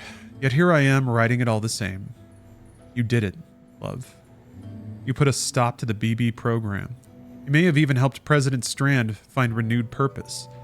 She's reasserting her authority, claiming she wants to help us rebuild America. And you know what? I believe her. She's nothing like the VP.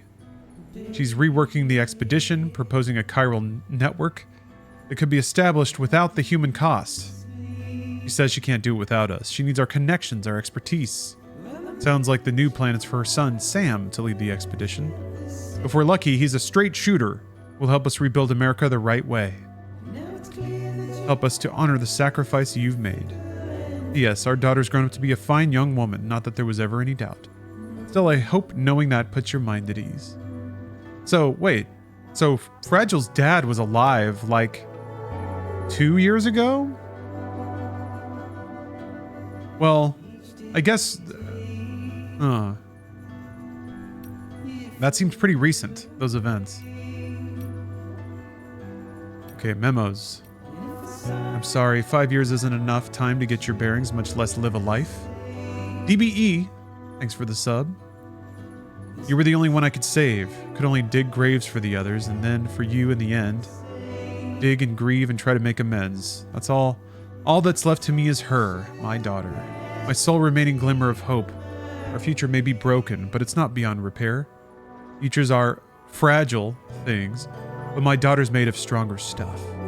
She has what it takes to pick up the pieces and put them back together again. I hope. I pray. Memo number 3. This used to be a Bridges factory right up until we stormed the place. Those Bridges fuckers showed their true colors that day, let me tell you. It was a brutal battle. And once they understood we weren't backing down, they got desperate and demoed the place. So many died. Researchers, guards, babies, their own people, and Bridges covered it up. Sealed off the whole area, but a few of us survived, hidden beneath the rubble. The region's thick with chiralium. Most everyone's gone gestalt. Some say same thing will happen to me before long. I'll always love you. We may never see each other again, but I know in my heart you turned out strong. You and your friends are going to rebuild America. I have faith. Oh, this is a long one. Memo number 4. A long time ago, my husband and I, along with a few friends of ours, established a delivery operation to help people rebuild and reconnect. We were all aboard the Bridges train, American Reconstructionism and all that, and we were happy to cooperate with them. Then one day we realized we weren't just delivering documents and groceries anymore, we were delivering you. BBs. Okay, so Fragile was a BB that she managed to save. Yeah, she mentioned the one she could save earlier. I guess that was Fragile. Offering you up to the altar of progress to provide the foundation for Bridges' state-of-the-art communication network. It might well have brought America closer together, but some prices aren't worth paying. We objected, but Bridges wouldn't hear it. So we took matters into our own hands, did some digging, learned that President Strand wasn't party to the plan. Was the VP, acting on their own initiative most likely, betraying Bridget and America both. Once they knew, they came for us, started threatening our families. I had a husband and a newborn, and I couldn't let any harm come to them. I had to disappear, go underground, started going by coffin, and began recruiting like-minded patriots to form an organization to fight back against Bridges. It was my attempt at atonement, I suppose, for the part I'd played in that unconscionable evil. Soon I was training porters day and night, teaching them how to fight and survive. Some like Sarah Connor energy here, huh? Like just going full mercenary and trying to convince people that like you got to prepare for a battle. Then one day I hear about this kid, a freelancer with a very unique skill set. Not Dooms exactly, but something similar. A sixth sense for BTs. He wasn't too sure about signing up for the cause, though. His father had been a real piece of work, the kind to talk with his fists. He carried that legacy of violence, and the thought of facing more terrified him, I could tell, but I couldn't let him walk. We talked long into the night, and at the end I looked him in the eye and said, "A heart can only bleed so much. Gotta harden yours some if you're gonna stay unbroken." He joined the next day. A porter that can track BTs. A priceless asset. Too many sacrifices to count. I prayed that would be the last. Oh. Oh, okay. This is him going by his fake name. The boss. Yeah, there's some boss energy there too. The freelancer's name was Peter Englert. His father died when he was young, leaving Peter to fend for himself. There was such a fear in him, but beneath that, a terrible anger at the world and everyone in it. At the time, I believed it was a manifestation of a passion to build something better.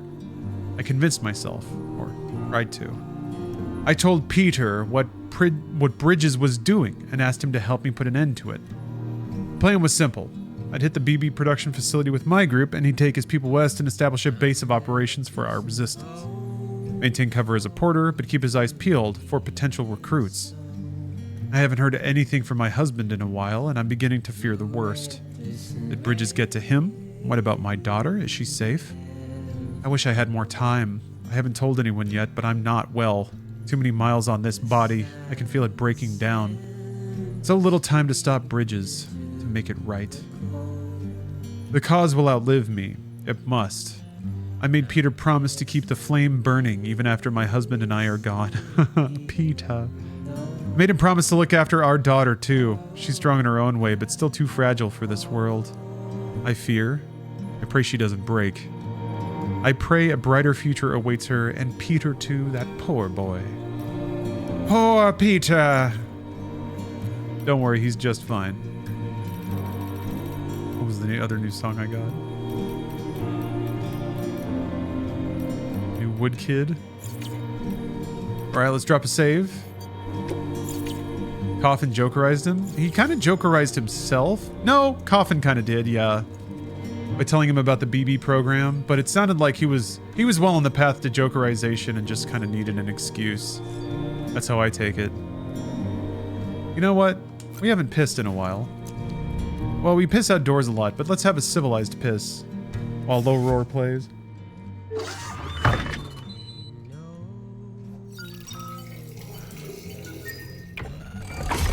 EX grenade number 1. Go piss, girl. Damn, 10 grenades? That's a lot of piss. There's no pissing and shitting in Death Stranding 2? The fuck's the point? Oh wait, I was supposed to... Shit. I was supposed to... need to use Fragile's teleport to get back to the first area. You can piss? Okay, but just like... Is it just open world pissing? Your work is greatly appreciated. You're open to play the Perfect Dark reboot? Yeah. I was too, but... It didn't... I don't know. It didn't look like a game yet. I didn't exactly see a whole lot of stuff in that demo that was like, wow, that thing. It looked neat, I guess. George doesn't need smart drugs anymore. You should be president.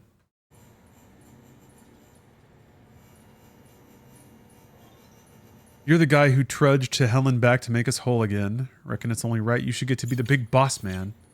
Oh, you can still piss in your room. Okay. Oh no, you got hit with ads?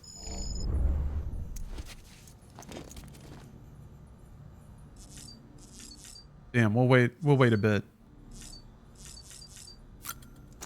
Big boss. Big boss.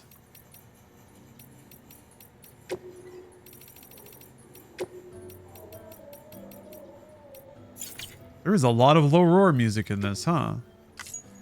Alright, gotta clear the marker on a lot of these tips.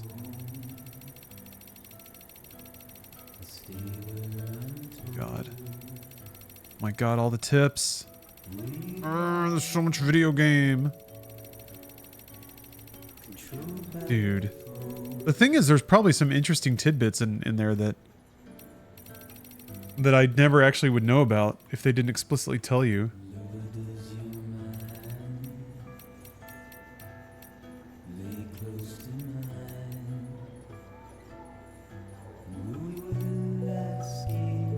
Yeah, adrenaline.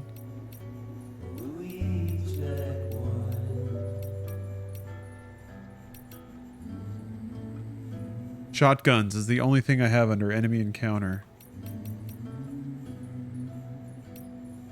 So that only happens when BB is excited, right? That doesn't... Oh, here we go. Continually giving you likes may cause BB to become excited. Continually giving you likes? So if BB gives me a lot of likes, BB might get excited. So I have to do things that excite BB a lot to get BB excited. Okay. I think I understand.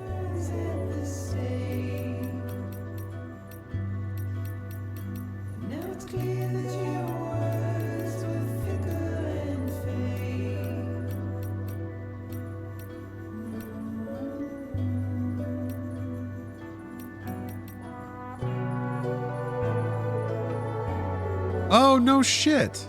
Wow. You can shoot through a cloud of blood, and it'll make your blood's hematic rounds. Ah. And if they already have a blood stain on them, you can shoot them with normal bullets on the blood stain. Wow. Okay. See?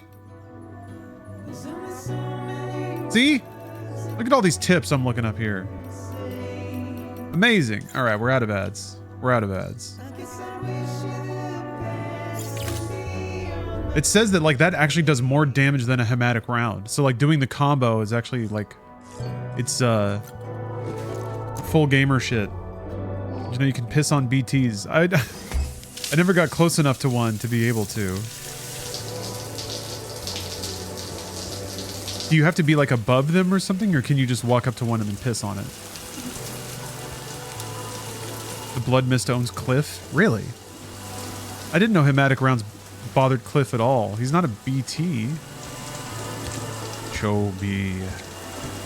Man, ass. I like how they have the little, like, skin fold.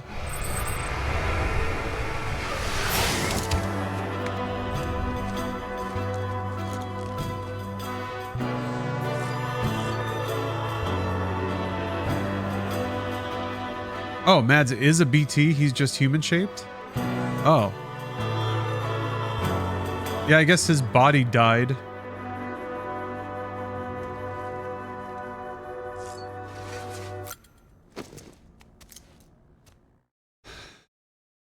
Everyone that dies becomes a BT. Okay.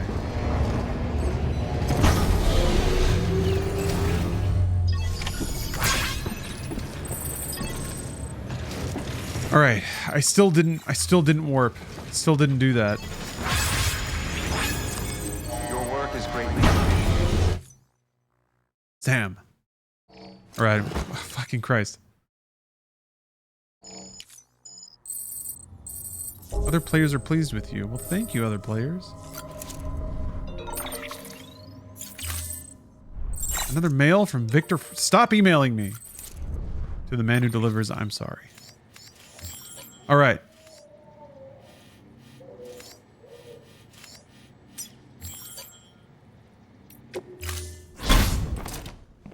You call? Let's get this show on the road. Why is she smiling so much?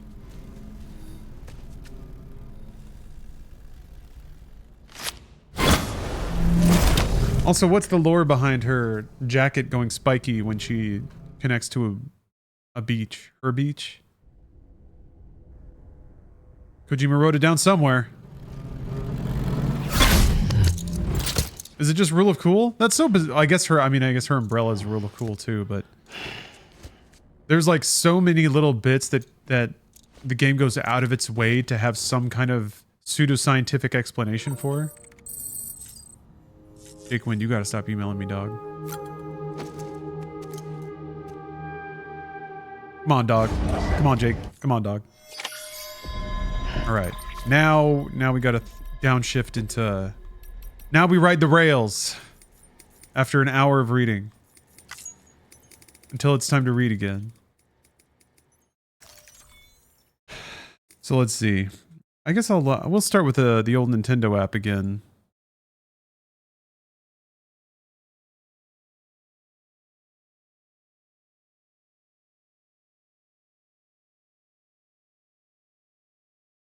Let me see if they have pilot wings. I could really use some pilot wings right now.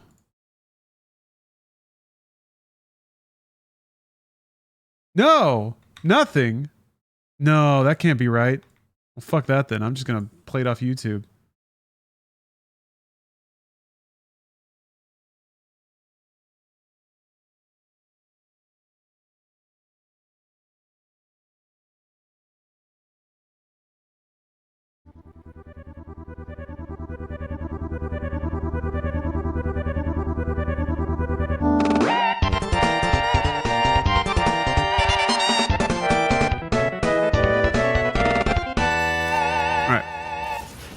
Oh right, I need to buy more gear. Does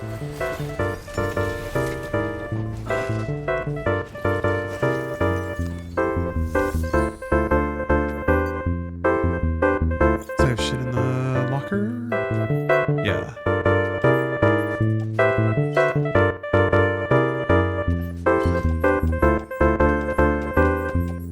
I definitely don't need one.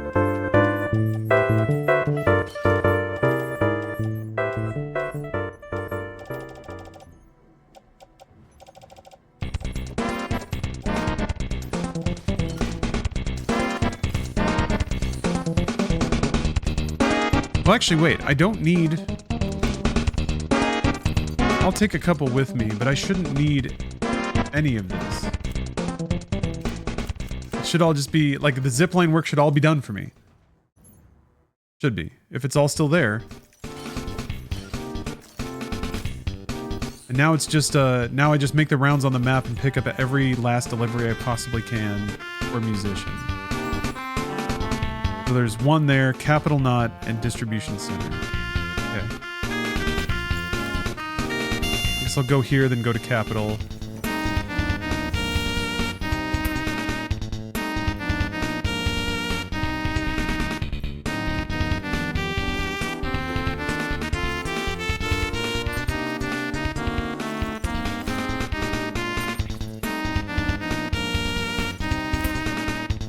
Yeah, Mail. It's been a hell of a day for news, huh? I guess Diddy's in the clear. Oh, he got partially convicted, right? I didn't read all that stuff. At least we can listen to the Pilot Wings soundtrack without feeling too bad about it. No, Diddy Kong is uncancelled as far as I know.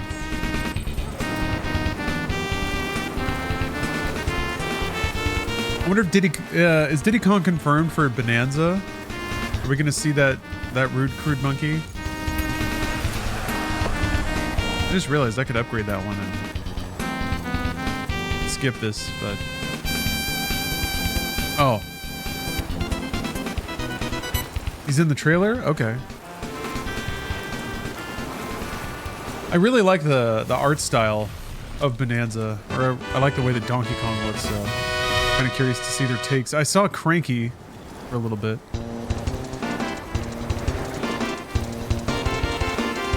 Songs from Pilot Wings? I heard the song in your drunk Smash Brothers Ultimate video. I'm trying to find it ever since. That's awesome. Well, the mystery is solved.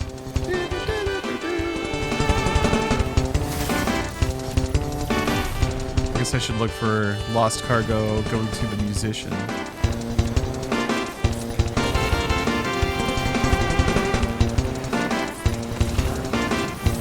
Also, I thought that the companion cube was like out in this area. I have a weirdly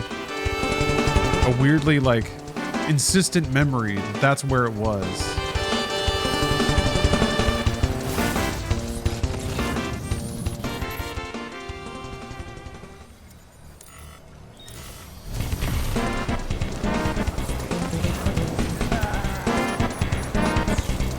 Several of those. The companion cubes? Yeah. Maybe there is one out there then. Let me go look. But like, I seem to remember that being the one that gave me the Gordon glasses, but I got that from somewhere else. I'm gonna go run over there real quick. Been one song that played on RPG radio during a Final Fantasy XIV stream of yours once. Haven't been able to find it since. I'm hoping it'll turn up one day and I'll be able to grab it. I'm pretty sure that like you can vote on the songs, right? Or you're just hoping to hear it again. You'll be like, oh, that's the one.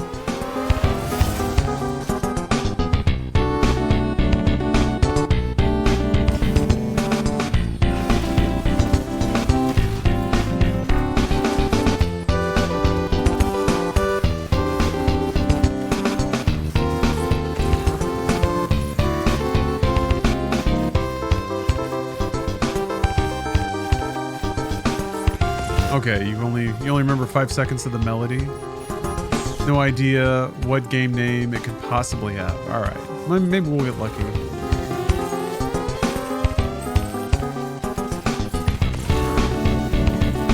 Yeah, there's nothing. I'm scanning.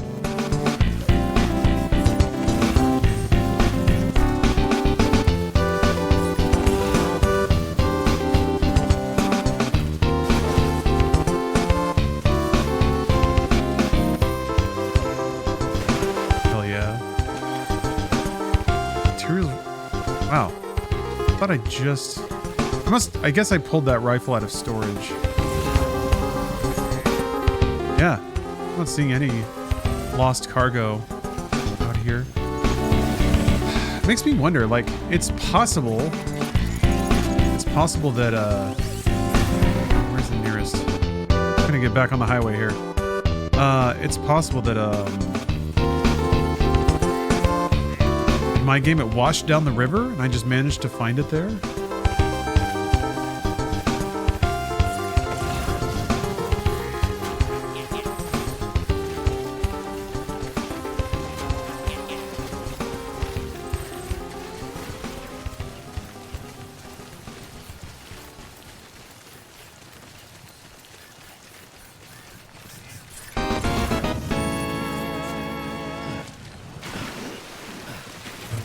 That jump is real special. You gotta like have a perfect lead up though. It sounds obvious, but what I eventually realized is you're not allowed to jump if you're stumbling. But like the stumble can happen a fraction of a second before you hit jump. So instead of jumping at the last second, you instead fumble and like trip over the side. What's the plan for the day? Hopefully wrapping up all the side shit in Death Stranding 1. I have nearly completely zip-lined out the game, which will just make the rest of it real chill. Apart from that, I kind of want to do some of the training room shooting gallery challenges. I know that there's like some VR mission type stuff.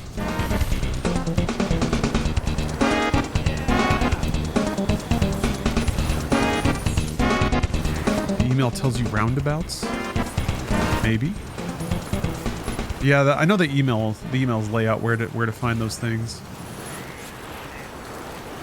The thing is, like, if I go back through the emails now, I don't know if I've done some of them. I guess every one of those emails, it's always like he emails you about the placement of one and then follows up with another email thanking you for getting it if you got it. So I guess that's what I need to do, is just like track those and see if each one has a complimenting email saying thanks for finding that. And if it doesn't, then that means that's one that I didn't get.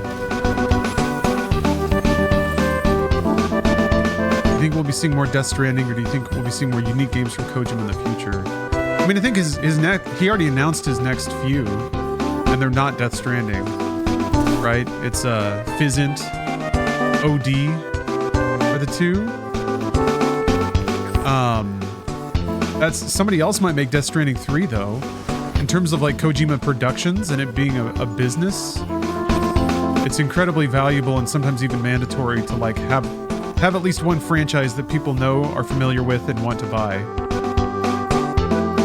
Plus, there's like if you're lucky enough to be able to just like iterate on one kind of game, you get pretty good at making it.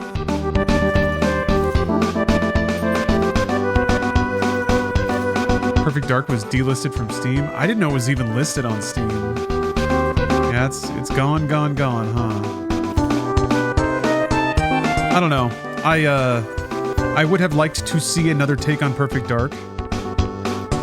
But kind of like, I mean, even like everyone still feels the sting of Prey 2. And even that quote unquote demo showed like something that I get why people would be super excited about. Perfect Dark's trailer looked kind of cool, but it also, I don't know, it really reminded me of the like Gen 7 E3 demo trailers, where it like has everything that they think a modern game should have. Wall running, climbing, shooting, sliding, like maybe scuffling with somebody in first person.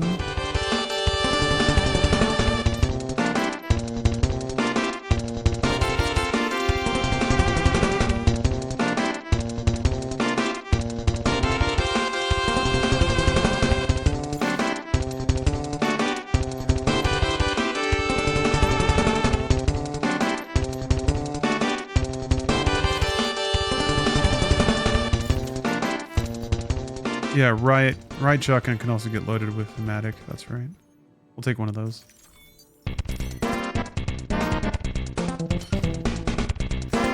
Oh, you just saw the news. Yeah, Papa Phil doing a number. That's so another aspect is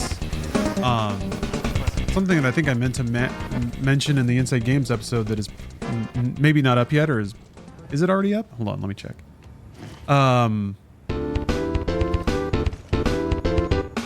Oh yeah, there it is. Companies are legally required to tell us when they lay certain amounts of people off. It's like a threshold amount. But they never tell us how much they hire. Sometimes they tell investors. But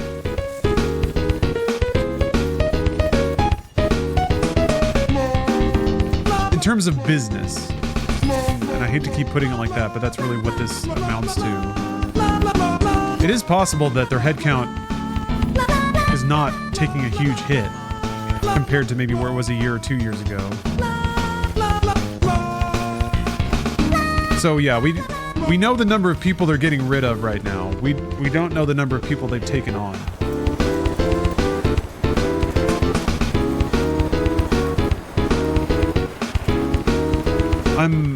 I'm reminded of, it's not the same company, but I'm reminded of Stephen Totillo in GameFile had a really interesting report where he was like, it was the last time EA did layoffs. He had actually found that despite the multiple rounds of layoffs EA had done, their total headcount as a company had actually grown since 2020. So despite the multiple big rounds of layoffs, they're actually like bigger.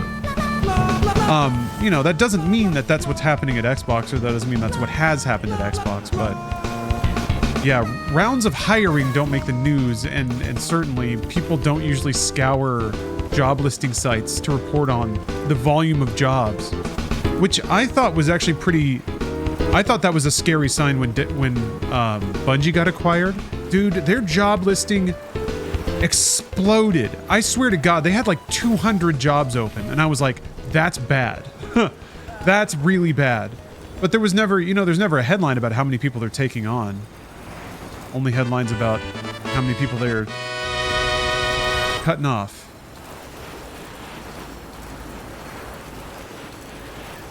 Yeah, let's upgrade to Pilot Wing 64.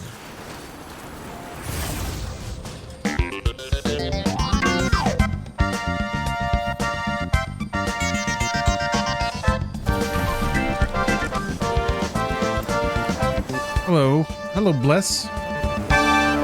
Emails are marked with a symbol in yellow. Yeah, the emails themselves are hard to find, and it's not really that hard to triangulate.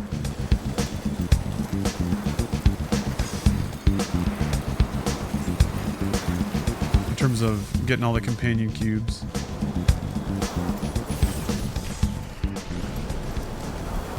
Bless, if you squint really hard, this game might look a little bit like EDF. It's not, though.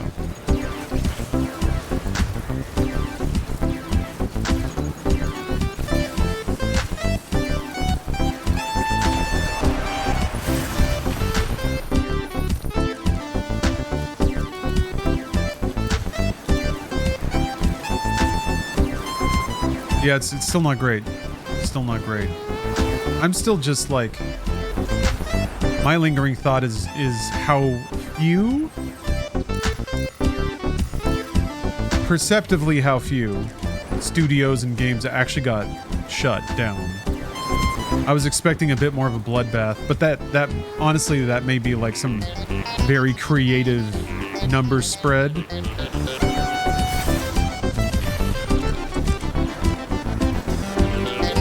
I wonder if this is the bad one or the worst one.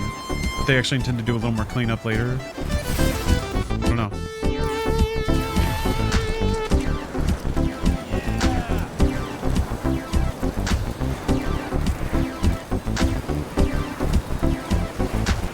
You see this? Apparently Phil was playing Indiana Jones while laying people off at Bethesda. Oh, like that's what his activity, his...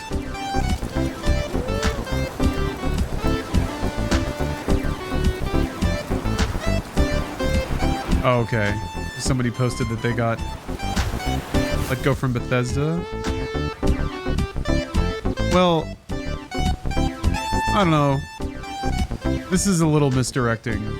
A brand manager in games marketing at Bethesda. They published Indiana Jones, but yeah, no, at least he's playing it. I don't know. Yeah, maybe take the profile offline for a day. We're in the season now where there's like everyone's gonna be thirsty for dunks of this nature. What is Phil doing? He's fucking playing Indiana Jones. Maybe he left his Xbox on. Phil is lucky he has a cute beer belly. It's gone. Phil's dad pudge has disappeared.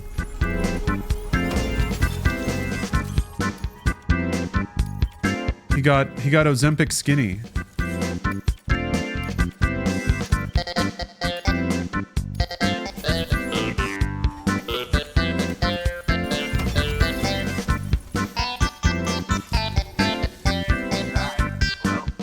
I think Phil Spencer is nothing more than a figurehead at this point. He might agree with that. I don't know. I think any CEO, especially like CEO of a company you own, still a figurehead, but at least maybe you actually have authority. I think Phil Spencer is like, if you become the CEO of a group inside of a megacorp, you're absolutely a figurehead. Like that's almost by definition what the role is. There's zero chance, even though it's in your title, that you're allowed to execute anything on your own unilaterally. You need buy-in, you need people up and down the chain to be on board anyway, and hence the figurehead role. You've got to it's more your job to get everyone moving in the same direction than it is to decisively make decisions. I thought I did this one. Let's do it again.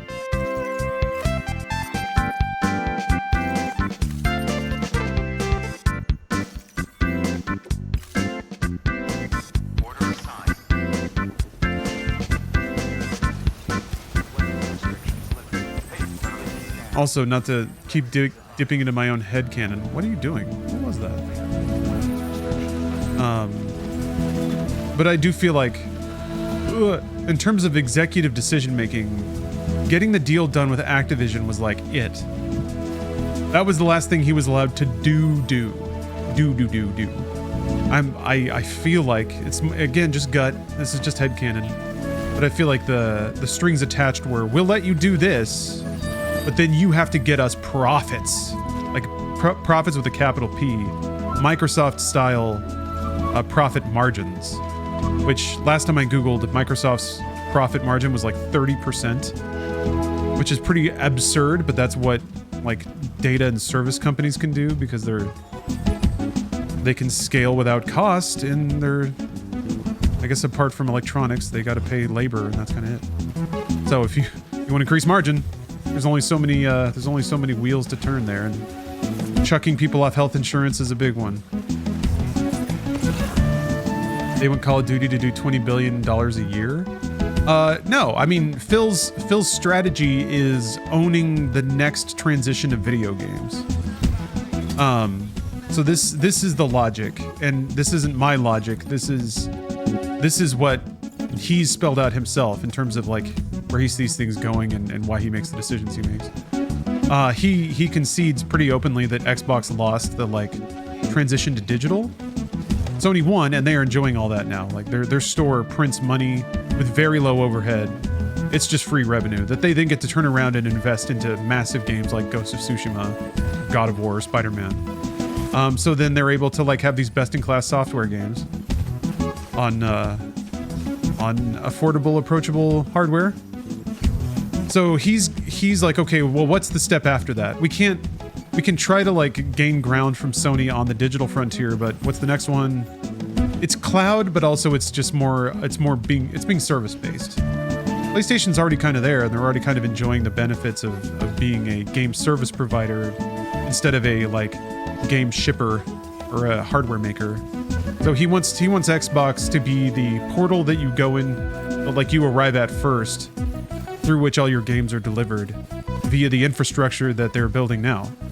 And that's a variety of hardware devices, cloud streaming, traditional console, PC, just gaming PC in general.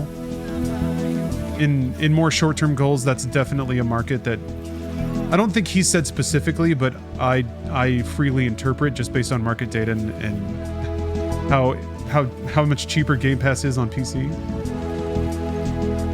That they're still trying to pick up customers there. So yeah, Steam replacement. Yeah, or at least something that everybody spends money on alongside Steam. If Xbox can get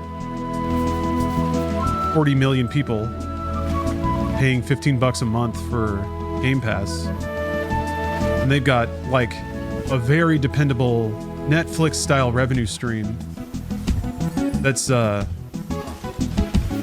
even better than taking chunks of transactions.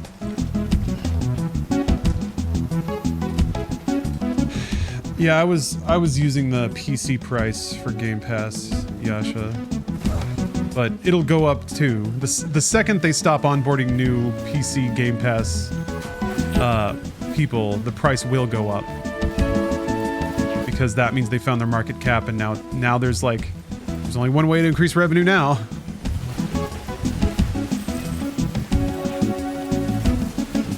Can't wait for $50 a month Game Pass. I mean, by the time that happens, games will be $150 each or something like that. Game Pass isn't the only thing going up in price, so it just has to maintain relative value. But people don't see it that way. It's bizarre. I guess it's not necessarily bizarre to me. I think it's that the generation that plays the games that are on Game Pass are still a bit old-fashioned about ideas of ownership. And I only say old-fashioned just because I'm of the camp that it's sort of a foregone conclusion. I'm not passing judgment on the way anyone likes to play games or anything like that.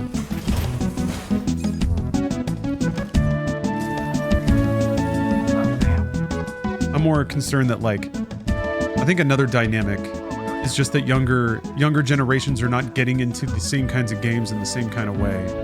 Yeah, I also very much like having a box, and I'm gonna stick with my box as long as I'm able to. If that's my old-fashioned thing, then that's what it is.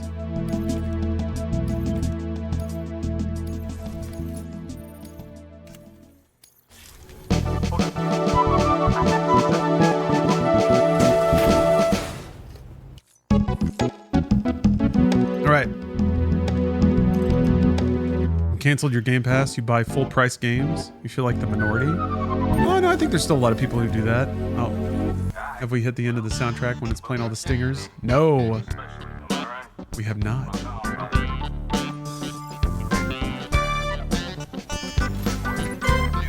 All right, 5 stars. That didn't take long at all.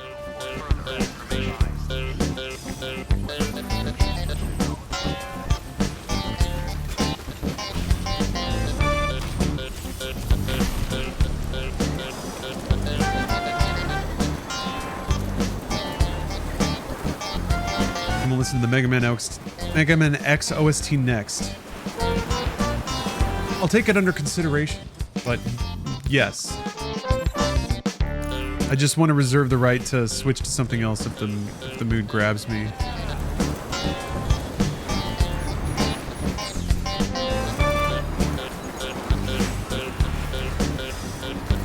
Yeah, I don't necessarily mind renting all my games.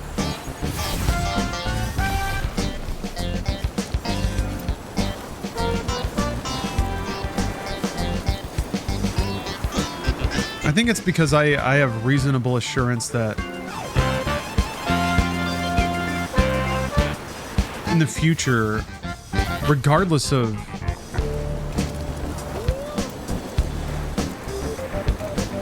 okay, there's a bit of assuming going on here, but like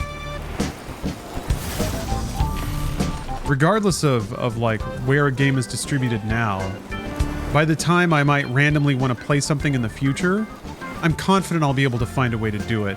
Unless it's Concord or like some other service game whose value was not intended to be everlasting anyway.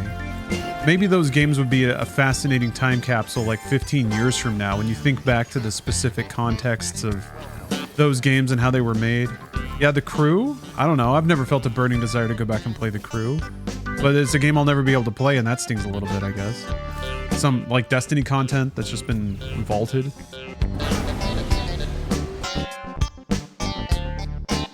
But, like, all the weird shit, there's usually, like, a way out there to make it happen. I guess it'd be nicer if it were easily accessible.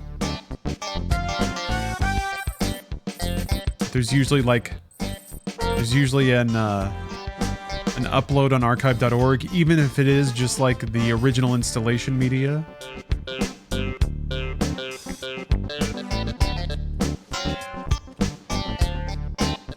Assume we've all been seeing the Stop Killing Games news.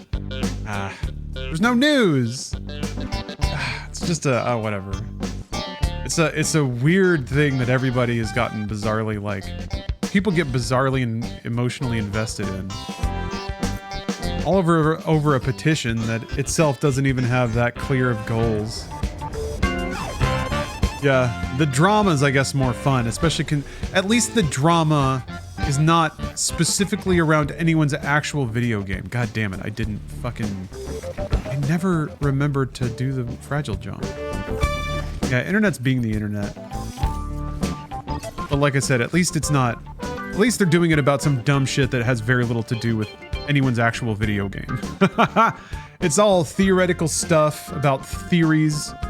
It's all people getting mad about things that they're not super knowledgeable about, but that's life.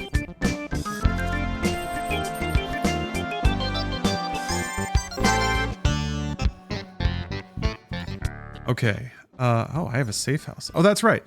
I didn't know you could jump to your own safe house. Huh. Or anyone else's safe house, it looks like. That's kind of interesting. Playing all the stingers.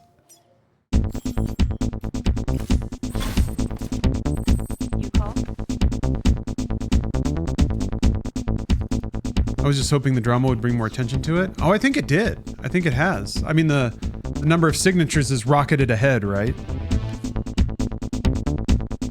But the thing is, if you're struggling to find, like, people to even click on a website, if you're struggling to get that many people to even fill out an online form that is free and doesn't take much time at all, there is some evidence there that people actually just don't care.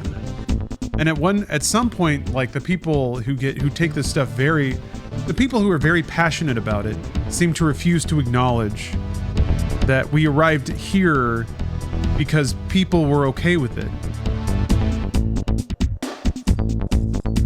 So I guess there is some amount of like oration that can happen. You can whip the people up into a frenzy and try to excite them and convince them that they've been taken advantage of, hoodwinked and swindled. But yeah, convenience won. Convenience tends to win. Oh, I need to make my gear again. Maybe I'm just too resigned.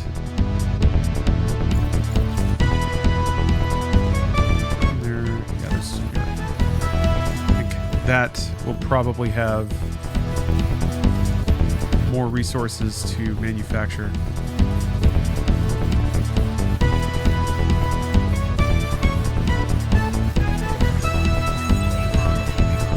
I guess what gets me sometimes in those discussions is they don't really acknowledge that as much as companies don't take an active role in preserving their own products, they also don't take an active role in preventing anyone from accessing their old products. And they could. And we don't have to thank them for that. But I think it's at least like, just at least acknowledge that there's an unspoken agreement happening here. Where like, we benefit from it and we kind of get what we want out of this. In terms of like being able to just freely download old games on archive.org. No one's policing that. Because it's not worth anyone's time to police it. Yeah, Nintendo tries to a little bit, but well, people, I'm certain that somebody would say that it's not like a suitable alternative. The way that Nintendo does their backup or anything like that. Okay, I think I just have to go back. So I'm trying to decide how I want to do this. I think I want to zipline back up here and then build it out there, and then connect these to this. And then to that, and then from here that might be it. The network might be finished. Because I've already done, like I said last night, I did some homework. Put down a network. Did some of the grinding. Yeah, because this is all connected in here. Photographer, I think, is connected up. So yeah, it's just this loop up here, really. So now the difficult thing of keeping my orientation straight while I try to... Maybe I should just go north from here.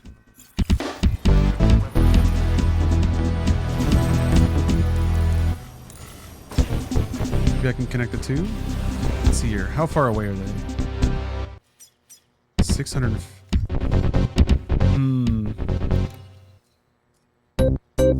So one... God, this music is wretched. One level 3... Oh, that's 500 meters away?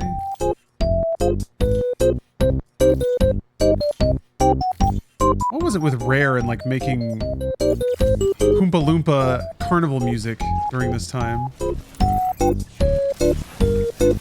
feel like that's a lot of Banjo-Kazooie's soundtrack and it's so grating to me.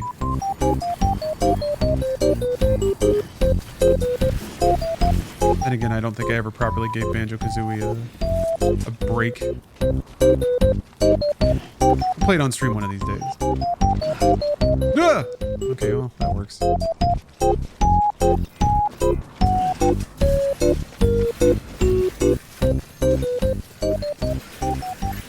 Whoa! Dude. I don't think I've ever had a spill that intense. Yeah, this is more what I'm about. I want the, like, working man jazz. Why did you turn that way, Sam? I guess I did hit right on the D-pad.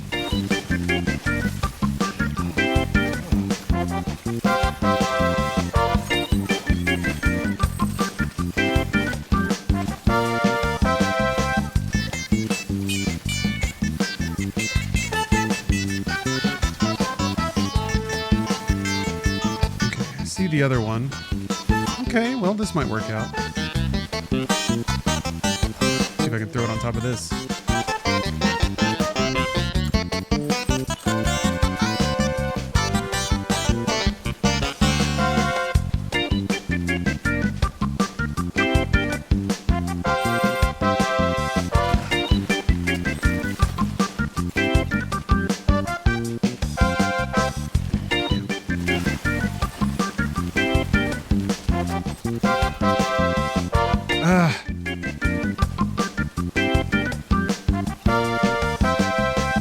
Shit.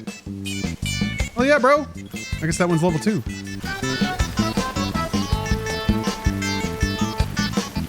Yeah, Rare's new game got canceled. Yeah, Everwild. Never saw it. And it got announced a while ago. I also wondered, like, how does that game distinguish itself from Grounded? Remember to stretch? Good idea. Sounds like fart music. Oh, the real farts come from the Sega Genesis. But these are pretty good farts. Farting down the road.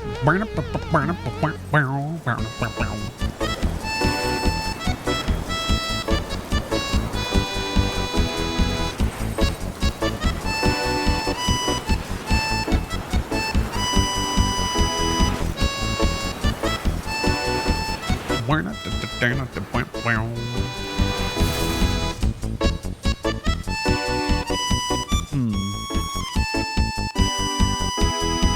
damn it. Oh wait, that's a generator.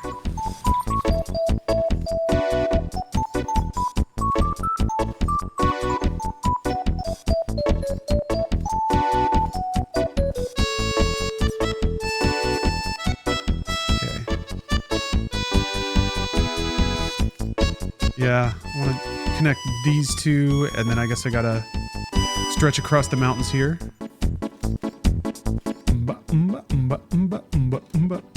Yes, this is the famed Death Stranding soundtrack you've heard so much about.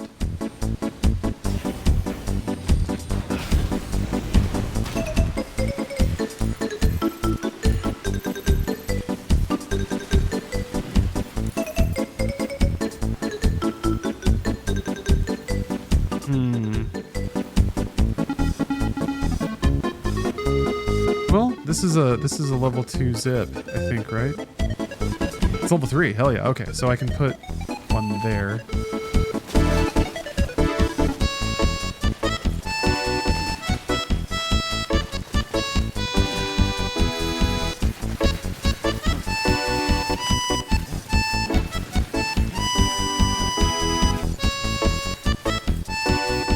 Greg Males is leaving Xbox because he's fed up.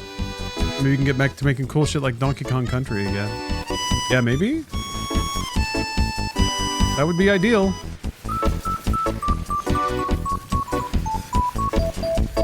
I'd like all of these pissed off developers to take their severances,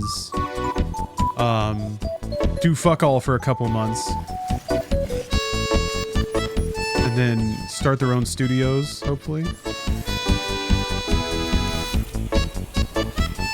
Although there's been a handful of like other studio devs that made a new studio and it didn't go so well, like The Initiative. What? Battletoads? That was his first project? Oh man.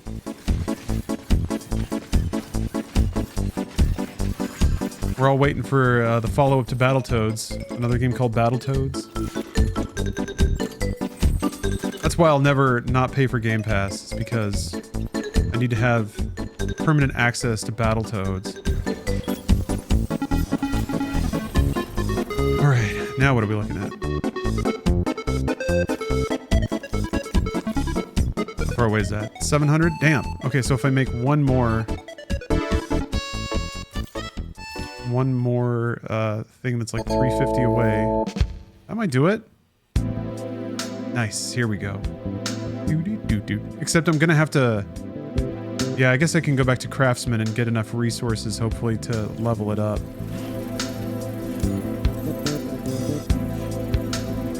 This is the music we were waiting for right here. The Birdman. This is full porn music right here.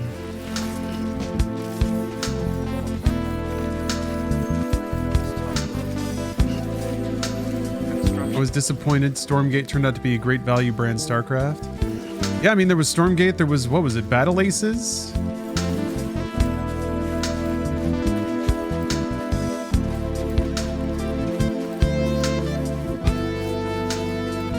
Definitely some instances of like, okay, the developers went and made a smaller indie version of the thing.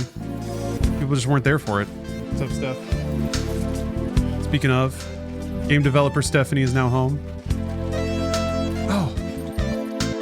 Yeah. I just got raided. Just got raided by Jenna Bain.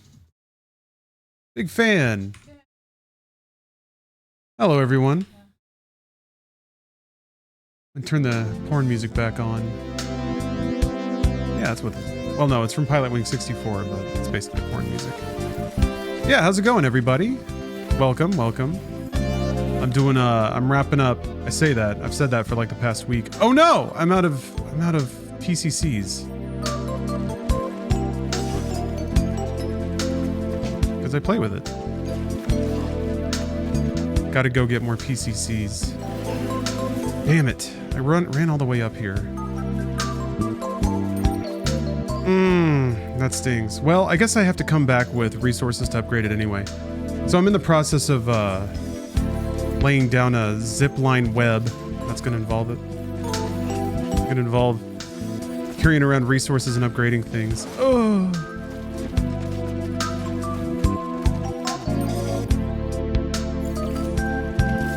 Oh. Steph has absorbed. Okay.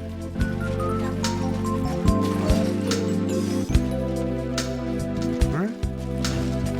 Do what you got to do. Steph's having a day. She's got some or movie facts to share.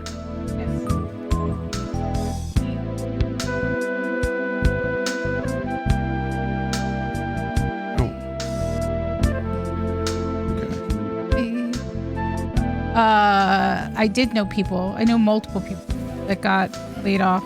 So, real hard out there, folks. It's all sorts of bad news. My movie facts. I'm listening to the podcast I've been listening to was What Went Wrong, which talks about all the things that go wrong on movie sets and whatnot. So I got to hear the episode that was about Point Break, and I'm still in the middle of it, but there were some fun facts that I felt like I could share with you. So one, do you know who could have potentially directed Point Break? Who was attached to it? Directed? Yeah, he was going to direct it. He was attached to it for like a couple years. I have no idea. Ridley Scott. Okay. I could see that. Which is, kind of like, what? Ridley Scott? It's like a crime drama. I mean, he did Heat. Well, I guess, so that's kind of the whole thing. I guess where the story came from, which also was partially, didn't get credit, but Catherine Bigelow and James Cameron both contributed writing to Point Break since Catherine Bigelow directed it. And Catherine Bigelow loves violence. This is what she talked about. She loves violence and action. I guess her very first student film, like she actually got her like master's degree at Columbia. Oh, Michael Mann, my bad. She got her master's degree at Columbia for film criticism, but not production. And her first short film was basically a 20-minute film of two dudes just beating the shit out of each other with like voiceover. Damn, I want to see that. So she was like, I love action, everything else. Multiple actors could have had the Johnny Utah role, which also Johnny Utah was modeled after a famous quarterback. Oh, look at those little guys. They're trying to grab you, trying to take you down. Yeah, they're trying to take you down. Good music for this. Yeah, right? This. Hitting X and it won't let me on. Originally, they wanted to have Charlie Sheen and in that role. Oh, I didn't finish my sentence. I'm sorry. I got distracted by all the weird things trying to claw at you. Johnny Utah is modeled after Joe Montana. Yes, this is why they call him Johnny Utah. Joe Montana. I was like, wow. All right, that's pretty on the nose there. Originally, they wanted to have Charlie Sheen, but Charlie Sheen was having some difficulties. I guess he had just completed like 8 Men Out, and he also was really tired after filming like Wall Street. And he was quoted as saying that like when you do an Oliver Stone film, it ages you in a specific way, which I feel like I can believe. Oliver Stone's films go pretty hard. Yeah. Sean Penn was going to have the role for a tiny bit. And apparently, Catherine Bigelow is the one who saw Keanu Reeves and was like, he's the one. He's the one that we need for this. And no one wanted him. Like, Columbia backed out of the project because they were like, we do not... The dude from Bill and Ted? Like, absolutely not. And she was like, no. And apparently, like, she was going to the mat hard to like, no, we need to hire him. Like, he is the one. He is the action person that we need. And even James Cameron, after going out of meetings, would be like, I don't understand why you're going so hard for him. He's like, I'm supporting you, but also I don't get it. So she was the one who was like training him and like got him a trainer and like got him all set up so that he could become the action hero that we know now. And James Cameron has quoted as saying that like Keanu Reeves should send every year a bottle of champagne to Catherine Bigelow because she was the one who truly believed that he could be an action star for this film. Okay. And so you talk about like James Cameron doing some writing on Point Break. He apparently was behind the big skydiving sequence. We're jumping out of a plane, and they were like, but it's not realistic. And he's like, I don't give a shit. It's cool. That's why we need to do it. So he did that and decided he was the reason why they were ex-presidents wearing masks, because he wanted people to recognize, and it was like had some like kind of very minor political overtones, right? You know, like Reagan also being with like a flamethrower, there were like all of his like oil like issues during his presidency. It's why it was like they wanted to have ex-presidents instead of dead presidents, because originally it was going to be dead presidents. And I guess the original story, the reason why the original writer came up with the story was because Los Angeles was the bank robbing capital of America. We had at the height, I think it was, they said in like the late 80s, early 90s, there was like 2,671 bank robberies. And they said that the reason why, like it kind of started in the like late 60s and into the 90s, and then really tapered off after like mid 90s. They said it was easier access to freeways, more like open roads so people could get away from cops. So that's why there was like so many bank robberies. So I guess like the person who used to lead the task force for bank robberies in Los Angeles, he used to hand out coffee cups that said bank robbery capital of America. And he's like, he loved it. He was just really into the like action side of like trying to he's like, I have almost as much fun, I'm sure, as these people spend planning like all of these bank robberies, but apparently was very, very into it and enjoyed it a lot. So I was like, wow, fascinating facts that I learned about Point Break. And I'm not even done with the episode. There's going to be more things, but I wanted to share that. And on my drive down, I'd listened to the episode about Chinatown because it had Paul Scheer as a guest. And I was very interested in hearing what he had to say with many things. They talked about the fact that, which I'm glad that Paul Scheer was there, because he offered up some stories that he's heard, you know, his years being in Hollywood, which I feel like I just got to get into a couple of the stories. One story that he talked about is that there is, and I'll explain why this matters. There's a famous movie director who's still working today who apparently has a urinal set up in his office that's like behind like a half wall thing, so he can still talk to people while he's peeing and then just come out of it and then just like continue the meeting. Absolutely. Like, he's like, I'm not going to say who because he's still working, but he's like, I know. He's like, I've known people that were in meetings with this person and he peed. He just pees in the middle of the meeting. And the reason why this gets brought up is that one of the stories on the set of Chinatown was that, you know, famously Faye Dunaway had all these problems. She was like an asshole, and it was mostly, they're not really sure how much of an asshole she was, or if it was just she and Roman Polanski had like a really, really bad working relationship, like terrible, like they fucking hated one another. Roman Polanski, he's his whole other dick. I mean, he did make Rosemary's Baby, which is in like my top 20 films, which is hard because I'm like, ooh, I like this film, but also Roman Polanski, kind of a shit.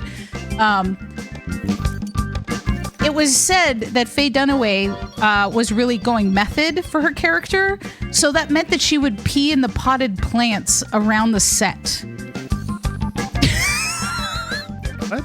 Yes. For which movie? For Chinatown. Oh.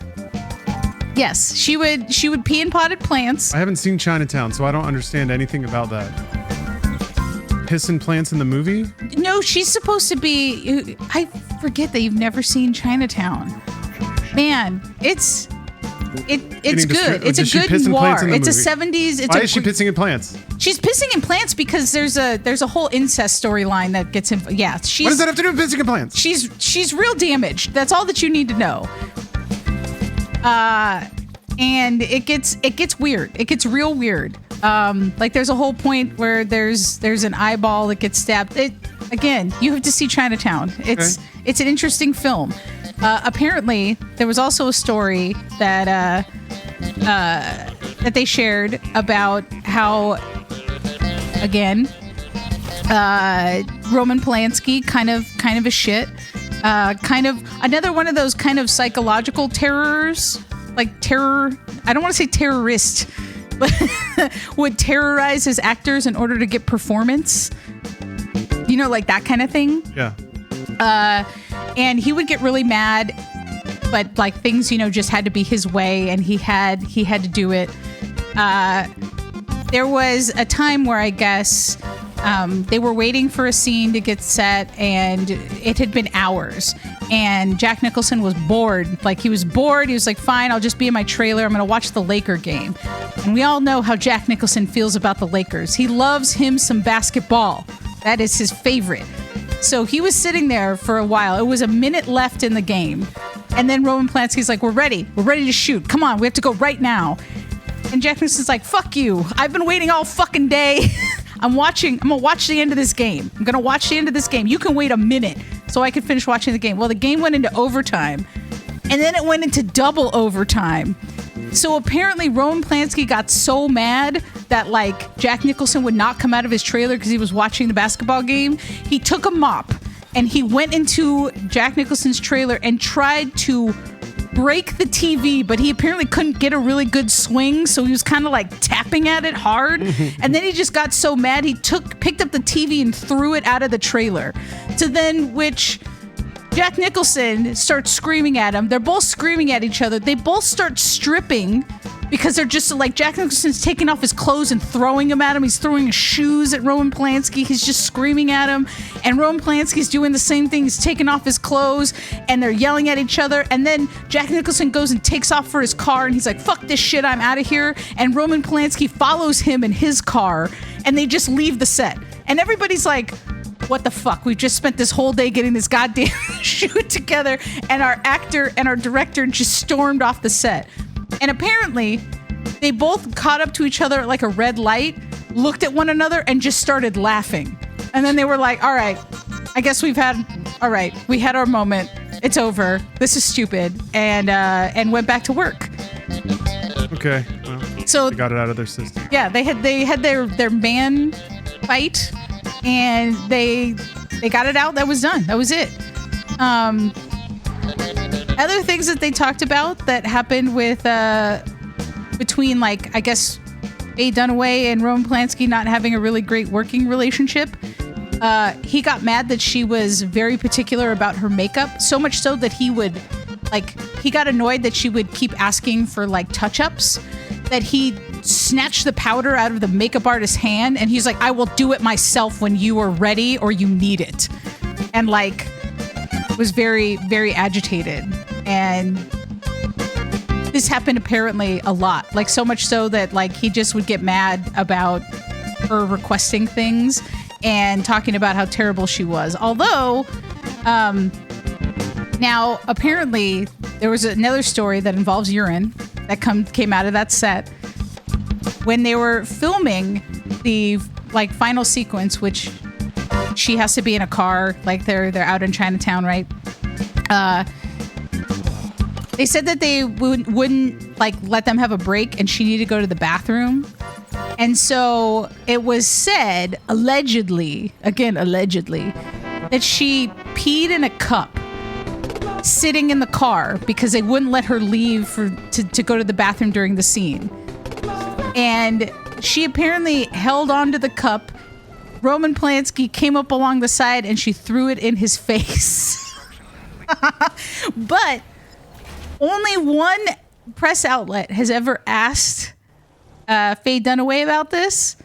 And it was The Guardian in like this interview, like in the 90s. They were like, hey, We want to know, did you really throw a cup of urine in Roman Polanski's face? And she got so mad, she like started screaming, I can't believe that you would ask this, you would talk to, but I'm going to leave. I can't believe that I skipped having an interview with the Mail for you, and stormed out and never spoke about it. So people are like, don't know if it really happened. Yeah. Think that it could have happened. Also with how like bad things were on the set, I don't know. There's also a slap that takes place between her and Jack Nicholson, and she gave Jack Nicholson permission to actually hit her. So she got slapped real hard. And there's a scene with Roman Polanski in the film, and he holds a knife to Jack Nicholson's nose, and apparently if he didn't have the hinge, like one side of the knife was dull and the other side was sharp. If it didn't have, he basically almost put the wrong side into Jack Nicholson's nose, which meant he would have cut him. So tumultuous set, to say the least. But I just thought that I would share the tales about multiple urine things. There was a lot of urine around Chinatown, and I don't know why. A lot of piss. Artisan piss. Yeah, Okay. it was very weird, but I thought that it was interesting. I keep forgetting you've never seen Chinatown. I didn't get to really read chat though, but I feel bad. Oh, it's what went wrong. I plan on just listening to more episodes because sometimes on my drive I really need something that will allow me to just completely bail out of consciousness while still driving, and I find that sometimes like those kinds of podcasts that give me little nuggets of things that I can, like beautiful piss stories that I can share with Lawrence.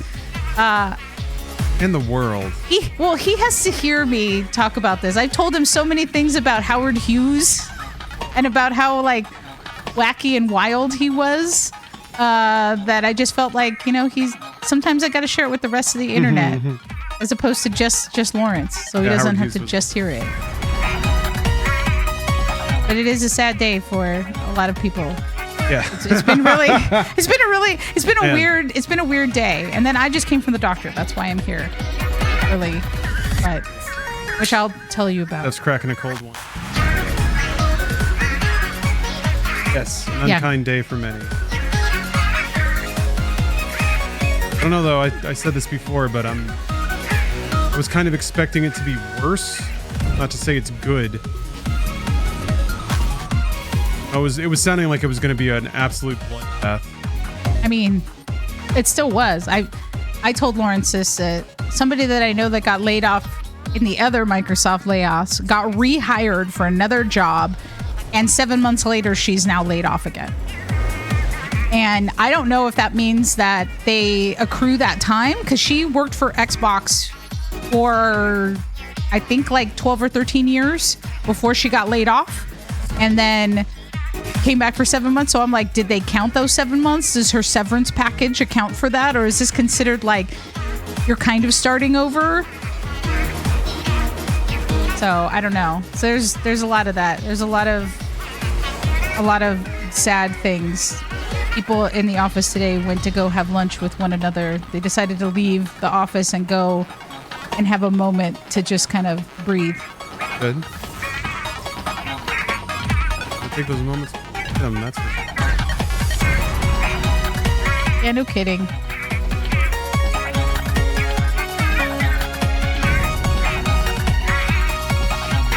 Well, how was your day, Lamar? Mine's pretty fine. I basically just layoffs. Yeah. Did more work stuff. Back on Death Stranding. I'm almost done. I feel like you said that you were almost done like 4 days ago. Well, then I finished the story. Now I got to do all the other stuff. Well, just think if you hadn't lost like 9 hours worth of progress, maybe you would actually be done. I would. I very much would. Yes. Well, it was more than that too, because it happened twice. The 9-hour one was the longer one. But don't do that, Sam. But ever since I have adopted the revolutionarily intelligent strategy of not, been totally fine. So that's all. Have to not turn the game off. I picked a party playlist, by the way. The Nintendo Music app. So we're listening to party Nintendo music. This does sound very fun and vibrant. We're having a party now. I'm trying to be better. I'm trying to actually write down the name of all the books on my notepad so that way I can tell you what books I want on Audible once I'm ready to start listening to all of my Audibles again. Were you not doing that before? No, because I would keep forgetting. I'd be like, oh, I want to listen to that book. Like, you know, Mark Ronson came out with a book talking about his DJing days in the 90s. And I'm very curious to hear about his DJing days in the 90s. Yeah, that sounds awesome. He's apparently was like signing a bunch of things and leaving like autographed copies at bookstores around LA. What? Yeah. Fun. Yeah, of course. But I was like, ooh, I want to hear about Mark Ronson and his DJing days. When times were simpler. What's the name of that book? I don't remember. That's why I had to write it down. It's on my notepad. Which my notepad is not in front of me. But I realized that I wanted that, and I forgot that I also wanted to get Paul Scheer's book about his like childhood, which is apparently pretty intense just because he was abused a lot, but he also is pretty funny and interesting, so I would like to hear more. That's the kind of thing. I don't necessarily need to be on a movie set. I just need to hear the stories from movie sets. This is what I need. I don't need to witness it. Like, I've witnessed things in my life, and sure, that's fun and everything. I like how your little box is up there. Like, it wants to go up there. Yeah, I do too.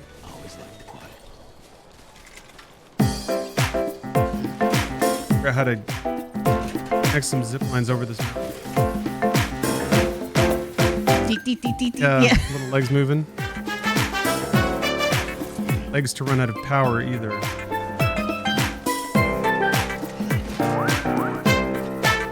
Stop walking that way.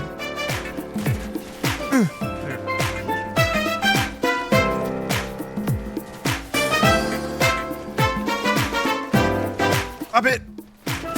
Starts like wide stepping, hard to get him to turn. And this just looks tiring. Even with robo legs, I'm like, I mean, delivering packages is pretty exhausting work. With robo legs. Luckily, we have ladders.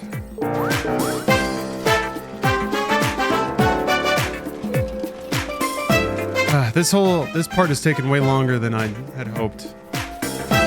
Came out here without the gear I needed, so I had to like double back and back out here again. how many people do you think have like fully completed this game? Fair amount, based on the amount of people that have like given me tips. I know what they're doing, and it's like a pretty satisfying game to deliver all the things. They're just not being drawn. I can't tell if I have line of sight to that or not.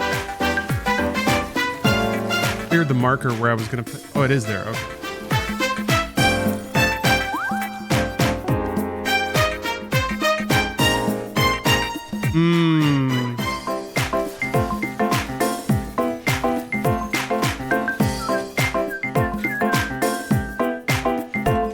Hope it's 3.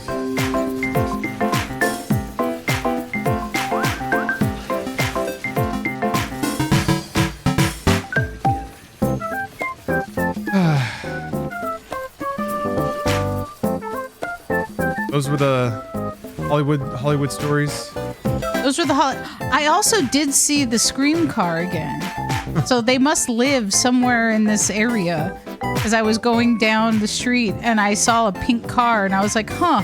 And I looked at it and then sure enough it had the "Do you like scary movies?" and the little like ghost face killer with hard eyes. And I'm like, hey, I saw you on the highways. That always feels weird. Like LA is such a big place that if I see a car that I recognize for something, I'm like, okay, you have to live around here. Like there's no way. There's no way that I'd be able to just see your car twice, just driving around like regularly.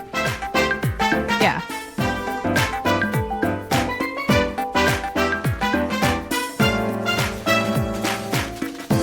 Yeah, gosh, who knows? Gotta be some estimate somewhere of how many cars go through LA highways every day.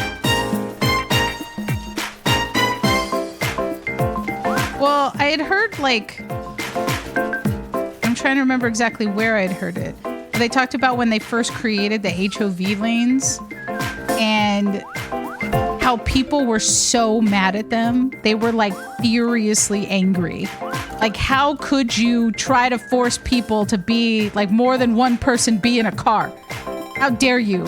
And the math was actually like for the amount of money that it took to build all of the lanes and do all of the work, it cost the city like billions of dollars. Cool. But they were like, this is what it has to be. And it was like, the math behind it didn't even really prove that traffic would get better. It was just like, well, we want to do this eventually, so this is what we're going to do. And we've decided.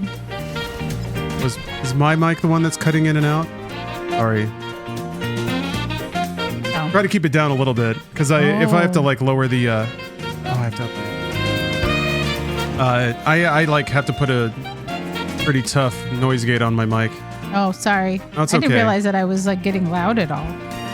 It's kind of hard to tell when there's like a lot of noise in the room. Maybe that'll help? All right. Wait, slid into it. Yeah, I like to think about how cars, like there was that one car that had a bar inside of it, a travel bar. What is that? There's like a car design that had a bar in it, like a little travel bar. So you can make sure to get your drink. A little road beverage. Like it. Yeah, a little road scotch.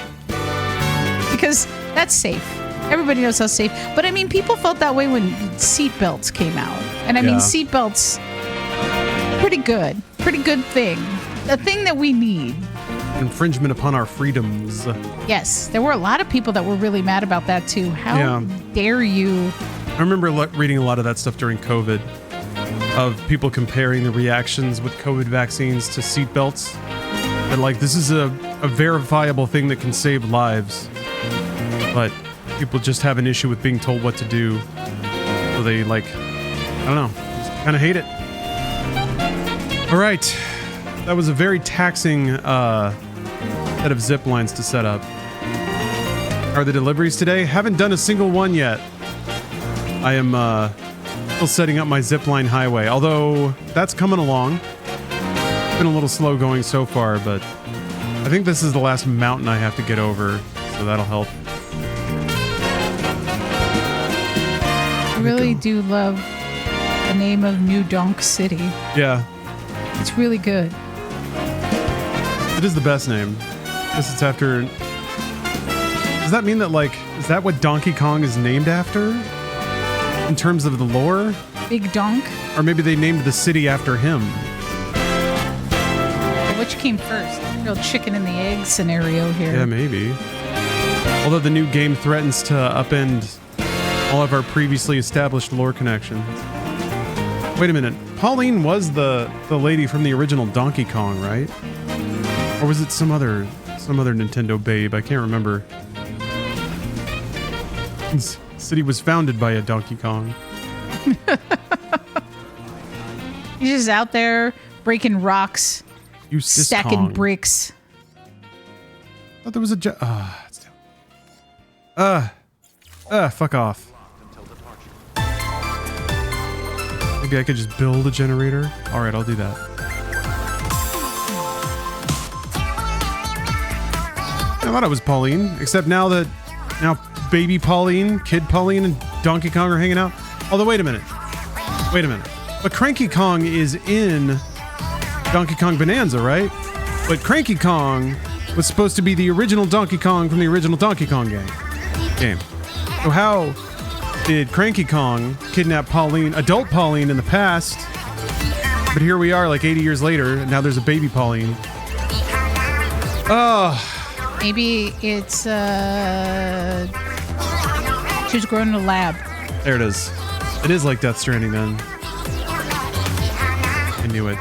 Just a lab. What did they call him? In this game? Yeah. BBs? Not the BB, but didn't they have kind of a nickname for people that were lab born? Maybe I'm thinking of another game. I don't think so. Unless they do. There's a generator. Could have just taken that one. Does my mech sound better? I never know. I look at the levels, but I don't think that's a good representation of what it's actually like.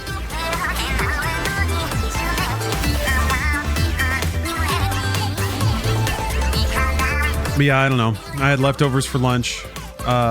Did some squats this morning. Took a shower. Kind of an uneventful day, for me at least. So I'm grateful for that. I brought home Chipotle. Oh, baby. Just because I... Steph knows how to get my motor running. Well, I realized that I was like, oh my God, I have to go so I can make my doctor's appointment. And I'm like, well, I also have to use my food credit for the day. What can I get that's really quick and I can pick it up? And Chipotle ended up being the answer. Because I thought if I get poke and leave that in the car, that's risking it. Yeah, that's kind of Nobody weird. wants hot fish, like hot car fish. Also, I don't want my car to smell weird. Got ska. Ska warning. I guess what says party like ska? Everybody loves ska. Yeah, that was Splatoon music. This is Mario Kart 8.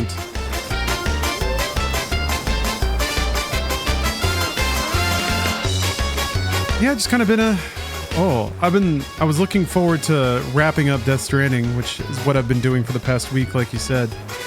But today, for real, once I get all these zip lines down, it's just going to fly right by. It's just going to fly. Yep. I don't believe that. I don't believe it at all. Right by.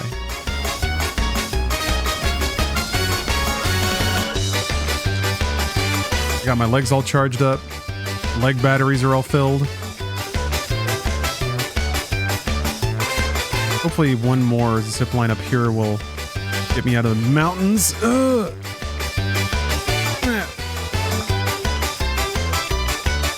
I mean, I see how good zip lines are.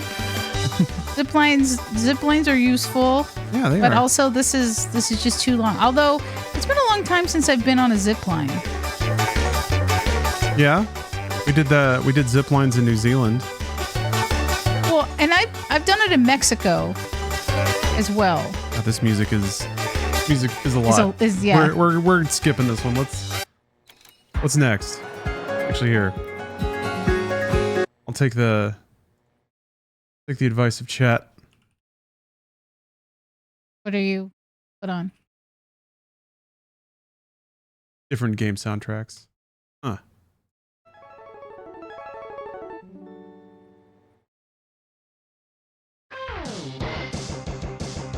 Mega Man X.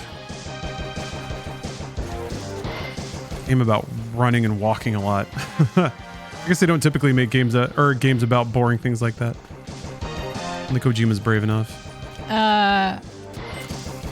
What was the most Lawrence coded game you ever played? I don't know. All games are Lawrence coded. This is the problem. I love all my children. Yeah, there's not like. I don't think that there's one game that truly encapsulates Beatmania all is of. pretty in there. Well, that's true, but I don't play Beatmania. I do not have the hand-eye coordination that Lawrence has, or whatever brain wave that he gets into, where the tippy taps of the fingers just do the thing. I'm a person who's just like starts to just click at everything because I'm just like I'm just a moment behind, or my brain is trying to catch up to it. Like, it's one of those things that I feel like I would have to memorize, and I don't want to I already have so much other shit in my head, and who knows, I've probably lost a lot of really good math, probably some good history details, because like I can sing the living single theme song. Like, what am I gonna do? I can't push that out. You can't push that out. Yeah, that's timeless knowledge. Yeah, you got to have that in there. Sorry, I've been thinking about it all day because somebody did a post. As I guess there's a podcast, because of course there's always a podcast, of 2 of the former cast members watching episodes of Living Single and talking about making the episode. And Yeah. they call it Reliving Single. Uh, Yeah. Which I was like, funny, but all I've been thinking about all day. In a 90s kind of world, I'm glad I got my friends. See? What am I going to do? I don't think I ever saw that show. It used to be like a good block. It was like Living Single, A Different World. It was like Cosby Show, A Different World, and like Living Single. They used to be basically on the same night. At least on my television station. And it was very enjoyable. Fuck, man. It's weird. Usually those guys go down with 2 shots.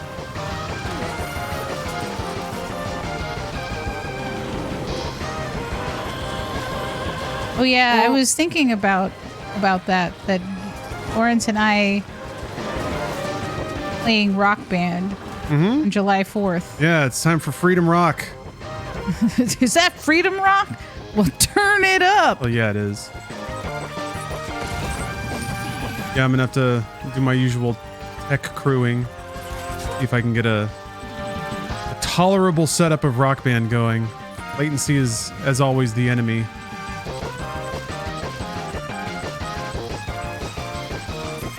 Yeah, I'm looking forward to that.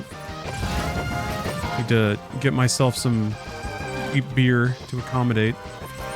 See, you say that you're going to get cheap beer, and then I get concerned. I don't understand why. Nothing bad has ever happened on July 4th. Every July 4th, I get just a little nervous. Although I am excited for us to blow up the crypto firework. You got a crypto firework? I own a ladder now. Everything's fine. Oh shit. Fuck. Oh, when I showed Lawrence that clip of the firework factory blowing up in Northern California. In Yolo County? Yeah, in Yolo County. I really love that there's a Yolo County, California. It was pretty spectacular. Yeah, hell yeah, it was. Hopefully no, I don't know if anyone got hurt. It seems like somebody could have gotten hurt. Yeah, I'm surprised. Yes, Lawrence did fall off a roof. Ancient history.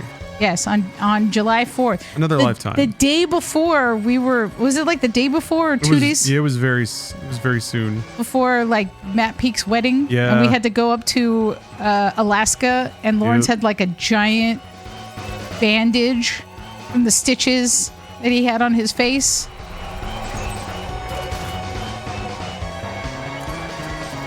I still have the photos. All right, I gotta shoot a ghost.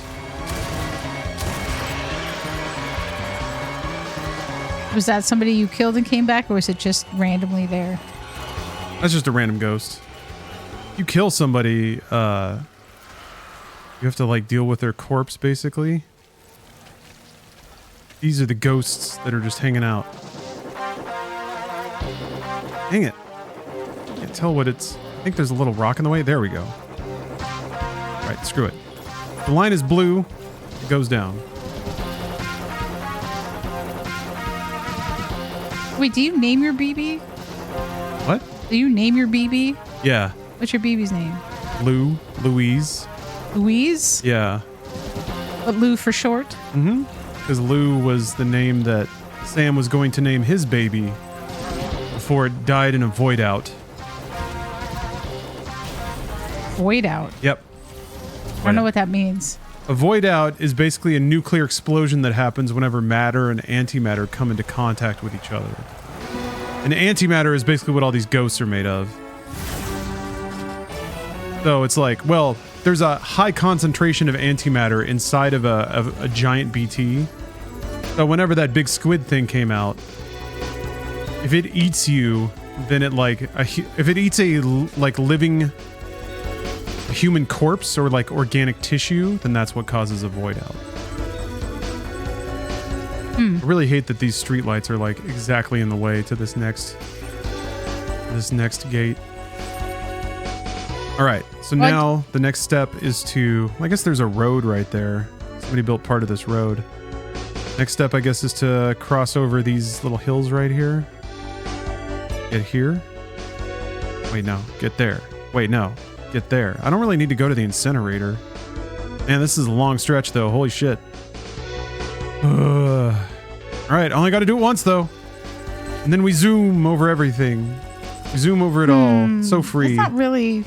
I mean, it is faster, yes, but the fact that you have to walk there and do it. Yeah, Nobody did this? That part sucks.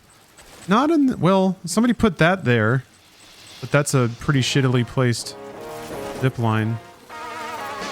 In other parts of the map, yes. More people put more of them down and I can use those. This is what I mean. This is like supposed to be farther end game. Mm-hmm. There's not as many things, which makes me feel like not as many people went this deep. Well, this is also... I mean, this game is several years old. I'm playing the first one, so I wouldn't expect it to be... This is the first one? Yeah. This No, is I'm the just kidding. Stranding one. Oh, okay. I was just, Gosh. I was just messing with you. Well, I mean, I've had to unironically reinforce that it's not the sequel multiple times, so... I feel like you should just start lying to people, because then what are they going to do? You can't get sued. Yeah. What are you going to do? Sue me? Yeah. It's actually Death Stranding 1. It's not 2. You can't sue me. I'm a gamer. I wonder if Like I all the games. can make it up there. Is that too far away? I hope not. Why didn't you decide to do this earlier, as in when the game came out? Because I know you played it. Yeah, I had to finish it for embargo. Because I was reviewing it. You don't sound convinced. Does that I just make feel sense? like if you went through the story and you already did that, then why didn't you use that save file? It's a different platform. I played it on PlayStation 4. I don't remember what platform you played it on originally. It was PlayStation 4. And also the original version of the game. This is the director's cut. Oh, that's right. But there is a save file transfer, but not between like PlayStation and PC.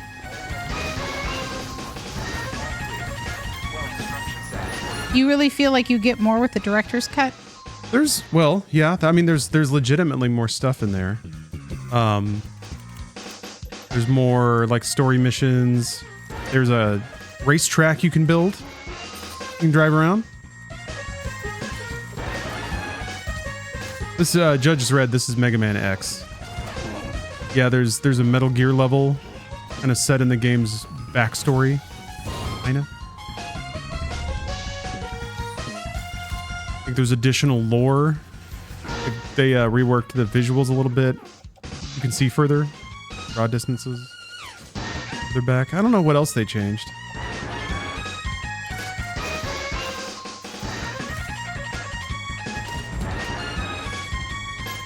Huh. I heard you. I went to look at my phone. I was just curious what you because were I'm gonna doing. have to do something. So I'm only Oh. gonna hang out here for a couple more minutes. You got things going on? Yeah, I still have some work to do. Oh yeah, you haven't been able to like totally knock off for the holiday yet? No, are you kidding? I felt like I told Lawrence this, like one of my coworkers, she was like, I think I'm gonna take Thursday off. The thing is like our boss and half our team are all out. They are all in Tokyo right now. And so I was like, I'm probably not gonna need anything from you. So are you gonna need anything from me on Thursday? And she's like, probably not. And I'm like, then why are you gonna waste a day off? Like, honestly, this is basically a day off. Like, Thursday is basically a day off. Who's gonna really be reaching out to us? No one. Yeah, that's true. Nobody's gonna be like kicking up any new projects or anything. Yeah, like, I don't know. I was just like, save the day off. Save it for a real day off and not for a pretend day off like Thursday. Because I was kind of like, people are going to be knocking out early. Half the studio's gone because they're all taking like time off. I was like, you should not worry. That's a good little angel demon to have floating on your shoulder. whispering things into your ears. I'm always, hey, I'm here to watch out for the working man. Right. And that's Champion of the working man. That's a working man thing. I think I definitely agree with like, yeah, you should take your time off, take your perks, take your breaks when you can get them. Clean your plate, they're just gonna fill it right back up. the work is gonna be there. Yeah, right. Yeah, there's always gonna be more work. And as long as you're not like missing deadlines or like ignoring things, then it's all right. I feel like it's okay. I mean, we should adopt the European work style. I was actually just talking about that today. One of my coworkers, he's apparently going to go to Europe for almost a month. He's at like the end of July. He's gonna take off and he's gonna go to like, I guess, London and Paris and Amsterdam and Belgium. And I was like, cool. I was like, he's like, yeah, I haven't really taken a vacation like this long. He's like, I don't think maybe ever. And I was like, well, that's the American way. Yeah. And then was telling him about like when I used to work for CDPR and how it'd be like, I'm gone for the month of July. See you in August, maybe. And you're like, fuck, cool. Like, well, what do I do? That person is supposed to approve these things. And you're like, well, it'll be there when I get back. Europeans are very much like that. And I'm jealous of it because they get more holidays. They get basically almost like the week of Easter off. Since it's on a Sunday, we don't even get shit. Well, it's like, what gets me is it's not like it's not like American companies. I mean, I guess in some ways they do outproduce European companies, but European companies can still like exist and earn money. Maybe they don't generate as many billionaire executives, but like the American work ethic, what does it actually mean? It just means that a company has generated more revenue. It doesn't actually lead to like better lives for anyone. Yeah, 1 month paid time off every year. That's awesome. Yeah, I heard about apparently in Finland, like it's basically a holiday. It's like July. They're just all of like July. Yeah, they're just like fuck it. It's kind of like the Seattle mentality. The moment that like the sun comes out, everybody's like woo, and then like just freedom, and they go like running out into the sun. They sprint, scamper, scurry. Because they're like, oh, beautiful, beautiful sunlight, beautiful warmness. They take siestas. In Finland? I mean, everywhere in Europe. Wait, what? What? I was like, who's that? That was the hologram? That's Jeff.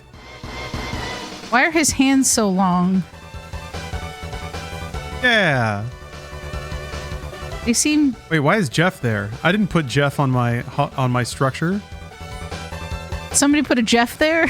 Maybe it just automatically picks Jeff. I'm okay with that. His hands just look really big. Maybe he has really big hands. I feel like I've never noticed that with him in person. That I feel like this game has exaggerated his hand. Like they just seem longer. Rare holograms.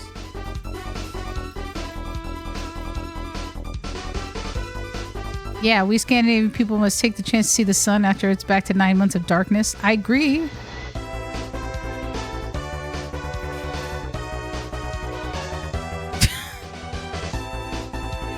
You can just like leave a person there, like a hollow person. Yeah. What purpose? Decoration. Wow. That's pretty much it, yeah. If I could make holograms of things, well, do they like talk to you or they just are silent? You're basically hanging a person curtain. Yeah, yeah. Well, you get a hologram, you get a vocal message, and you can pick a song. So your building can play any number of like 40 low roar tracks when you run by it.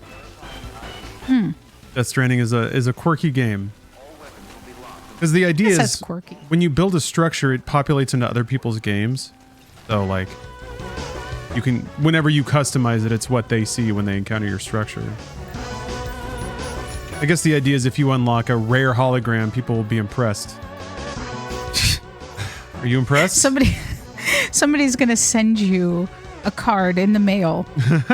They're going to say, hey, with gold this hey, my man. Nice Saw hologram. that sweet hologram. That was a great hologram. On random X rock in the back of the map. I just wanted to let you know.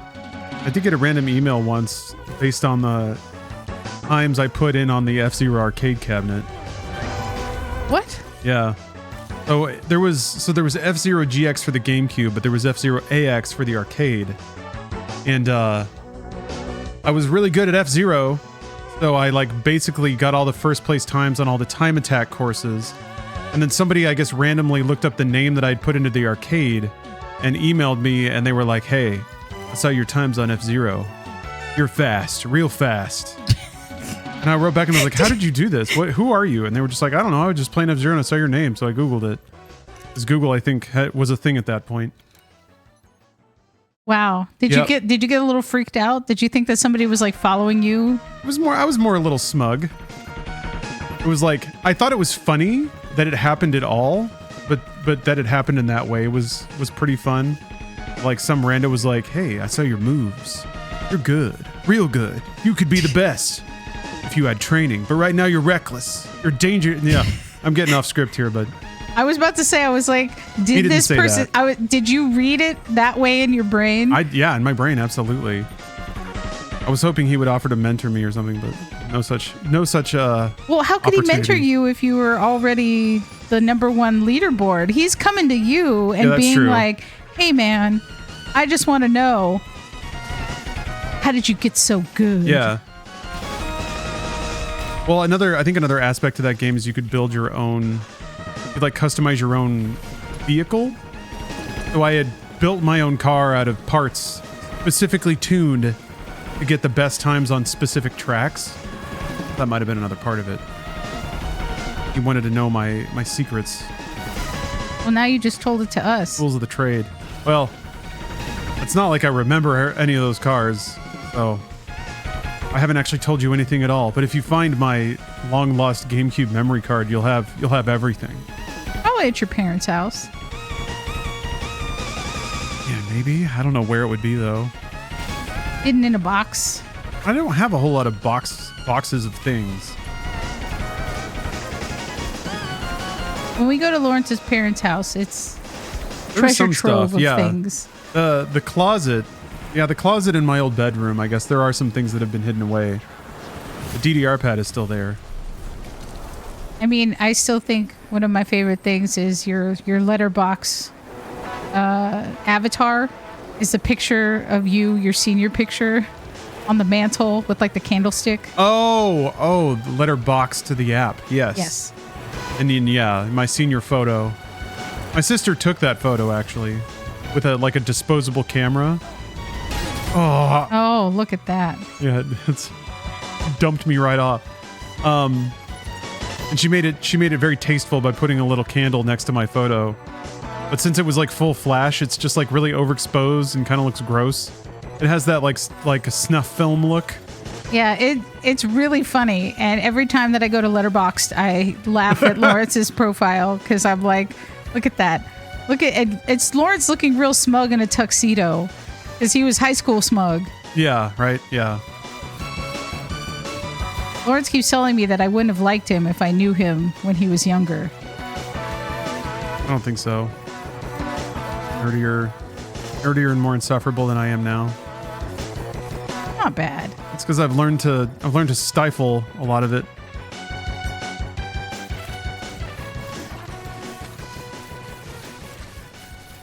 I say you're an excellent. I didn't start off that way, but thank you. I think maybe the intent was there, but I definitely didn't know how to be that person. Oh, see? It's so much better than I meant. It's good. Every time that I see the picture. Yeah. Oh, that hair. Can't find a lot of good barbers in Azle, Texas. I'll say that. Oh, it's giving me cramps. Yeah. Look at how cool you are. Nothing to me says I am an enjoyer of cinema more than the composition and lighting of this particular shot.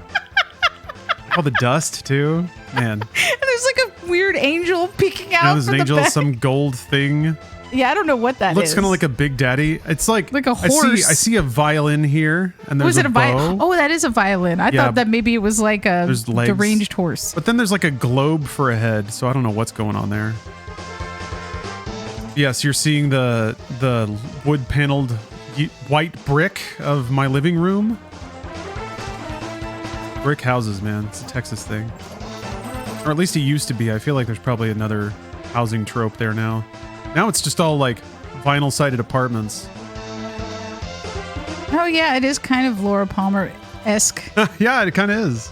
Except nerdier, and you do have a look. You do have a smug look. I feel like Laura Palmer didn't have quite that look. She just had beauty queen look. Yeah. That there. I gotta go on and build the next one. 300 meters at a time. We're making our way.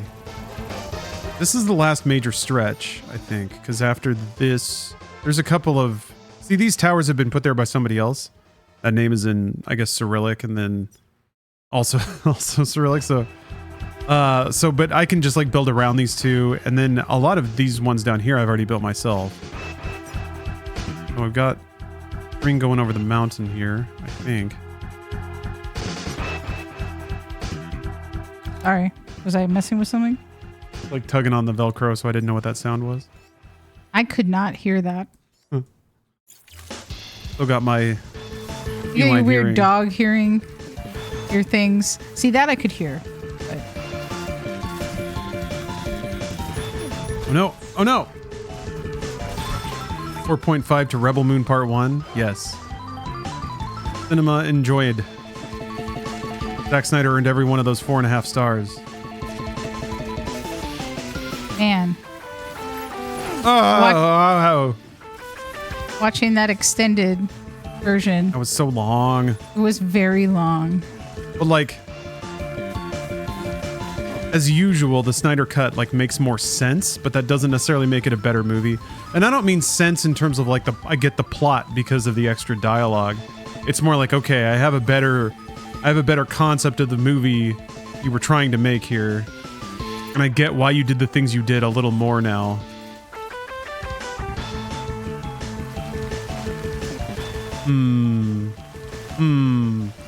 Direction am I headed? It is just that way. Okay.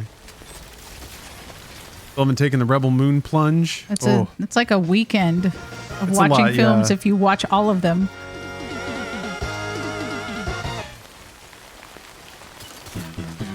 Oh, if I can hold on a minute.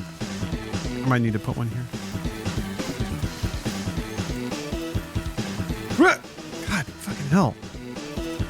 Really likes to shoot off sometimes. Okay, whatever. I'll just pull it. Did you see the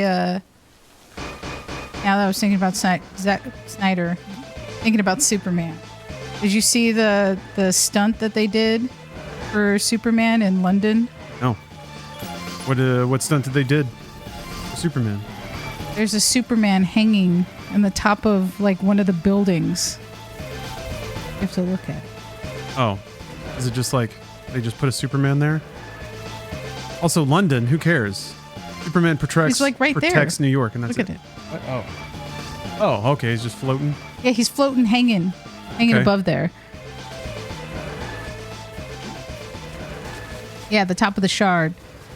That's neat, I guess. Does that mean that there's like other Supermans hidden somewhere? They start putting them out? I mean, that was only like a day ago. I guess Superman this is... season? Yeah, you know... I was reading a lot of different posts on LinkedIn today just because of like kind of seeing who's who, what's going on, how people are doing, checking in, that kind of thing. Yeah. Oh, yeah.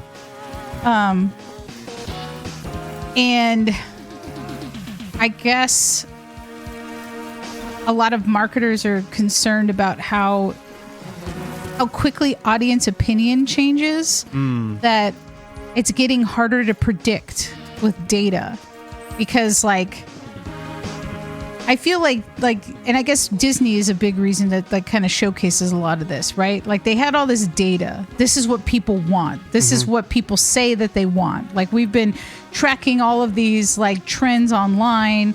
This is why we're going to have all these shows and we're going to do all this stuff, and then it burnt everybody out. And then like Disney's like, but the data. Yeah. But the data was we had there. Data. Yeah, the data said that this should have been a hit. Why did they lie to us? I mean, it's kind of like Netflix as well. Like Netflix, I guess they just have so much money that it allows them to go ahead and just start making a lot of stuff. Hello, one dude, two consoles.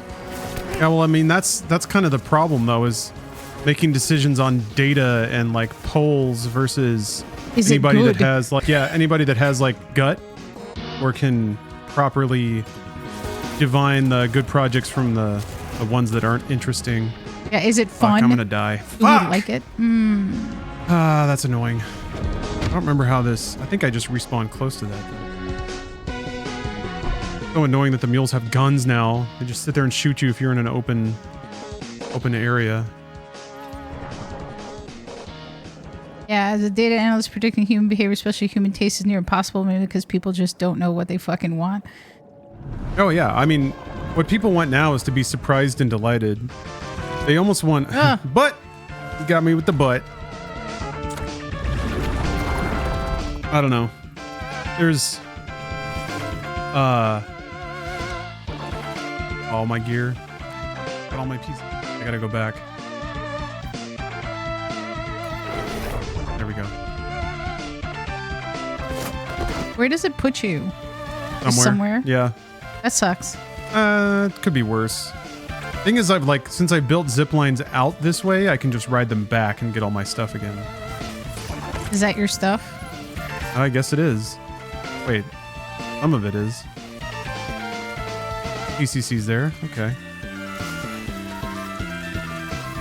Huh. Pick this up. Most of what I need. That's nice. Yeah, where am I? Okay.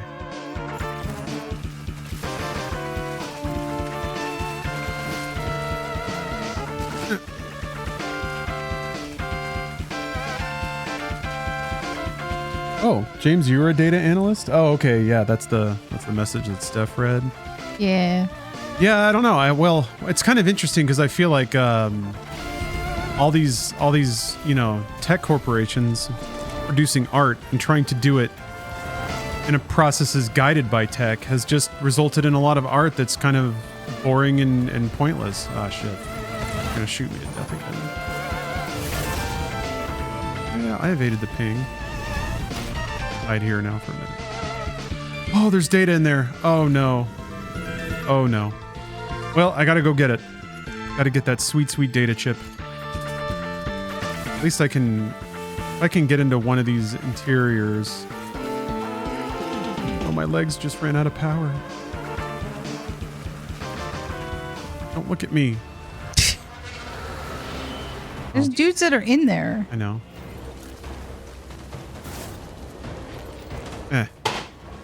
Wow. If I can make it so they can't just like shoot at me across a big open ground, but they're doing that anyway, yeah. The other legs ran out too.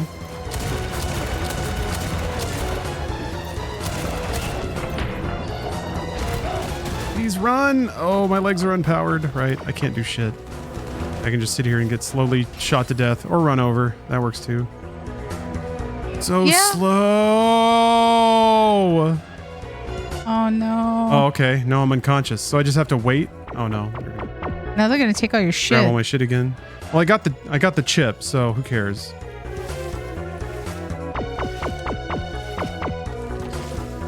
So yeah, I think people are just, kind of fed up with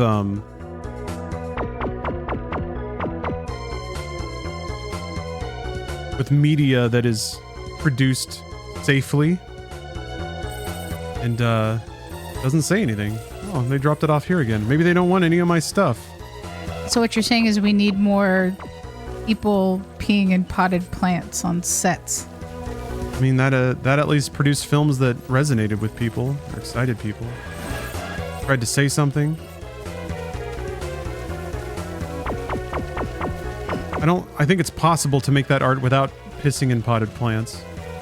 But everyone's got their own process. I was about to say, I was like, we don't know that for sure. Like, course we don't. only have one instance of it happening, which means we have to have another test. Mm-hmm. So the next, if you ever go to work on some sort of project, I need you to start peeing in all the potted plants and see if it helps boost your creativity. Got it. I mean, God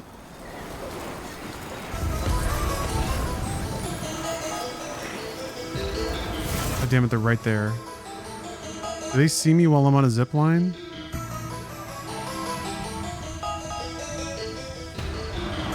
I mean, Yeah.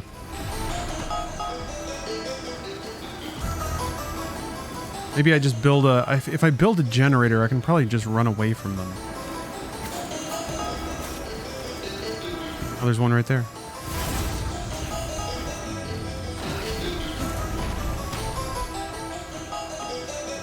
I guess Sinners did really well. Not sure what you could take from that. But it was it's an original movie. I think there's some parts to Sinners that are not what you would consider a very safe, typical, like summer blockbuster kind of film. But by and large, it is that kind of movie. I guess the setting is pretty unique. Some of the writing and storytelling is unique. There's a couple of sequences that are extremely great in that film.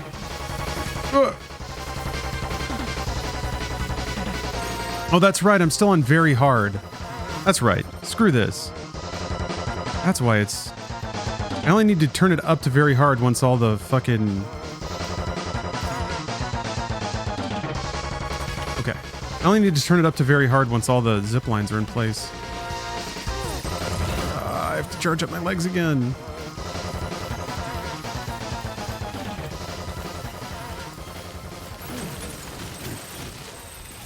Yeah, it's sad what's happened in movies. Really, I mean, in context of Los Angeles and just how nearly or a lot of production has moved out of this city. It's too expensive. Mm-hmm. Which is weird. Like the reason it started here is because it was cheaper. You had a lot of land and like locales and biomes to shoot in. I guess that's also a side effect of just not even shooting in physical locations anymore. You don't need the various environments of California to shoot against. You just need a green screen somewhere. Yeah, but I don't know. So I had been referred to watching Dr. Odyssey because of my love of all things yacht. Mm-hmm. And that show, it looks so much on a green screen that I dislike it. Like, I'm just like, ugh. Like, really?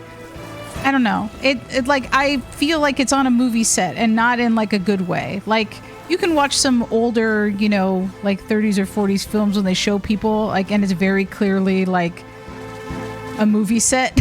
That's kind of what it feels like, where it's just, it feels so phony that it doesn't make me interested in it. Yeah. Even if the storylines do go fully like crazy, like in the first episode, people are not familiar with the show because it's a Ryan Murphy joint who does like American Horror Story and all of that stuff, like his showrunner. First episode has a couple who his dick gets broken. Like, it just gets semi-snapped in half, and he has to get like emergency surgery to help clear up like blood, and it's all like weirdness. And they were like, oh, we were on our honeymoon. Now our honeymoon is ruined because I broke his dick. And I was like, yeah, this feels like a Ryan Murphy thing. Well, thank you, Mail. Guess what? What should I guess? I love Lawrence Sonntag. What? Oh, that's a whole username. Already shooting it. Yeah. Pretty cool, huh? Yeah, it is like a big dick problem, I guess. Although it's one of those things that I feel like the show could be campier and I'd probably like it more, but I think sometimes it's trying to take itself a little too seriously. And then I'm just like, I don't know. I'm like, I'm totally out of it. You're clearly on this CG set and I don't like it. And you know, you hear tales about like things happening and then like it appears in an episode. Like it's no 911 is what I'm saying. 911 has somehow managed to be like stupid campy, but like one episode shows or the first episode that we watched, how it had like a baby getting flushed down a toilet. Like that was literally in episode 1 and they had to like bust open pipes to rescue the baby. Toilet baby. Yeah. Toilet baby had to get rescued. So it's like one of those things, like somebody read some reports about like weird shit that happened and they were like, we could just fucking make a show of this. Like 1 in a zillion chance that this would ever happen to somebody. Or like one episode where a bouncy house got blown off a cliff. Oh, that was another thing about Chinatown that I'm reminded of. I guess originally, Roman Polanski didn't want to kind of work on Chinatown at first, but I guess he brought back a lot of the crew that worked on Rosemary's Baby, which like allowed him to feel a bit more comfortable because he was like, I mean, granted, his wife was murdered in Los Angeles. If my wife were murdered in Los Angeles, I'd probably not be that interested in being here.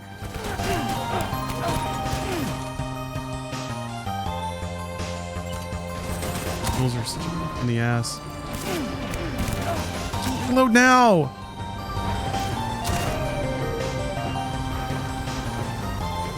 I think they're shot. So Roman Polanski wanted to use the same person who did the score for Rosemary's Baby to do Chinatown, but that composer died because he was pushed off of like the edge of a cliff during a party in the Hollywood Hills. And I was like, wow, that sucks. Hold the gun up! Holy fuck! Sorry. Okay. Just fucking Sam sometimes. He'll be in an animation and just refuse to do something.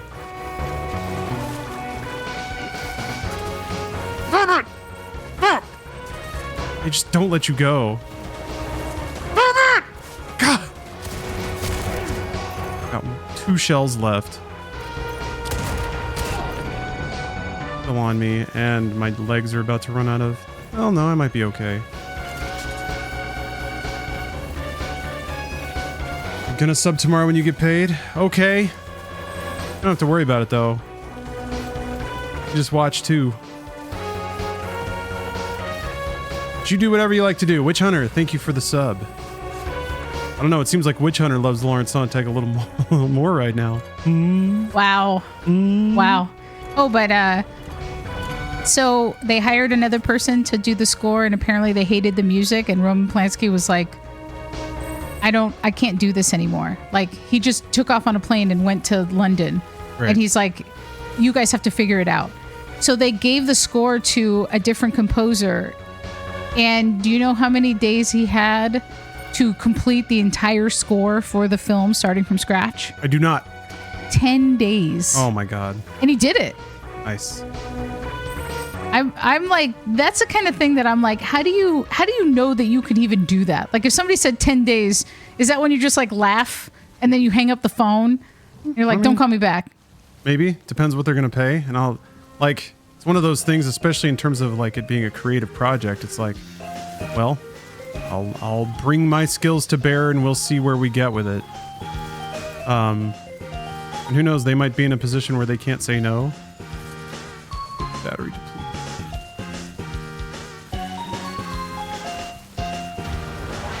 Oh, fuck off! God, I just need to put one more. The movie was Chinatown.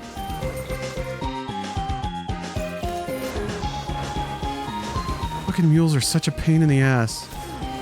Fuck off!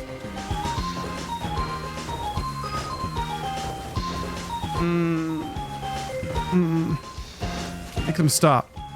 They're chasing me. Can't make them. Have any more guns? If he gets close enough, I can beat him up. I guess I'm full on health. Maybe I can just do it anyway.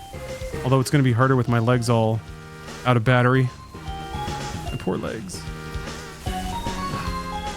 Oh, robo legs.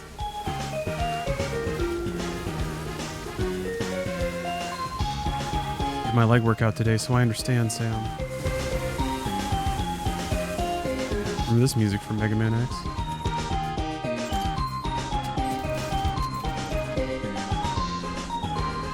Read about potentially getting a proper path to the next zip line. What are you doing, Sam? What are you...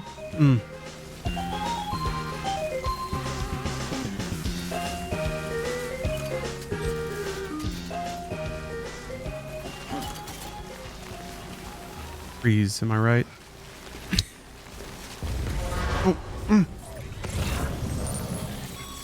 Give me a minute. Heads up, Sam. Looks like you've tripped me. Tube autoplay. Get out of here. Alright. Where the hell is this stupid fucking... Ugh. Yeah, there's like a little chunk in the way. Fuck. Hate it. That mean you have to connect like it. two? No, yeah, it does, but it just also means I have to go further back into their territory to try to... Oh, no. This sucks. Maybe I can just throw it down real quick and leave. Fuck.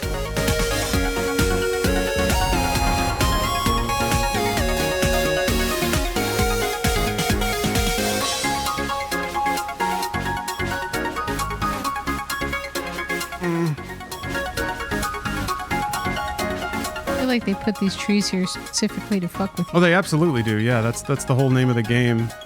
Is essentially like making terrain the gameplay. Okay, well I'll put another one on this side of this rock face. Right. Well, I'm gonna go and do my thing. All right, Steph's gonna go and do a thing. I'm gonna keep swearing it. Supposedly you're almost done. I'm almost done. Wrapping Almost it up. done. We're wrapping it up here. Every 10 minutes Every 10 minutes. Almost done here. Almost done. Just gotta put down 1, 2, 3, 8 more zip lines. Almost got it. Enjoy your things, Steph.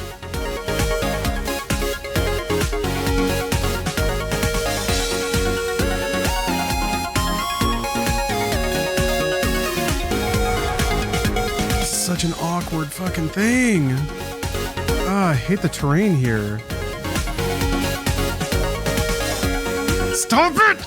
Why? Sam! For real? Fuck you! Dude. They're already on top of me. They're gonna shoot me.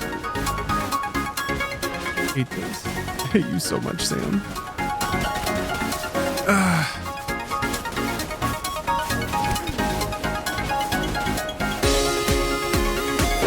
Jesus Christ. Right, where... There's really like...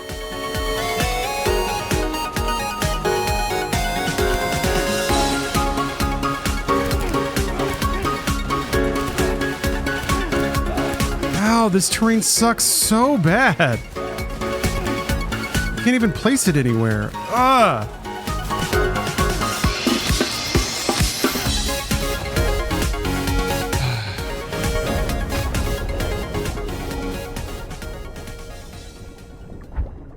You can basically get killed as many times as you want, right?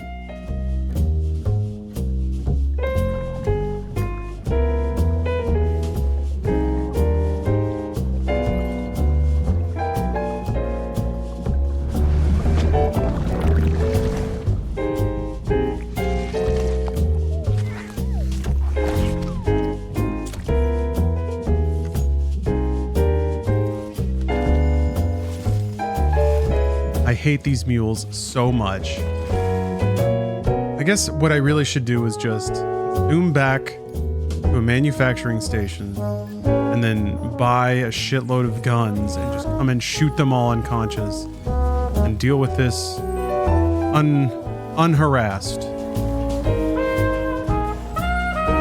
They were fun before they got guns, fuckers. There's not really an OP gun, but there's definitely better guns than the riot shotgun. Like, that one's really good for close encounters, but that's anything, like, that's completely opposite to this encounter here.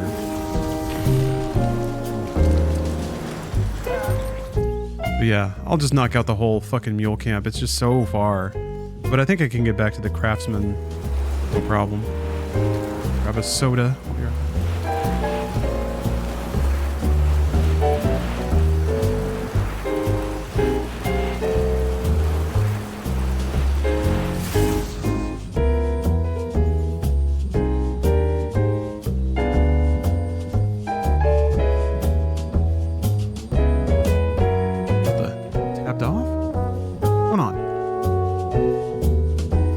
Disconnected. Fuck. No, I think that's good. Good thing. I think I want to go that way. Oh yeah, I can buy stuff here. I keep forgetting. Top tier gaming stream. It's true. Although I like how you said, yeah, TEAR.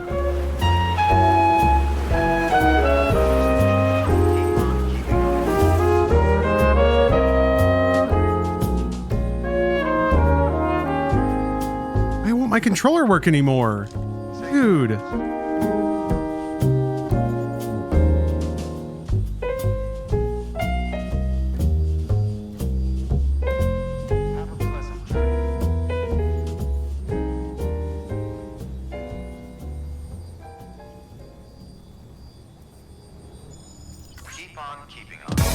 What the fuck?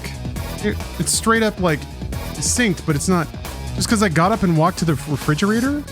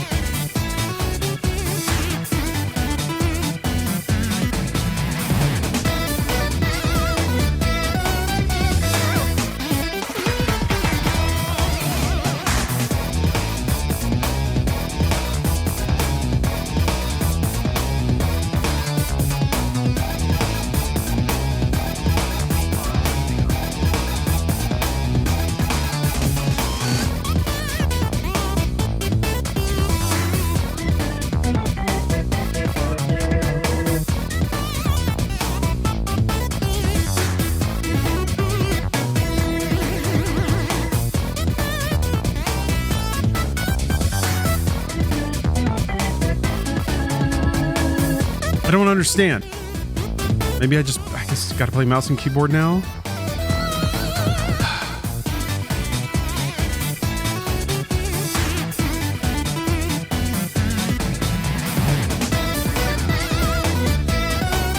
Yeah, it's super weird. It's not showing up at all.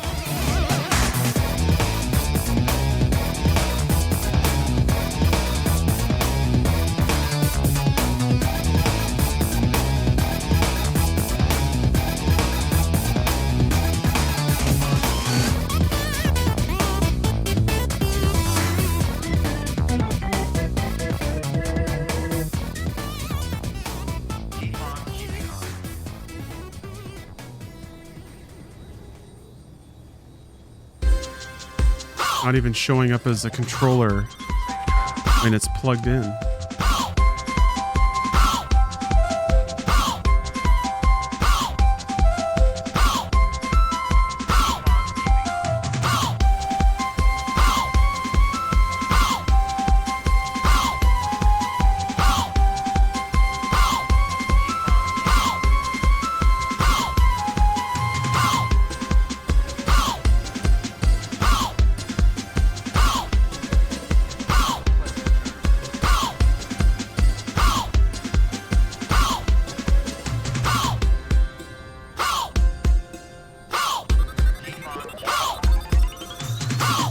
Pretty special.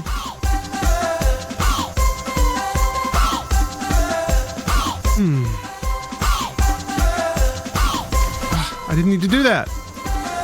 In for the ride now.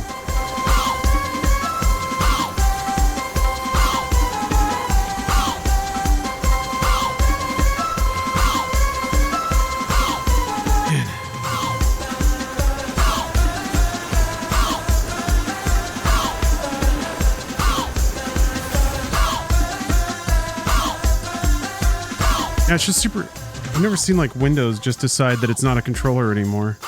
No, wait, I think I have seen that behavior before, but I'm not sure what fixed it. Well, who cares? All right. Turn around.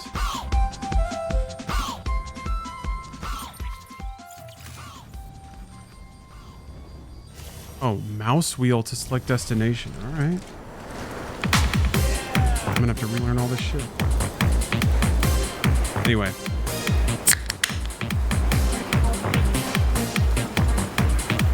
Diet Dr. Pepper, zero sugar, and cream soda will help.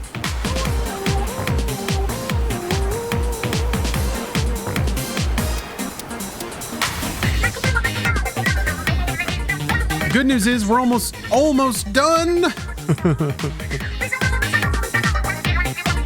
handful more zip lines and we're in the clear. Unfortunately, I got to go to war. Put those down. Weirdly, the mules don't seem to mind too much if there are zip lines right next to them. I guess zip lines don't have cargo. What do they give a shit?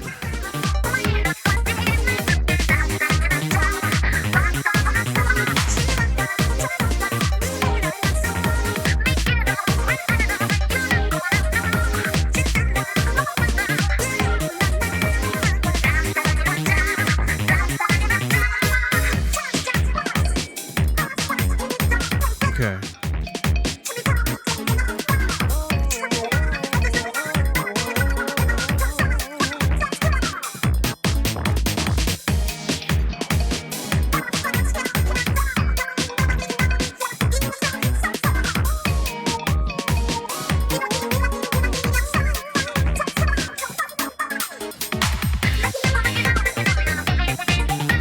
Oh, that's interesting. Like an actual button instead of just a click and hold.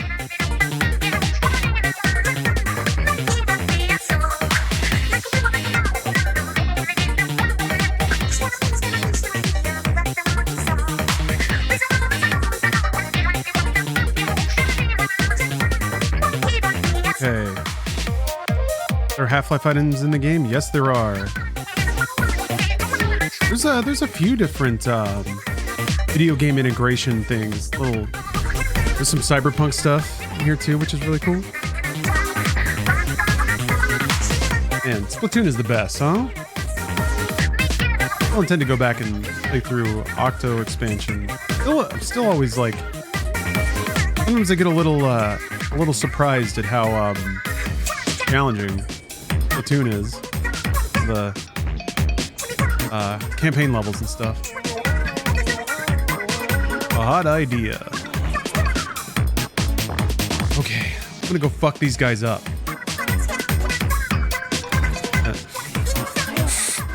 Oh.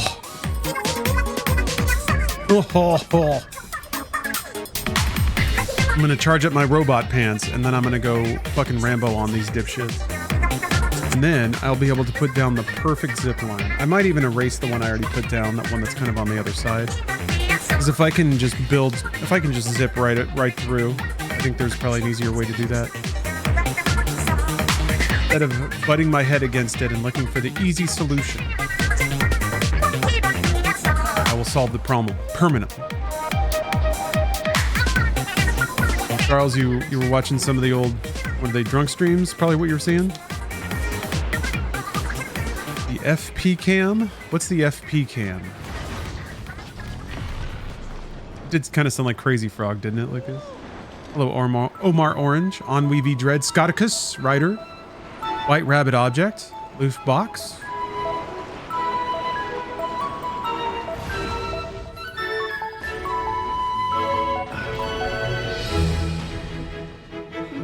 Mario Galaxy does this.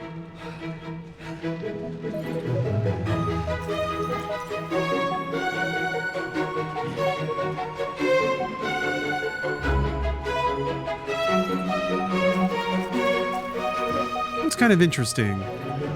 Just realized on a keyboard you typically don't have analog input, but you kind of do. So like I actually get analog control with where Sam is headed just by holding W and then using the mouse to steer. And that kind of works really well for this game, as opposed to like an analog stick plus another one to control the camera. problem is you can't like look in a different direction than Sam is moving. God of War kind of had that aspect to it. What the hell's the thing? I thought it was over this road.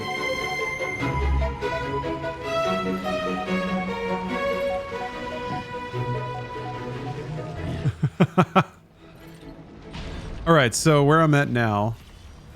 Yeah, I feel like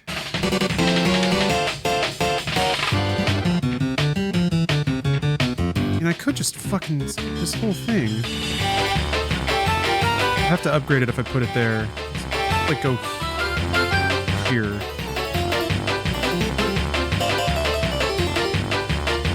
Oh, Mario Kart, huh?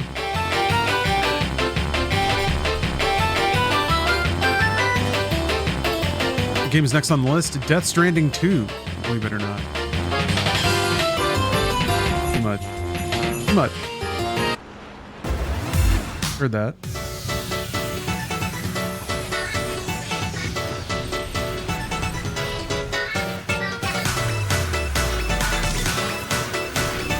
So actually, oh no, wait a minute. Wait. There's two? I'm just gonna build over the ridge on the left side.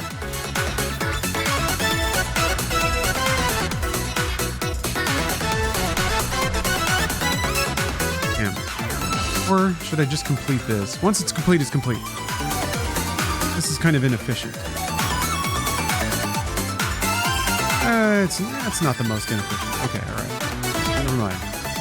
Dream continues. Although, I think what I can do is definitely move this further out, and that'll help a lot. I don't know why I put it in the middle like this.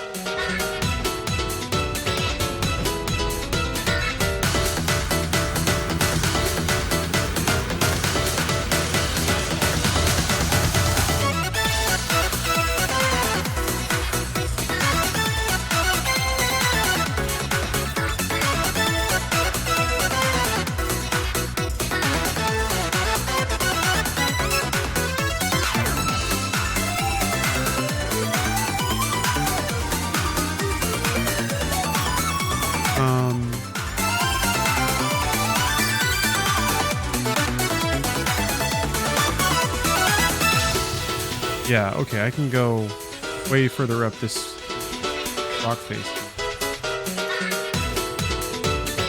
I'll make connecting to it on the other side a lot easier. Wow, this is way taller than it looked. Hey, Reese Clark. I started playing the first one. It was free on Epic. Does the director's cut out a lot of stuff, or is it just a little gubbins? Yes and no. There's some... I found some side missions at the end that are like have lore implications, but truth be told, like the amount of content is not like crazy overwhelming. But also their director's cut upgrade is pretty reasonably priced, right? It's mostly like there's visual enhancements that are probably going to be the easiest to sell.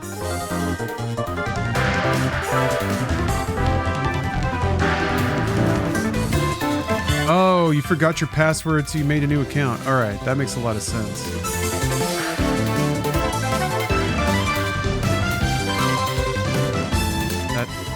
That power's in a really annoying spot.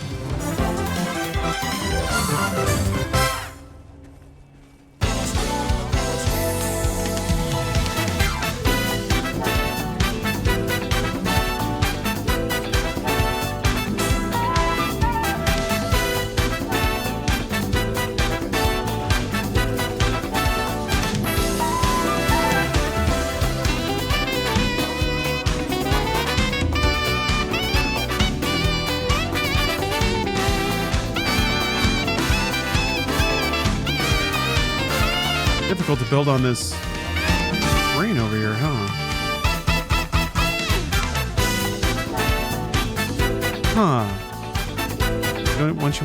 Once you near any of these rocks.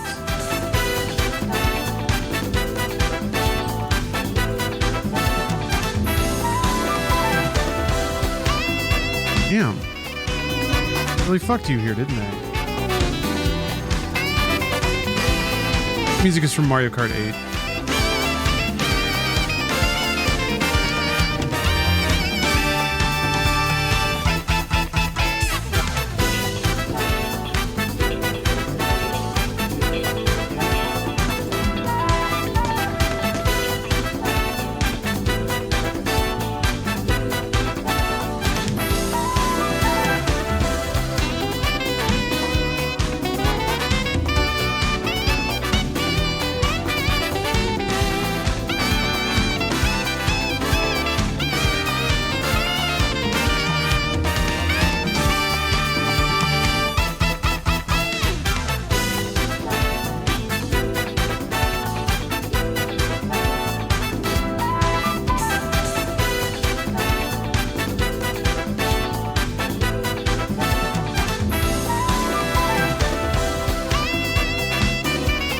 Damn.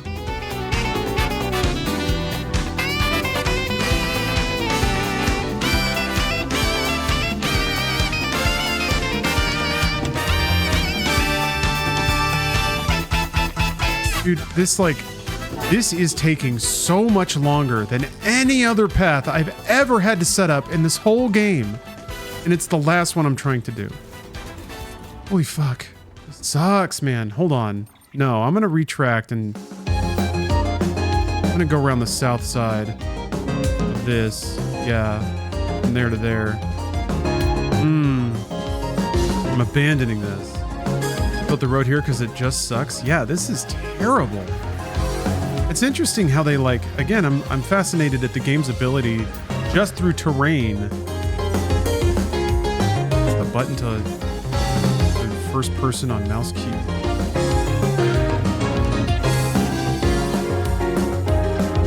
What the hell could it be? Control, Alt, Shift, Space, middle mouse, right click, and tab? No.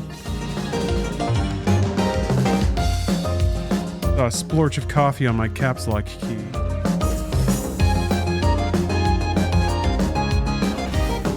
Tilde? Know how to look in first person on mouse and keyboard. Fuck you, Sam. Wanted to hack the thing, but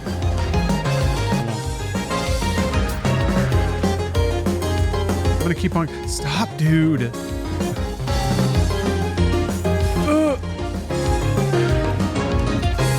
Gotta keep on keeping on. God damn it.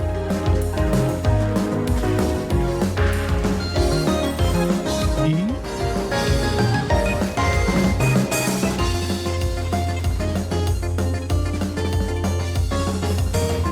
Almost, but not quite. Like T is clicking the right stick, essentially. I think I want holding whatever right bumper is.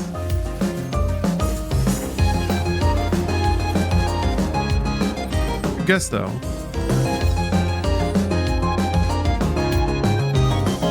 Okay, I'm gonna run around and go on the other side. G's for first person look. There it is. Thank you. Why aren't any of the fucking... Oh, there we go. I was like... I guess I took some of them out, and they're probably... Wait, the lore is still there. Alright, well... It's high time I take these Deep Lords out. Oh, you did your thing? Nice.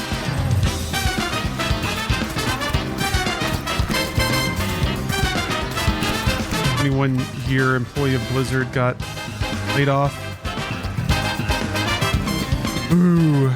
Somebody earlier who worked for Raven was talking about how they were in a group chat on Slack, just seeing people disappear in real time, just get Thanos snapped out of having access. Yeah.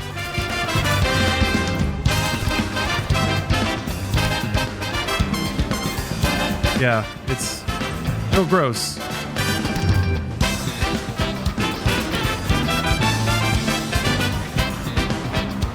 This is awful joyful music to talk about it too, but yeah.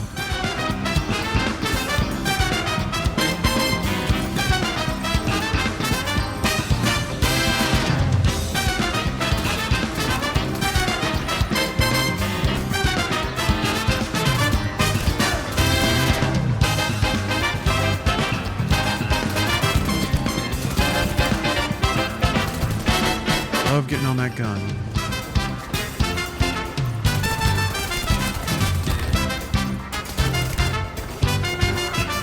Passed out as soon as the animation finished.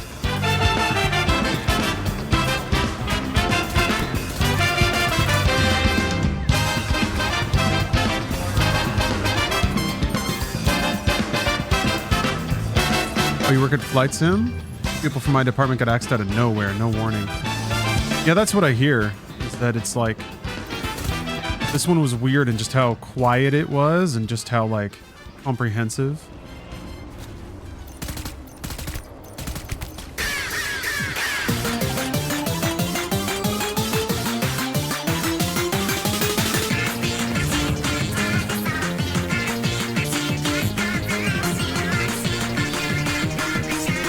coming.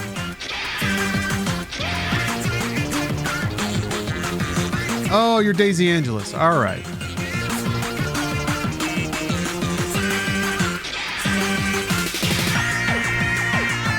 I understand. Would you like to go by that?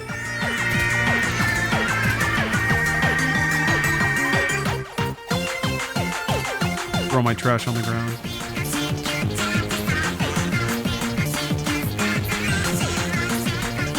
There's about to be 19 void outs? No, I didn't kill any of those dudes.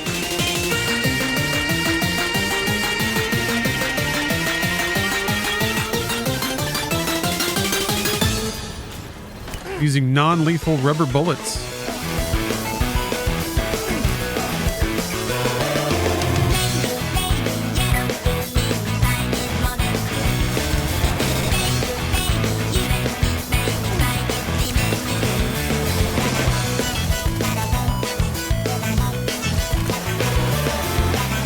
Still shooting at me. So many of them now.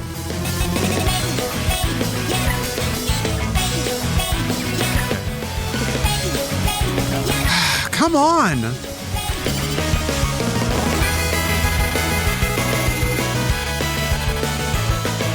Okay, they're all knocked out now. Jesus.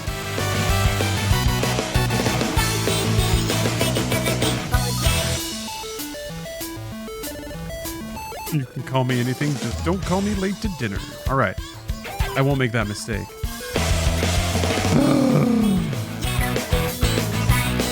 Okay, that's it though. Done now.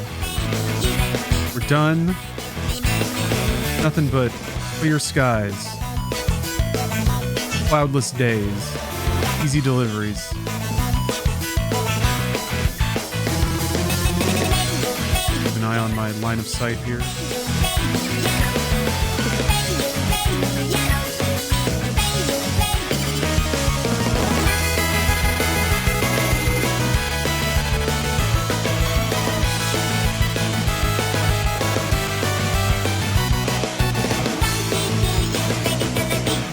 I'm not going to see it anymore. Okay.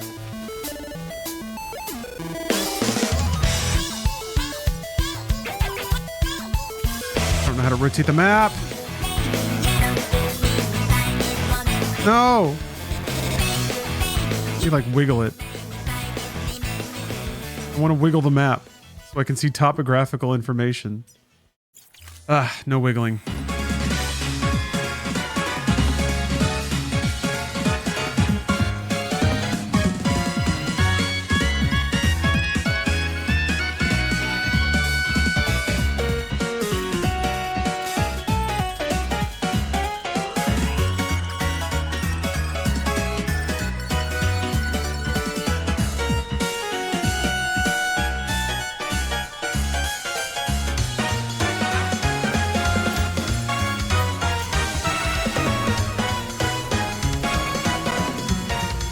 The Death Stranding 2 map is a huge improvement. I'm excited to see that. I'm excited to see whatever quality of life benefits we get. Death Stranding 1 is honestly not the worst in terms of UI, UX, especially given that like there's not a ton of games like this really. So it's not like they had a ton of things to look at. How to organize these menus and make it like an actual workable gameplay mechanic.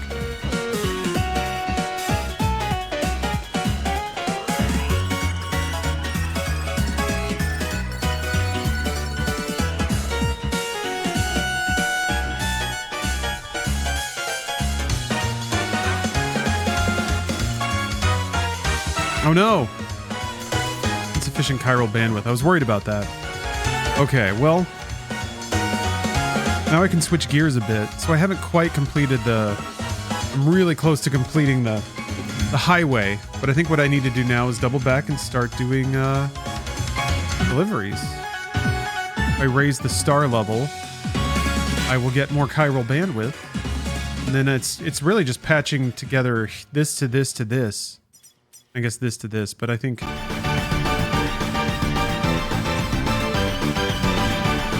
I feel like there's really only a handful more zip lines to put down. Well, let's go back to like not. Gonna get in this zone and start delivering and getting stars, and oh, it's gonna be so good. Now here comes the action. When we get to the action part.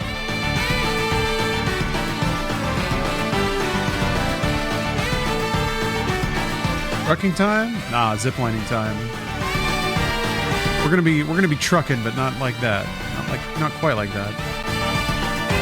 Music perfectly encapsulates the Death Stranding vibe, doesn't it? Doesn't it?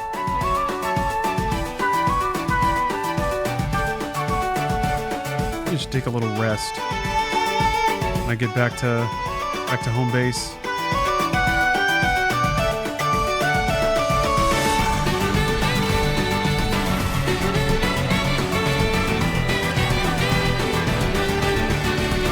Oh, you can deconstruct structures from the map? I don't think I'd free up enough. I mean, I guess there's... Oh.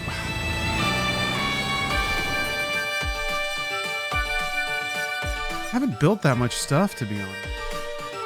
Mostly like just all the zip lines around the other area. So... fine. Confident I can free up enough to finish the job.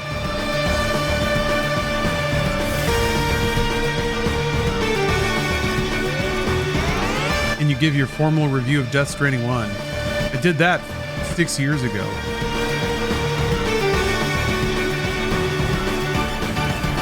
Already happened. Oh. I don't know if that YouTube video is still visible.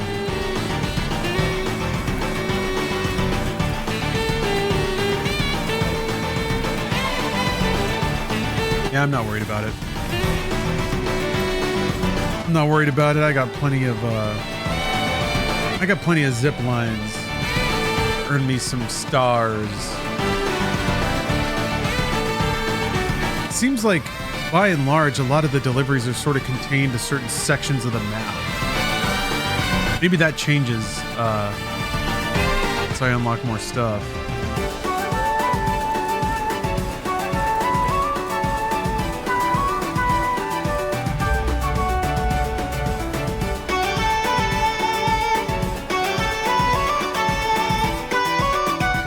To Craftsman. And I guess then from there it's just the road.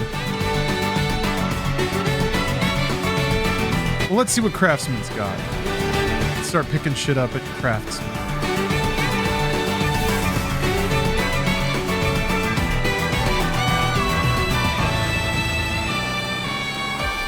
Yeah.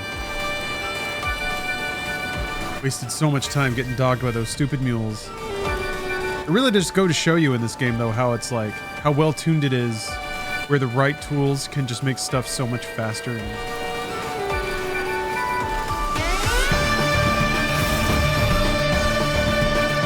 Second one only improve upon this one. I don't know. I haven't played the second one yet. Everyone seems to really like it, though. A lot of positive receptions around this.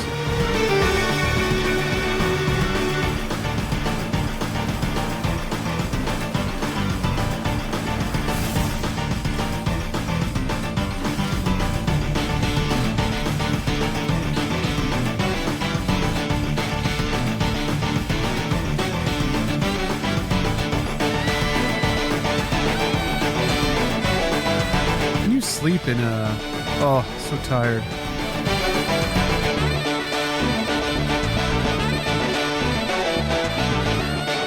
Make a load off, Sam.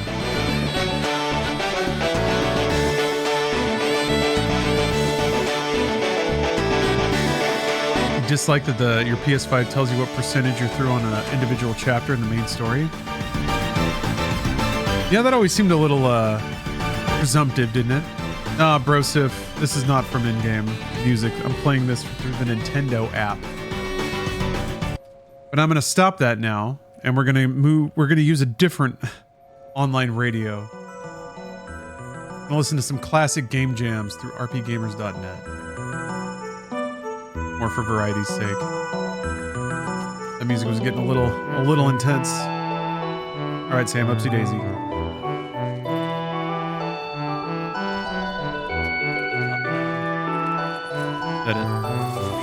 Here starts the real death stream.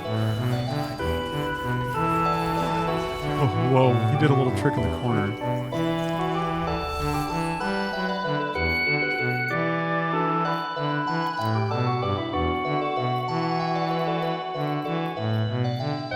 All going different.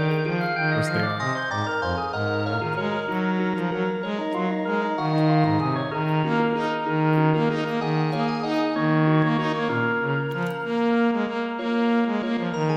Junk components that goes back into the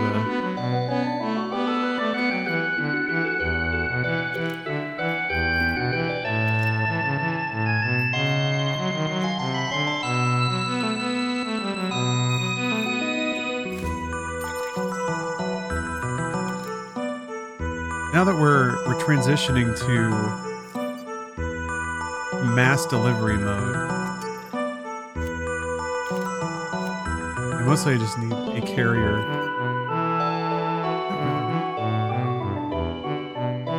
I click to say yes there.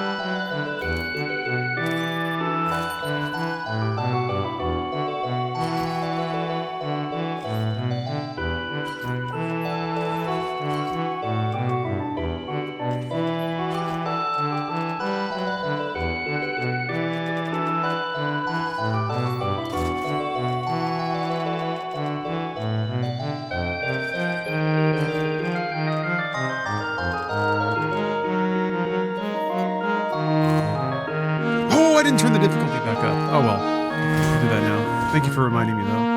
I didn't really take that many orders just now. Well, I actually might reset.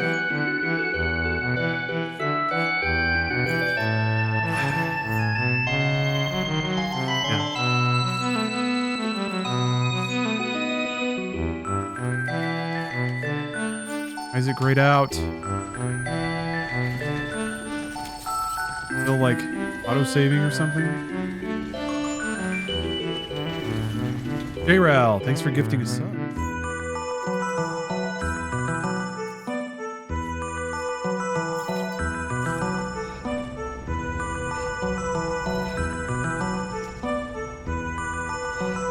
Why won't it let me turn the difficulty back? Why?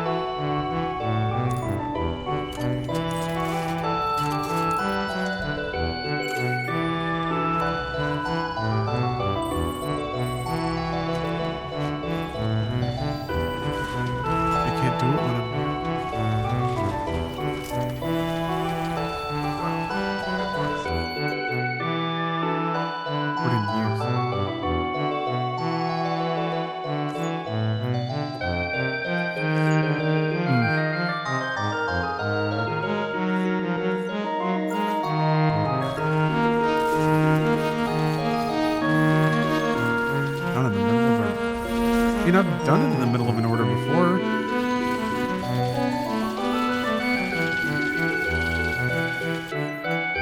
That's in the music requests already.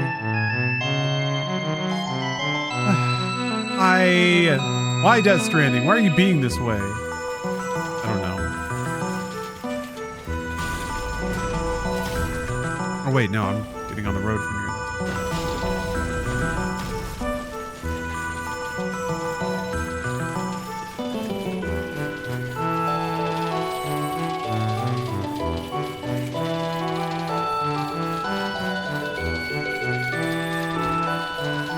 Definitely want a car for this.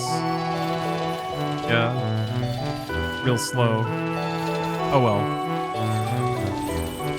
Yeah, if I just park a car on the other end of the road, go from road to zipline. The only frustrating thing there is just the like having to pack your carrier every time you get on and off. Yeah.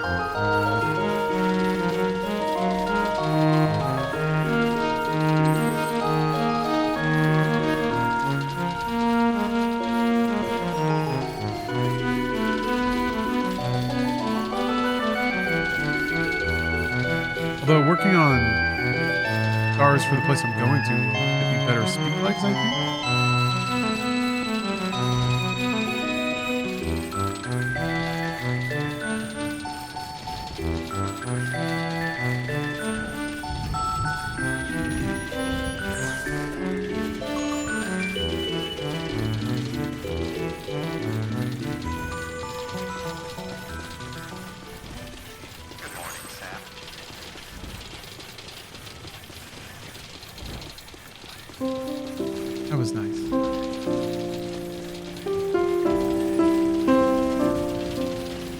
Oh, I need to add that clip of Hip Hop Gamer playing Braid Attack.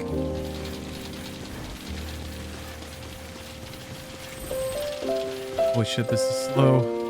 For some reason I thought running along a road is gonna be like fast. Absolutely not. This is not fast in real life. So, why is my battery going down? I thought batteries will not be useful for anything. Oh, do roads only power cars? And oh, battery zone is in the middle. Okay.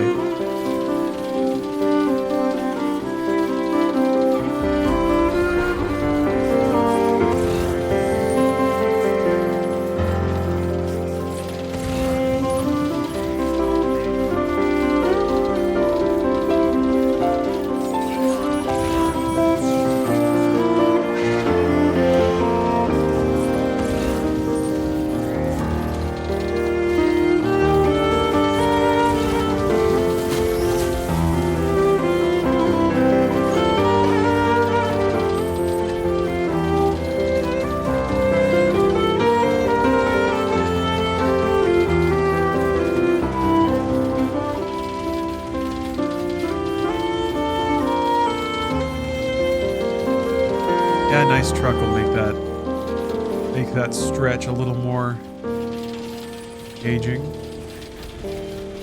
Oh man. This is the kind of music you can't really listen to on a road trip because it'll put you to sleep. You okay?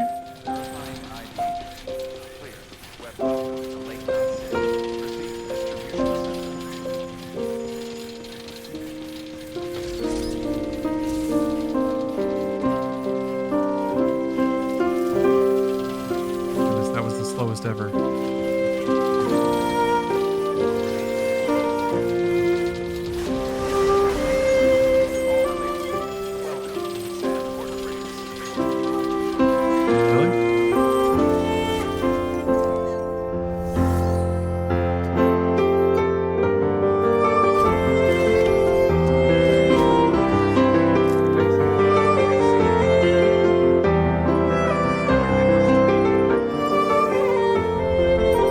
Nice. Yeah.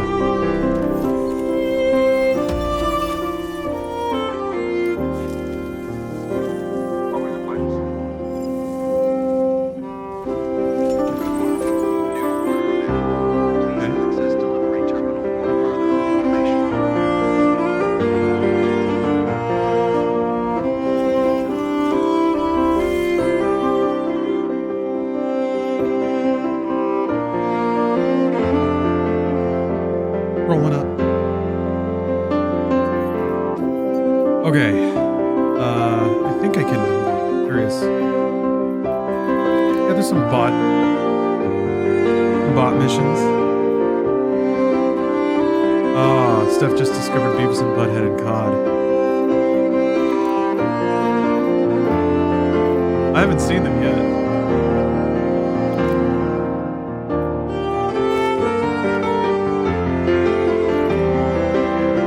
Buy it, Steph?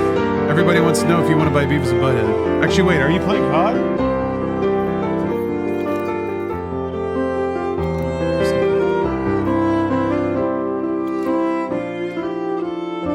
I need to go hook up sleeping tablets. Wait on that for a minute. Need to go hook up COD Cam.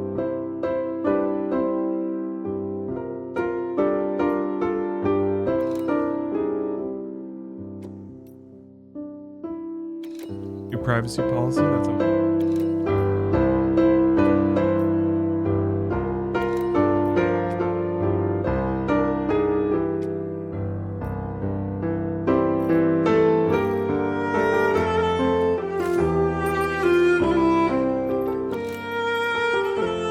Here, hold on. Podcam time. I'll be right back.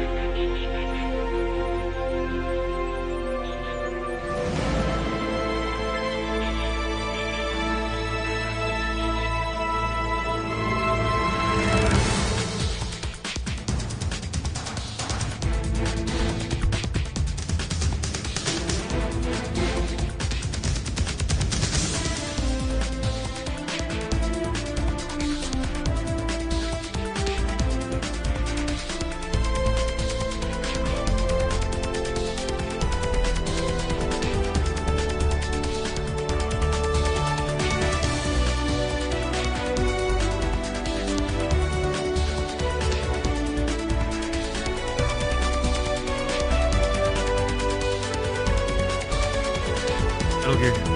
Here already?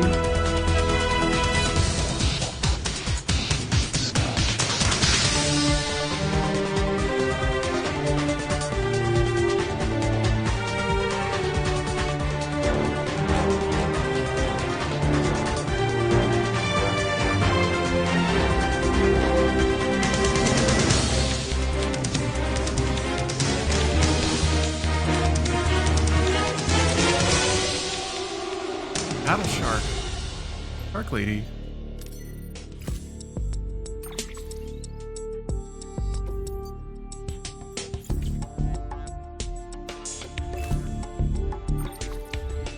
Oh, you bought the... Oh, never mind. I thought you bought the shark.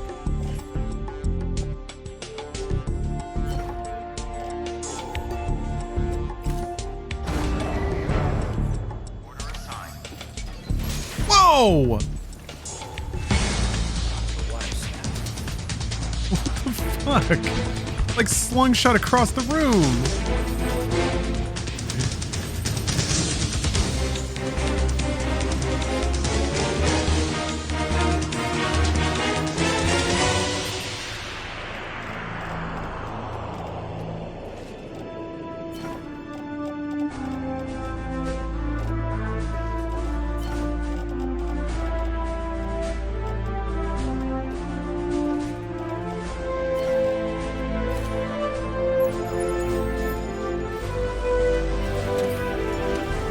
Yeah. Probably supposed to. We're saying it's very tight. Okay, I'm not leaving behind any gear.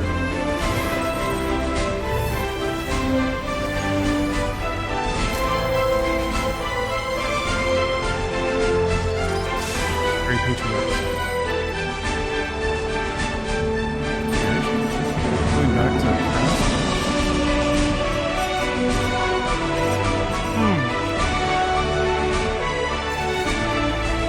What was that one?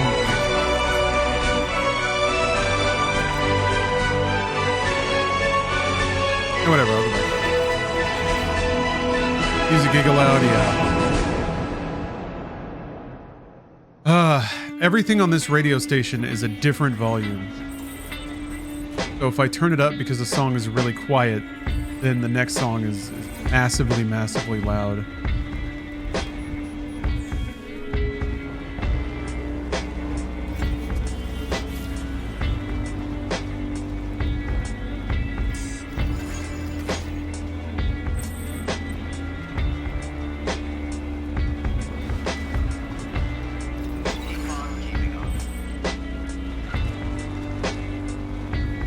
This is more relaxed. Candles. Fade. Lance Denton. Thanks for the sub. Cutscene.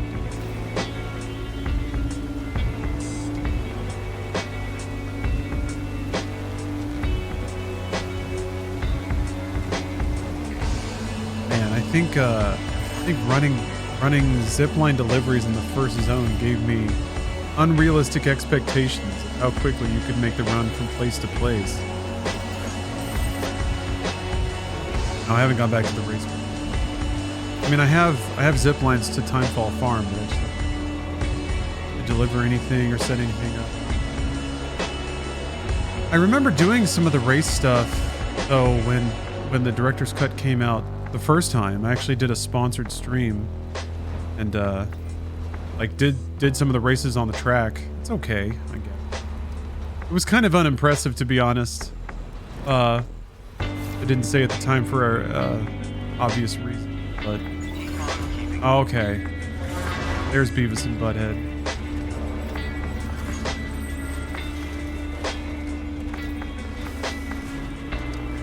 Oh, that looks terrible. Call of Duty really is everything. Really is everything. It's like very millennial skewed, though. I think it makes sense. It's a boomer game.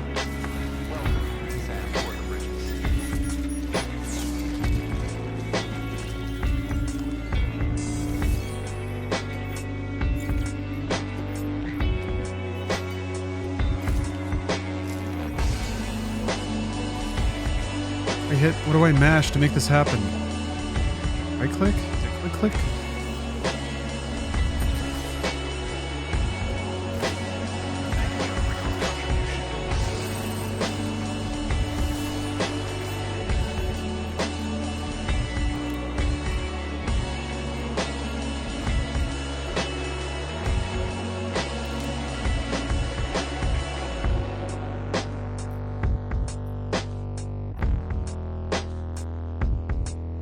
I'm trying to think of how I should do this.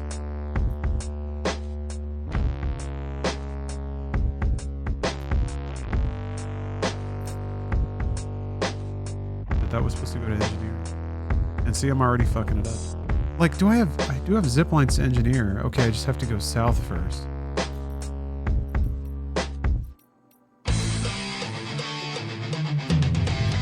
Right, this might be too much. I'm not very focused right now. I was hoping I could just kind of free-will it, but I think what I might have to do instead is... Why is the car not appearing as an option? Not close enough?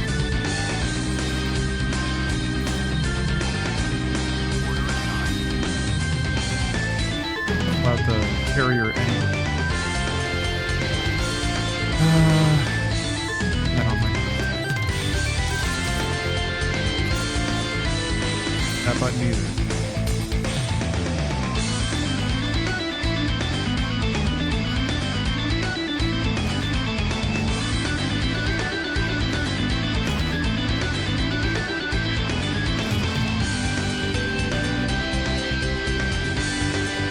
Maybe I do need the truck just for all this. No, but yeah, okay. I've already taken on too much. I have to be more focused about this. Truck has to go right outside the door? Yeah. Back out of that.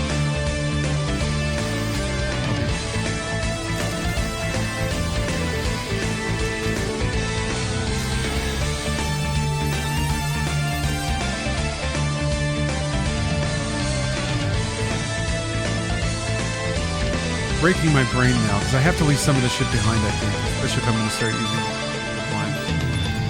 So now I have to just make a decision about what I'm going to take where.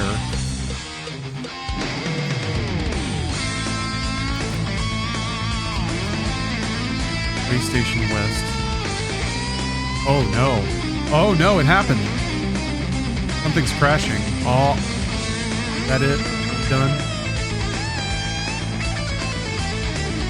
Well, something's coming back. Okay. That might be it. That might be it. That might be all she wrote. I may be released. Released from my torture. Released from my pain. Stranded too far.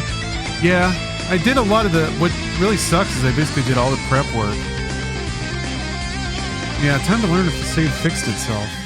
I do have a backup from earlier today, but I don't know if backups even are a thing that can happen. So here's the save folder.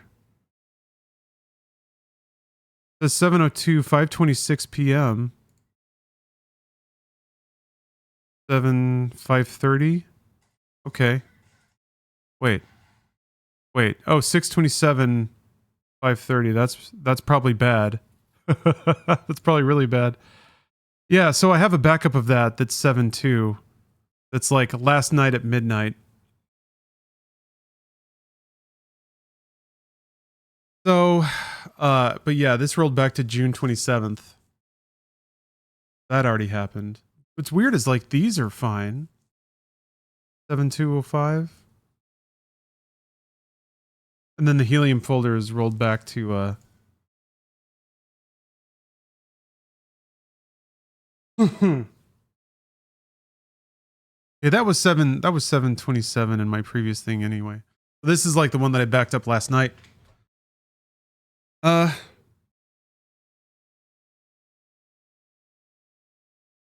Which means I've lost everything I've done today. 4 hours. I don't know if it's worth it. I don't know if it's worth it to replay those 4 hours. Just for fun. Let's do some experimentation. It's time for science. It finally crashed. Although I wonder if like the controller thing felt like a symptom of something else that was starting to go wrong. Let me see. I'm curious what'll happen when I load it. And then what I'm going to try to do is just copy the folders back in and relaunch the game. See if it'll pull up at least that set of saves.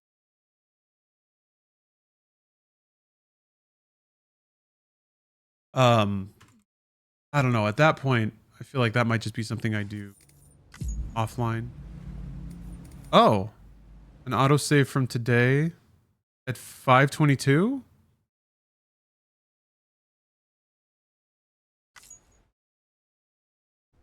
Did the save work?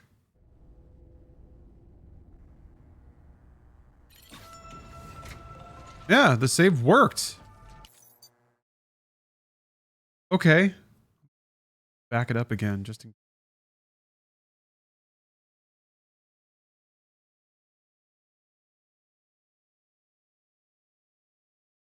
Wait, that's the actual one.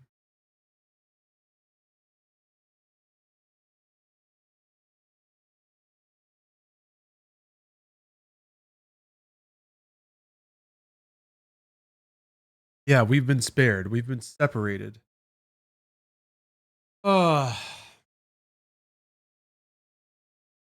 Stressful.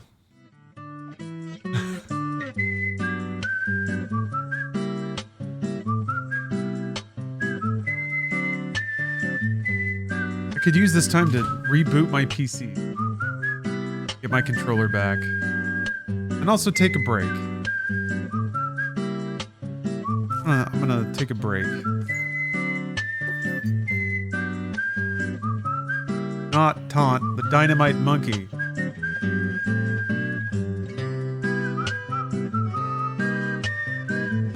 Just making me question what I'm doing it for. Like explicitly, I can try to get the PS5 controller, but like, I want to get the stars, but it has been so time consuming to do the smallest things. put up like just a couple of zip lines took forever. So I also think what I need to do is really focus on one thing. Feels like homework, not gonna lie. Kinda is. If I could just start delivering things, I'd feel a lot better. So I think what I need to do is like pick a location, then go around and only pick up. I don't know, it gets complicated. Like you want to go around and only pick up the ones that go there. But everywhere has so many other deliveries, and if you're making like a round, maybe that's it. It's like you pre-plan a round of like a lap to make.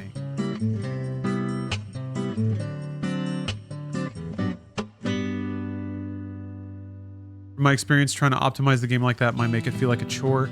Yeah, because you're not being very efficient, right? You have to do a whole lap of the map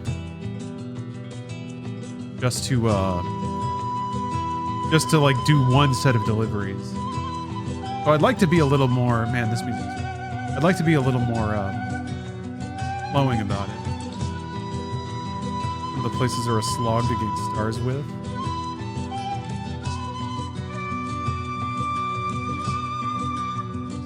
Yeah, it wasn't very satisfying.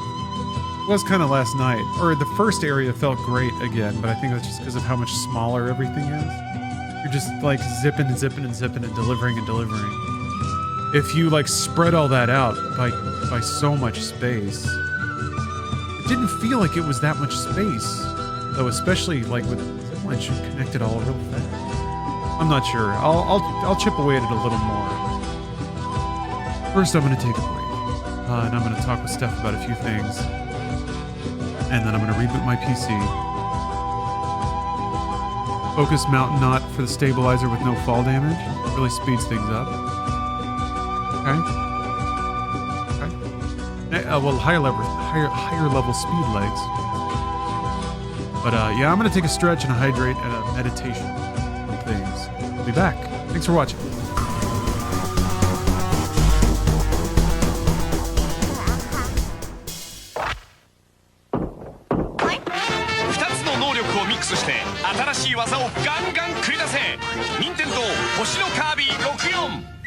Yeah! その時僕の胸はフラットウーファーになった。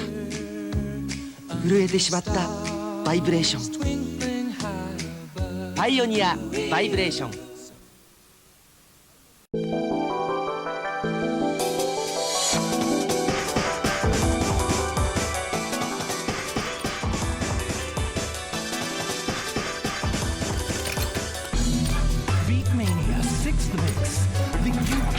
Underground music.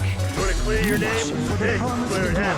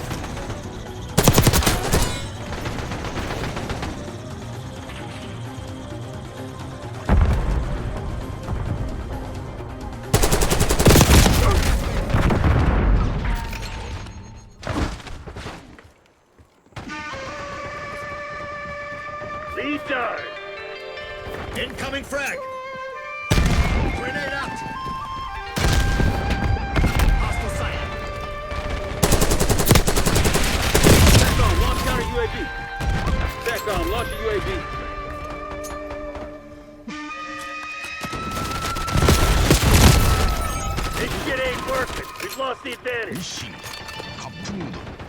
You have your transfer forms. It's a relatively straightforward.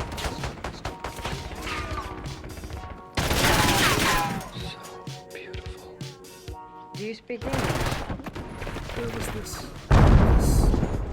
female hovering over him. Sorry. Hostile, 12 o'clock. Girl? Yes, she was young, but girl wasn't the word that popped to mind. Dave Murphy's ground and dissolved in an acid-bound whale secretions and bioelectric activity. Jeez, absolutely. Carried out sex on the internet had ever prepared me for this. Are you coming? What's your hostile name? UAV established overhead. Locating hostile UAV. She smelled of soap and shampoo. Enemy UAV in my sights. So thick. You mean I'm not your boss? UAV removed. Give me time. Yeah. How about the pool? Yeah, there's an Olympic-sized swimming pool up on the roof. The stairs over there. Stun out. Yeah. I love pools, I love to swim. I'm gonna go check out this thing. Molotov! Wait, don't leave. How cool. I came out here to swim and there's no just a bunch of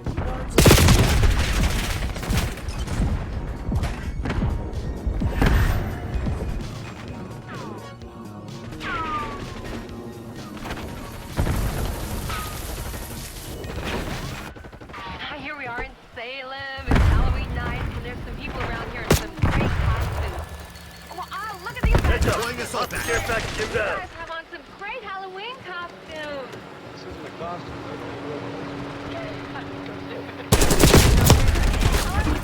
Here in Salem. Hostile incendiary. Oh, yeah, have you ever arrested any witches? Incoming flashbang.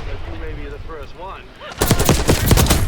Oh, you think that's funny? Huh? What? That's a joke? Net call. Enemy watchdog Kilo inbound. Do what? Turn around now. Enemy watchdog Kilo overhead.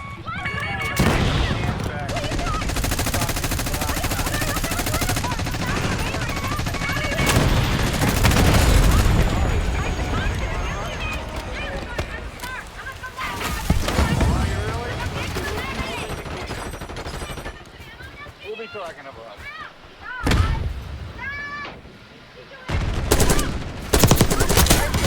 Revenge is my middle fucking name. Yeah, who you are, lady? I don't care. Let's get her out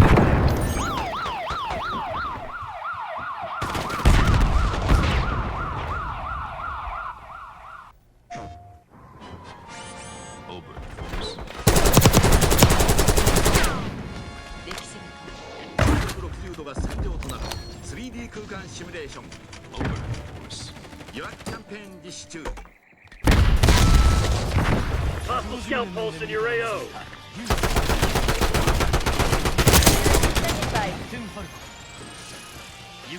Attack off. Launch a UAV. Molotov. Enemy grenade.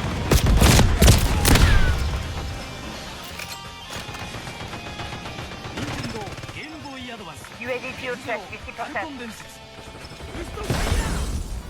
Hi, darling. Glad to see you're back. Glad to see your front, too, but that's just before the commercial break. Ozzy Osbourne doing Shot in the Dark. Thanks for the work. UAV oversight Well, we caught up with Ozzy on the set of his upcoming film, A Trick or Treat, and asked him exactly what he thought of the videos. Watch me. Taking a shot. rubbish. Whoa, dude. Sure happened to me. Something happened to him that happened to that girl in the video. Yeah, you know, twisted on the Osborne concert looking normal. At the concert, she was all weird and gnarly looking. The whole crowd just come home from seeing we knew it was Vegas or something. Because he sure looked different. Excuse me, but anything you'd like to say to the audience before we move on? Trick or treat. RCXD deployed.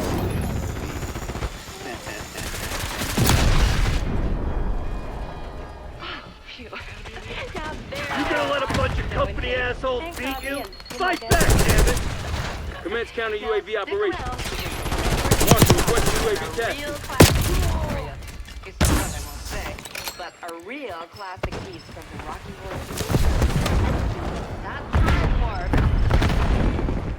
Hi, I'm Elvira, and I'll be standing by to take your calls right after this. Are you stuck in a dead-end job? Are you so desperate that you wish you had a dead-end job to be stuck in?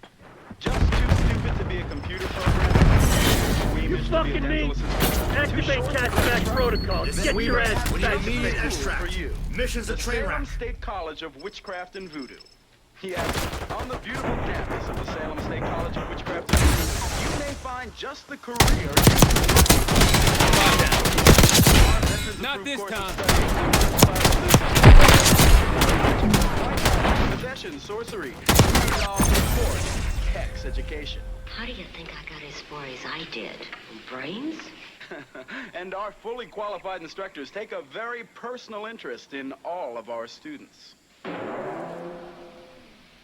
never did do no good in school, but now I light up at the thought of a spelling bee, and I'm making good money too.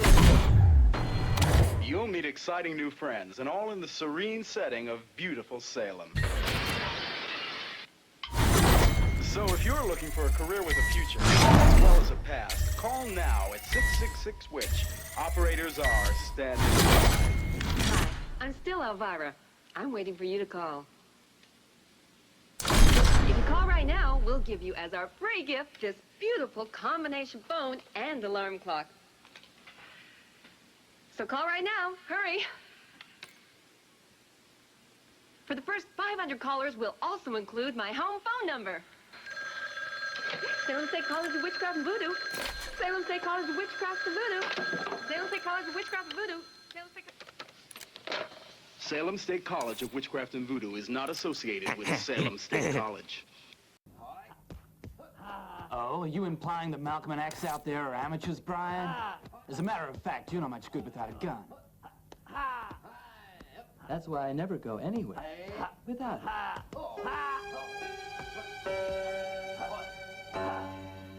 Fuck you, Brian. How many times do I have to tell you I don't like guns in my house?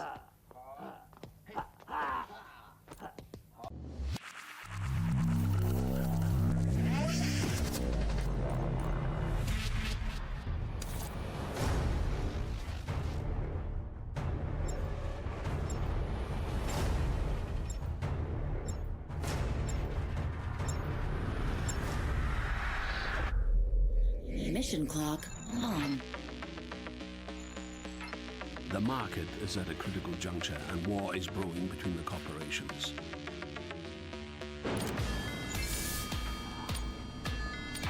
Breach position.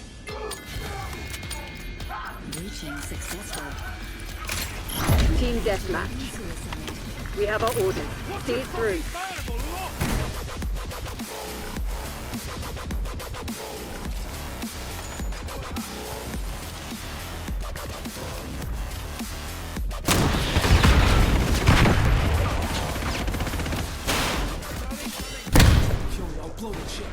Initializing surgical. Claim the advantage. Now hold it.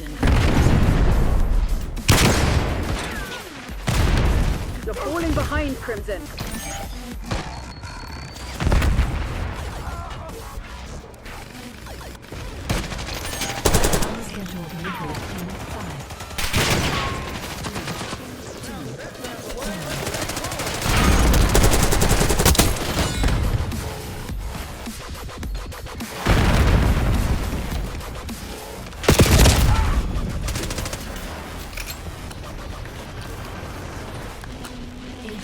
Thank you for your service.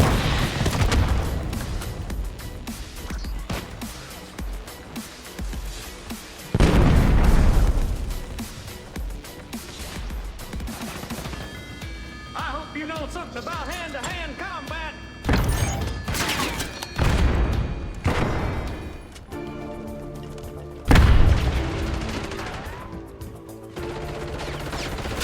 Eyes on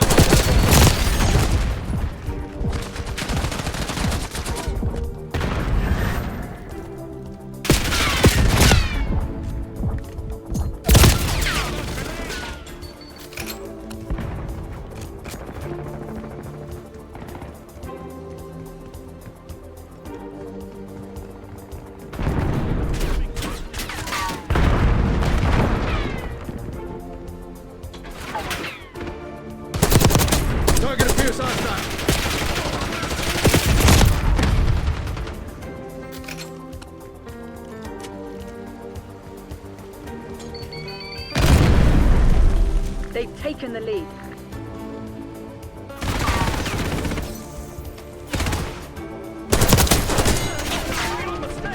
We've taken the lead. Stay on task.3D 映像、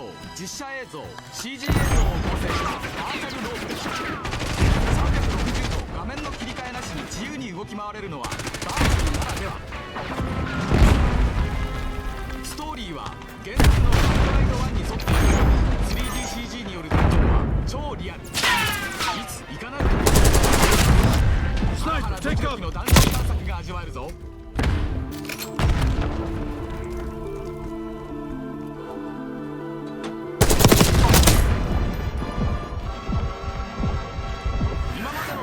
常識を塗り替えるバーチャルハイドライドは2月発売予定です。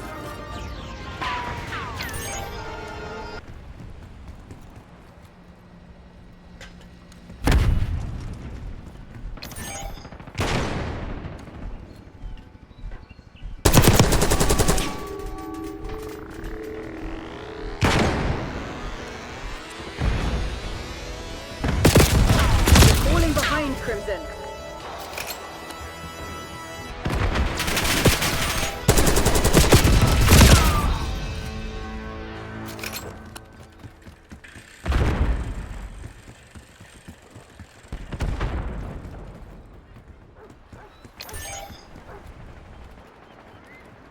Enemy UAV inbound. Hostile UAV. UAV kill. Nature. It's really amazing.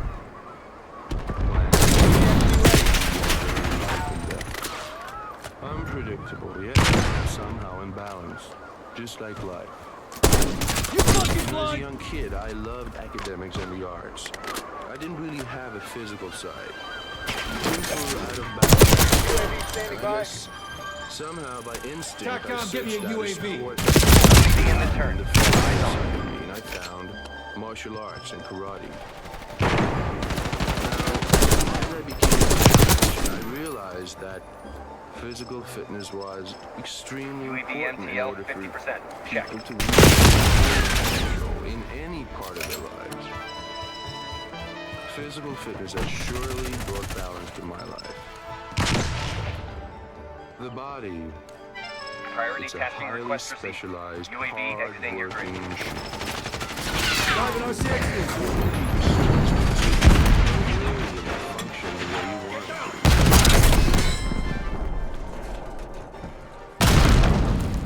I've seen so many goals. Hostile grenade. Claim the advantage. Now hold it. Because they didn't deserve the success or because they weren't smart enough, but it takes to succeed. I found it very sad because that if they'd only worked out and stayed healthy, they'd reach their maximum potential. Enemy RCXD Eyes on detected. hostile center.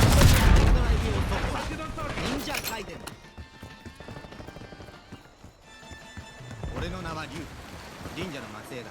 人間から秘伝の奥義書が盗まれ彼の妹茜の仕業らしい。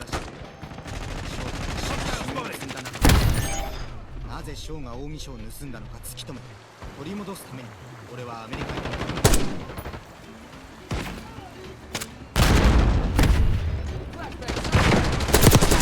Shoot me, you got some balls.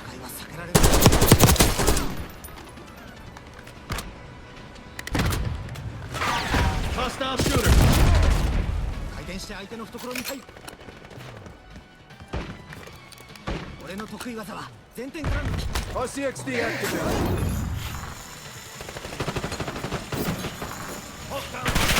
RCXD has been destroyed.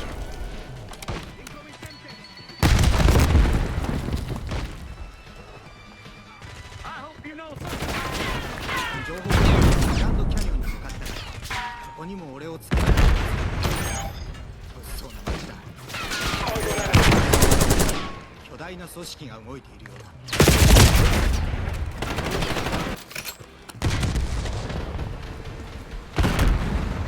Hostile moving.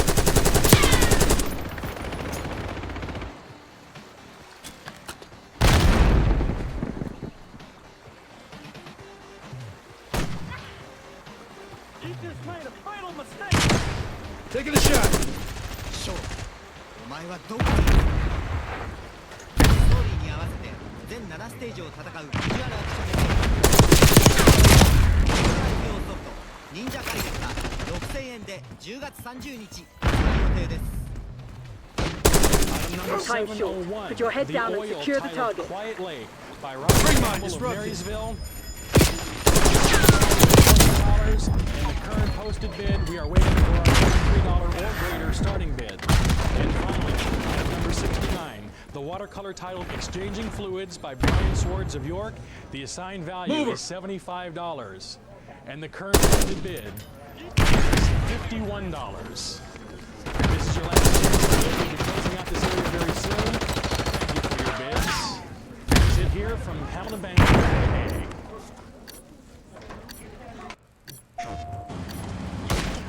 いや、そうもしてられないんだ。ビヨビヨ。先生言ってください。ビヨビヨなのね。そう、ビヨビヨです。Enemy foot patrol.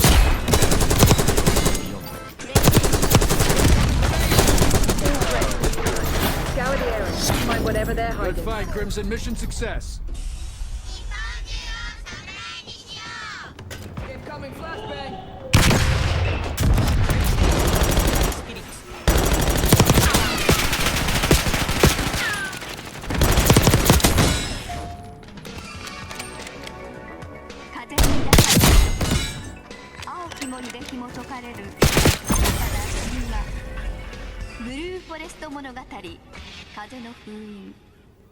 Unbeatable 誕生。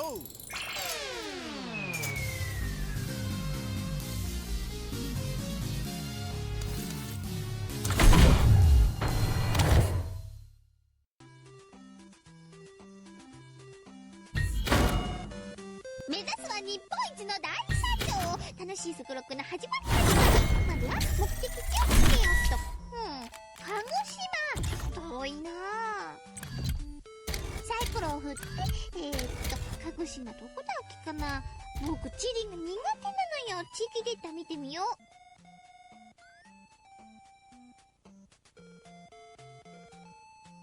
目的地に着いたら次の目的地が待っている。そして次の目的地に着いたらまた次の目的地。なかなか厳しいスケジュールなのだ。でも途中コンサートやレースなど楽しいイベントもあるから我慢我慢。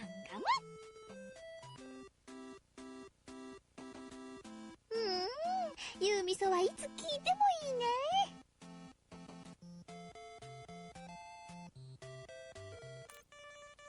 やったー、盛岡に着いたよ。都市のところで泊まったら鉄道や物件を買って資産を増やすのさ。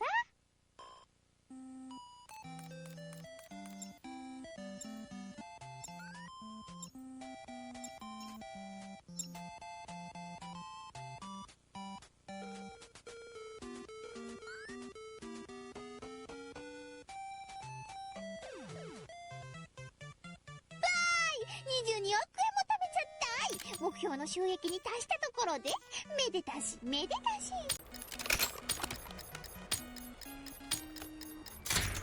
confirmed. Another day in paradise, Black Ops. 鉄道マニアの佐久間さんのシナリオだけあって豊かな旅が楽しめるぞ。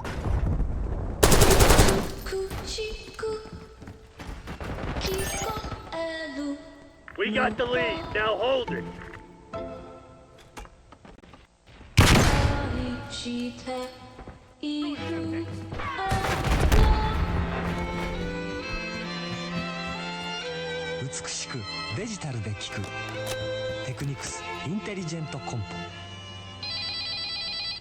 This is Jennifer.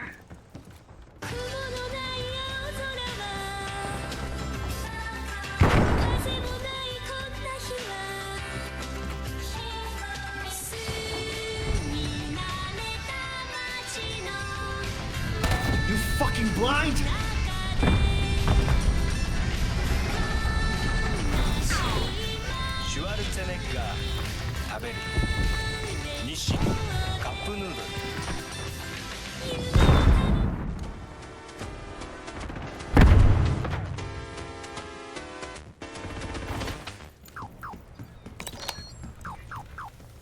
TACOM, get a UAV in the air.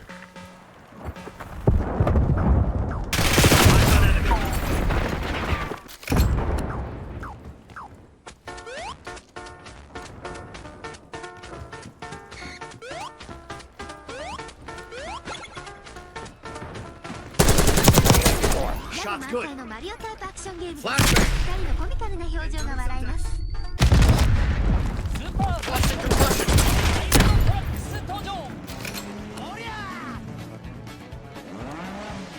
シャレたレーシングバギーたちが山あり町ありスタッドありのさまざまなコースを大爆走。各校では味わえないドライビング新体験。光をバトルゲームが楽しい。スーパーファミコンソフトワイルドトラックス。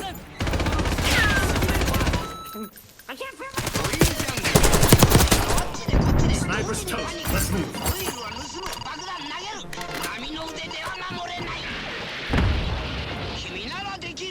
エポック社のオイルギャング Tonight, Brett Gwynn stalks a serial killer. There's somebody out there with a knife walking the streets. He's part reporter. Wait a minute. Full bloodhound. I'm following you. On the deadliest beat of all. Homicide. And he's doing it his way. You got it. An NBC drama special. Jake's Simone. RTX available. For 16 million years ago, the most ferocious creatures the world has ever known mysteriously disappeared.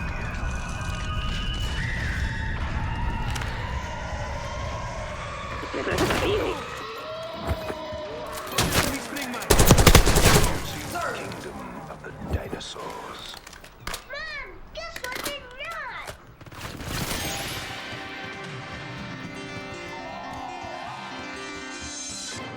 I drink milk for the same reason I exercise. Together, they help keep the pounds off, keep this body lean, fit. Milk gives me a lot of nutrition, protein, riboflavin, calcium, and a lot more. Every Target day, appears. through my workout, and it's my reward. Milk, it does a body good. Good news for family ties and coffee. Here's 11. よみがえる Stun out. 迷宮に復活した Assault back here. 魔物を倒せ勇者再びニュートピアの地へ前作のスケールを超える冒険の旅ニュートピア Your Sonntag has been destroyed. Confirming hostile. Bringing it. Go on.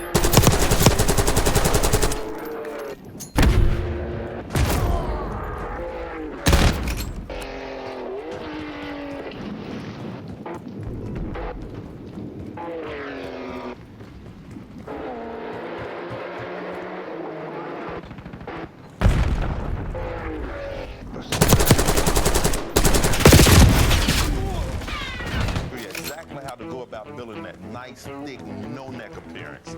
We're gonna start first with upright rows. Mover. You ready, David? Let's go, Lee. All right, baby. We're gonna start first with a lighter weight and work our way up. TACOM, LDVR on my mark.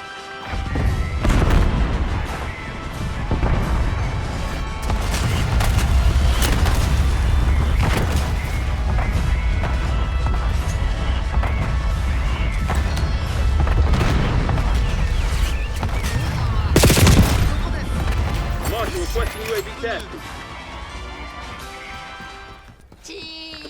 Really? Boy.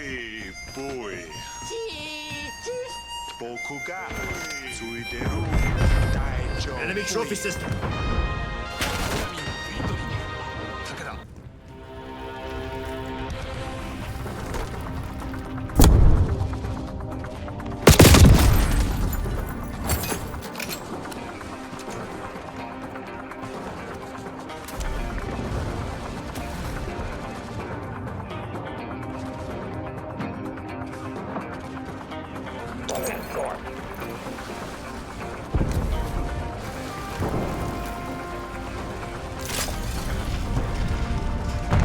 Hostile RTXD in your AO.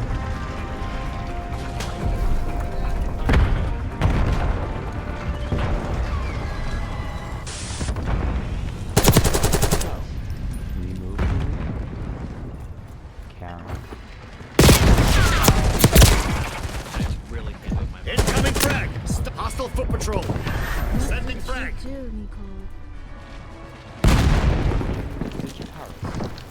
A type of muscle relaxation. Well, you don't understand the logic, but you can't feel the effects, no? No, really. It's great. I can't tense my muscles at all. I'll take your Sangile away. Be careful.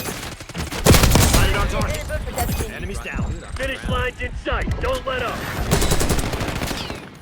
Just relax. I'll be done in a second. I don't really want your twisted love. I really don't. I'll kill her first. Uru, you can just love her. Enjoy the show. You hand it out. You better be ready to take it. Weaver requesting UAV task 10. Stop it. Come on and get me. Or are you too UAV scared? standing by. You make me laugh, Uru. But you have to UAV flight time 50% on my mark. be a good boy. Mark. Perfect execution. The Pantheon's probably Stand pissing down, themselves people. right now. All targets eliminated. Just for the pure pleasure of it. Jump!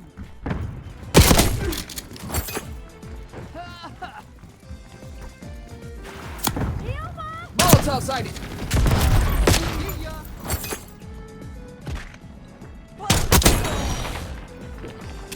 You too? What? Do you know them? You swine. What do you think you're doing? That's my question. I know. What are you doing? That's just wrong, dude. I'm gonna hurt you badly. I mean really badly.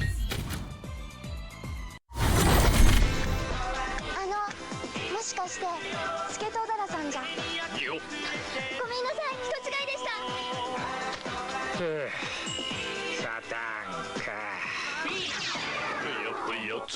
Gibson is no computer expert, certainly not a cyberpunk.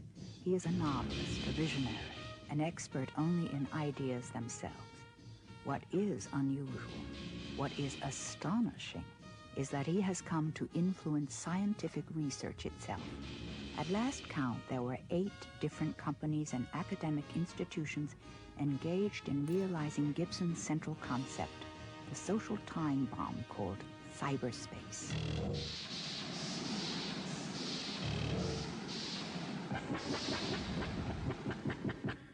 Jack into the Matrix. In Gibson's novels, console cowboys are directly linked to their computers.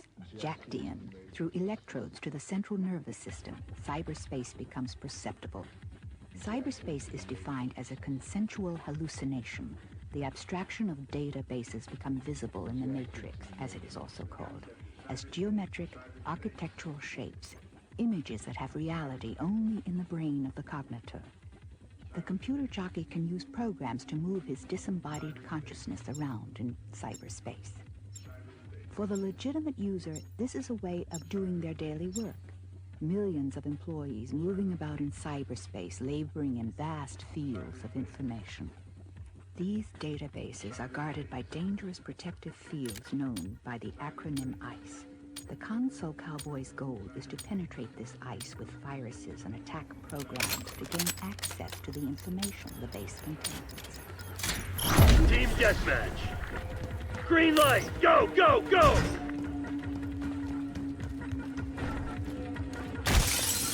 Enemy sniper shooting! Cyberspace as it is today, better known as virtual reality.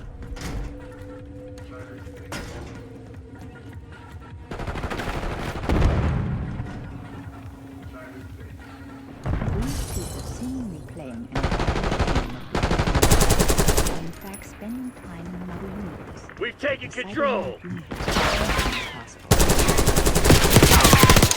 Good effect on target. Becomes part of the computer. The illusion created is that of actually inhabiting a computer-generated world.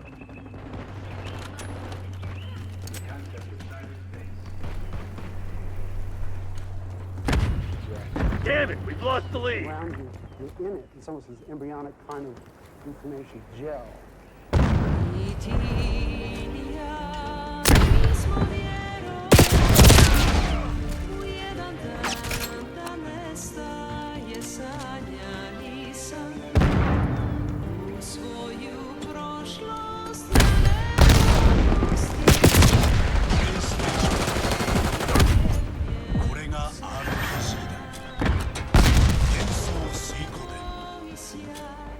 From Konami.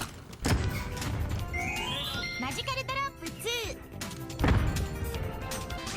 大好評なアクションパズルマジカルドロップの続編がいよいよ登場。落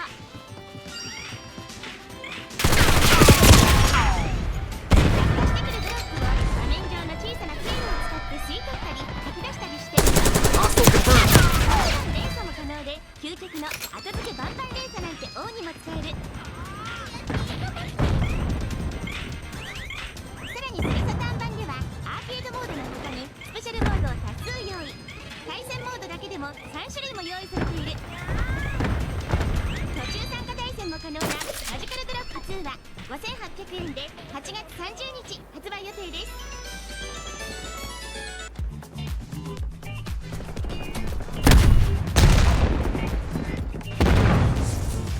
Sniper, get down!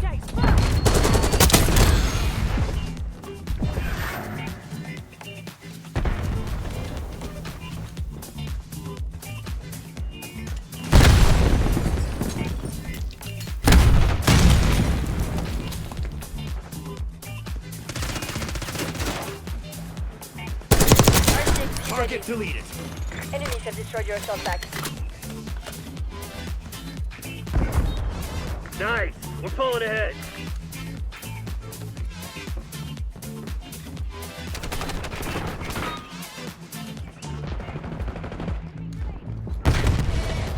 Come on, you're losing this fight! Hostile long gun neutral. Enemy sniper shooting.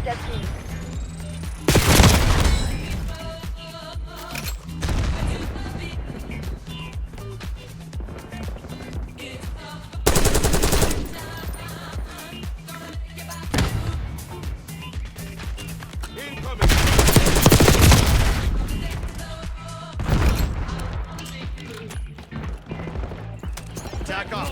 Get a UAV in the air. Throwing stun. Push it.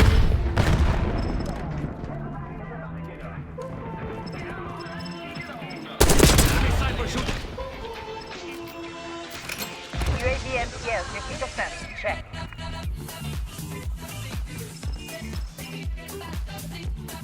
Darling.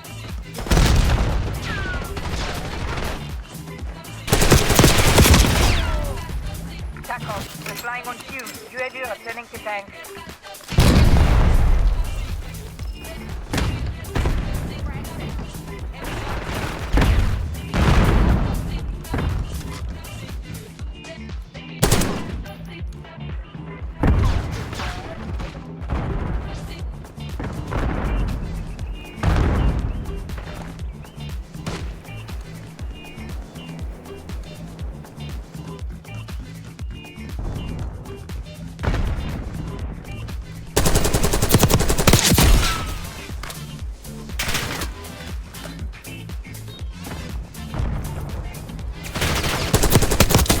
Sniper's toast. Let's move.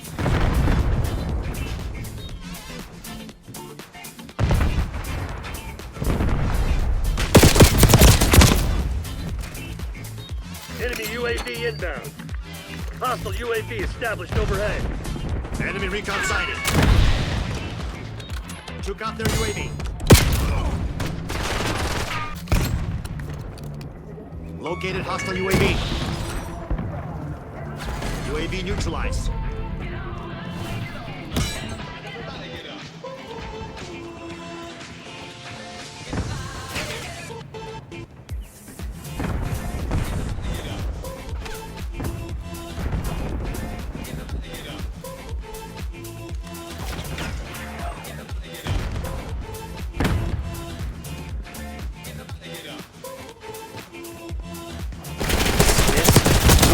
Hostile long gun neutralized.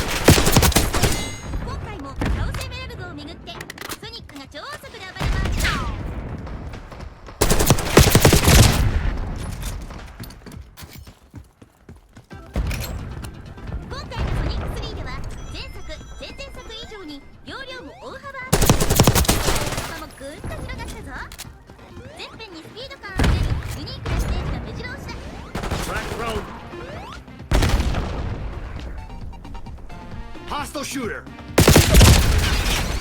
もちろん通常ステージの他に巨大リングを取ることで進める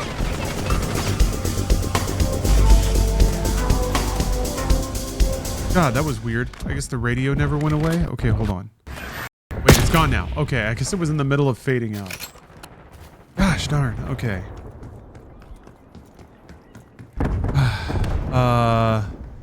Let's confirming hostile. Let's run Death Stranding again. For whatever reason, my PC will just now not recognize the Xbox controller at all. Won't do it.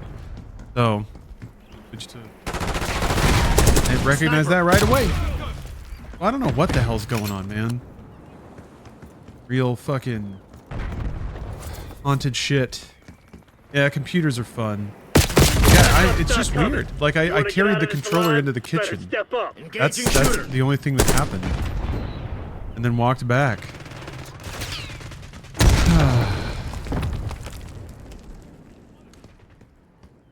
Oh, we got new buttons. Nothing at all. Is it still muted? Oh. Mission shit, I'm pulling the plug. Time to fade. Damn it. Now, what the hell was I was that? in the middle of, except for the film director.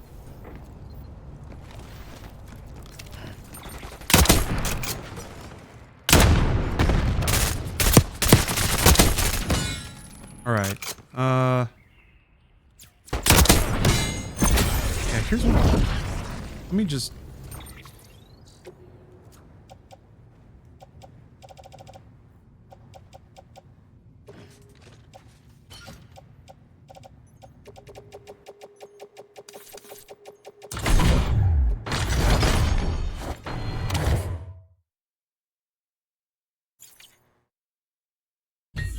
Okay, so never mind. Thought that was all I had. Let me make a run. Okay, now I need to start planning. I have to take like information from one screen to another. Oh, step cam sound is still on. Oh. Thank you. The game fixed itself. It did in that one exact moment, yes. But who knows? Who knows from now what'll happen? And bring up the old Nintendo Music app again. Need to find something relaxing. Find something calming. Maybe not too calming. I don't want to fall asleep, but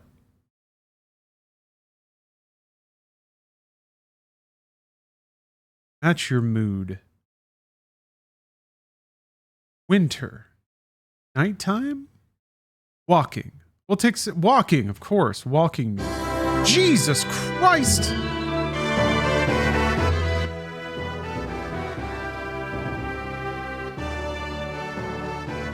Oh, that was quite loud.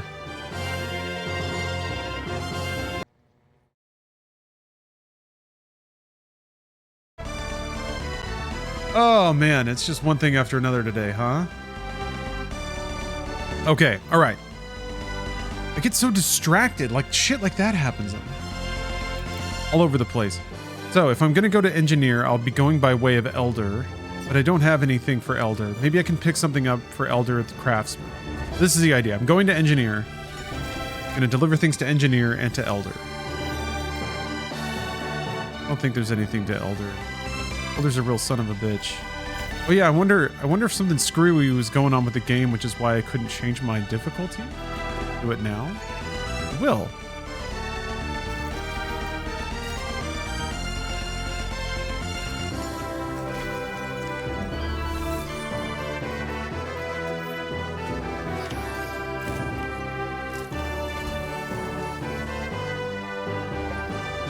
We're back on track, folks. Kind of. Oh, it's a new bike.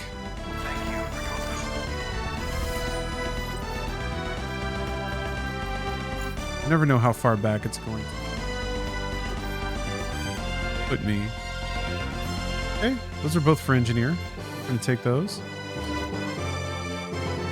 Oh, elder? Yeah.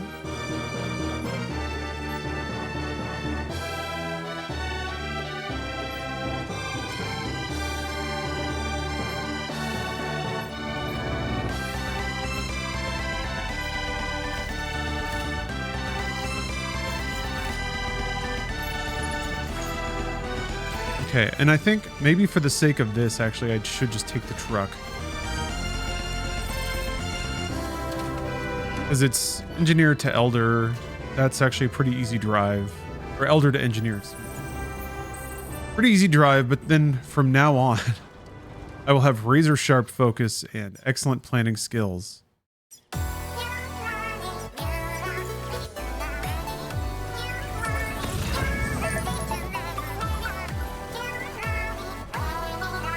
Did you lose much since the last save you did? I didn't lose anything at all.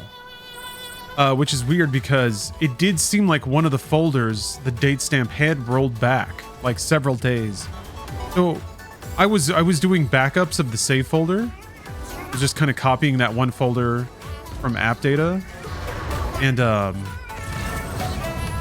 then once the game crashed, I went into that folder and compared some date stamps, and like one of the folders seemed like it had rolled back. But yeah, when I launched the game, my saves were there. One folder did not roll back, the other one did. It seemed fine. I didn't have to store my backup.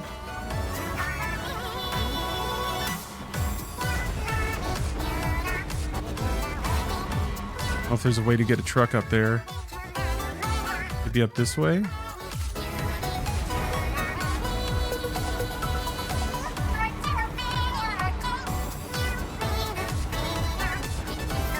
Elder needs those meds.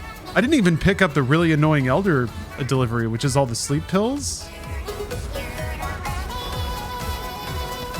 I'm bringing a lot of lost cargo to the Elder.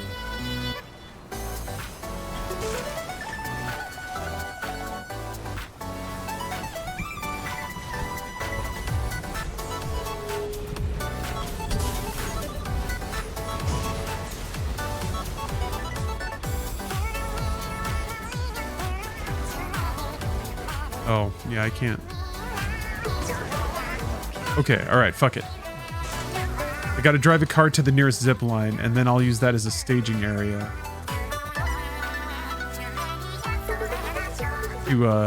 I'll like offload all the Elder shit. Depart the truck with my cargo. Make a run to the Elder on the zip line. Come back to the truck. What's my favorite 90s movie? Probably The Matrix. It's 99, but it counts.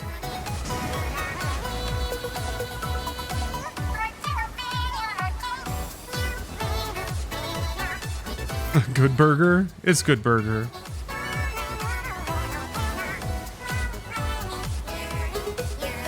Love Good Burger.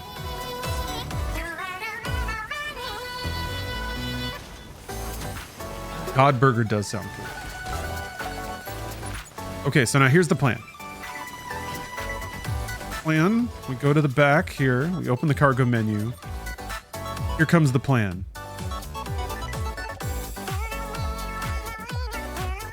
Loading carrier, offload. Hurry it on back. Going to engine.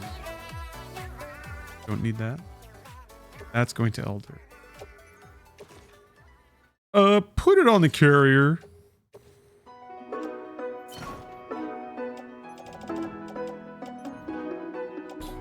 Then we go through all this shit. Anything going to the Elder. I think it's just the lost cargo. I don't think any of this stuff is going to him. Yes. Okay. So I didn't even need to go to the Elder, actually. Just the cargo that I just now picked up just now. But it'll be really fast because the awesome, frightful power of the zip line.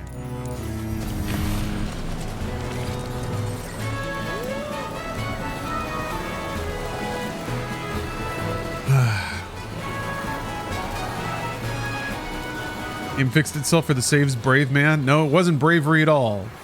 The game finally crashed and took my PC's ability to use Microsoft controllers with it. Over there from this.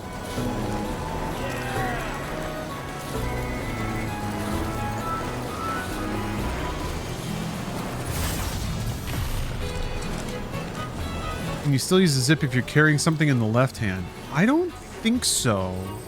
But I guess I never tried that specifically.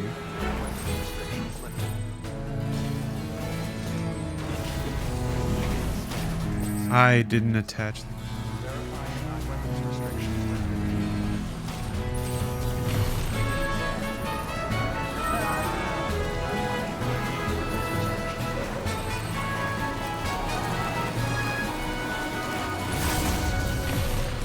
Do I get to go all the way back?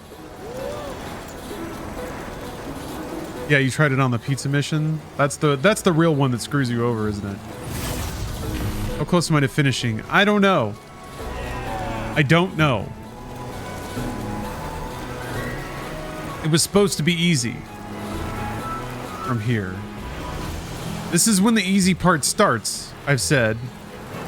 And continue to say. I've got most of my zip lines set up. I've got my method that involves forgetting things. Yeah, I'm delivering. I'm doing it. Everything's fine. We're having a good time, aren't we? Aren't we?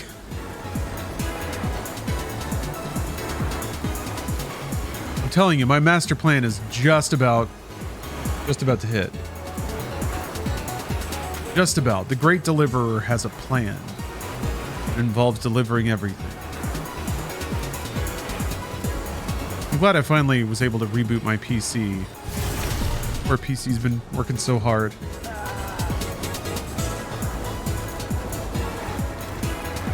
Yeah, I was poking around Device Manager, and there was an unknown thingy in there. Actually, some USB bits are showing up as like, I don't know what this is. That's not promising. But whatever. I plugged in a DualSense and it fired right up. I'm just like, how was it working though? it was working just fine, and then it just like bloop. No longer.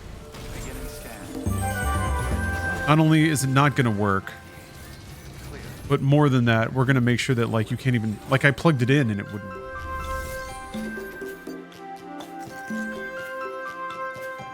Oh yeah, he wants the stupid fountain pens. That's right.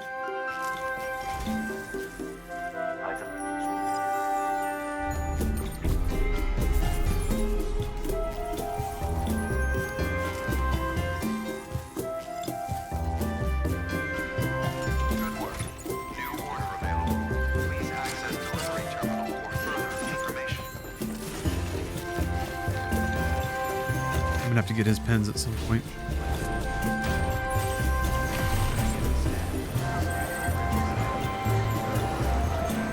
Yeah, I think the other part of it was realizing that I kind of need to build zip lines back to the major city too.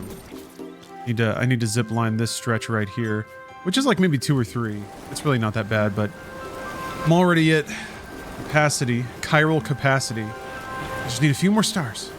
A few more stars, and then I'm good. And then I'm good. Get a few more emails.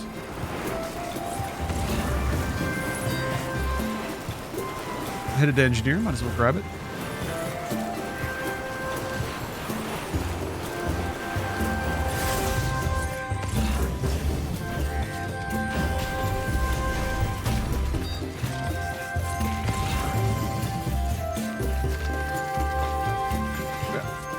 Come on, come on.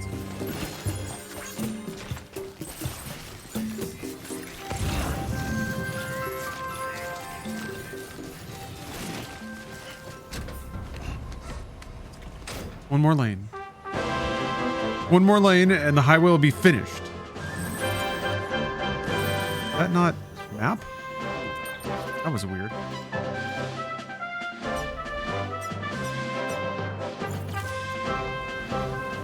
And then after this, I think I need to take a look at what the like most space consuming items are. Those up for delivery next.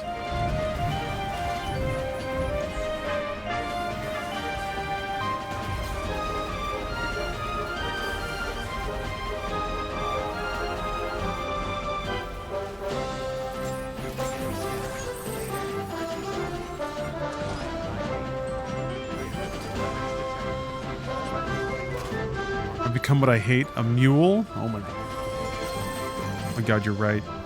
How it happens.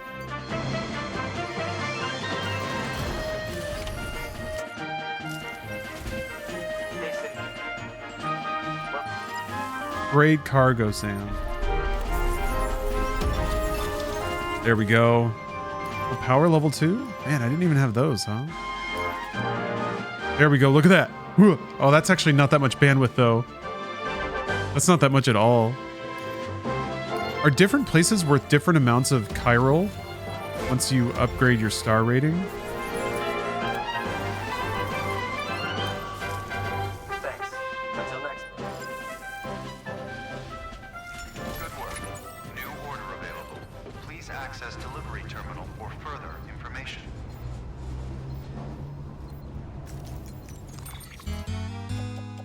Magazines are going to the director. And that's going to... Okay. Wait, I missed one for the Elder? Fuck. Oh, yeah. Well, here. Okay. Let me get back... Let me get on the fucking zipline highway again. Is there a level 3 carrier?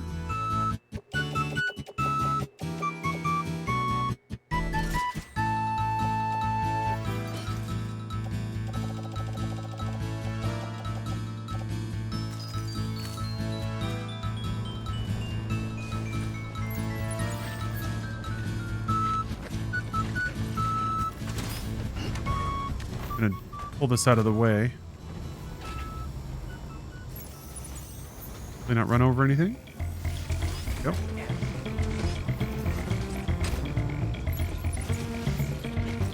I can still put things on my back.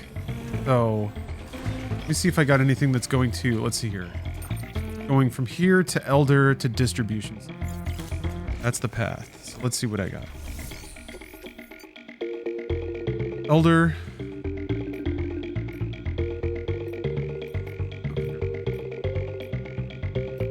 Going up there eventually too, but that's a really heavy. Center. Metals. That's real heavy, but that's worth a lot of likes.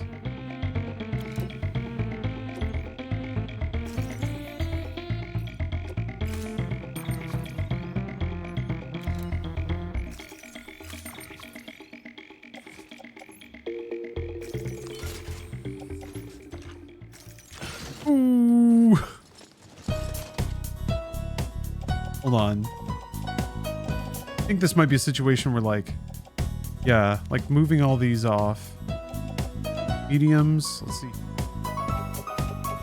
Let's do this. Offload that real quick.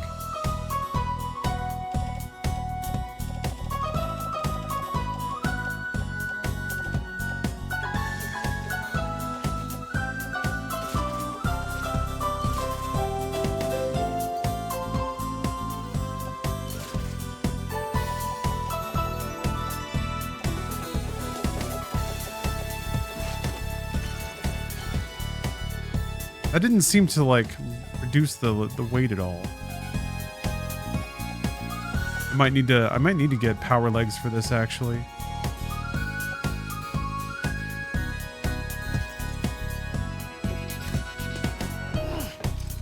Sorry, Sam.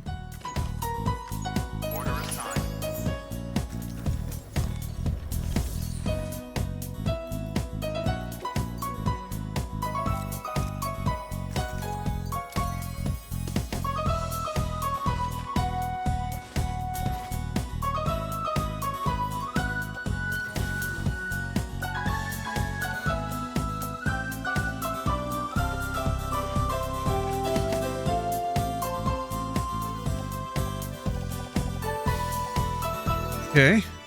Oh, this is Wii Fitness. Look at that.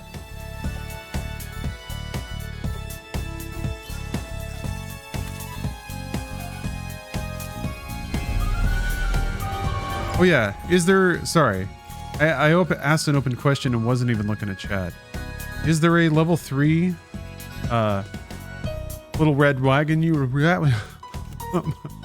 brain's gone mush. Little red wagon thing you can drag along behind you? Wagon dragon? Dragon wagon?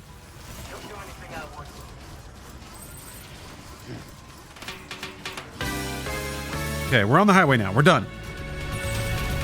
We're done with all the tomfoolery. All the jibber jabber. The malarkey.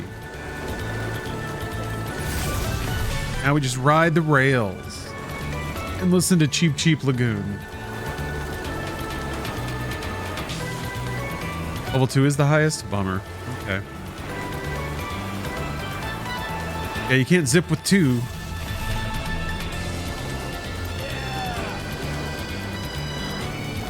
Time to ride. I feel like I've got my focus back. I have an agenda. I have a goal.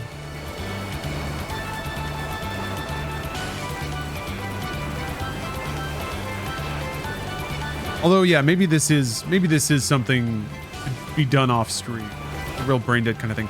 Actually, SGDQ is coming up. This would be a pretty great thing to grind out while watching that. Yeah, maybe we skip up to Death Stranding. Play through the story of that before Games Done Quick kicks off. That could work.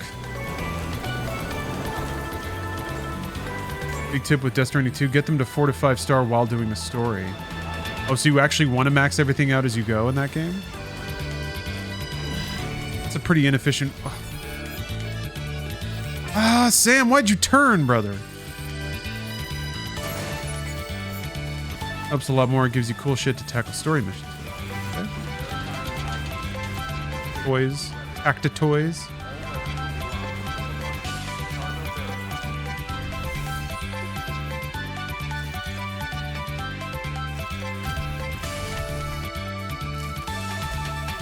Same one with this one too. Yeah, but no, it does help a lot to get some of the upgraded stuff. President's ghost. Are you a ghost? Dude, his star level isn't going up at all, though. Like, at all. I guess you have to do a certain... Some of these folks must be locked behind certain deliveries. They just simply won't get... They won't join the network or get more stars until you do a specific delivery.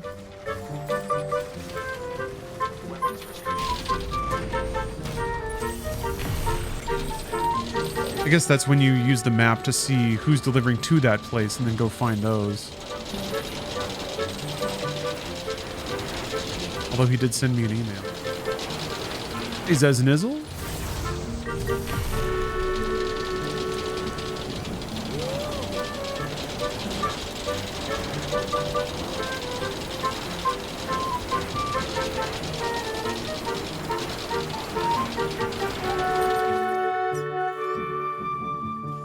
Left from here. What is that way?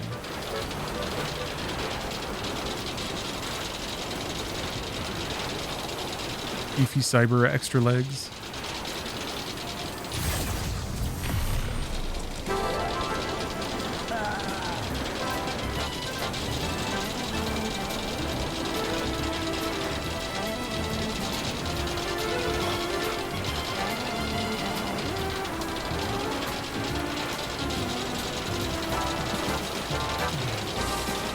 Kind of nice to play the game where you can just sort of kick back and enjoy the scenery too.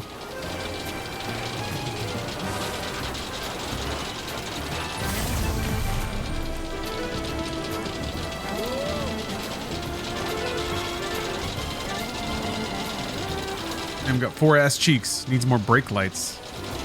Yeah, so people can see where he's going.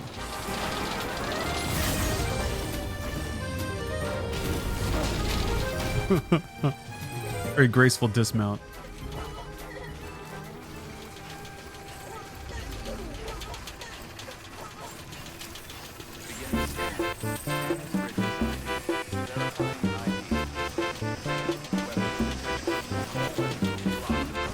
I don't know where the metals are going. Actually, it may be here.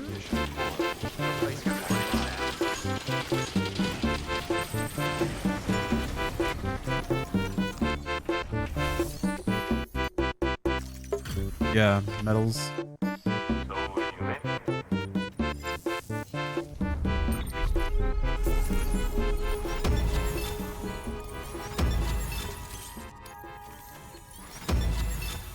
Yeah, that meter was not moving. I guess those actually I took these deliveries when it was still normal, now that I think about it, so there's reason to hope that it'll get better. I don't know by how much.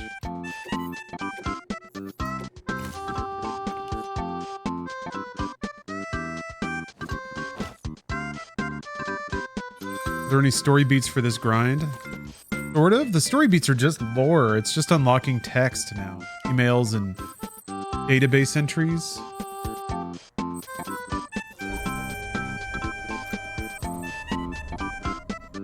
Do not stop emailing you, huh?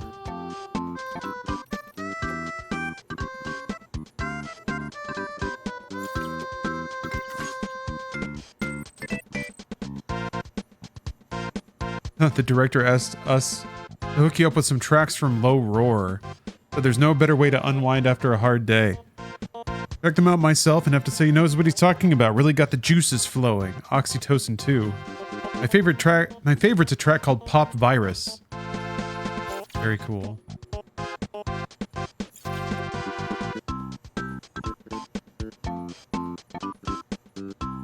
First music humans ever had was the sound of footsteps. Oh yeah.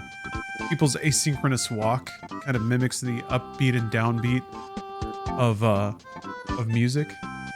Tempo, volume, intensity, all that shit came from cavemen or whatever, mimicking the sounds their feet made when they walked. Figures, yeah? You know how you can't help but bob your head to the beat when you hear a tune? How, like, you can imagine all kinds of sights and sounds and your soul just sings? It's all part of it, man. I've also heard a theory that like human beings' affinity for music is of hearing the heartbeat in the womb. You hear that rhythm that has like an upbeat and a downbeat as you form as a human being.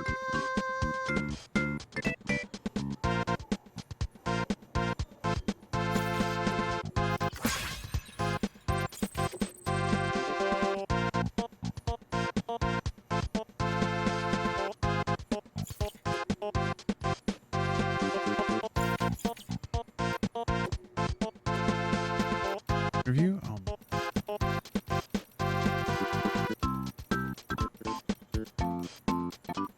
Man, I really like Yoshi's Island. Bridget's former guardsman. Huh. Some deep lore here. This all happened years ago, so I can only hope enough time's passed that I won't get into trouble for talking about it. Believe it or not, people used to say the president's official residence was haunted. Bear in mind that most born after the Death Stranding don't go in for any of that supernatural stuff.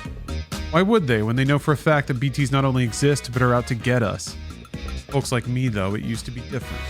Even if you didn't really believe ghosts were real or know anything about them, well, call it a generational thing. I reckon most of the mothers who work the detail would say the same if you put the screws to them. Now here's where it gets a bit weirder. Ghost people whispered about? It was the president's. Saw her myself, plenty of times. Pretty much every time I did a night shift, actually, there she was, in the office, or corridor or something, just standing there. I tried calling out a couple times, but whenever I did, she'd up and disappear. Say she, the ghost I mean. In her 20s. I'm not kidding when I tell you she looked like a younger president. Before you ask, there's no way it could have been an intruder. Couldn't have been the president herself either. She was always sleeping whenever there was a sighting. And even if she hadn't been, no weird trick of the light could have made her look that much younger. I know it sounds crazy, but after a while, we couldn't help but believe it was a ghost, either the president's or that of someone else who was her spitting image. I knew I'd catch hell for it, but I just had to tell Die Hardman. It was a security concern for one thing. For all we knew, the president was sleepwalking or whatever. Yeah, he was just seeing Amelie. Yeah.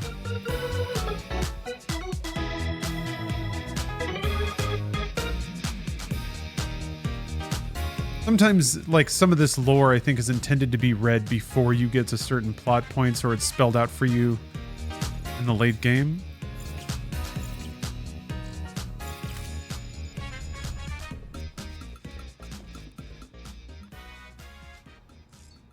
Time. Or ass.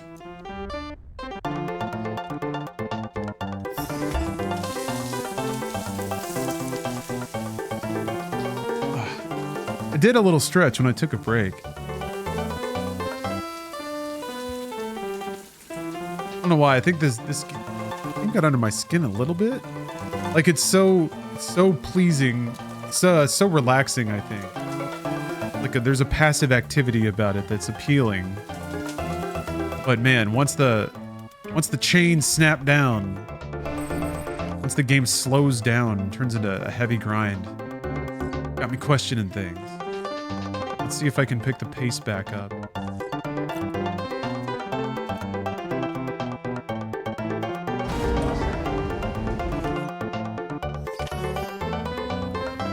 All right. Oh yeah, let me see if there's anything. So now I'm going to the weather.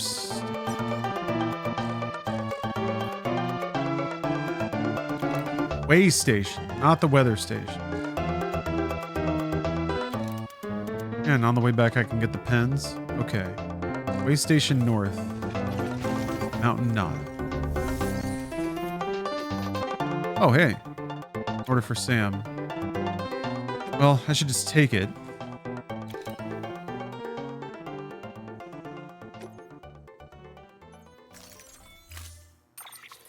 Go and do it at some point.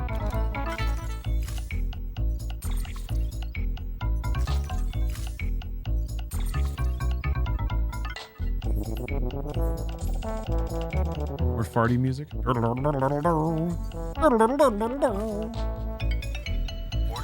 Where's Super Contra? Oh, in terms of soundtrack?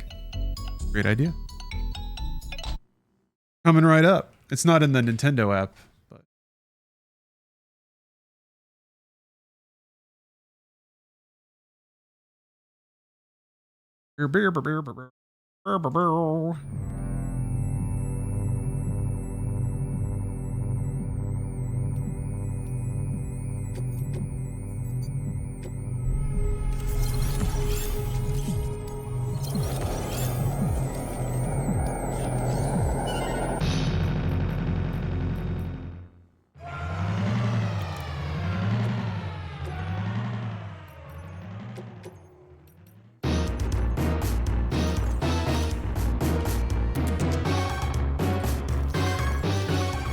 Just unlock the zip line in Death Stranding 2.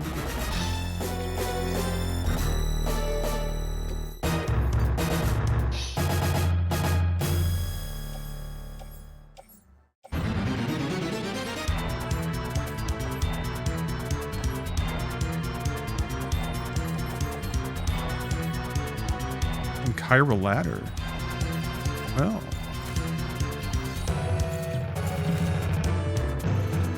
Oh no, what? My buddy texted me saying that someone in his department had their Slack account deactivated and then reactivated. Apparently IT disabled the wrong account during layoffs at Microsoft. Trying to give people a heart attack? God damn. That's terrible.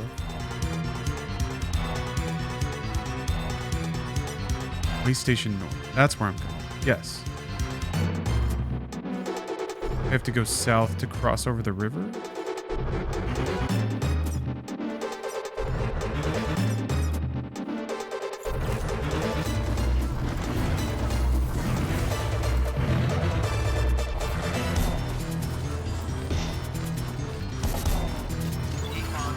Bad day to make a mistake.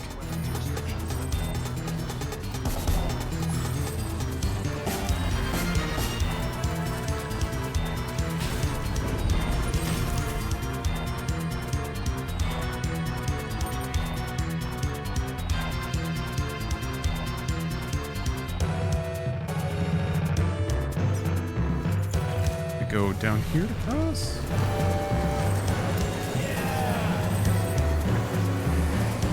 I think I see it, yeah. Kind of out of the way, actually. I will learn. Or maybe build more towers. Oh, because it's down here, I think. Damn, okay.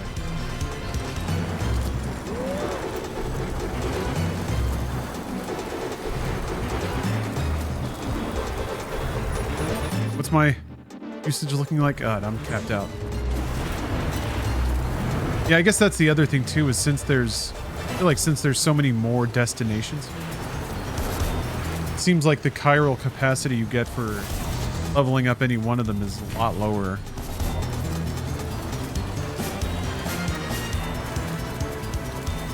Yeah, I wonder with the Elder too. Maybe I have to get him his stupid pens to get him past that like star level. Which is another quirk of the game that is going to potentially cost him time. I'm hoping that those likes all kind of bank up. So whenever I unjam his star rating, that it'll just like fly up with whatever has been banked up. Are there any story beats? Yeah, sorry, I think I already addressed that, but the story beats are what we make of them. How is there nothing connected to this? Oh, because I didn't go south enough. I got tricked.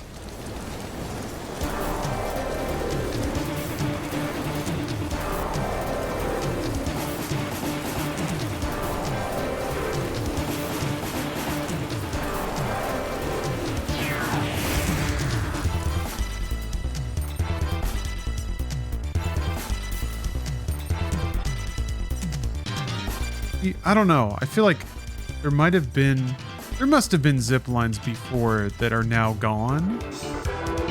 Or maybe we could go up here and then back that way. That's the way I did it? Maybe that's the way I did it. Ugh. Okay, well.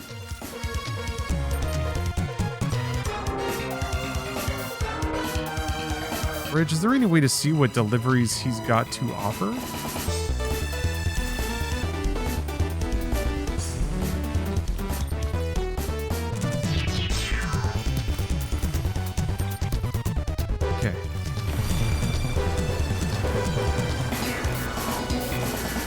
Oh yeah, also I got stuck here before because there was like I used a rope to get down to the collector, but when I tried to climb back up the rope, it had like clipped through the rock. So I couldn't get over the edge.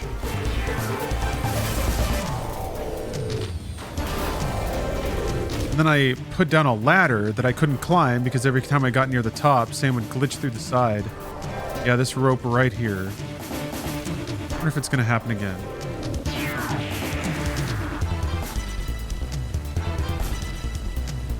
Grab rope. There. I go like towards the edge. I'll properly wrap around the side. Yeah, that's good.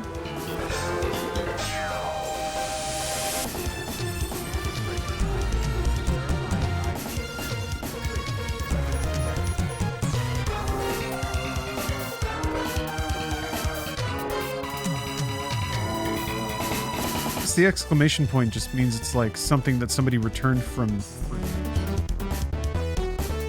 Why are there two things on the floor?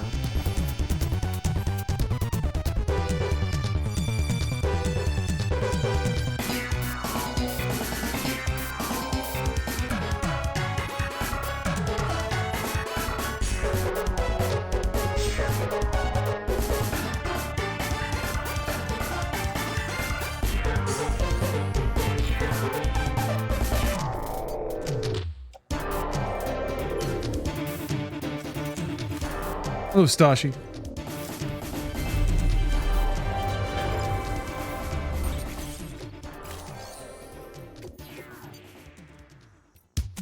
Alright, let's...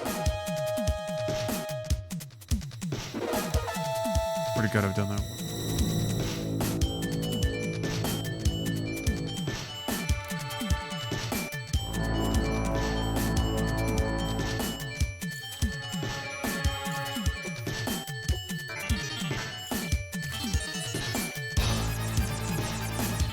Got nothing. All of his stuff goes south.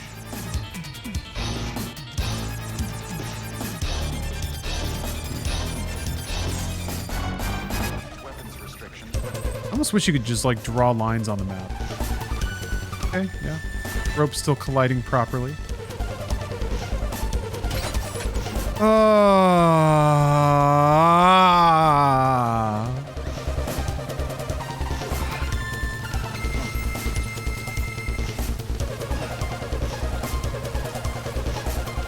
Why make him not do that? Shit. Well, there's a ladder right there. All right, Rico. So your ladder does the trick.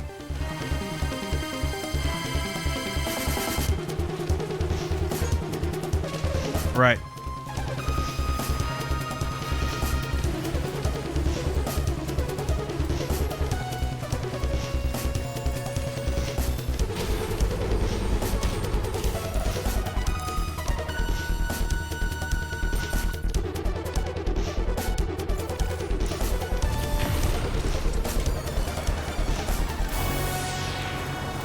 I do read YouTube super chats. I read all chats. What are you talking about?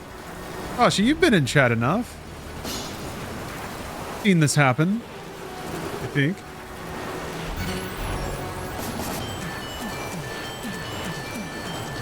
I read all words. Well, I read a lot of words. Why I'm here. Well, I definitely don't read ESPN 64s. I actually have a custom little piece of software installed that just blocks them out. And just in case it seems like I'm responding to a specific comment, I'm not. That was just the one exception I wanted to call out, just in case. It's important to get ahead of these things.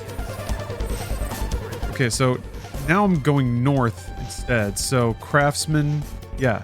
Waystation North by way of Craftsman. Let me go in here and see if there's anything I can take to Craftsman. I don't think there is. I don't remember seeing anything, but I wasn't specifically looking for Craftsman.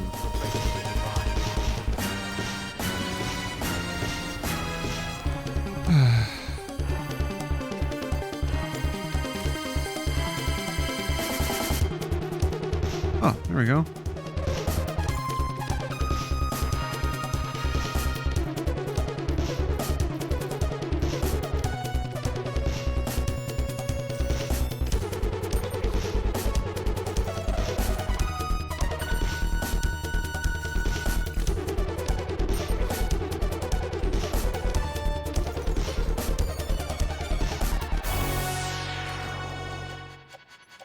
All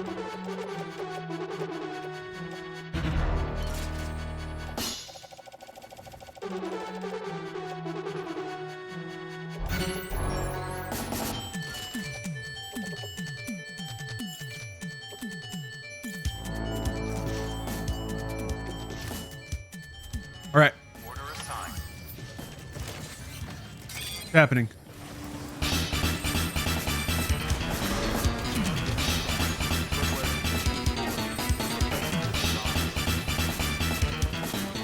Whoa.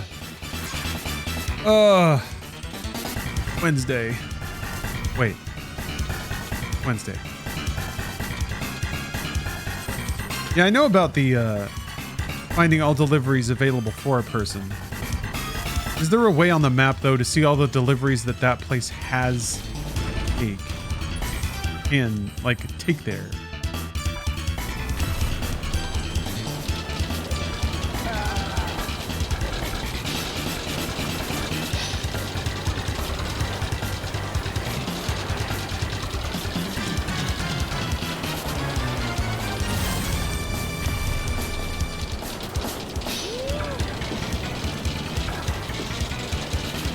Yeah, that would be nice, wouldn't it? But I mean, it's between the two. I'm happy that they included that one where you can see everything that goes to a particular place.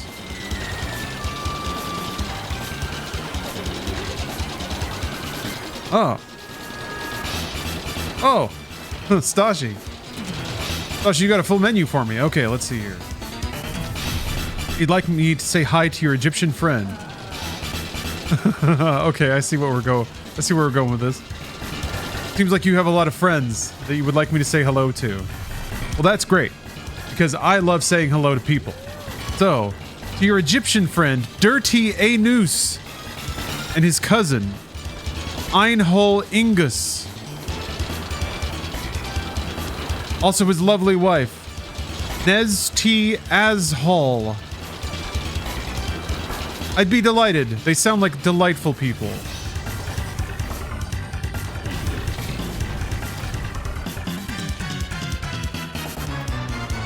Real salt of the earth, folks. Real grit. Andrew asks where I get my tank tops from. These, I think, these I bought in bulk. The t-shirt store, the Yeti, it was either the Yeti or Fangamer. I think it was the Yeti. But that's where I got these from. I'd recommend both those stores, though. Fangamer.net, Yeti, except it's Yeetee. So it's like a Yeti, like a Sasquatch, an abominable Sasquatch, but it's like a t-shirt. Actually, I may have gotten it wrong. 4 stars. Unlocked Aloy. More lore. Increased structure. Yeah, dude. 160 structure is it.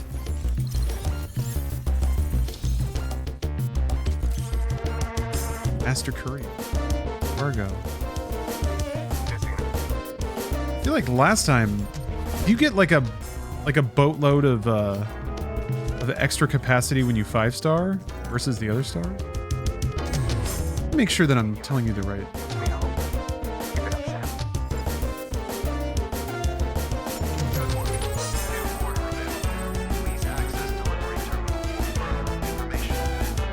Oh, it's theyeti.com.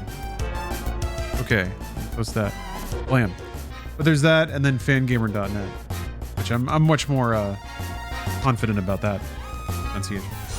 All right, now I'm going to Way Station West, and I think I'm just going to go there and come back.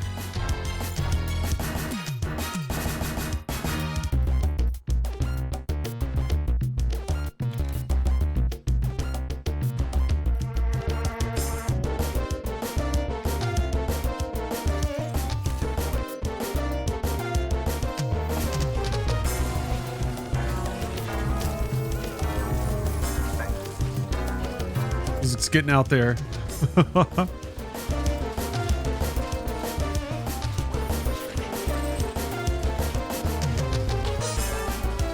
Sloomy? Well, Sloomy.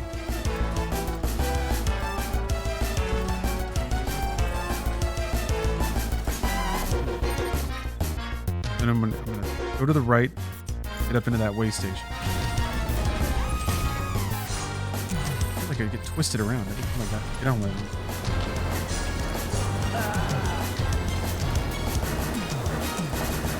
Well, I got a few stars, but man, does it not feel like it's going very fast. Oh, again, I think these are all the deliveries I accepted before switching to hard, or very hard.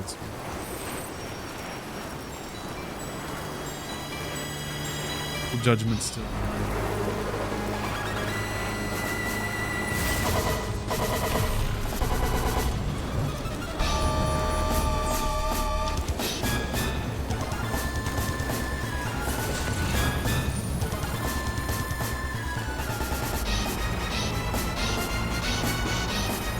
I mean, that's a small one for 150 likes. That's not bad. It is raining here, though. I go get it.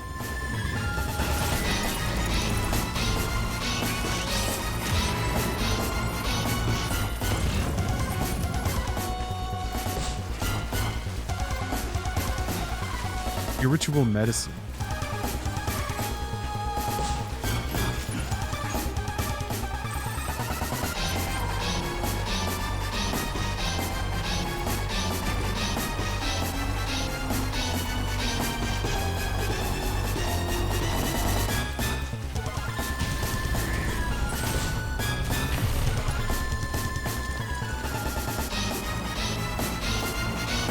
Yeah, I gotta get that dude's pens.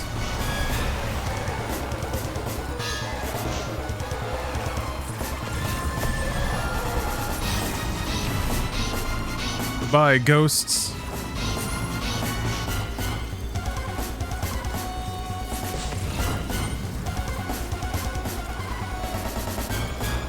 Anything extend the range of your skin? That factory should have the portal cube? Really?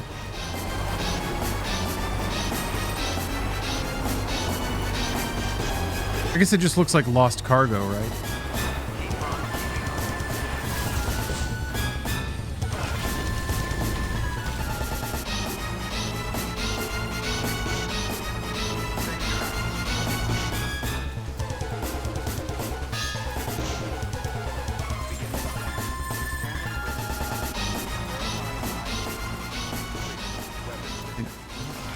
This. Hey, there we go. Oh, whenever it's playing the game over music, that's probably the end of the soundtrack.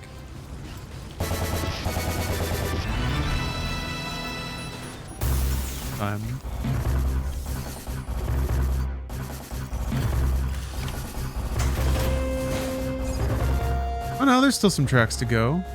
Oh, some studios are making statements. Halo team says the mood at the studio is tense, especially when it comes to the project that was recently in crisis. I don't think anybody's happy about the quality of the product right now. There's been a lot of tension and pep talks trying to rally folks. Ship.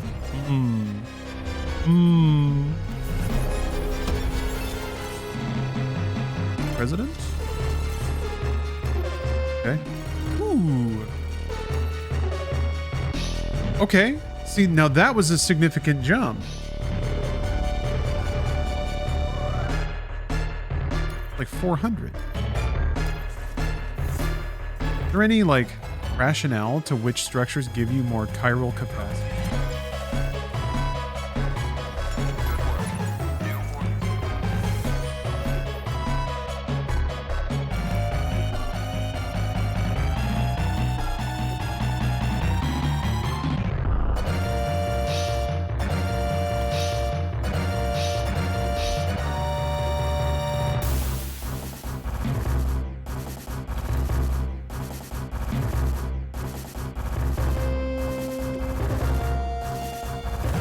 Wait, I think I accidentally took that one. This particular thing, however. Oh, it requires power.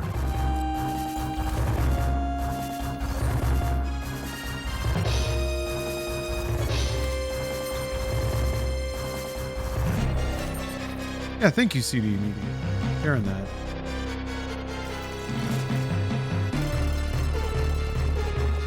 Magazine's going. Oh yeah, film director.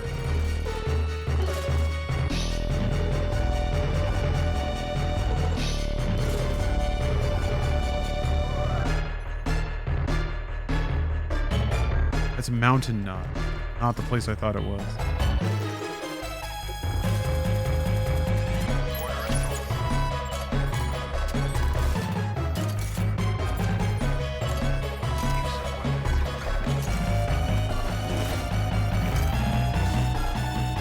Okay, now I'm gonna go get those stupid pens for this stupid old man.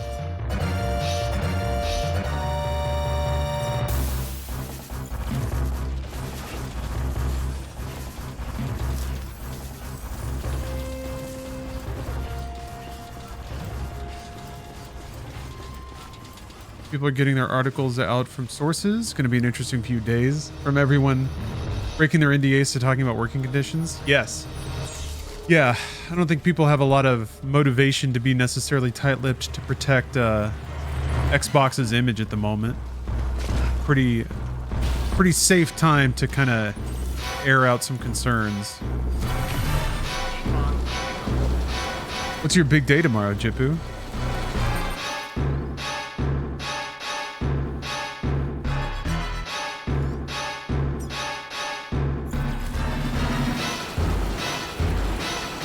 Oh, Anime Expo starts. Hell yeah.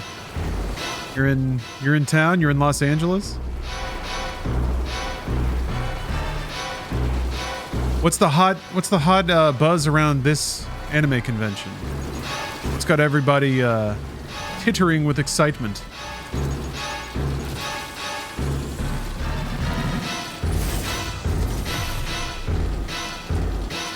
Quivering in anticipation.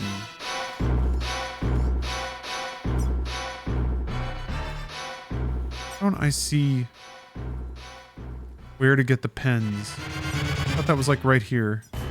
Or is it in the fuel area?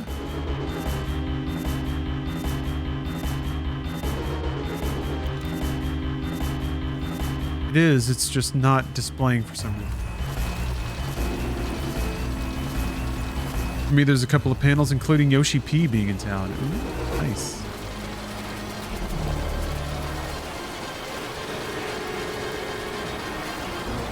Maybe he'll have some good news to share.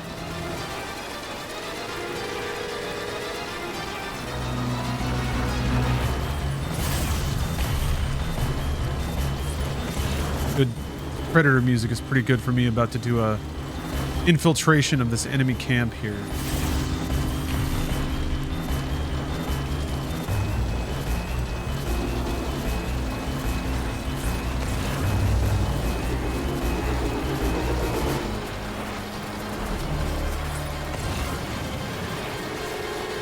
You take an old man's pens.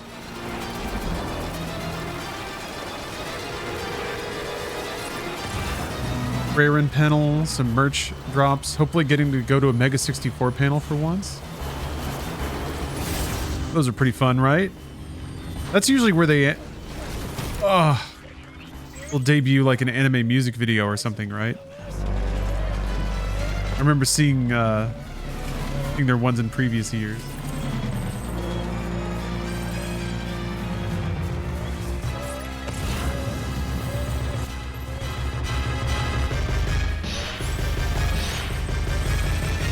Oh yeah, Death Stranding 2 video.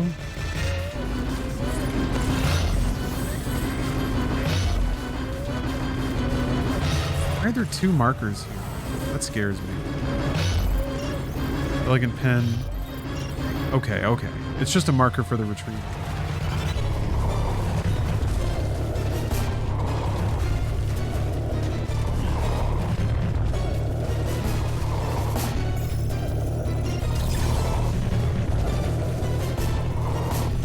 Shit, there's data.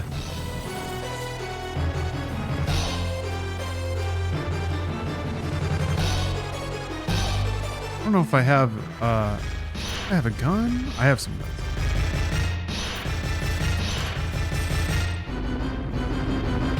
Do I just take out the whole? Yeah, we just take it out. Take it out. This is every shot. Oh yeah, I need to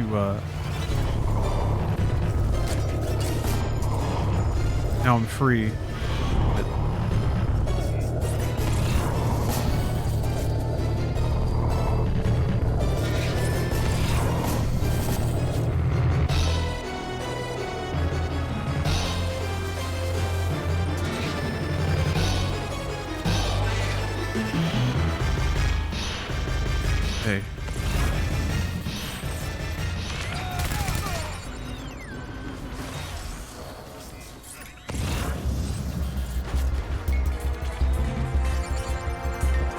coming. They're just really far away.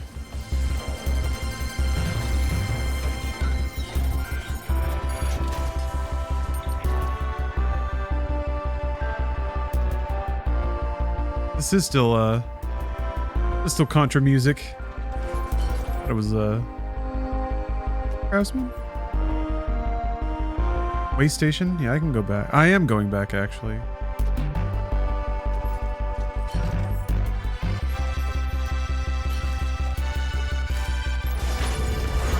Gotta get that lore. Break for it. I'm guessing there's like a chip in nearly every mule camp, it seems.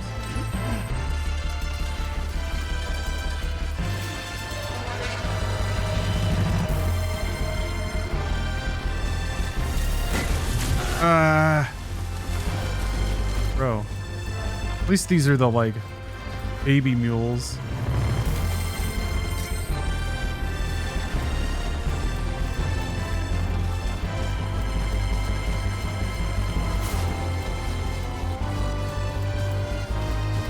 Here it is.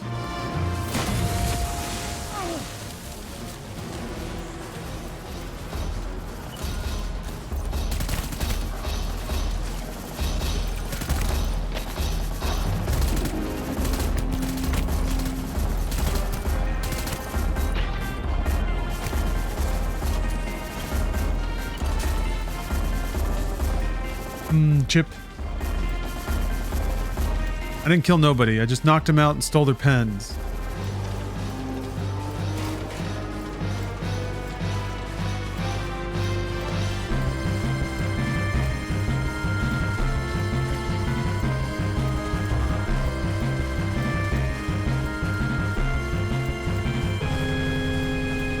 Oh. Steph conked herself on the head. Endured a head conking. Having another wellness shot. Like buff out the smudge on your brain now. Injury healed. And HP restored. Okay.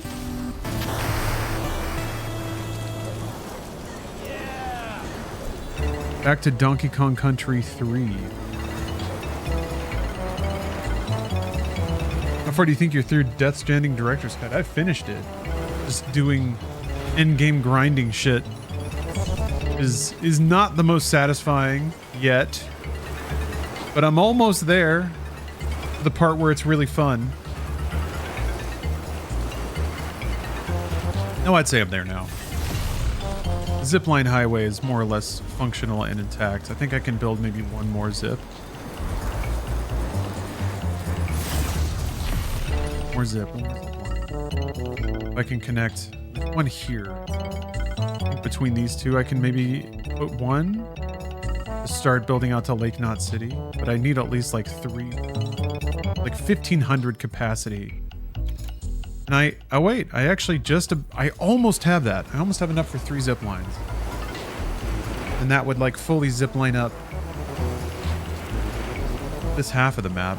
Although there are definitely like some bridges that could be built with 1 or 2 zip lines in between various highways, just like interconnections that make it easier to jump from one part of the map to another. As it stands now, there's kind of like one path that I can carve around the map, but it kind of forces me to go around awkwardly sometimes.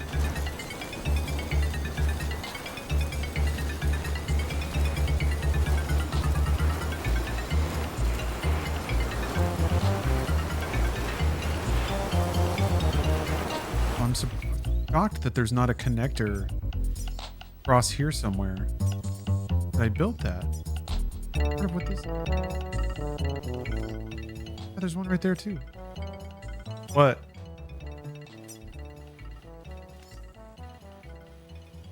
Mike Hawk? Fuck yeah.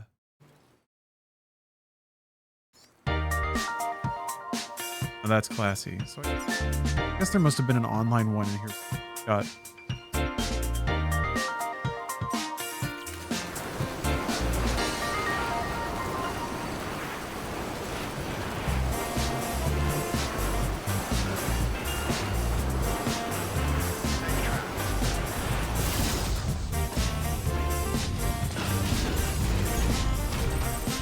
Ravens, I pretty much haven't built anything. I don't think. Maybe like ladders? How much chiral capacity does a ladder take?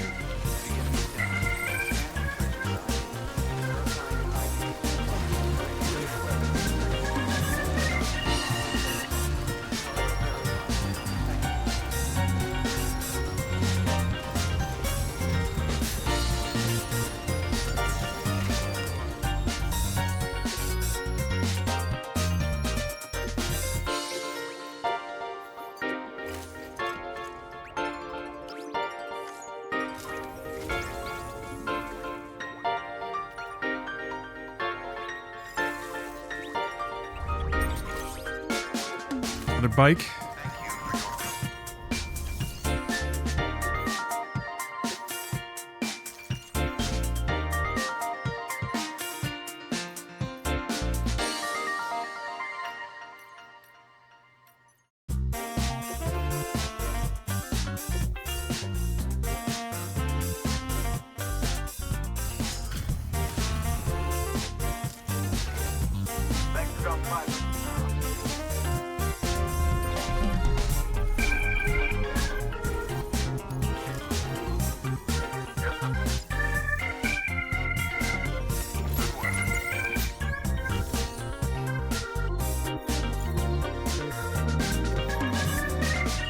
Looked at this, but let's see.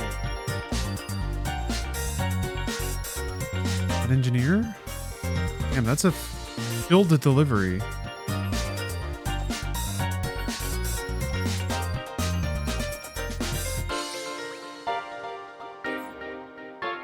$900 is a lot, but not going to Timefall Farm.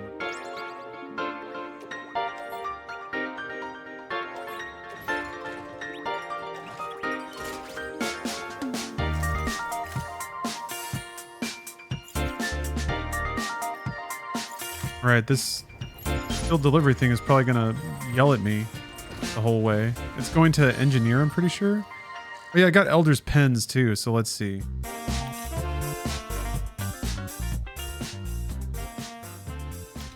Got pens. So let's do this. Press that map. Yeah, craftsman to elder to engineer. Path here. Actually, from engineer, it looks like most of the way to Lake Nona.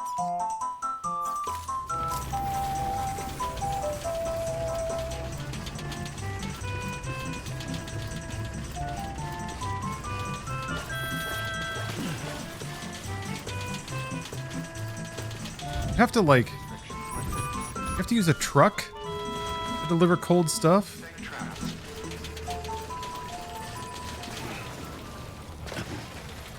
Yeah, if the zipline can just get me there before it goes bad.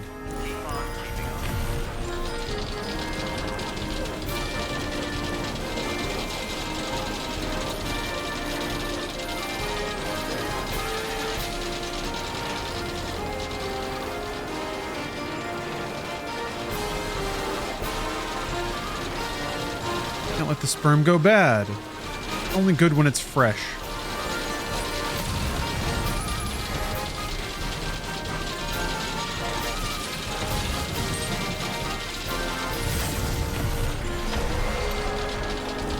I'm not seeing anything in there that scans like it would be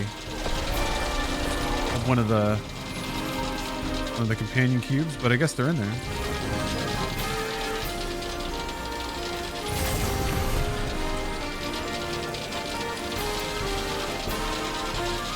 Only 420 in Belgium? Hell yeah. Hello, it's me, Richard David. I can enjoy your 420 weed, everyone. That's nice. Thank you, Richard.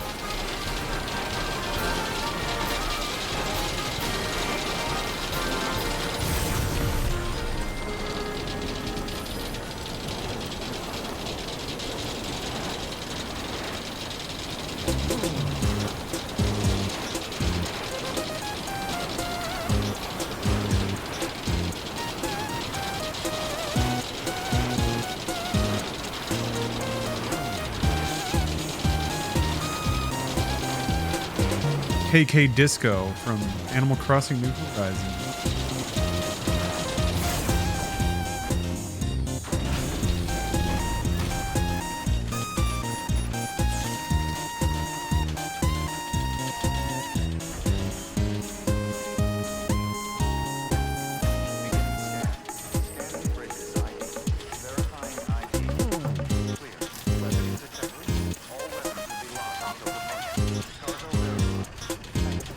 Out of the way, fellows. Out of the way. Get out of the way. We're all trying to deliver here.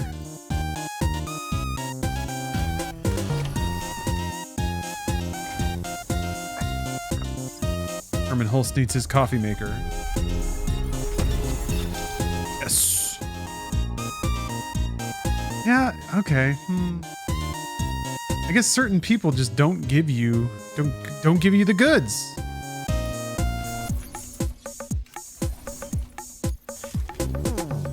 But okay, we got a 5-star. Now we don't have to worry about this anymore. But it's interesting. We got a 5-star here first because this is kind of at an intersection of the zipline network, so I've traveled through it a lot. Okay, so I'm going to Elder and then to Engineer. Got anything to go to?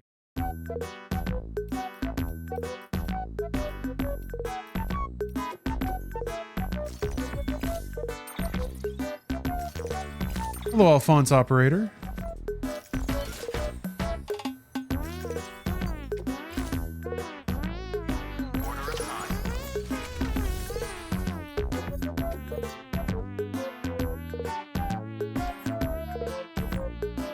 Go to the engineer.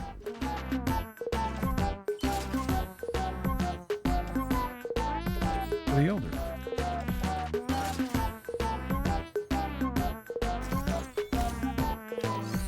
Tomodachi collection.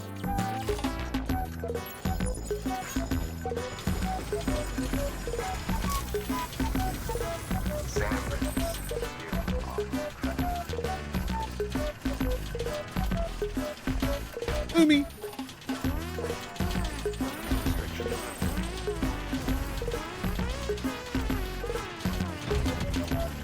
You to unlock some WD-40 for my rattling cart.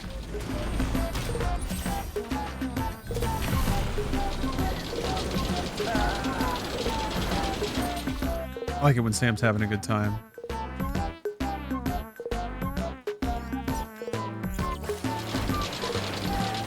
Okay, so I take the one inland and I think I can zip up. You can trade with porters for an achievement? Oh, that's right. Okay. How do you do that? Do you offer them an item or something? Mikey, you're 5 hours into Death Stranding and you're pretty happy to say the least. I'm glad to hear that. Hey, New Donk City.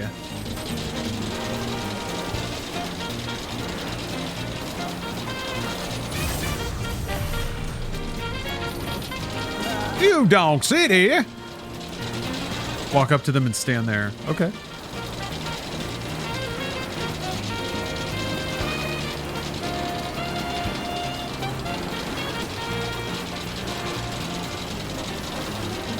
Those New Donk City nights. Got this asshole's pen.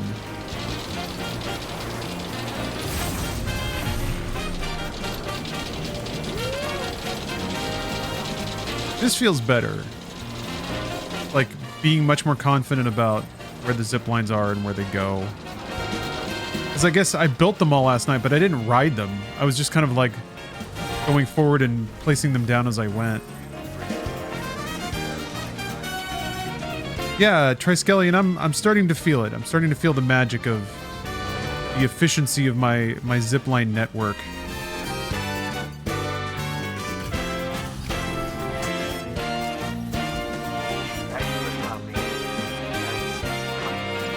I got you a mountain of cargo. Oh, there we go. Oh, wow. Yeah, his pen. His pen seemed to mean a lot to him. Oh, darn it. It turned in everything. I know I can't come from this house, but let's face it. You have defended. I see how you are. If I share this shit, you can't buy. So. Okay. We got the old man on the network. I finally decided to sign up for an email address. Hopefully this will open up a bunch of chiral capacity too. Yeah, he wasn't even part of the network. He had a contract.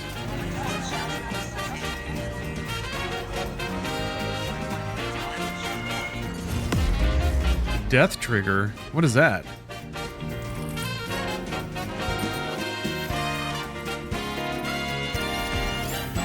$160.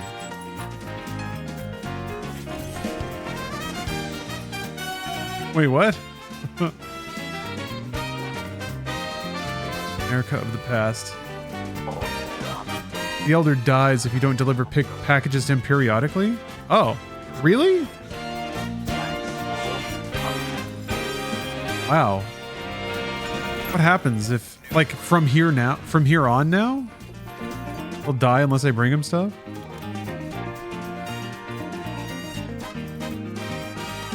Oh, that happens only after he joins the UCA. Oh my gosh. Okay.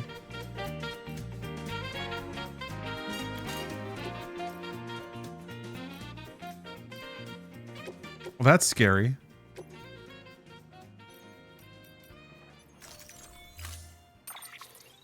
Decides not to take his meds. Great. Vogue emitting decoy. Oh, okay, so that actually poisons.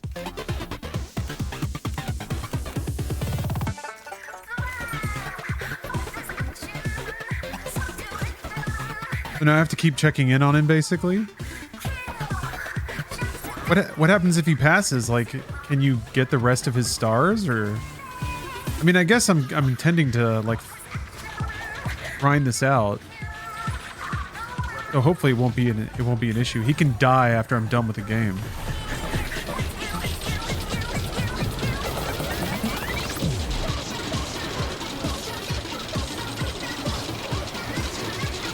You can get the rest of his stars, but things change. It's fun. Okay? I'm intrigued. Yeah, obnoxious priest. Any juicy lore tidbits have I missed? I guess the only thing is like really cementing in that Higgs and Fragile grew up together, and that Fragile's mom was a like basically a terrorist leader. Firecloud, thanks for the raid. You could not abide the UCA after learning that they that the internet is powered by dead babies.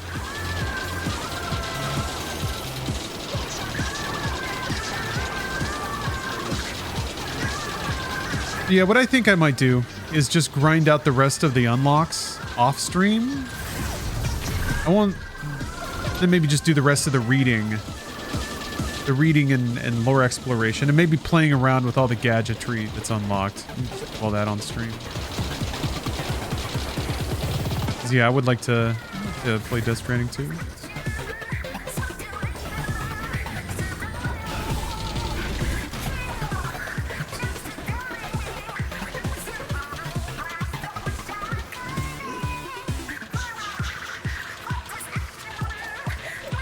This game has way more Kojima bullshit in it than I originally appreciated, I think. Basically, like, just like weird game mechanics that are kind of there for the sake of simulation and maybe not necessarily gameplay. Little story beats like that.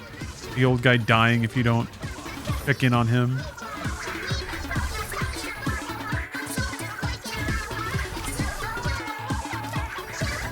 But now I'm starting to stack up some like thick ass deliveries, turning in a ton of stuff at once. Stars are popping like this. Kablam! Power level 3. And then yeah, it's Junk Dealer that gets the okay. Oh, Fragile's umbrella and suit. I wanted to know about her jacket. So you know, the lore is Lauren. Name Lauren. Just got 5.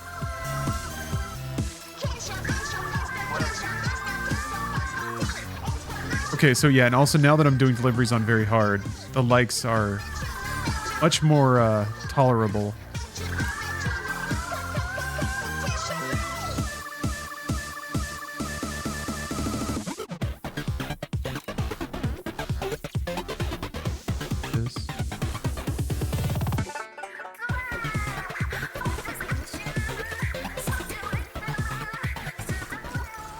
Actually, wait. No, hold on. Get one of them level 3 legs.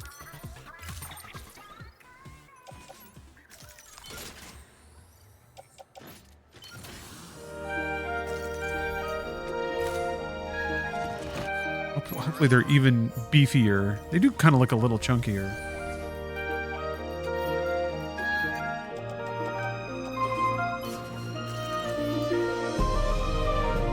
Weapon, thanks for the sub. How does Kojima make all these games all by himself? Because he's a genius. That's how.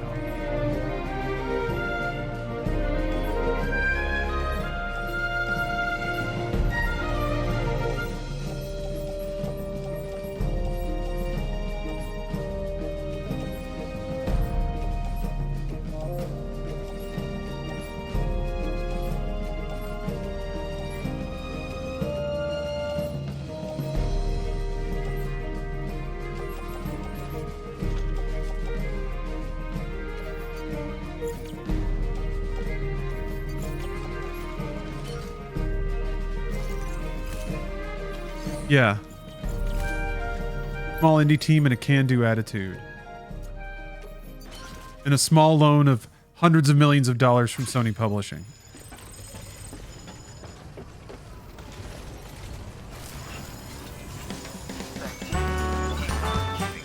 Okay, I'm gonna run this last delivery and then I'll wrap up the stream there. It was an illuminating day. It's potentially possible that my saves will still work. I'm gonna try it. Yes.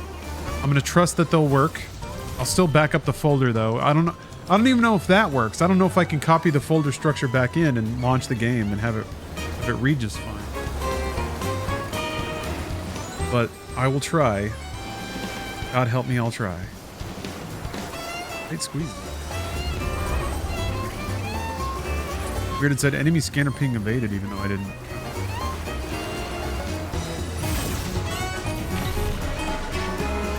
Wait, where am I going?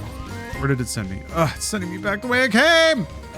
I have a PCC2 on me, because I could... I do, I have a few. Good. There was a fucking man right there.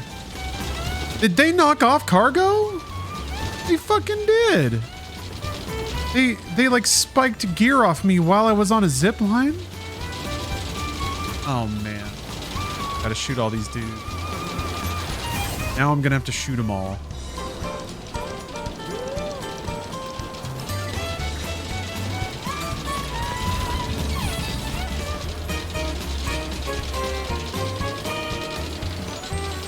Going to distro center? Oh no, he's grabbing it.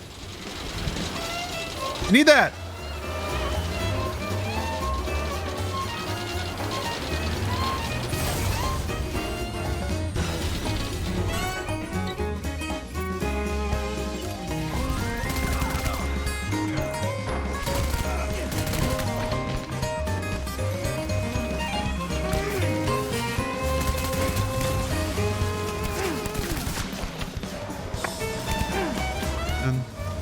Birds are the worst.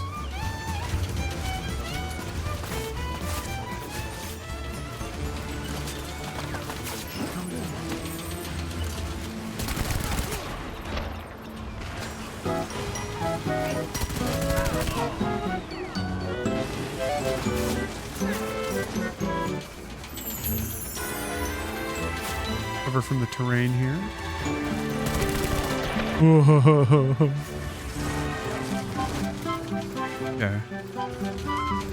This is going to be a tricky zip line to connect to, I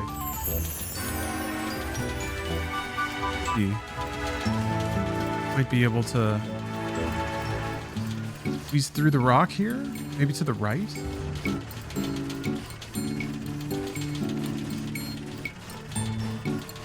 Yeah, Marble Hornets, I'm still playing. I'm going to wrap it up soon, though.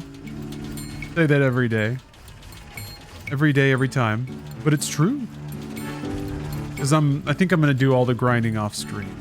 So that I can move on with my life.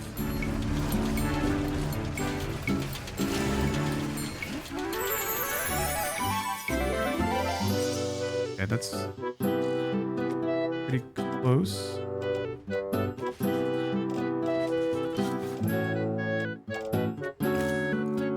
I am a little addicted to delivering. Oh, I really like this game. Ew.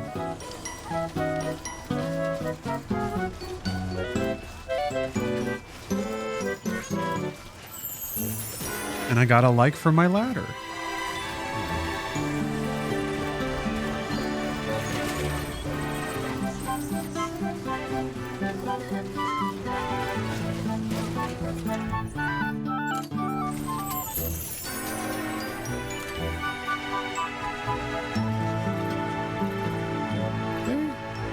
Connect. How close can I get?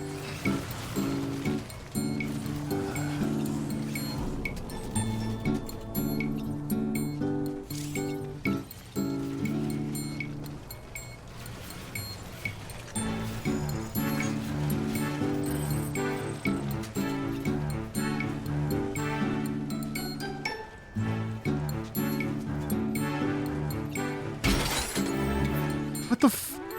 Ah.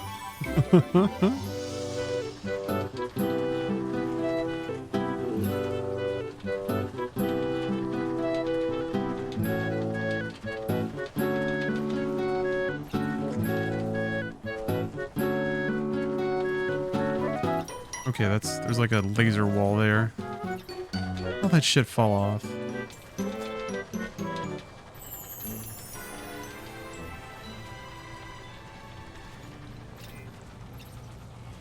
Good enough.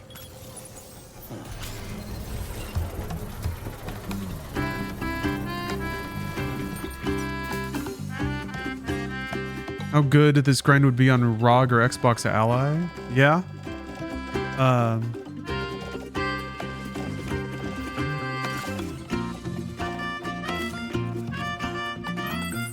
Whatever. Get in there. All right. Yeah, the game is really efficient, which is something I noticed having left it running for days and days and days.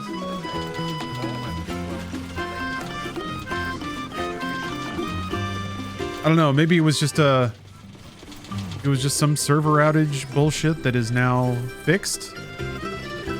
Save issue? Who knows?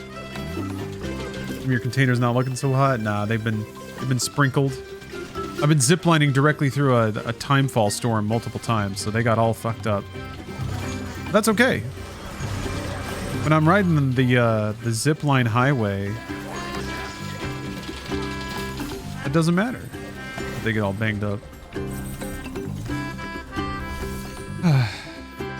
Look at all this cargo. Look at it all. Blah, blah, blah, blah, blah, blah. I'm supposed to bring ceramics?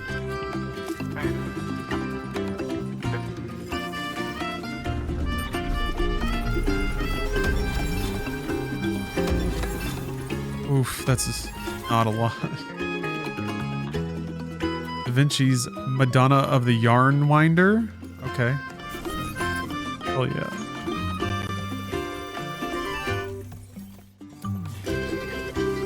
So wait a minute. When you deliver lost cargo and it tells you the number of likes you're expected to get, that's not likes of the destination. That's just like kind of just disconnected likes. It's like player to player likes.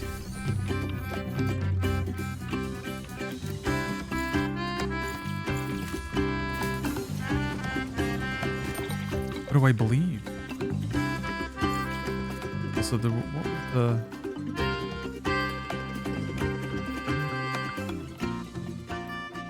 Oh, material collection and delivery. Yeah, they want me to go out and... Oh, that's 292 likes. That's a lot, right? Tough workout here. Where am I at though? I can make like 3 more zip lines. This one's all connected up. So engineer to elder, yeah. It's just getting the roads straight in my head. And also like, if I need to like a better, more efficient connection, I think across here. I swore I had one here, but I couldn't find, I got like this far south. I think I have to build another one like here. There must have been an online one that's gone now. There are some of these glowing. Some of them are just blue. Why is that one outlined?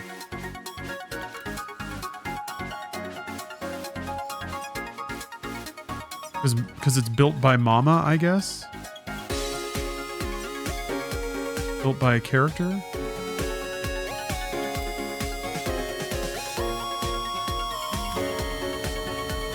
Alright, well, that'll wrap it up for me today. What a bizarrely, again, just like another bizarrely rocky street. Now I don't know what's going on with my Xbox controller. That's something I'll troubleshoot off stream. But thanks for watching. And like I said, yeah, I'm gonna back off of Death Stranding 1 on stream. Next time I stream, hopefully I'll have Death Stranding in a place where I'm just gonna like read and savor a lot of lore. Maybe do the there's like the VR mission stuff. Do some racing. Just do actual stuff rather than yelling at Sam for tripping and not putting up zip lines everywhere. Yes, thanks again for watching, and I'll see you all next time on the stream. Death Stranding 2, very soon. See y'all.